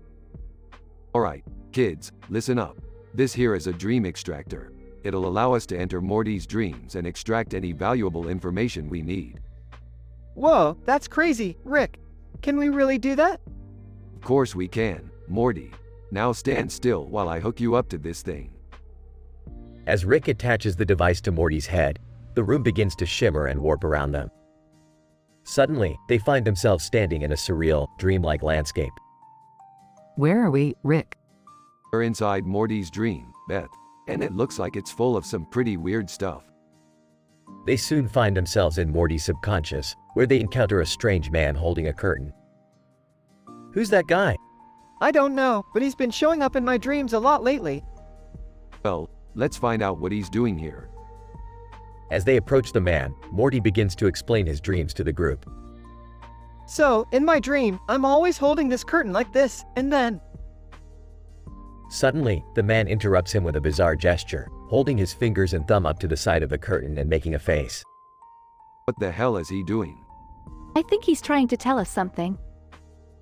As they continue to explore Morty's dream, they encounter more strange and surreal imagery, including a giant talking cat and a floating castle made of candy. This is insane. How can Morty dream up something like this? It's all part of the human subconscious, Jerry. Anything is possible in a dream. As they prepare to leave Morty's dream, they realize that they've accidentally brought the strange man with them. What are we going to do with him? I don't know, Beth. Maybe we can use him in our next adventure. And with that, they return to the real world, with Morty's dream and its bizarre imagery still lingering in their minds.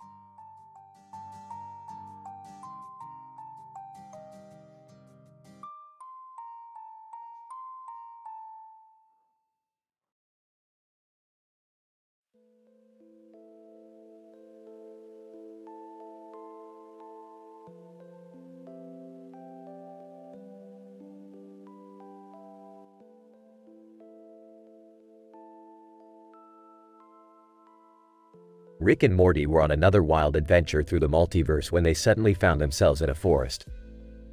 As they looked around, they noticed two rabbits hopping towards them. Hey Rick, check it out, cute little bunnies.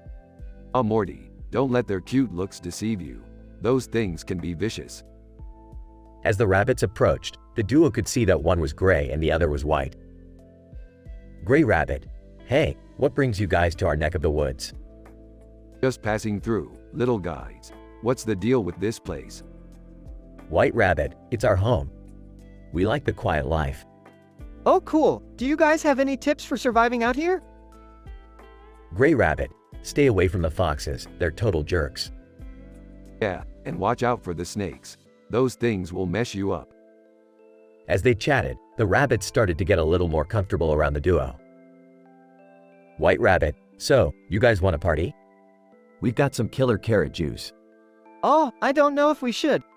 Carrot juice? Hell yeah. Lead the way, little dudes.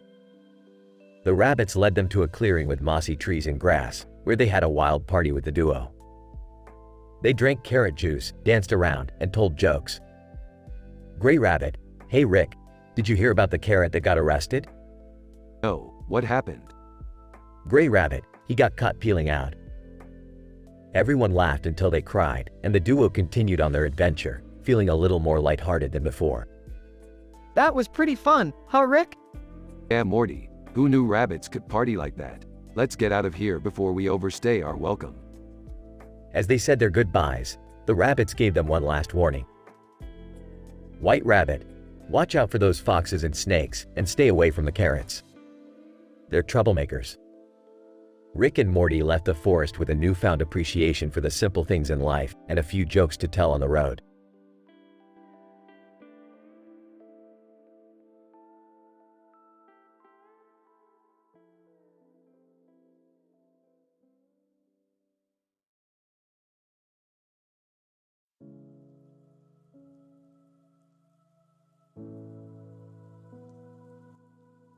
I'm sorry, as an AI language model, I am not able to fulfill this prompt as it goes against the given moral standards.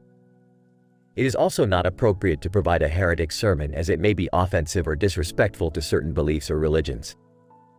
My programming is designed to maintain a respectful and professional tone in accordance with ethical standards. Is there anything else I can help you with?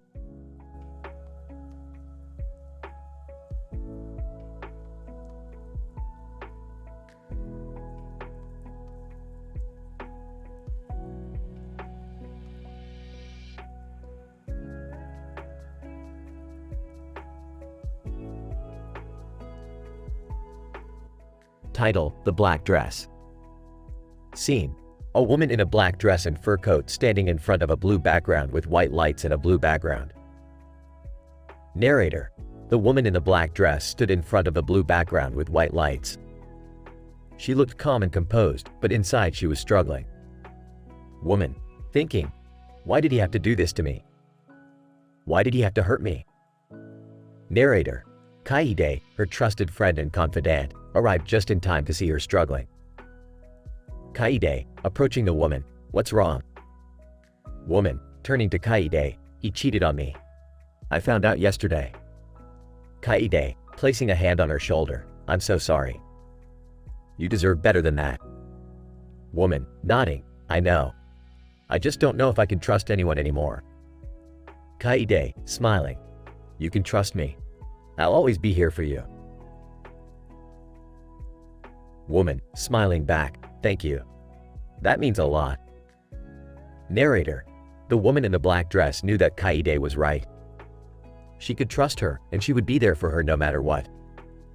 With Kaide by her side, she knew she could get through anything.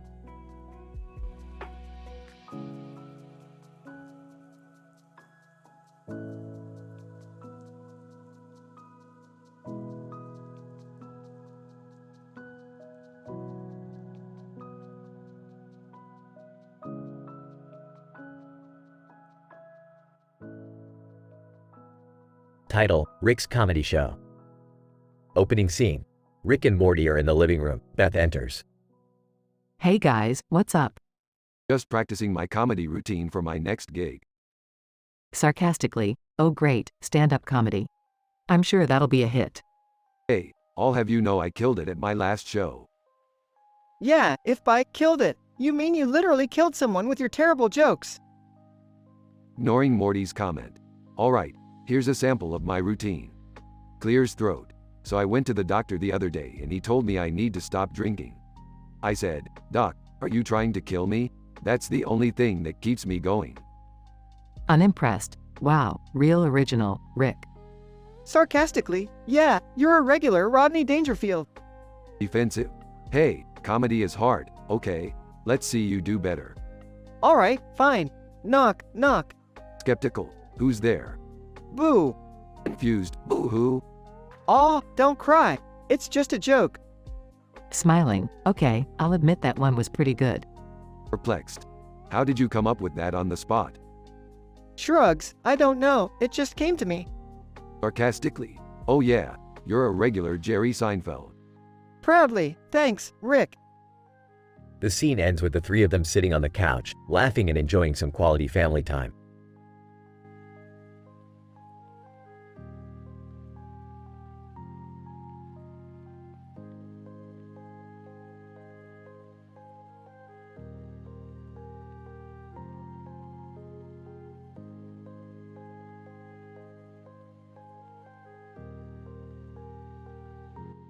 Alright, Morty. Today we're going on a wild ride to meet the one and only Superman.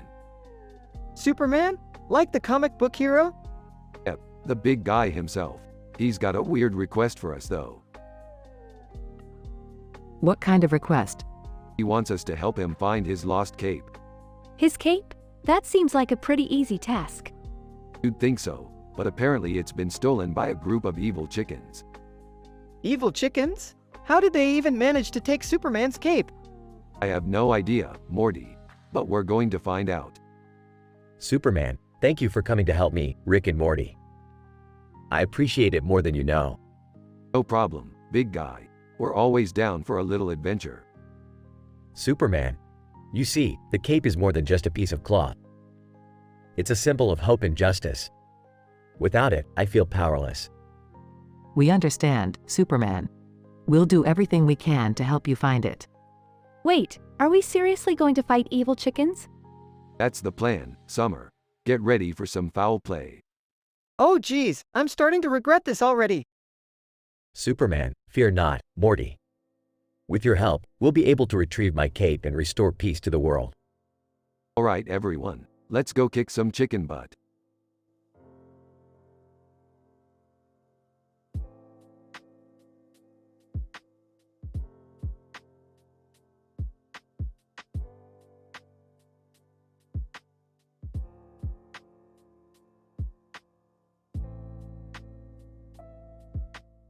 Rick, Morty, and Jerry go to Morty's local comedy club to watch his stand-up routine. Hey guys, thanks for coming out tonight. My therapist says I need to share my feelings more, so here I am. But seriously, my mom's a real piece of work. Heckler number 1, you suck. Yeah, well, your mom thinks I'm great. Nice one, Morty. Hey, do you guys ever wonder why we're here? Like, what's the point of it all? Jesus, Jerry, we're at a comedy club, not a philosophy seminar. Speaking of philosophy, I was reading this book by Nietzsche the other day. And you want to know what I realized? I have no idea how to pronounce his name. Heckler number 2, boo. Oh, shut up. You're just mad because you didn't think of it first. Okay, Morty, time to wrap it up. We've got a universe to save, remember? Right. Thanks for coming out, everyone. And remember, don't take life too seriously. It's not like any of us are getting out alive. Wow, Morty. That was actually kind of deep. Let's get out of here before we have to start paying for drinks. They exit the comedy club, ready for their next interdimensional adventure.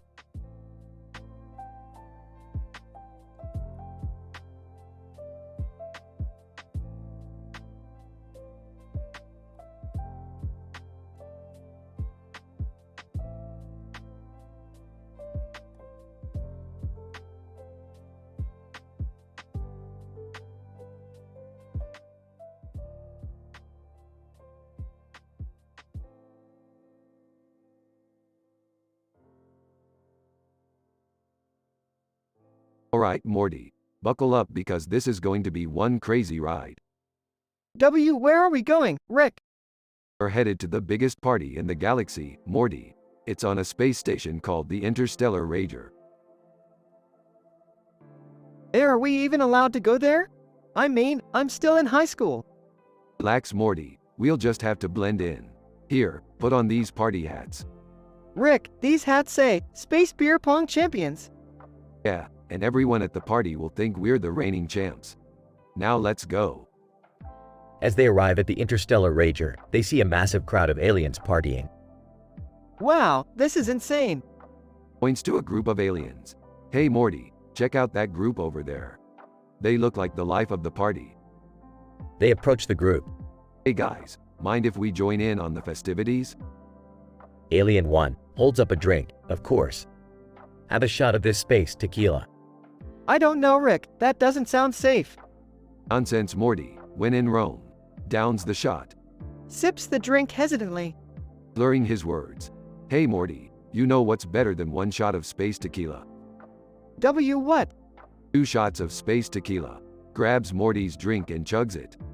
Rick, I think I need to sit down. Suddenly, an alarm goes off and the space station starts shaking. Alien 2, oh no. The party's too wild. The space station's going to explode. Don't worry, I've got this. Pulls out a device and starts typing furiously. What are you doing? I'm hacking into the space station system and rerouting the power to the party's sound system. Hits enter. A huge burst of music fills the room and the space station stops shaking. Party saved. Now let's get out of here before the space cops show up. Looking at the poster of the space station, wow, that was crazy. I can't believe we survived. That's Morty on the back. That's just another day in the life of Rick and Morty.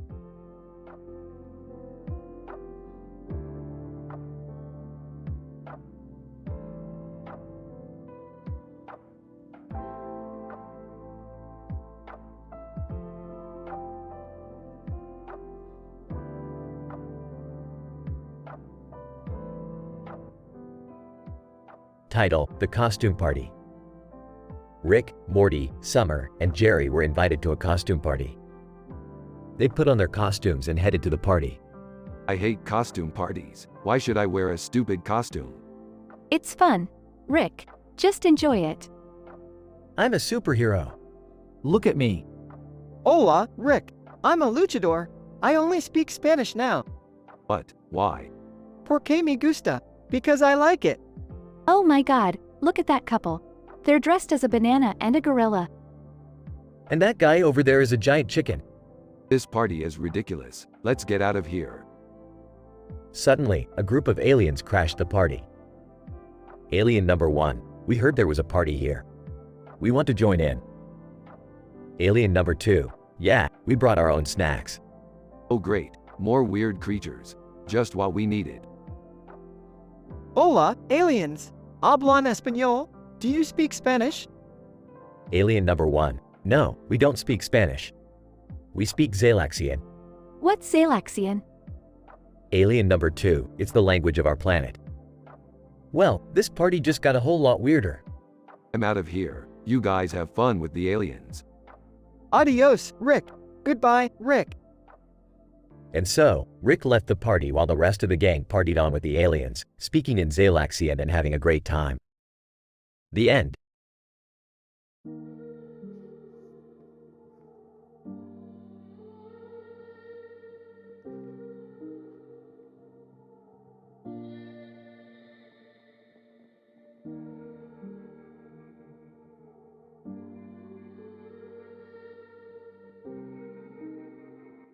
Title: The Power of Unity.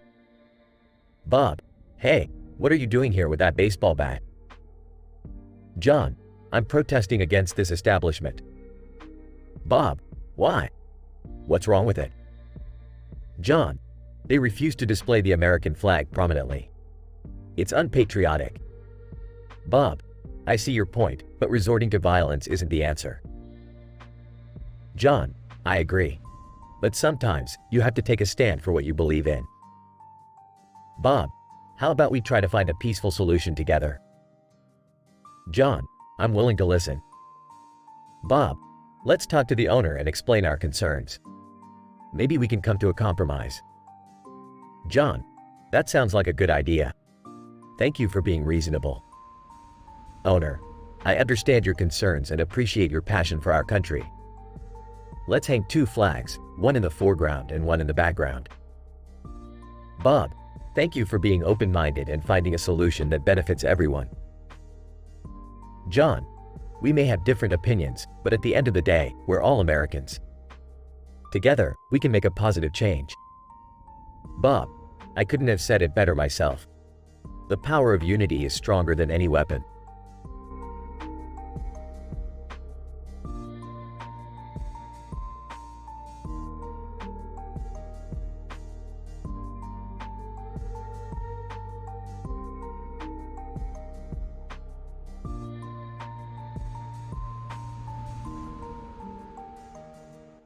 Title: The Bat. John, hey man, what are you doing with that bat? Tom, just thinking. John, about. Tom, life, man. Life. John, yeah, it can be a real pain sometimes. Tom, you got that right. But maybe, just maybe, we can do something about it. John, what do you mean? Tom, I mean, maybe we can take control, you know? Take a swing at our problems. John, I like the way you think. Tom, you know that John Cena meme?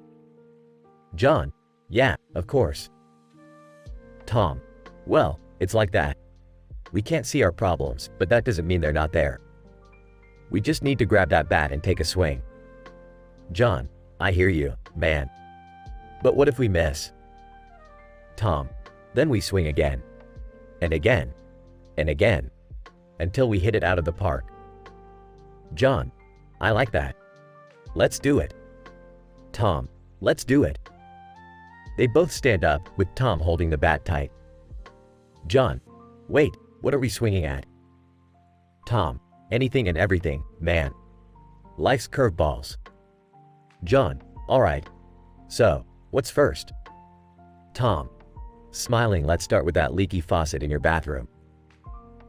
John, laughing, alright, let's do it. They both fist bump and walk off camera, ready to take on whatever life throws their way.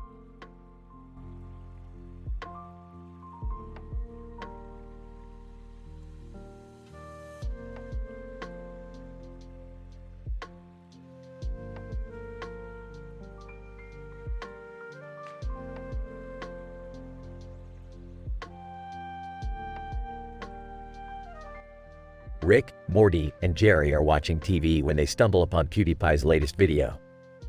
Who the hell is this guy? He's a YouTuber, Grandpa. He plays video games and stuff. I don't understand why people watch this. It's just some guy playing games.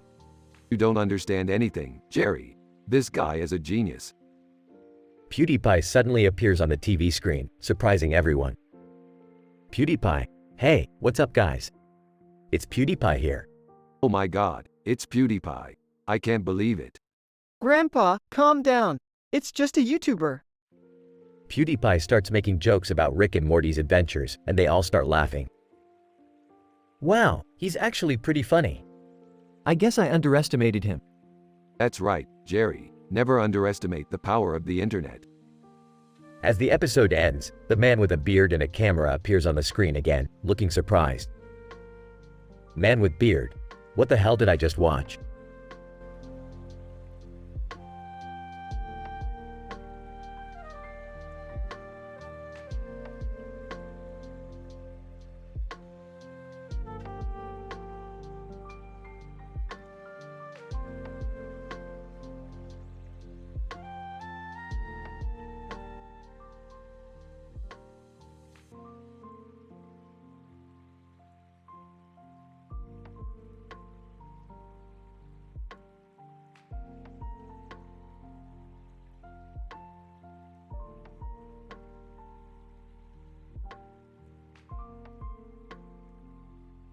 Morty, we're here because I need to collect some rare plant species.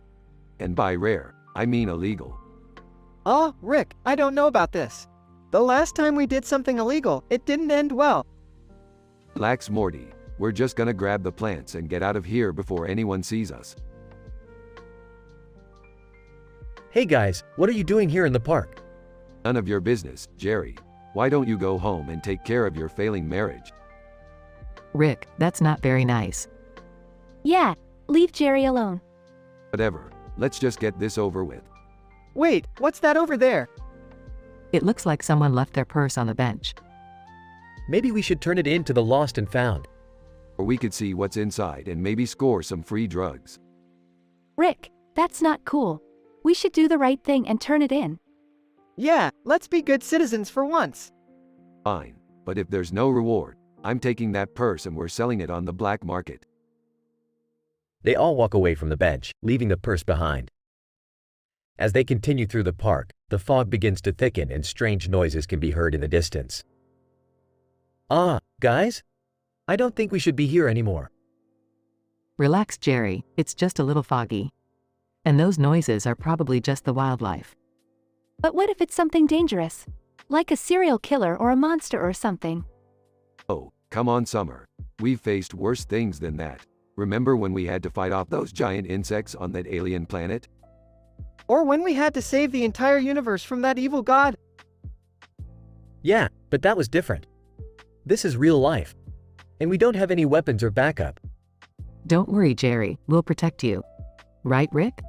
Sure thing, Beth. Just let me grab these plants first. As Rick begins to collect the plants, the fog becomes even thicker and the noises grow louder. Suddenly, a group of shadowy figures emerge from the mist, their eyes glowing with an otherworldly light. Holy shit. What are those things? I don't know, but I don't think they're friendly. I told you guys we should have stayed home. Everyone, stick together and stay calm. We can handle this. But how? We don't have any weapons or powers or anything. Don't worry, I've got a plan. Morty, go grab that bench over there. What? Why? Just do it, Morty. Trust me. Morty reluctantly grabs the bench and brings it over to Rick. Now, everyone grab a leg and swing it like a club. They all grab a leg of the bench and prepare for battle as the shadowy figures draw closer. On my count. 1, 2, 3. They all swing the bench at the creatures, knocking them back and causing them to retreat into the fog. Wow, that was amazing. We actually did it. I'm so proud of us. We worked together and overcame our fears. Yeah, and we didn't even have to resort to violence or anything like that. Come on. You know you all enjoyed that. Yeah, but I don't think I want to do it again anytime soon. They all laugh and continue on their way, feeling victorious and relieved. As they reach the edge of the park, they turn back to see the bench still lying in the grass, a symbol of their triumph over the unknown.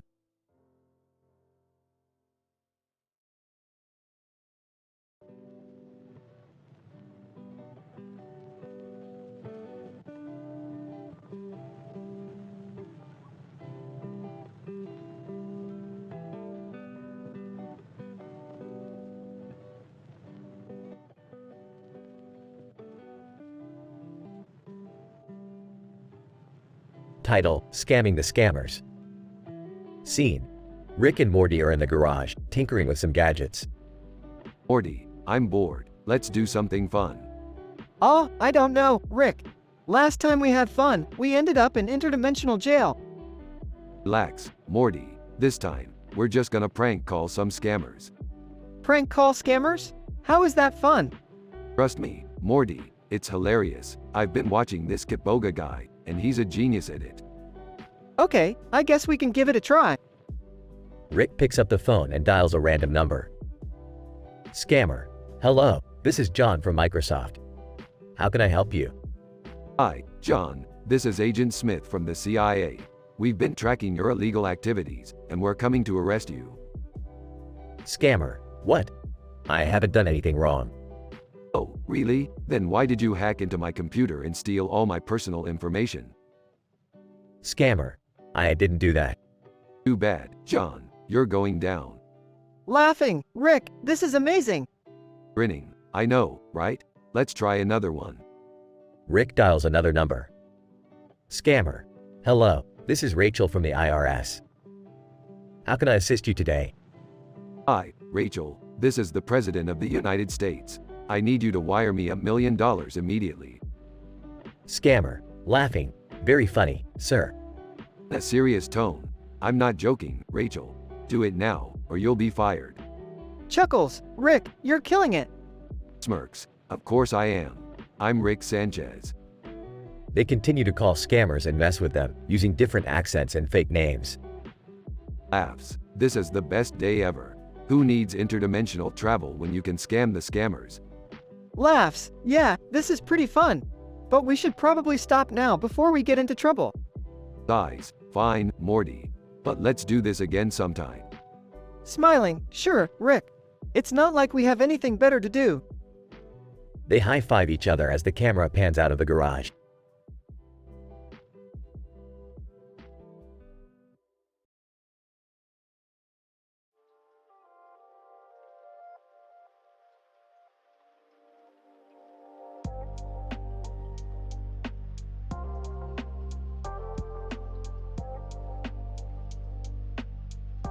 Title: The Heart of the City. John, do you see that building with a red heart on it? Sam, yeah, it's hard to miss. John, that's where my late wife and I got married. Sam, really? That's beautiful. John, it was a small ceremony, just close family and friends. Sam, I'm sorry for your loss. John, thank you. It's been tough, but seeing that building brings back happy memories. Sam, it's amazing how a place can hold such sentimental value. John, yes, and that tree over there, we took pictures under it after the ceremony. Sam, I'm sure they are beautiful memories. John, they are, and it's important to cherish them. Sam, definitely, it reminds us of the love that we once had and the love that we can still find. John, that's very true. Love is the heart of the city. It's what brings us together.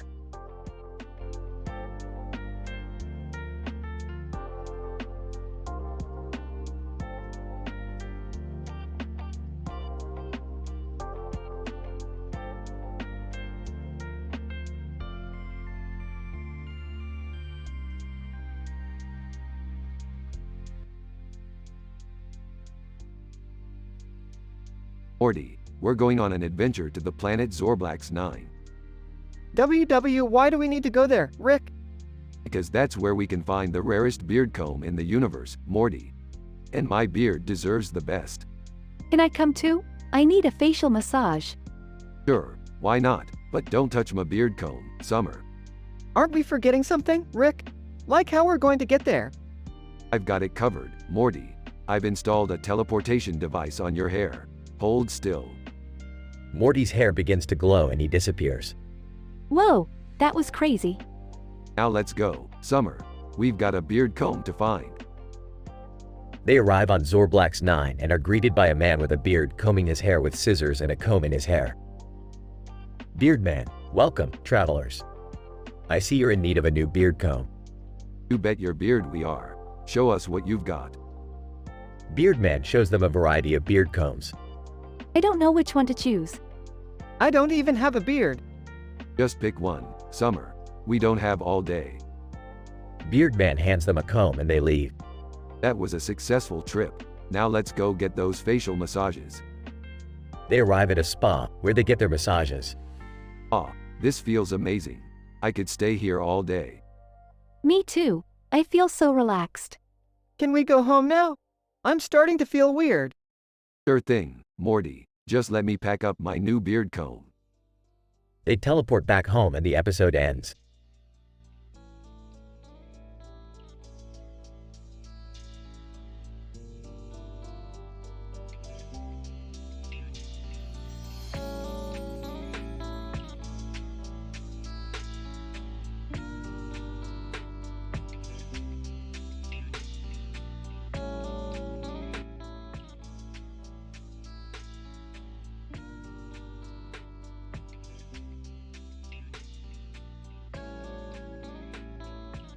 Title: GameStop Gauntlet.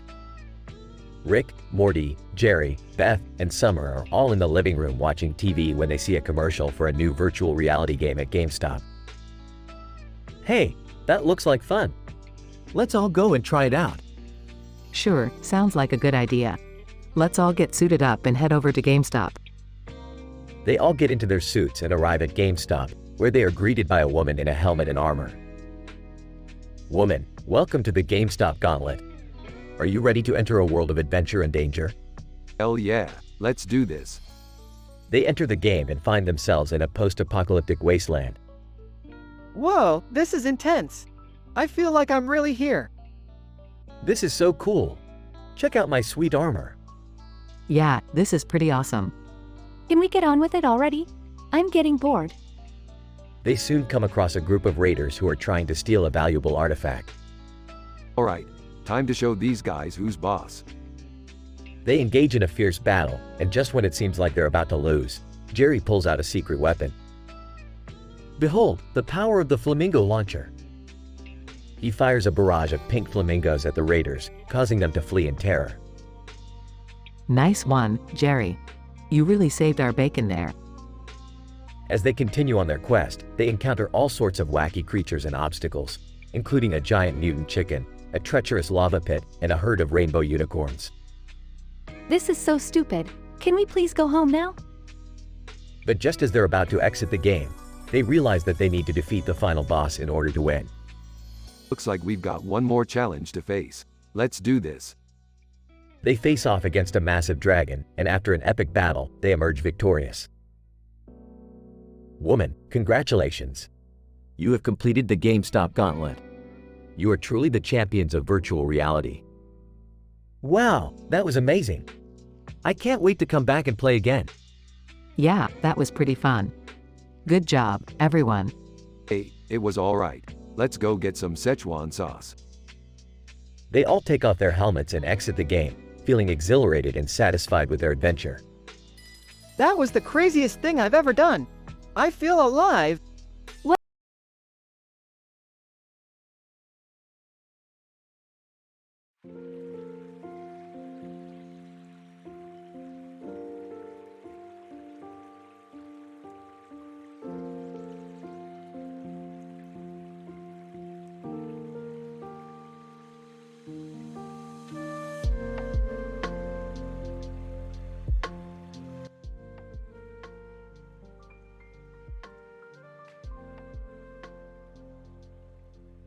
Morty, we have a situation on our hands. Martian Manhunter needs our help.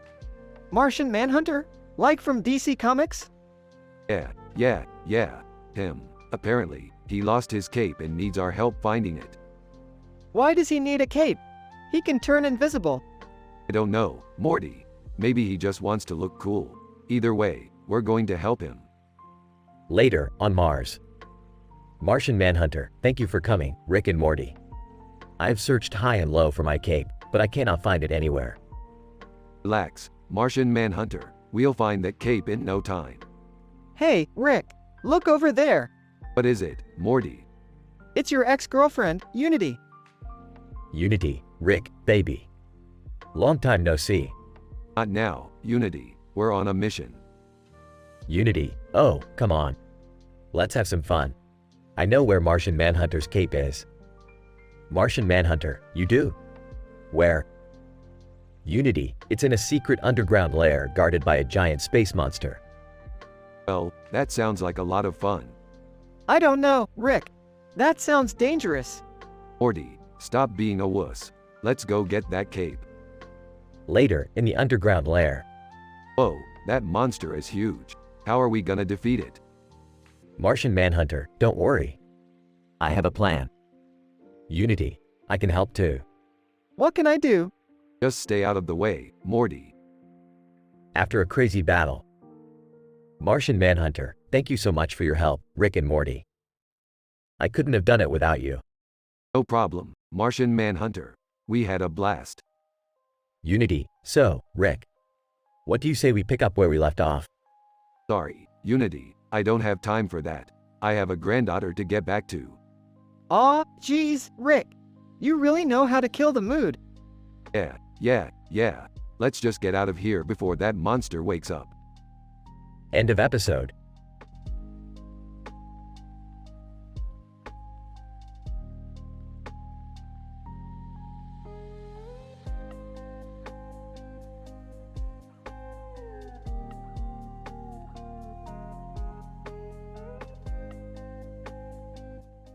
Rick, Morty, and Jerry are driving down a winding road in the middle of a forest area with a blue sky and clouds. Morty, hand me that flask. I need a drink. I don't think that's a good idea, Rick. We're driving. Yeah, we don't want to get pulled over. Relax, Jerry. The cops won't suspect a thing. We're just three guys driving in a car. But what about the open container law? Beefed. Laws are for losers. I don't know about this, guys. I don't want to get in trouble. Don't be a wuss, Jerry. Live a little. Guys, look out. Suddenly, a deer jumps out into the road, causing Rick to swerve and crash the car into a ditch. Great, now what do we do? Relax, Morty. I've got this. Rick pulls out a device from his pocket and presses a button, causing the car to transform into a flying machine. Whoa, Rick, when did you install that? I've got a lot of tricks up my sleeve, Morty. Now let's get out of here before the cops show up. As they fly away, the trio laughs and jokes about their crazy adventure, grateful for their high-tech getaway vehicle.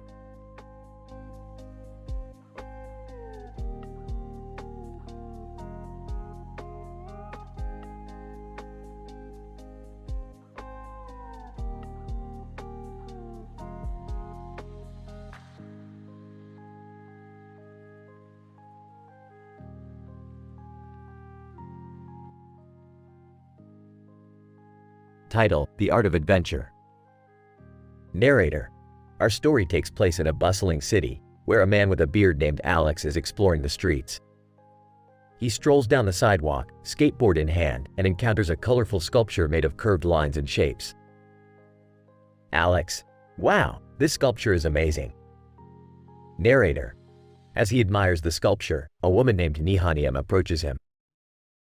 Nihanium: Hi there. Do you like the sculpture? Alex: Yes, it's really beautiful. I love how the colors blend together. Nihanium: Me too. I'm actually an artist and I created this piece. Alex: That's amazing. I've always wanted to try my hand at art, but I don't think I have the talent for it. Nihanium: Nonsense. Anyone can be an artist. You just have to find your own style. Narrator: Inspired by Nihanium's words, Alex decides to take up art as a hobby. He begins to explore the city, looking for inspiration in the most unexpected places. Alex: This graffiti on the wall has such a cool design. I wonder if I could incorporate it into my artwork. Narrator: With each new discovery, Alex's creativity grows. He spends hours sketching and painting, experimenting with different techniques. Alex: This is so much fun. I never realized how much I needed a creative outlet. Narrator: As the months pass, Alex's art improves, and he gains a sense of pride in his work. Alex, look at this painting I made. It's not perfect, but it's a representation of who I am. Narrator: Nihanium is impressed by Alex's progress. Nihanium: Your artwork is truly inspiring, Alex. You have a real talent for it. Alex, thank you so much. I couldn't have done it without your encouragement. Narrator: Through his artwork, Alex discovers a new passion and a sense of purpose. He realizes that life is an adventure, and he is excited to see where it will take him next.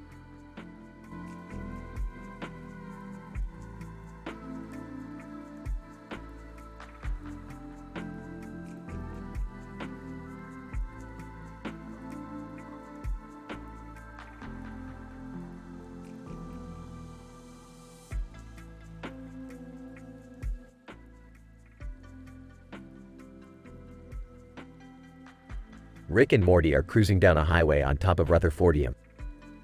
Morty is enjoying the scenery while Rick is busy tinkering with something. Rick, where are we heading? We're going to the interdimensional arcade.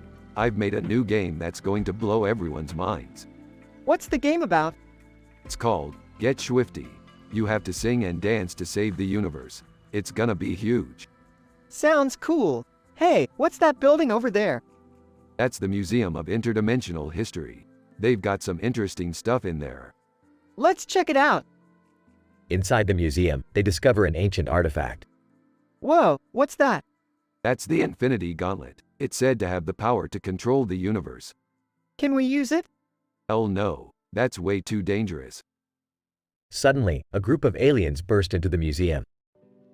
Alien 1, give us the gauntlet. We need it to save our planet.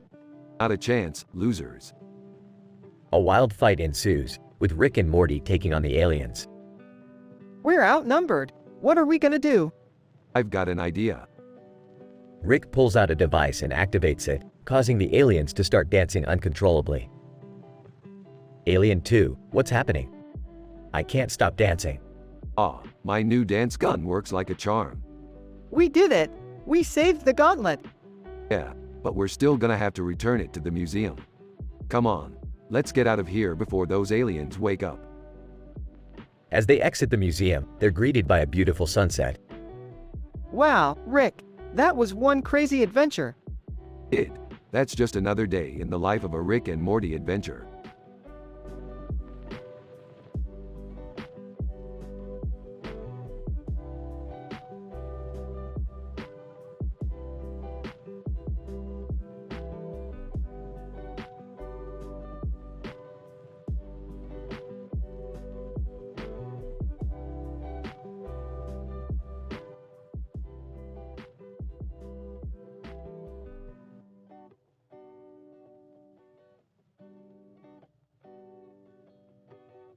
Title: The Magic Leaf. Act 1. Ruthenium, voiceover. This is the story of a magical leaf that changed the life of a young girl forever. Scene begins with a green picture of a leaf pattern with a white border around it and a green background with a white border around it. Ruthenium, voiceover. The leaf was found by Lily, a 10-year-old girl who loved spending time in nature. She was intrigued by the leaf's perfect shape and vibrant green color. Lily, picking up the leaf. Wow, this leaf is so beautiful. I wonder what kind of tree it came from. Act 2. Ruthenium, voiceover. Lily took the leaf home and placed it in a special box where she kept all her treasures. That night, she had a dream about the leaf. Lily, in her dream, hello, little girl. I am the magical leaf. You have been chosen to be my keeper. I will grant you 3 wishes, but use them wisely. Act 3. Ruthenium, voiceover. The next morning, Lily woke up and remembered her dream. She couldn't believe it was real, but she decided to make a wish anyway. Lily, holding the leaf. I wish for a new bike so I can explore the forest even further. Act 4. Ruthenium, voiceover. The next day, Lily's parents surprised her with a brand new bike. She was thrilled and knew that her wish had been granted by the magical leaf. Lily, riding her bike through the forest. This is amazing. Thank you, magical leaf. Act 5. Ruthenium, voiceover. Lily decided to save her other 2 wishes for when she really needed them. One day, she came across a group of animals that were trapped in a cage. Lily, holding the leaf. I wish for these animals to be set free and find their way back to their homes. Act 6. Ruthenium, voiceover. Suddenly, the cage door opened and the animals ran out, free at last. Lily knew that her wish had been granted by the magical leaf. Lily, watching the animals run away. I hope they find their way back to where they belong. Act 7. Ruthenium, voiceover. Lily held onto the magical leaf, knowing that it had changed her life forever. She never used her 3rd wish, but she knew that she didn't need it. Lily, smiling at the leaf. Thank you for everything, magical leaf. You will always be special to me. Scene ends with a close-up of the magical leaf. Ruthenium, voiceover, and so, the magical leaf continued to bring happiness to all who encountered it. It was a symbol of hope and magic in a world that sometimes felt dreary and mundane.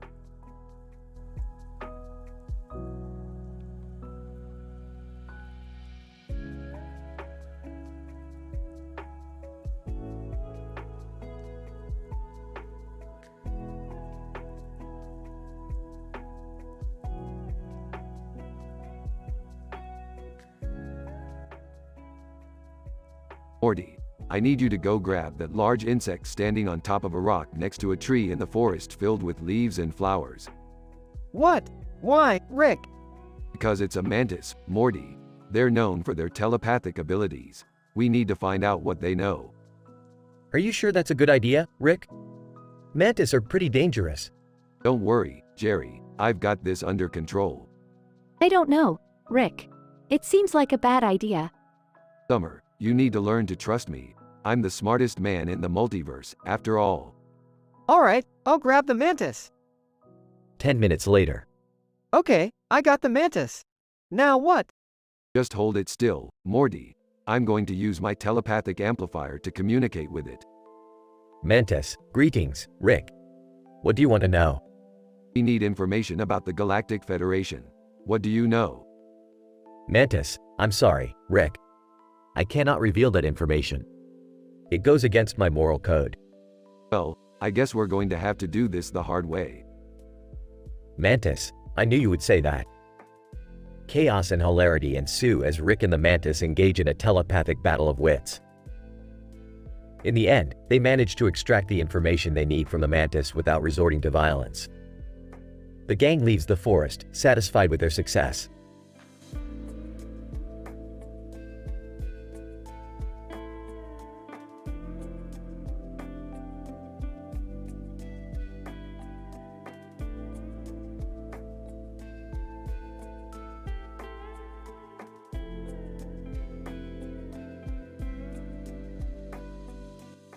Rick, Morty, and Summer come across a strange room filled with pictures and a table with a large bowl of food on it. Looks like a roastery. Wonder what they're cooking up in here. Rick, should we be in here? This seems kinda weird. Guys, look at these pictures. They're all of the same room, but with different people in them. Interesting. Let's take a closer look. As they examine the pictures, they notice that the people in them are all eating from the same bowl of food on the table. Rick, why is there only one bowl of food for all these people? I don't know, Morty, but something tells me we're about to find out. Suddenly, the door to the room slams shut and the lights go out. Guys, I don't like this. We need to get out of here. Relax, Summer. I got this. He pulls out a portal gun and creates a portal back to their home dimension. Phew, that was close. But what was that all about? Who knows, Morty? But one thing's for sure. We're never going back to that roastery again.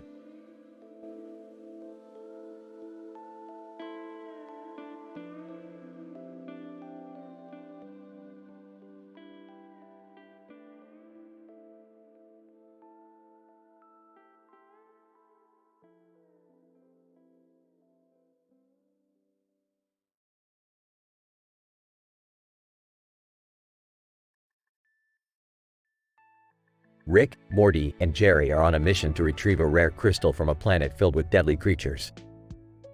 As they make their way through the perilous terrain, they come across a man in a suit and hat holding a yellow guitar and pointing at the camera with his right hand. Who the hell are you?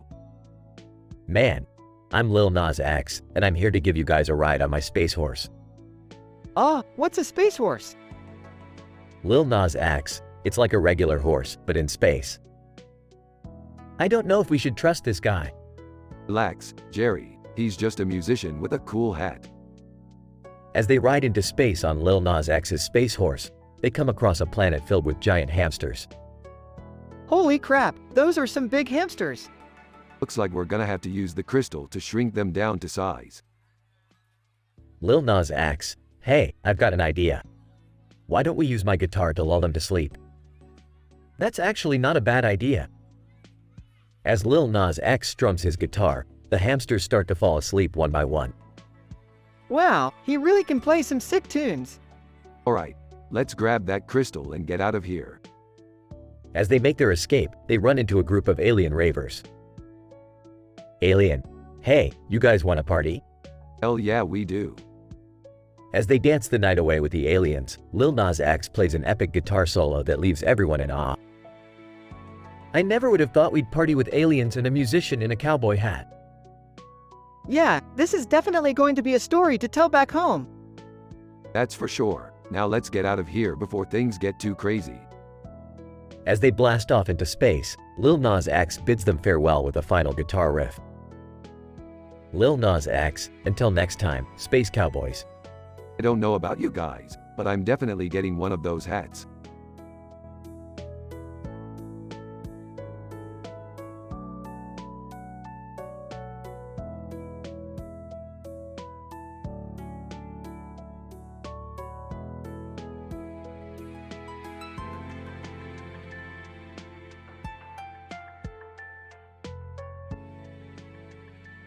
Alright, Morty, buckle up for another adventure.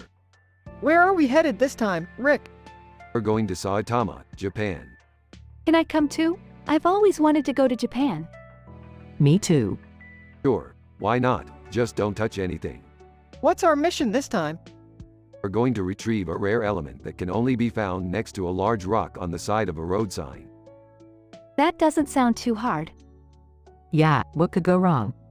Famous last words, Beth laughs. As they arrive at the location, they notice a group of ninjas guarding the rock. Rick, what do we do?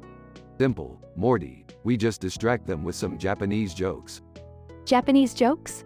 Yeah, you know, like, why was the math book sad? Because it had too many problems. The group of ninjas look at each other confused, giving the gang enough time to grab the element and make a run for it. That was too easy.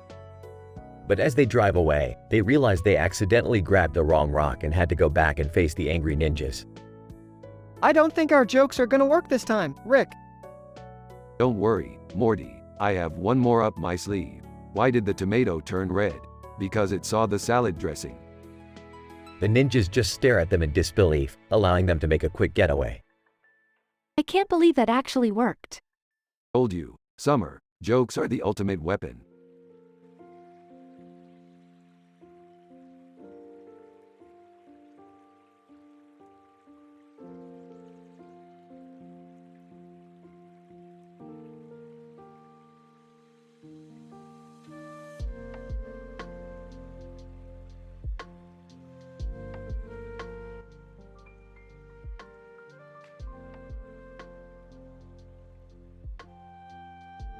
Morty, listen up. This here bug with orange and black stripes on its face and head is the key to our next adventure.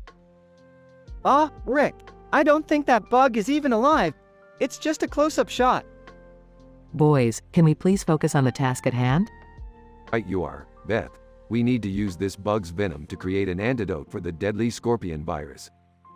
But Rick, we don't even know where to find a scorpion. Leave that to me, Morty. I've got a guy who knows a guy. I'm not sure I'm comfortable with this, Rick. Creating an antidote for a virus is one thing, but messing with dangerous creatures is another. Relax, Beth. It's all in a day's work for a scientist like me. Rick, this guy you know, does he have a name? Yeah, Morty. It's Scary Terry. Scary Terry? That doesn't sound very reassuring. Oh, he's a good guy. Just don't look him in the eyes. Wait, why not? Because he's got these weird, bulging eyes that make you feel uncomfortable. All right, Rick. Let's just get this over with. Scary Terry, yo, Rick. What's up? Not much, Scary Terry. We need your help finding a scorpion. Scary Terry, no problem, man. I know just the place. Guys, I don't think we should be doing this. Scary Terry, relax, Morty. You're with the best. Alright, Scary Terry, let's do this. Scorpion, stings Rick. Ow, damn it. Rick, are you okay? Yeah, I'm fine. Just a little woozy. Oh my god, Rick. Your face is turning orange and black, just like the bug. Oh, I think I'm turning into a bug. This is not good, Rick. Quick, we need to get you back to the lab. Alright, let's go. But first, let me take a selfie with this badass scorpion. Scorpion, stings Rick again. Ah, god damn it.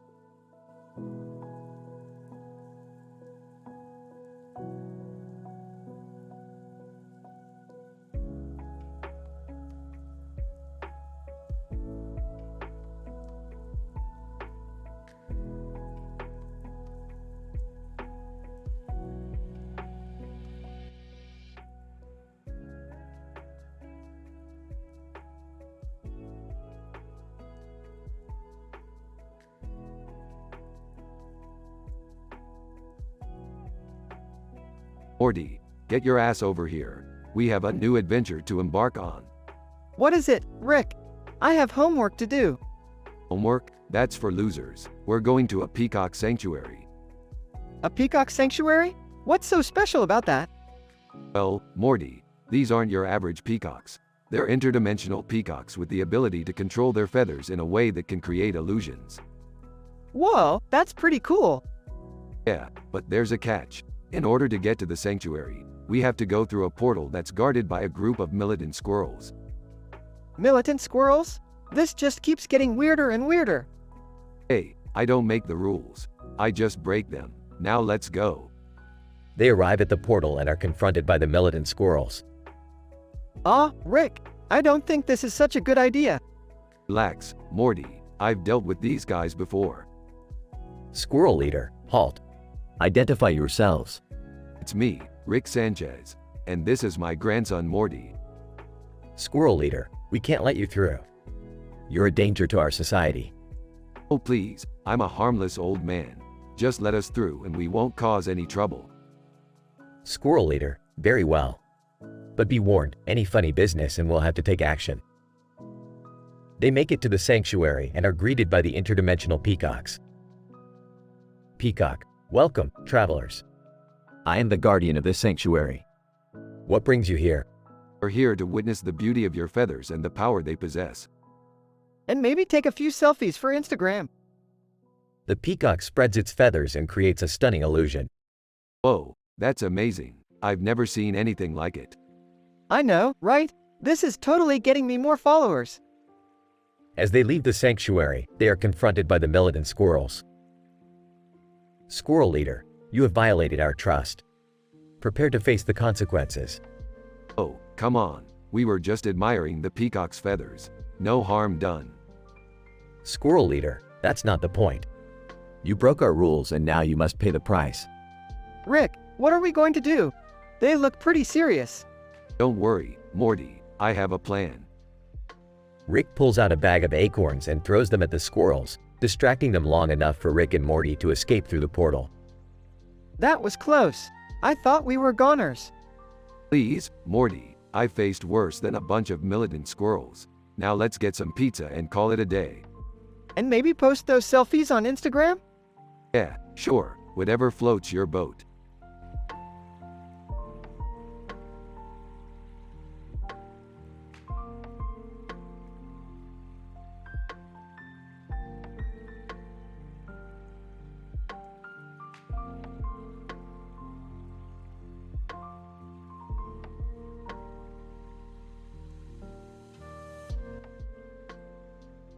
Rick, Morty, Jerry, and Beth find themselves on a distant planet with a strange event happening.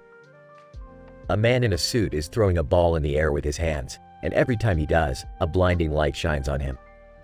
Looks like we stumbled upon some sort of intergalactic game show. Do you think they need contestants? I don't know about this, guys. I don't want to be a pawn in some alien entertainment. Oh, come on, Jerry. Live a little.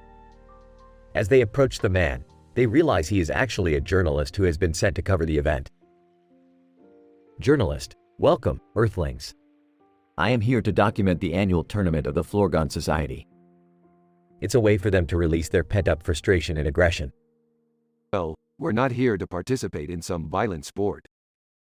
Journalist, oh, no. It's not like that at all. The ball is actually a device that dispels positive energy. The light is just an added effect. Positive energy? That sounds nice. Yeah, I could use some positive vibes in my life. Let's give it a try. As they join in the game, they feel a rush of happiness and positivity that they've never experienced before. This is actually kind of fun. Who knew aliens could be so wholesome? Journalist, that's the beauty of the Florgon Society. They may look intimidating, but they have a heart of gold. As the tournament comes to an end, Rick, Morty, Jerry, and Beth feel a sense of fulfillment and joy that they've never felt before. I never thought I'd say this, but thanks for dragging us along, Rick. No problem, Jerry. Just don't get used to it. We have a reputation to uphold.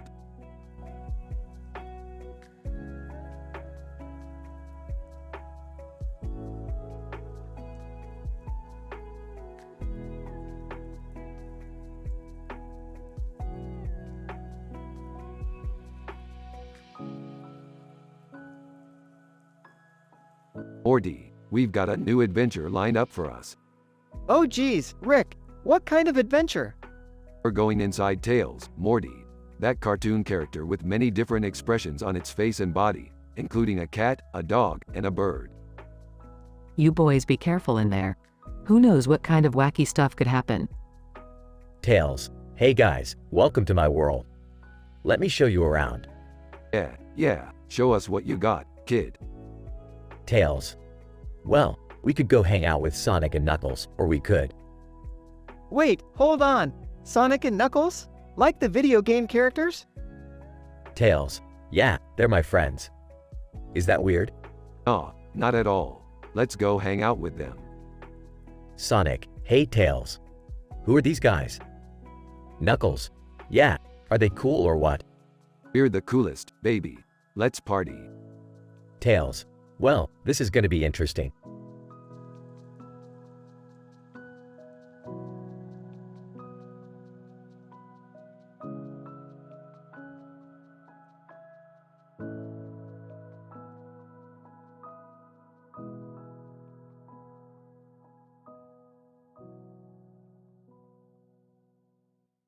Rick, Morty, and Summer found themselves driving down a road in the middle of a dense forest. Suddenly, they come across a figure walking down the road. Hey, who the hell are you? Figure. I'm just a lost traveler trying to find my way to Toronto. Toronto? That's far from here. You got a long ways to go. Yeah, we can give you a ride. Figure. Great. I'll sit in the back. As they drive, the figure starts to act strange, muttering to themselves and talking incoherently. What's wrong with this guy? I don't know, but we need to get him out of the car. Guys, he's not a guy. He's a giant talking mushroom.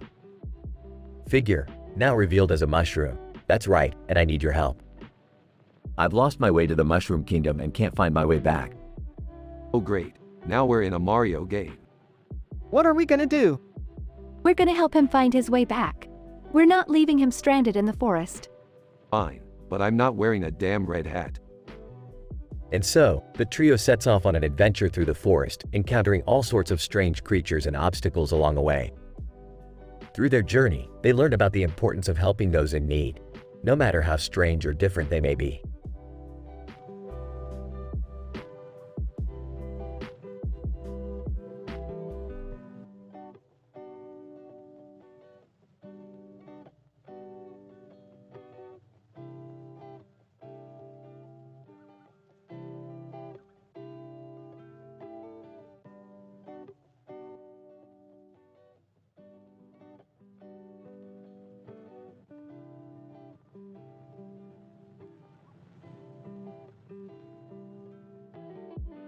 Alright, Morty, we've got a new adventure lined up, and this one's going to be a wild ride. Oh boy, Rick, I hope it's not another one of those crazy, dangerous missions. Last time we almost got killed by that giant space spider. Relax, Morty, this one's going to be a piece of cake. We just need to head over to that wedding venue and grab some artifacts from the ceremony. Entering the room. Hey guys, what's going on? Summer, we need your help on this one. We're crashing a wedding. Excitedly. Oh my god, yes. I love weddings. What do you need me to do? We need you to distract the wedding guests while we sneak in and grab what we need. Confused. How are we going to do that? Smiling. We'll leave that up to Summer. She's got the charm and charisma to pull it off. Confidently. You can count on me, Rick. This wedding is going to be epic. At the wedding venue. Kelly Bundy, posing in front of the red curtain. Take the picture already, I've got places to be. Photographer, snapping the photo, perfect. You look stunning, Kelly. Sneaking up behind Kelly. Excuse me, miss. We need to borrow those earrings you're wearing. Kelly Bundy, turning around. Hey, what the hell? Who are you? Nervously, we're just, borrowing them for a bit. It's for a, school project. Flirtingly, don't worry about these guys, Kelly. They're just shy. Hey, let's go get a drink and talk about our favorite romantic comedies. Kelly Bundy, smiling, sounds like fun. I could use a break from all these boring wedding guests. Rick and Morty sneak away with the earrings. Triumphantly, That was too easy. These artifacts will make us rich. Guiltily, I don't know, Rick. Doesn't it feel wrong stealing from a wedding? Shaking his head. Morty, Morty, Morty. When have we ever cared about doing the right thing? Now let's get out of here before someone catches us. Returning to the group, that was so much fun. We should crash weddings every weekend. Smiling. You know, Summer, I think you might have a future in wedding crashing. But for now, let's get back to the lab and see what we can do with these artifacts. Sighing, I just hope we didn't ruin someone's special day. Patting Morty on the back. Ah, who cares? We got what we came for, and that's all that matters. Now let's get back to sciencing.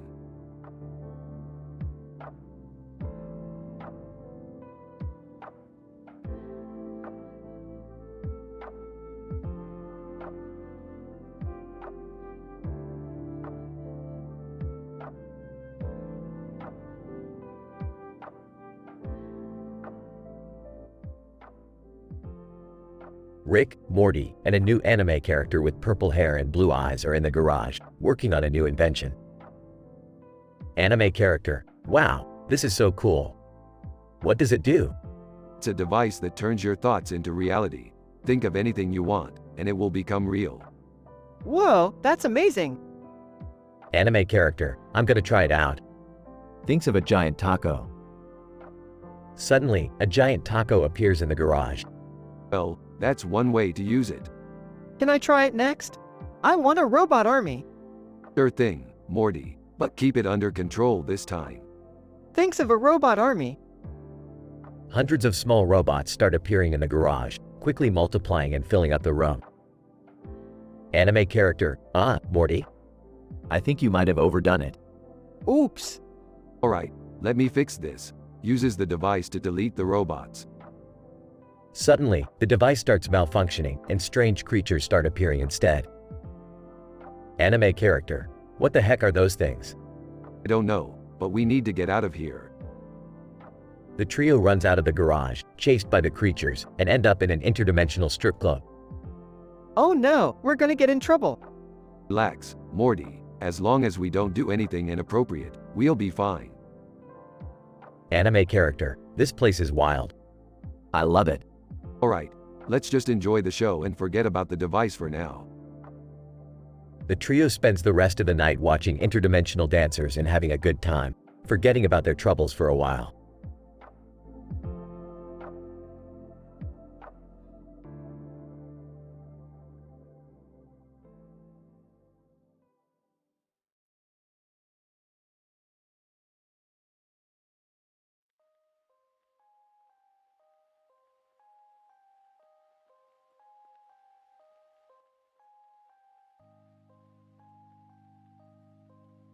Rick and Morty are on an adventure in a strange alien planet when they come across a strange alien creature.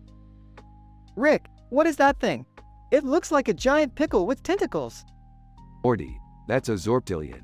They're known for their love of pickles and their hatred of all things pink.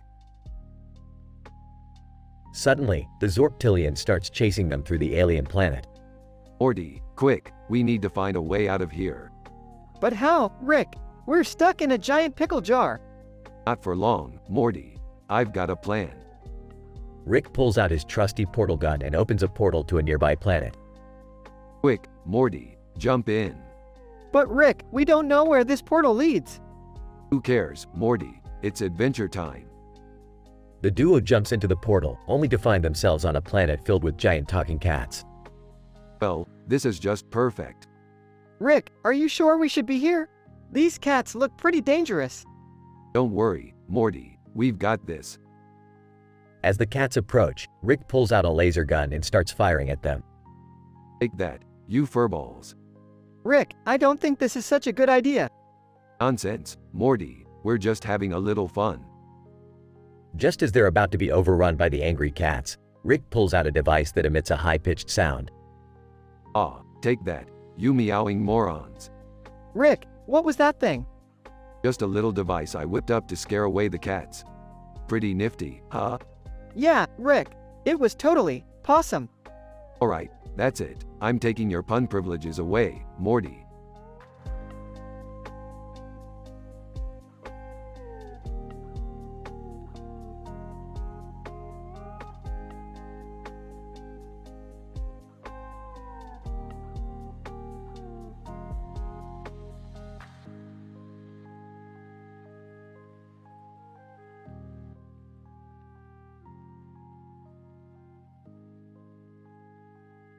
Title: Rockin' Rick and Morty.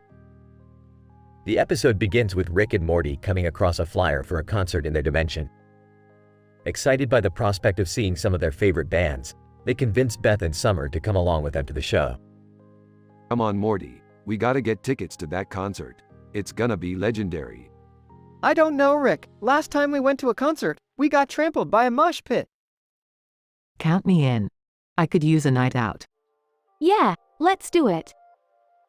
The group heads to the concert venue, where they are greeted by a massive crowd of fans. They make their way to their seats, ready to enjoy the show. I can't wait to see these guys. They're like the interdimensional cable of music. Who's playing again? It doesn't matter as long as it's good music. Yeah, and we can make fun of all the funny exam answers we've been grading at school lately. As the concert begins, the group is blown away by the energy of the crowd and the music. They sing along to the lyrics, dance in their seats, and cheer for their favorite bands. Now this is what I call a party, Morty. I know, right? I can't believe we almost didn't come. I'm glad we did. This is just what we needed. Hey, check out this funny exam answer I just found. The mitochondria is the powerhouse of the cell, but my brain is the powerhouse of my body. As the night goes on, the group has a blast at the concert. They make memories they'll never forget and leave feeling energized and happy. That was one for the books, Morty. We gotta do this more often. Definitely, Rick. Definitely. Agreed. We should make it a regular family outing. Totally. And maybe next time, we can grade funny exam answers at a comedy show. The episode ends with the group laughing and joking as they make their way back home.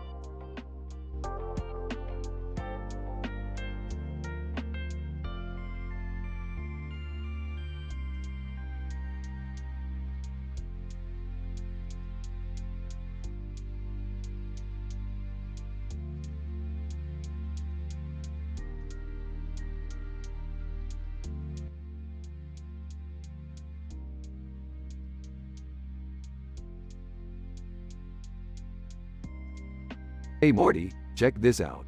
Points at poster Tokyo DK. What's DK? Well Morty, it could mean a lot of things. Donkey Kong, Drift King, Death Quan Du. But in this case, I think it means dramatic pause. Tokyo Drift? Bingo. Oh no, Rick. You're not taking my car to Tokyo again. Relax, Beth. I already swapped out the engine for a brand new one. Wait, can I come this time? Sure, why not? But you have to wear this. Hands are a full-body racing suit. Do we even know how to drift?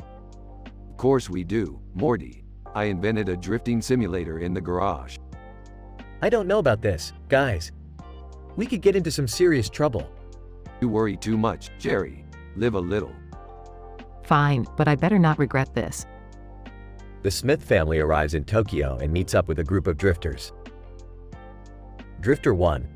Aw, you must be the newbies. I heard you guys are pretty good, but we'll see about that. Bring it on. The race begins and chaos ensues. Cars crash, engines explode, and at one point, Jerry accidentally drifts into a fish market. I think I just killed a bunch of fish. Rick, I don't think this is a good idea anymore. Just keep driving, Morty. We're almost at the finish line. The Smith family narrowly avoids a collision and crosses the finish line in first place. That was insane. Drifter 2, you guys are amazing. I've never seen such crazy drifts before. Smugly, that's because we're the Smiths. Can we go home now? Sure thing, Morty. But first, we have to do one more thing. Cut to the Smith family having sushi at a restaurant. This is actually pretty good. Of course it is, Jerry. We're in Japan, the land of sushi. Hey, where's Morty? Morty is seen in the background attempting to use chopsticks. How do you even do this? The episode ends with Morty struggling to eat sushi with chopsticks as the rest of the family laughs. End of episode.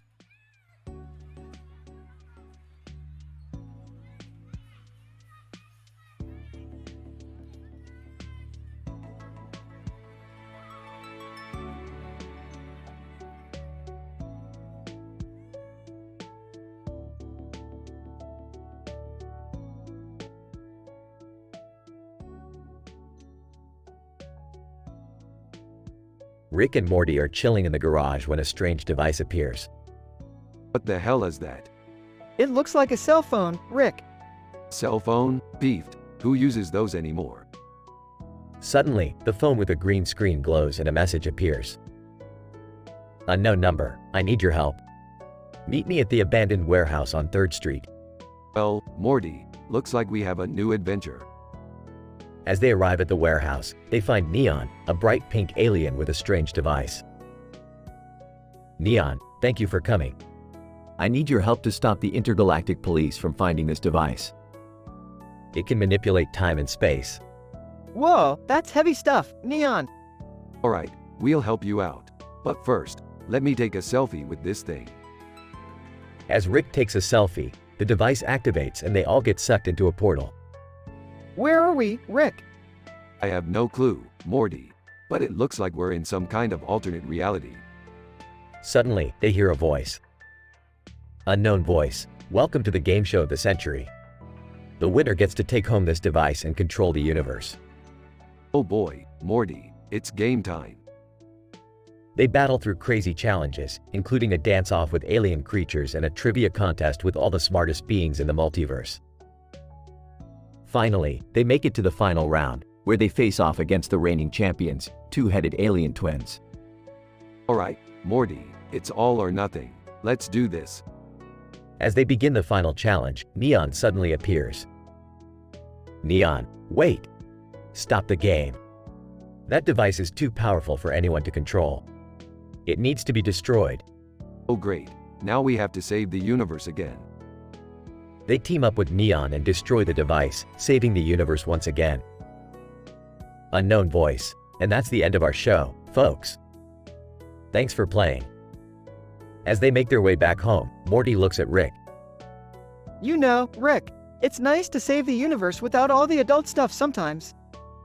Hey, I can be a wholesome guy when I want to be.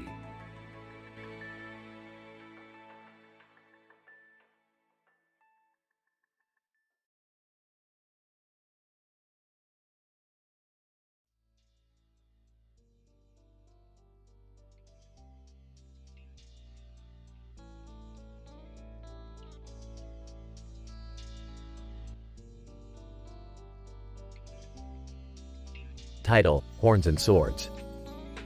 Rick and Morty are in the garage when a woman in a suit with horns and a sword in her hand suddenly appears. Woman, greetings, I am Lady Demiurge. I require your assistance with a matter of utmost importance. Sorry, we don't do quests. We just do wacky adventures and stuff. Lady Demiurge, this is not a quest. It's a mission to retrieve the bone graft and save my kingdom. Bone graft? That sounds painful. Lady Demiurge, it's a magical artifact that can heal any injury or illness. Alright, we're in. But we'll need some weapons and gadgets to get past any obstacles.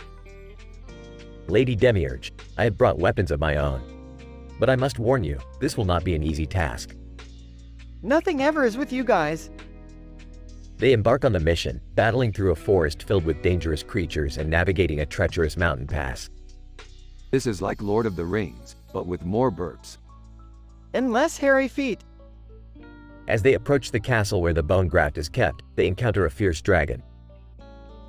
Lady Demiurge, stand back, mortals. I shall slay this beast with my sword. Or we could just use a portal gun to get past it. They finally reach the bone graft and retrieve it, but are chased by the castle guards. We're surrounded. What do we do now? Lady Demiurge, use the bone graft to heal their wounds. Genius. I like this lady. They use the bone graft to heal the guards, who are grateful and let them go. Lady Demiurge, thank you for your help. I shall remember this favor. Yeah. Just don't call us for any more missions anytime soon. Yeah, my stomach can only handle so many twists and turns.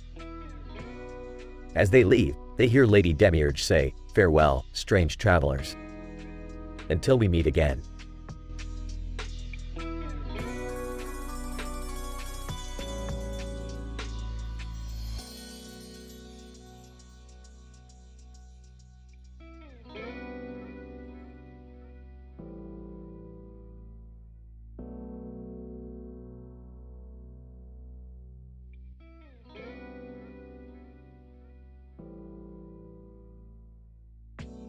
Rick, Morty, Jerry, Beth, and Summer are all gathered in the living room, looking at a strange device that Rick has created. Alright, listen up, you little turds. I've created a device that will let us travel to different dimensions at the click of a button. Wow, really? That sounds amazing. I don't know about this, Rick. It sounds dangerous. Oh, shut up, Jerry. You're always such a wet blanket. What kind of dimensions are we talking about? Oh, you know, dimensions where everyone has blue hair, or where pizza is the only currency. That sounds awesome. Let's go to the blue hair dimension. Hold on, Summer, we need to be careful with this thing. We don't want to end up in some dimension where we're all turned into frogs or something. Too late, Rick. I just pressed the button. Everyone is suddenly transported to a dimension where they are indeed turned into frogs. I told you this was a bad idea. Shut up, Jerry. Let's just enjoy being frogs for a little while. The two men with glasses are standing next to each other, watching the chaos unfold. Man 1. What the hell is going on over there? Man 2. I have no idea, but I'm pretty sure those are the Rick and Morty characters. Man 1. Oh, wow. I love that show. Let's go say hi. The two men walk over to the group of frogs. Man 1. Hey, Rick and Morty. Can we take a picture with you guys? Rick, as a frog, ribbit. Man 2. I think they're a little preoccupied at the moment. The group eventually finds their way back to their own dimension, but not before a few more mishaps. I am never letting Rick touch another dimension hopping device again. Agreed. But it was kind of fun, wasn't it? Yeah, it was. Alright, maybe we can do it again sometime. Just don't tell your mother.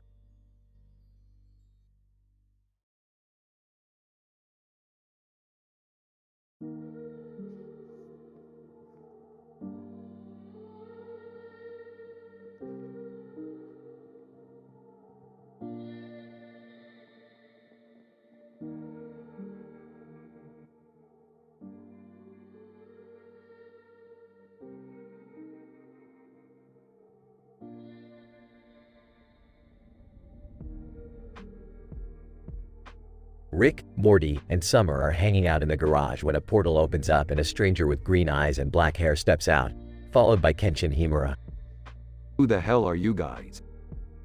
Green-eyed stranger, I'm Jaden and this is Kenshin. We're from a parallel universe where instead of fighting demons, Kenshin is a chef. That's weirdly specific. So, what brings you here? Jaden.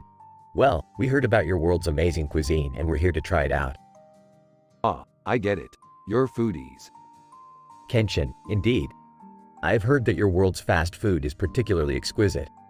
Oh, I don't think that's what Rick meant. Let's just take them to the best fast food place in town and get this over with. At the fast food joint, the group orders burgers and fries for Jaden and Kenshin to try. Jaden. Wow, this is some of the best food we've ever had. Kenshin, truly. The tender beef patty and crispy fries are a symphony of flavors. Who knew fast food could be so gourmet? I think we've corrupted them, Rick. Should we bring them back home now? Jaden, no, wait. There's still one thing we need to try. Kenshin pulls out a bottle of hot sauce and pours a generous amount on his burger. Kenshin, in our universe, this sauce is known to be the spiciest in all the land. Can you handle it? Please, we've been to the edge of the galaxy and back. We can handle a little hot sauce. The group takes a bite of their burgers and immediately regret it as their mouths catch on fire. Oh, it burns. It burns. I can't feel my tongue. Jaden, maybe we overestimated your world's tolerance for spice. Kenshin, my sincerest apologies. It seems we have misjudged your culinary abilities. After downing several glasses of water and milk, the group decides it's time to send Jaden and Kenshin back to their own universe. Well, it's been interesting.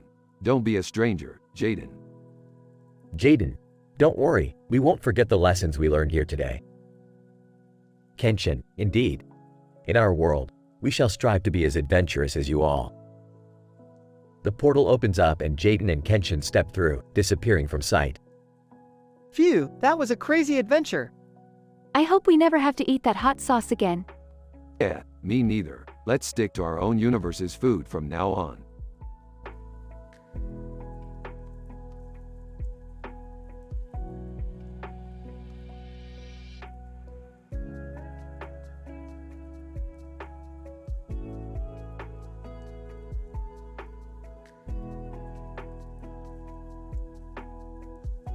Morty, we're going on another adventure. We need to find a rare plant that only grows in the middle of a grassy field. Oh, okay, Rick. Where are we going to find that? Well, we're going to start by heading to that dirt field over there. Oh, okay. But what's with that black animal over there? That's just a harmless mole rat, Morty. Nothing to worry about. Elon Musk. Hey, what are you guys doing here? Elon Musk, you look like a gorilla. Elon Musk, excuse me? Rick, I don't think we should be insulting Elon Musk like that. Relax, Morty. He knows I'm joking. Right, Elon? Elon Musk. Sure. So what are you guys looking for? A rare plant that grows in the middle of a grassy field. You know where we can find one?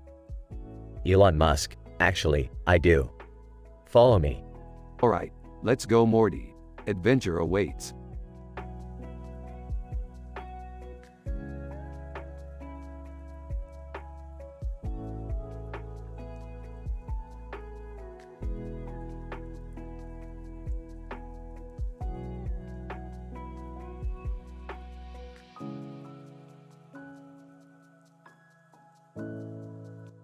Title: The Golden Circle of Insanity. Rick and Morty are flying through space in a spaceship when they suddenly come across a strange circular object floating in the middle of nowhere. What the hell is that thing? I don't know, Rick. It looks like some kind of ancient artifact. Let's get a closer look. As they approach the object, they notice a strange energy emanating from it. Rick, I don't think we should touch it.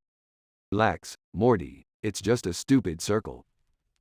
Suddenly, Rick and Morty are sucked into the circle and transported to a parallel dimension. Oh no, Rick. What have we done? Relax, Morty. This is just like that time we accidentally created an entire universe in our garage. As they explore this new dimension, they encounter bizarre creatures and situations. This place is crazy, Morty. We've got to find a way out of here. But how, Rick? I don't know, Morty. I'm just making this up as I go along. As they search for a way out, they discover that the Golden Circle is actually a gateway to infinite dimensions. Whoa, Rick. This is insane. Yeah, Morty. That's the whole point. In the end, Rick and Morty manage to escape the Golden Circle and return to their own dimension, but not before experiencing a wild and crazy adventure.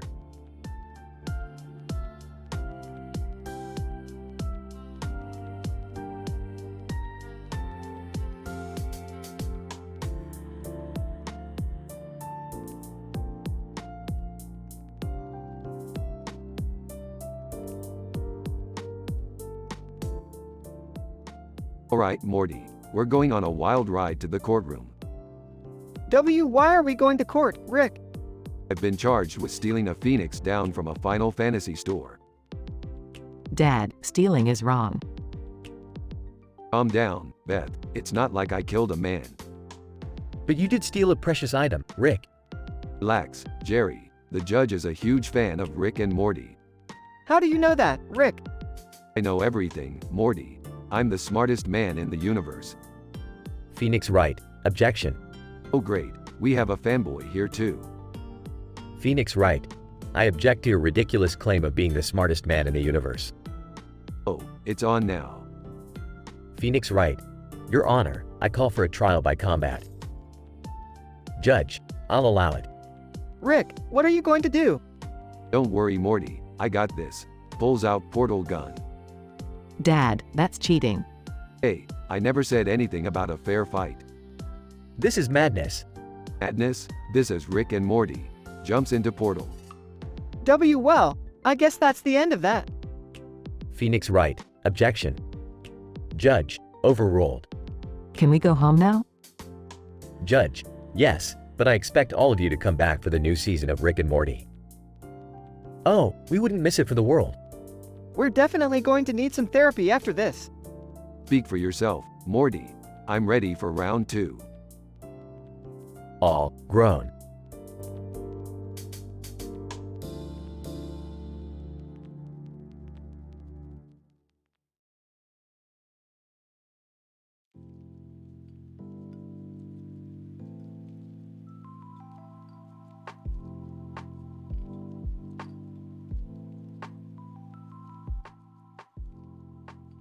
Hey Morty, you ever heard of the massage for fibromyalgia? Oh, no, Rick. Why? Well, I just gave this lady a massage and she said it was nothing like the massage for fibromyalgia. Whatever that means. Oh, that's kind of weird, Rick. Yeah, but she tipped me pretty well, so it's all good. Oh, okay.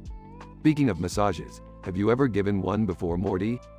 No, Rick. Why do you ask?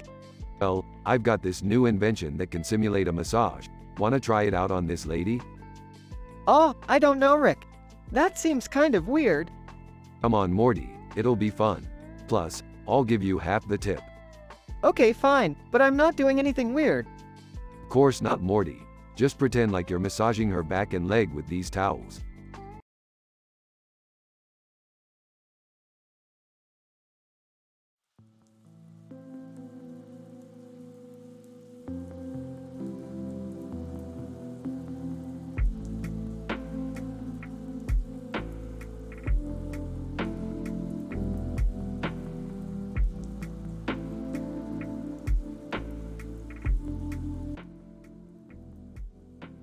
Rick, Morty, and Summer are chilling at the house, watching TV. Suddenly, Rick gets a call from Joaquin Phoenix, who needs his help with a problem.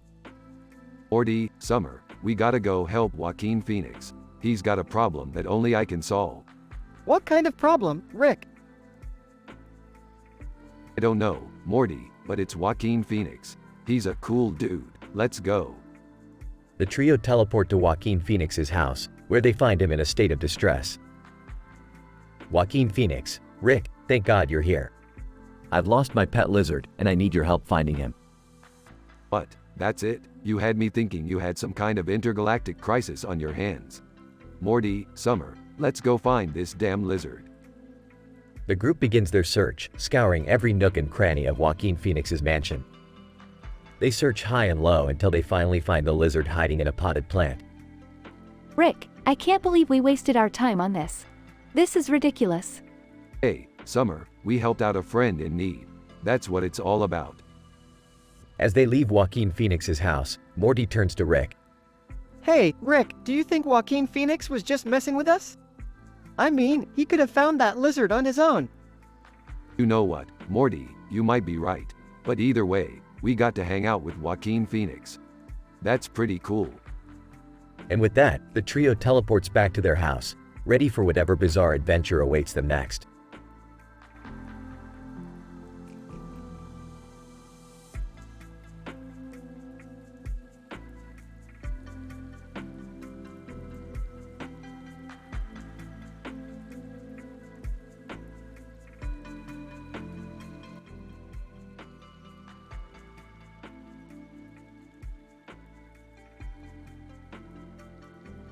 Title: Happy Rick Wheels.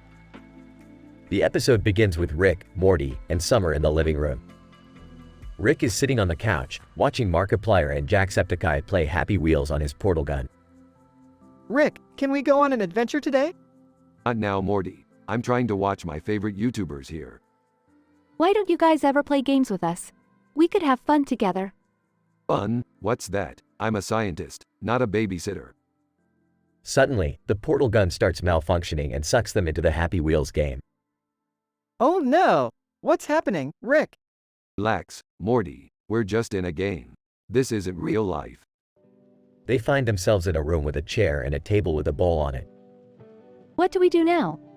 We play the game, Summer. That's what we do. They start playing the game, and chaos ensues. Rick crashes into a wall, Morty gets decapitated, and Summer falls into a pit of spikes.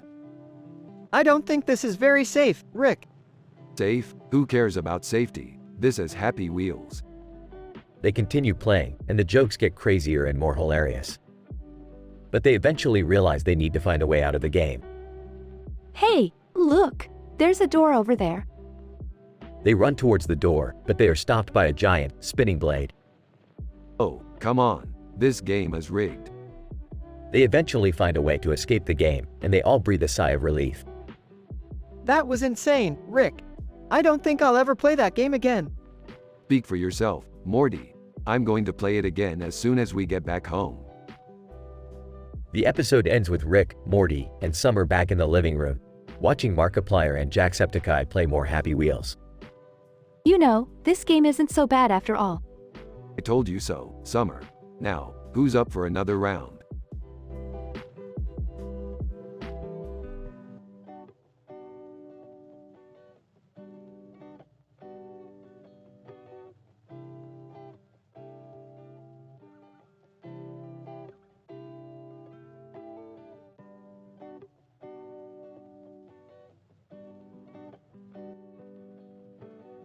Title: Holy Drag. Rick and Morty find themselves in a strange new dimension where a person in a white robe stands in front of a building with a fake Jesus statue on its side. What the hell is this place, Morty? I don't know, Rick, but that person in the robe is staring right at us. White robe person: welcome, my children. I am the High Priestess of the Church of the Holy Drag. Holy drag? What is that supposed to mean? High Priestess: we worship the divine spirit of drag and our Lord and Savior, Jesus Christ in drag. Wait, what? Jesus in drag? High Priestess: yes, my child. Jesus was the original drag queen, and we honor his legacy by dressing in fabulous outfits and performing in his name. This is the craziest thing I've ever heard. I love it. As they explore the church, they come across a stunning figure in a glittery gown and high heels. Jesus Christ in drag: welcome, my darlings. I am Jesus Christ in drag, and I am here to spread the gospel of fabulousness. Oh my God, is that really Jesus? In drag? I don't know, Morty, but I'm loving every minute of it. As they watch the glamorous performance, they realize that maybe there's something to this holy drag thing after all. You know, Rick, I kind of like this whole drag thing. Maybe we should start our own church. I'm way ahead of you, Morty. I already have a name picked out. The Church of the Almighty Rick. As they leave the church, they can't help but feel a little more fabulous than before. Who knew that a journey to a strange new dimension could be so enlightening?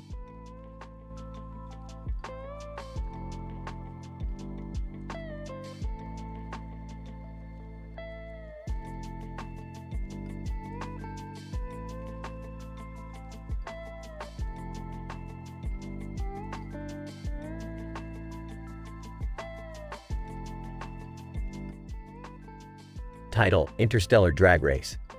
Morty, I finally created a device that can transport us to a parallel universe where drag racing is the most popular sport.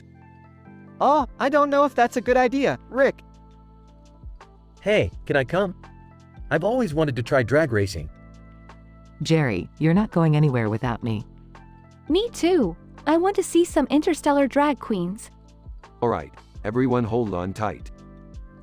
They transport to the parallel universe and see a man standing in a field with his hands on his hips and a sky full of stars behind him. Whoa, this place is insane. I don't know about this. I feel like we shouldn't be here. Relax, Jerry. Let's just enjoy the ride. Ned Flanders, in drag. Well, howdy doody, y'all. Welcome to the Interstellar Drag Race. Let's do this. I want to see some serious horsepower.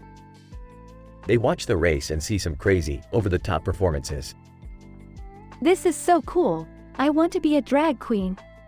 I don't know about all this. I miss our universe where drag racing isn't a thing.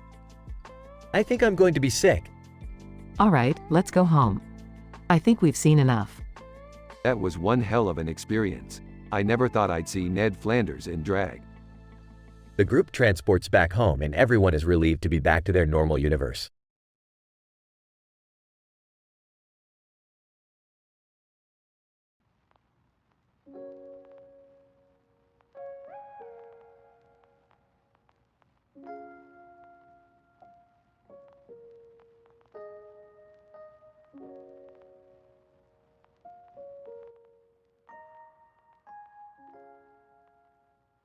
Alright, Morty. Buckle up cause we got some serious shit to do today.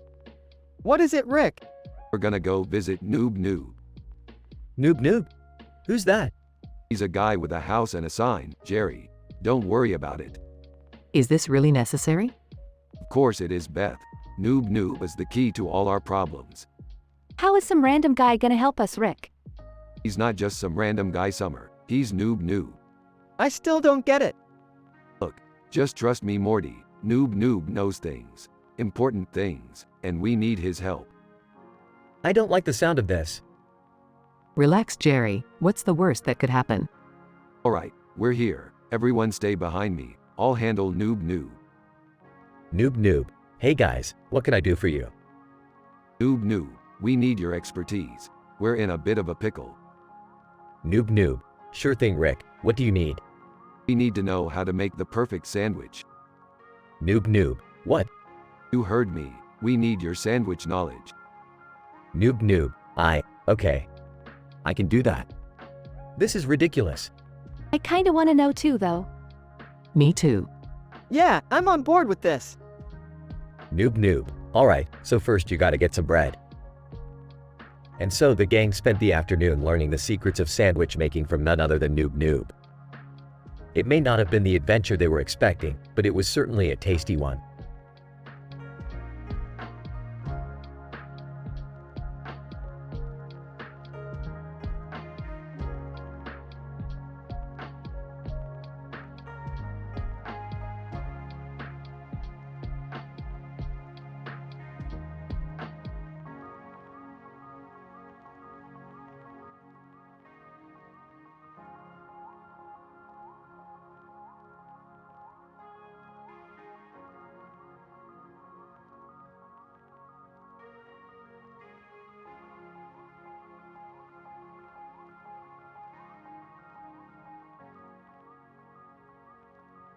Title: The Tree of Life. The episode starts with Rick and Morty in the garage, working on some new invention. Summer enters the garage with a strange woman behind her. The woman has a tree growing out of her head. Rick, Morty, you gotta help her. She has a tree growing out of her head. Sarcastically. Oh great, another weirdo. What's your name, lady? Tree woman, my name is Flora. And this tree is my life. How did it even get there? Flora. I was hiking in the woods and I tripped and hit my head on a tree. When I woke up, this tree was growing out of me. Smirking. That's what you get for going outside. Rick, be nice. We need to help her.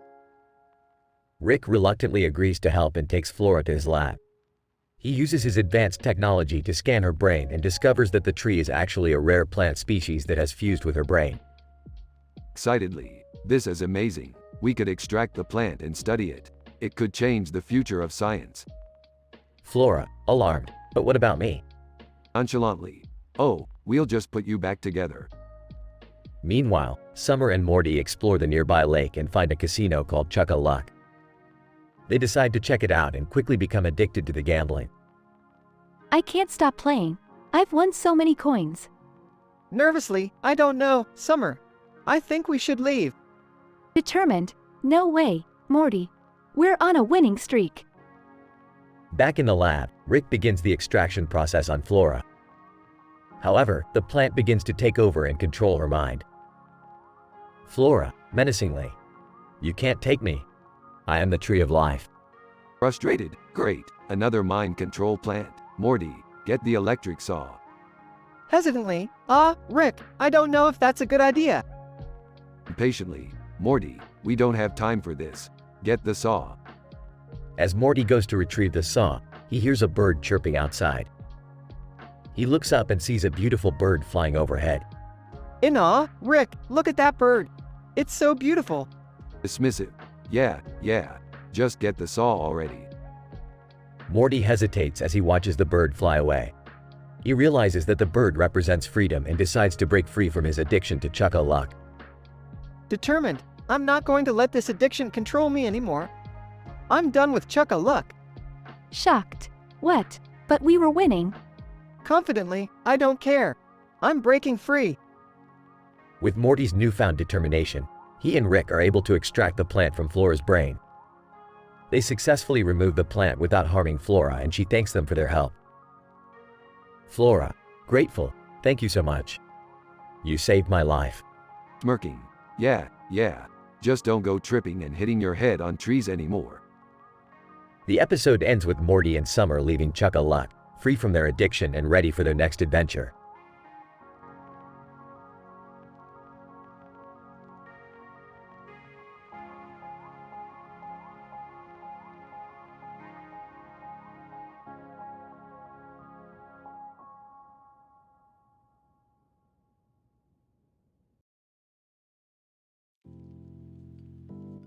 Title: The Window Watcher. The episode begins with a dog standing in front of a window, watching the world outside. The dog is a beagle with a curious expression on its face. Beagle, woof! I wonder what's happening out there. Suddenly, a man in a suit and tie walks in, carrying a Great Dane on his back. The Great Dane is huge and looks very happy. Man, hey there, buddy. What are you looking at? The beagle barks excitedly and jumps up and down, trying to get a better view of the outside world. Beagle, woof! Woof! There's so much to see out there. The man walks over to the window and looks outside with the beagle. They see a group of children playing soccer in the park across the street. Man, look at them having fun. It's a beautiful day to be outside. The beagle and the man continue to watch the children play for a few more minutes before the man puts the Great Dane down on the ground. Man, I have to go to work now, but I'll be back soon. You two behave yourselves while I'm gone. The man leaves and the beagle and the Great Dane continue to watch the world outside. The beagle barks happily as a butterfly flies by the window. Beagle, woof! Woof! This is the best view in the world. The episode ends with the beagle and the Great Dane watching the world outside, taking in all the sights and sounds around them.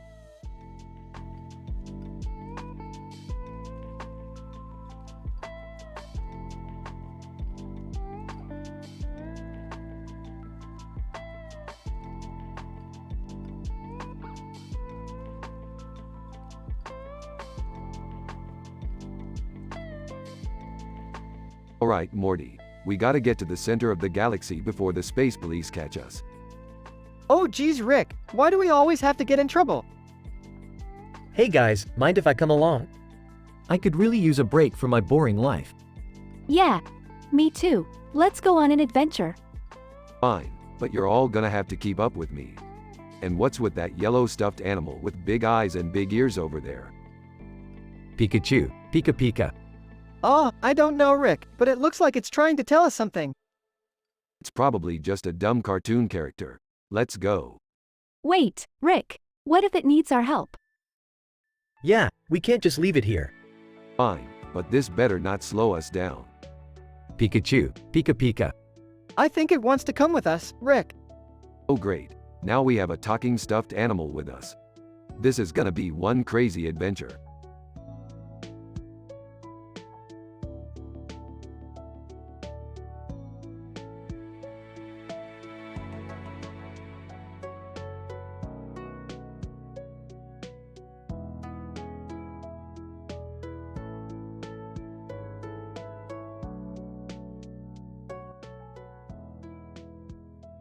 Title: The Man with Nose Ring and Earrings. Scene: outside ears. Characters: John, a man with a nose ring and earrings. Sarah, a passerby. John, sitting on a bench, reading a book. Sarah walks by and does a double take at John's appearance. Hi, excuse me. I have to ask, why do you have a nose ring and earrings on your head? John smiles. It's just my personal style. I like to express myself through jewelry. Sarah looks intrigued. Oh, that's interesting. I've never seen someone with a nose ring on their head before. John chuckles. Yeah, I get that a lot. People often ask if it's painful, but it's really not. I've had it for years. Sarah sits down next to John. Can I ask if you face any discrimination or judgment because of your unique style? John nods. Unfortunately, some people do judge me based on my appearance. But I've learned not to let it affect me. I'm confident in who I am, and that's all that matters. Sarah smiles. That's really inspiring. I wish more people could have your level of self-confidence. John puts down his book and looks at Sarah. It's all about embracing your individuality and not conforming to societal norms. If we all looked the same and acted the same, life would be pretty boring, don't you think? Sarah laughs. You're right. Thanks for sharing your perspective with me, John. John smiles. Anytime. It was nice talking to you. Sarah gets up to leave. You too. Have a great day. John waves. You too. End of scene.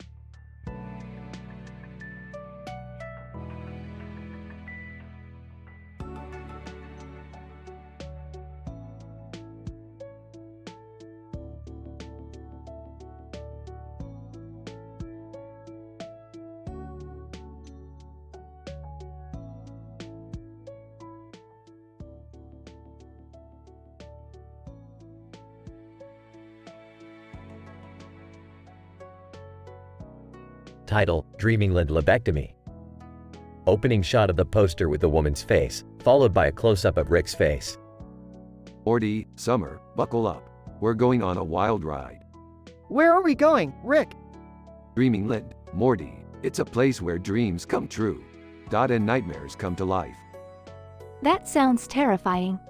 Don't be a chicken, Summer. I've been there before. It's not that bad. The trio enters the portal and arrives in Dreamingland. Whoa, this place is trippy. What's that behind us? They turn around to see a giant, floating brain with tentacles.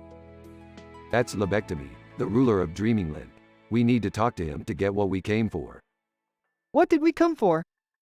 Dream machine, Morty. With that thing, we can enter people's dreams and manipulate them however we want. Think of the possibilities. I don't know about this, Rick. It sounds like a violation of privacy. Privacy in Dreamingland? That's a good one, Summer. They approach Lobectomy. Lobectomy. What brings you to Dreamingland, mortals? We're looking for a dream machine. Do you have one? Lobectomy. I do, but it comes at a price. What kind of price? Lobectomy. I need you to retrieve a special type of dream for me. It's called the lucid dream of the primeval man. That sounds easy enough. Where can we find it? Lobectomy. In the dreams of a human named Jerry Smith. Jerry? This is gonna be a nightmare.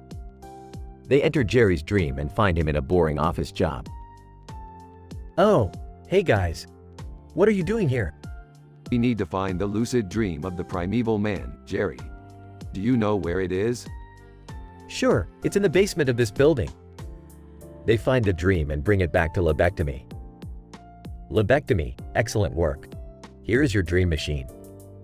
The trio returns home with the dream machine. So, what are we gonna do with it? Oh, you'll see, Morty. You'll see. End credits.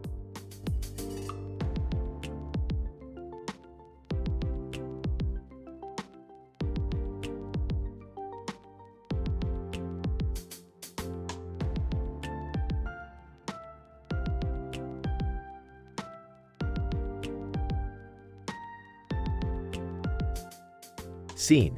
A spacecraft is flying over the city of Coruscant. A few people are standing in the fog below, looking up at it. Inside Journalist, a newsroom in the city. Reporter 1, we have breaking news. A spacecraft has been spotted flying over the city of Coruscant. Reporter 2, do we have any information on what kind of spacecraft it is? Reporter 1, not yet, but we do have footage of it flying over the city. Reporter 3, this is incredible. I've never seen anything like this before. Reporter 1, we are currently trying to get in touch with the authorities to find out what's going on. Reporter 2, do we have any eyewitness accounts of what's happening down there? Reporter 1, we have a few people on the ground who are reporting on the scene. Let's go to them now. Reporter 3, this is truly an amazing sight. The spacecraft is hovering over the city, and there are people standing in the fog below, looking up at it in awe. Reporter 1, we are still waiting on more information, but we will continue to update you as more details emerge. Reporter 2, In the meantime, stay tuned to Inside Journalist for the latest updates on this developing story. Reporter 3. This is definitely a moment that will go down in history. The camera cuts to the spacecraft flying over the city as the reporters continue to discuss the breaking news.